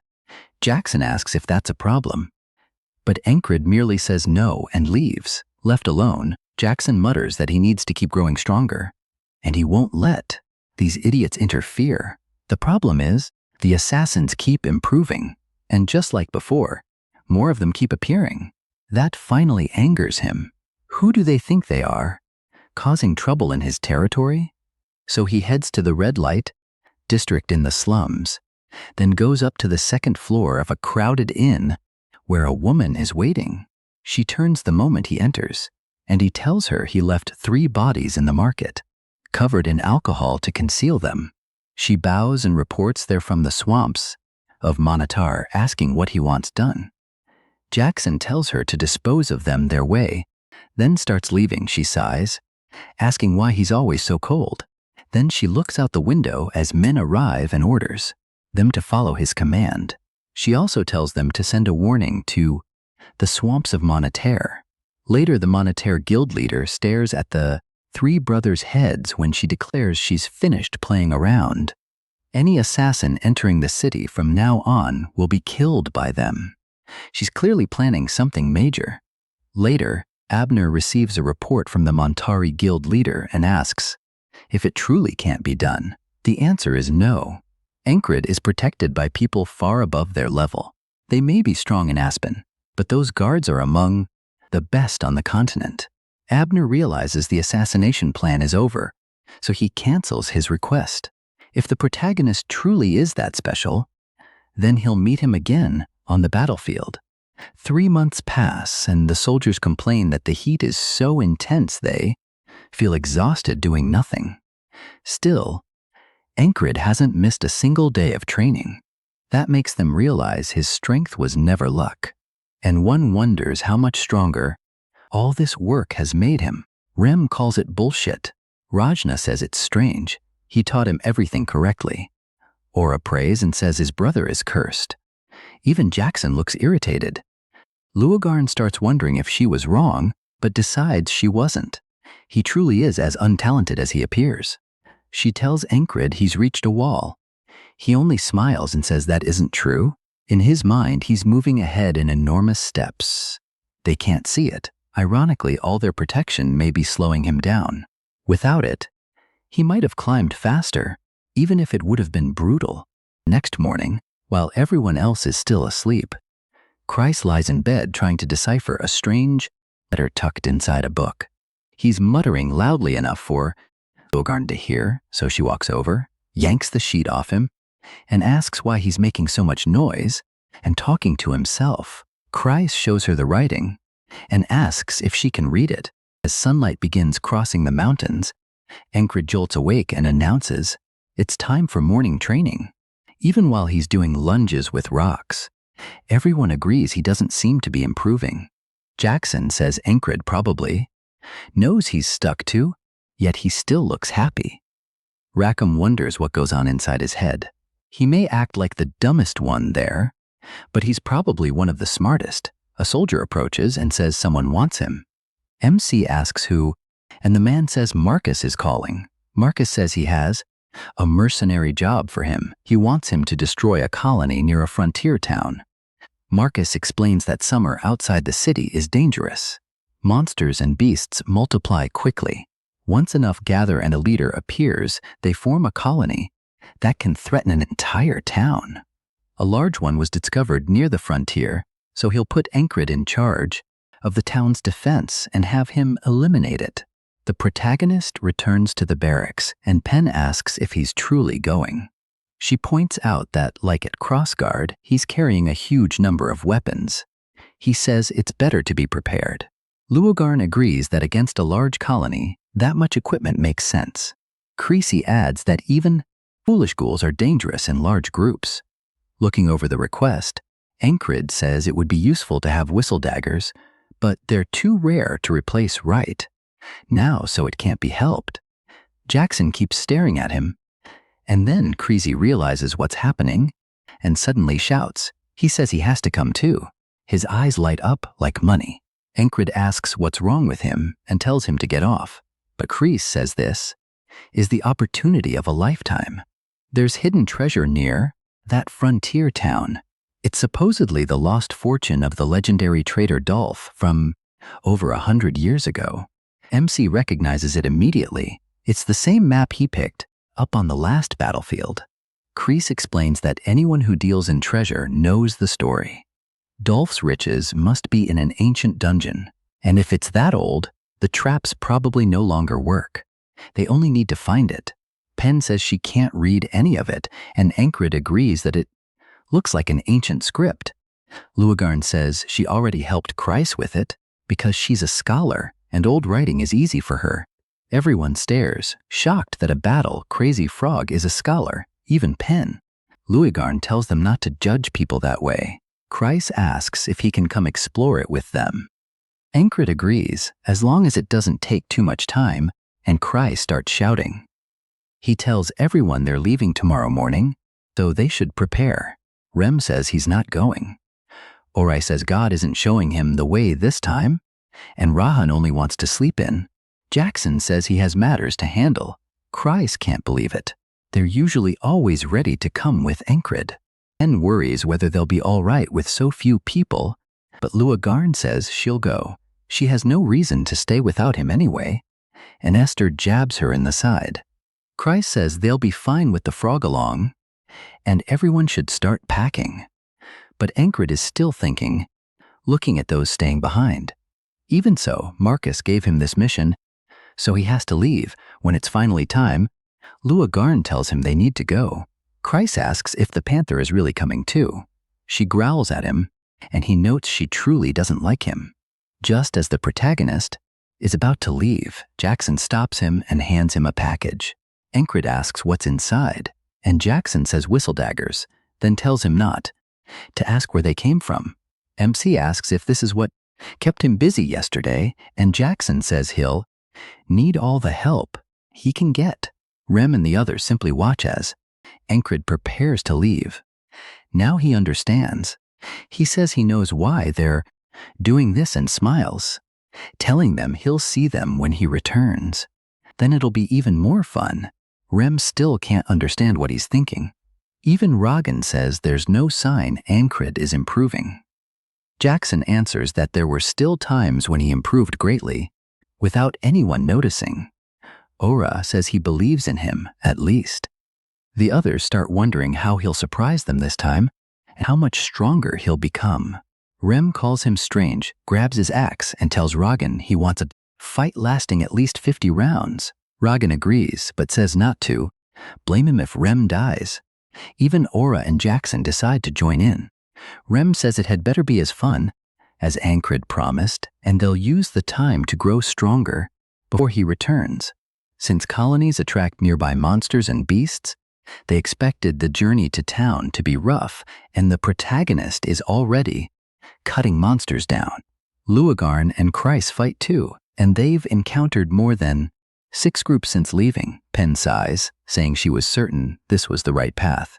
Ancred tells her not to worry about it. They'll simply keep going. By night, they reach a thorny path. MC says this route probably won't have monsters, and Pen should know the road, but he's wrong again, because more beasts charge toward them. Pen asks how this keeps happening, and he says they encounter monsters no matter where they go. Lugarn says that's strange. Even with a colony nearby, this isn't Devil's Gate, so why are so many coming here?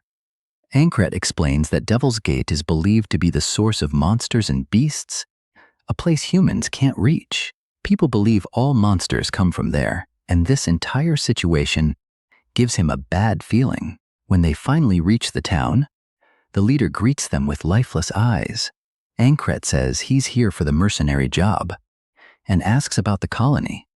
Another man says he'll explain the details, and although the town leader tells him to wait, he walks straight past him. Creasy seems to notice something. The man introduces himself as the captain of the town watch, Deech Pullman.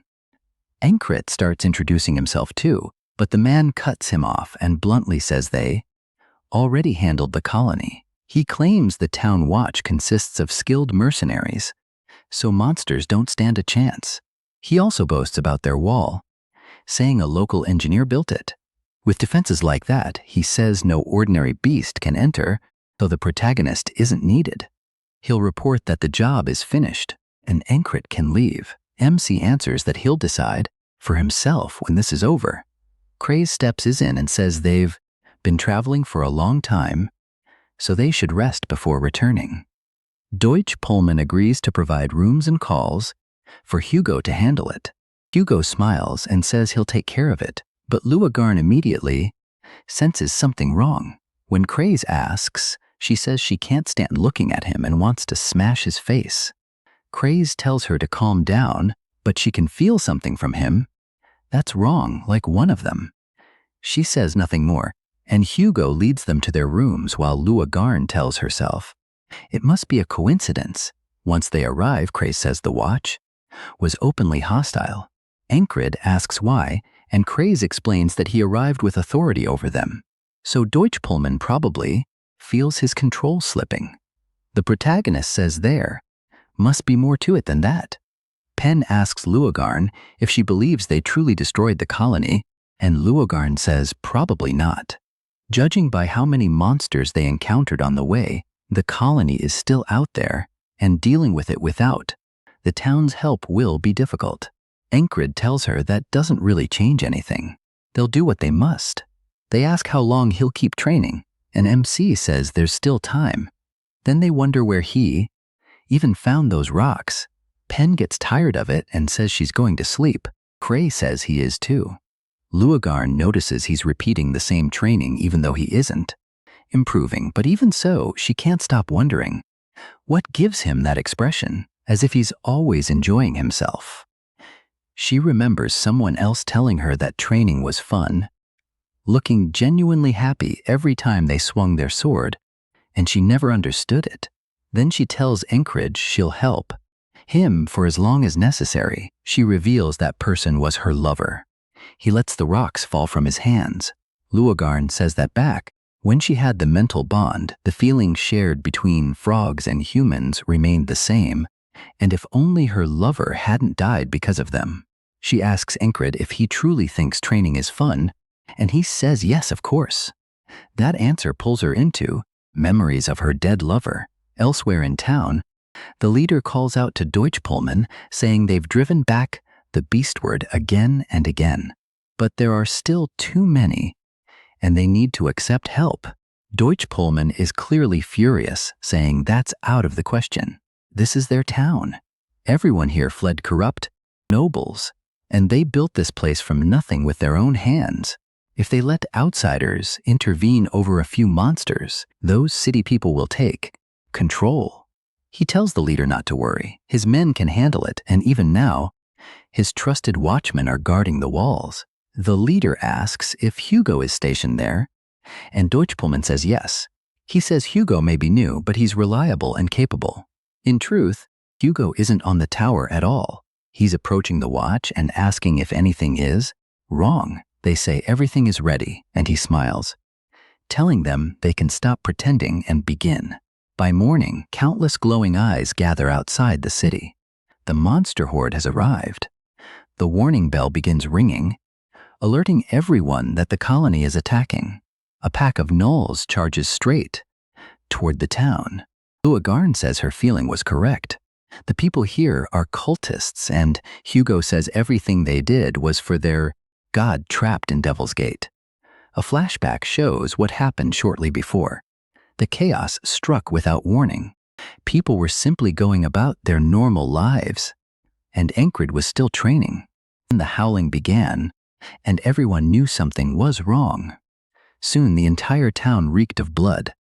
That's when the bell began ringing, and the townspeople tried to flee, only to be torn apart by the gnolls. Deutschpullman rushed in, ordering the watch to protect the townspeople. Encred quickly tells Kreze and the others what's happening, then tells Luogarn they need to stop the monsters. She says she has to leave. She swore she'd kill every cultist who took her lover from her. She blasts straight through the wall of the house just as a gnoll lunges at Encred. More gnolls crash inside. A group of 3 arrives, with even more behind them. The protagonist orders Pen to check the wall and tells both Kreze and Esther to stay with him. As the gnolls close in, he steps forward and drives his blade out, piercing one gnoll through the chest, then pushing hard enough to knock the others over. He says he has to create a path. He survived a monster pack once before. Now he only has to keep dodging and force his way through, no matter what. He pushes his focus to the limit. Just like last time, he steps onto a gnoll's head, raises his sword, and when they look up to attack, he brings it down and splits one cleanly in half. At the same time, others attack from the side. He slips away and notes that mutant gnolls are much larger than the others, so this isn't like the lycanthrope fight. Worse, he can't see the end of the swarm. As the town watch is slaughtered, he sees fear and hears screams everywhere. Even Deutschpullman is desperate, trying to save a child with a weapon that's already broken, but he keeps fighting. He pushes the child away to give them a chance to flee, then charges the horde alone. In only moments, the town, built through hard work and hope, is torn apart by monsters. One mutant charges Encred, and he tightens his grip on the sword, using Heart of the Superhuman to cut it down, then burst past it and kill several gnolls at once. Esther says there's no way she can destroy a horde this large with magic unless she returns to her human form first. Kreze is stabbed through the back of the throat.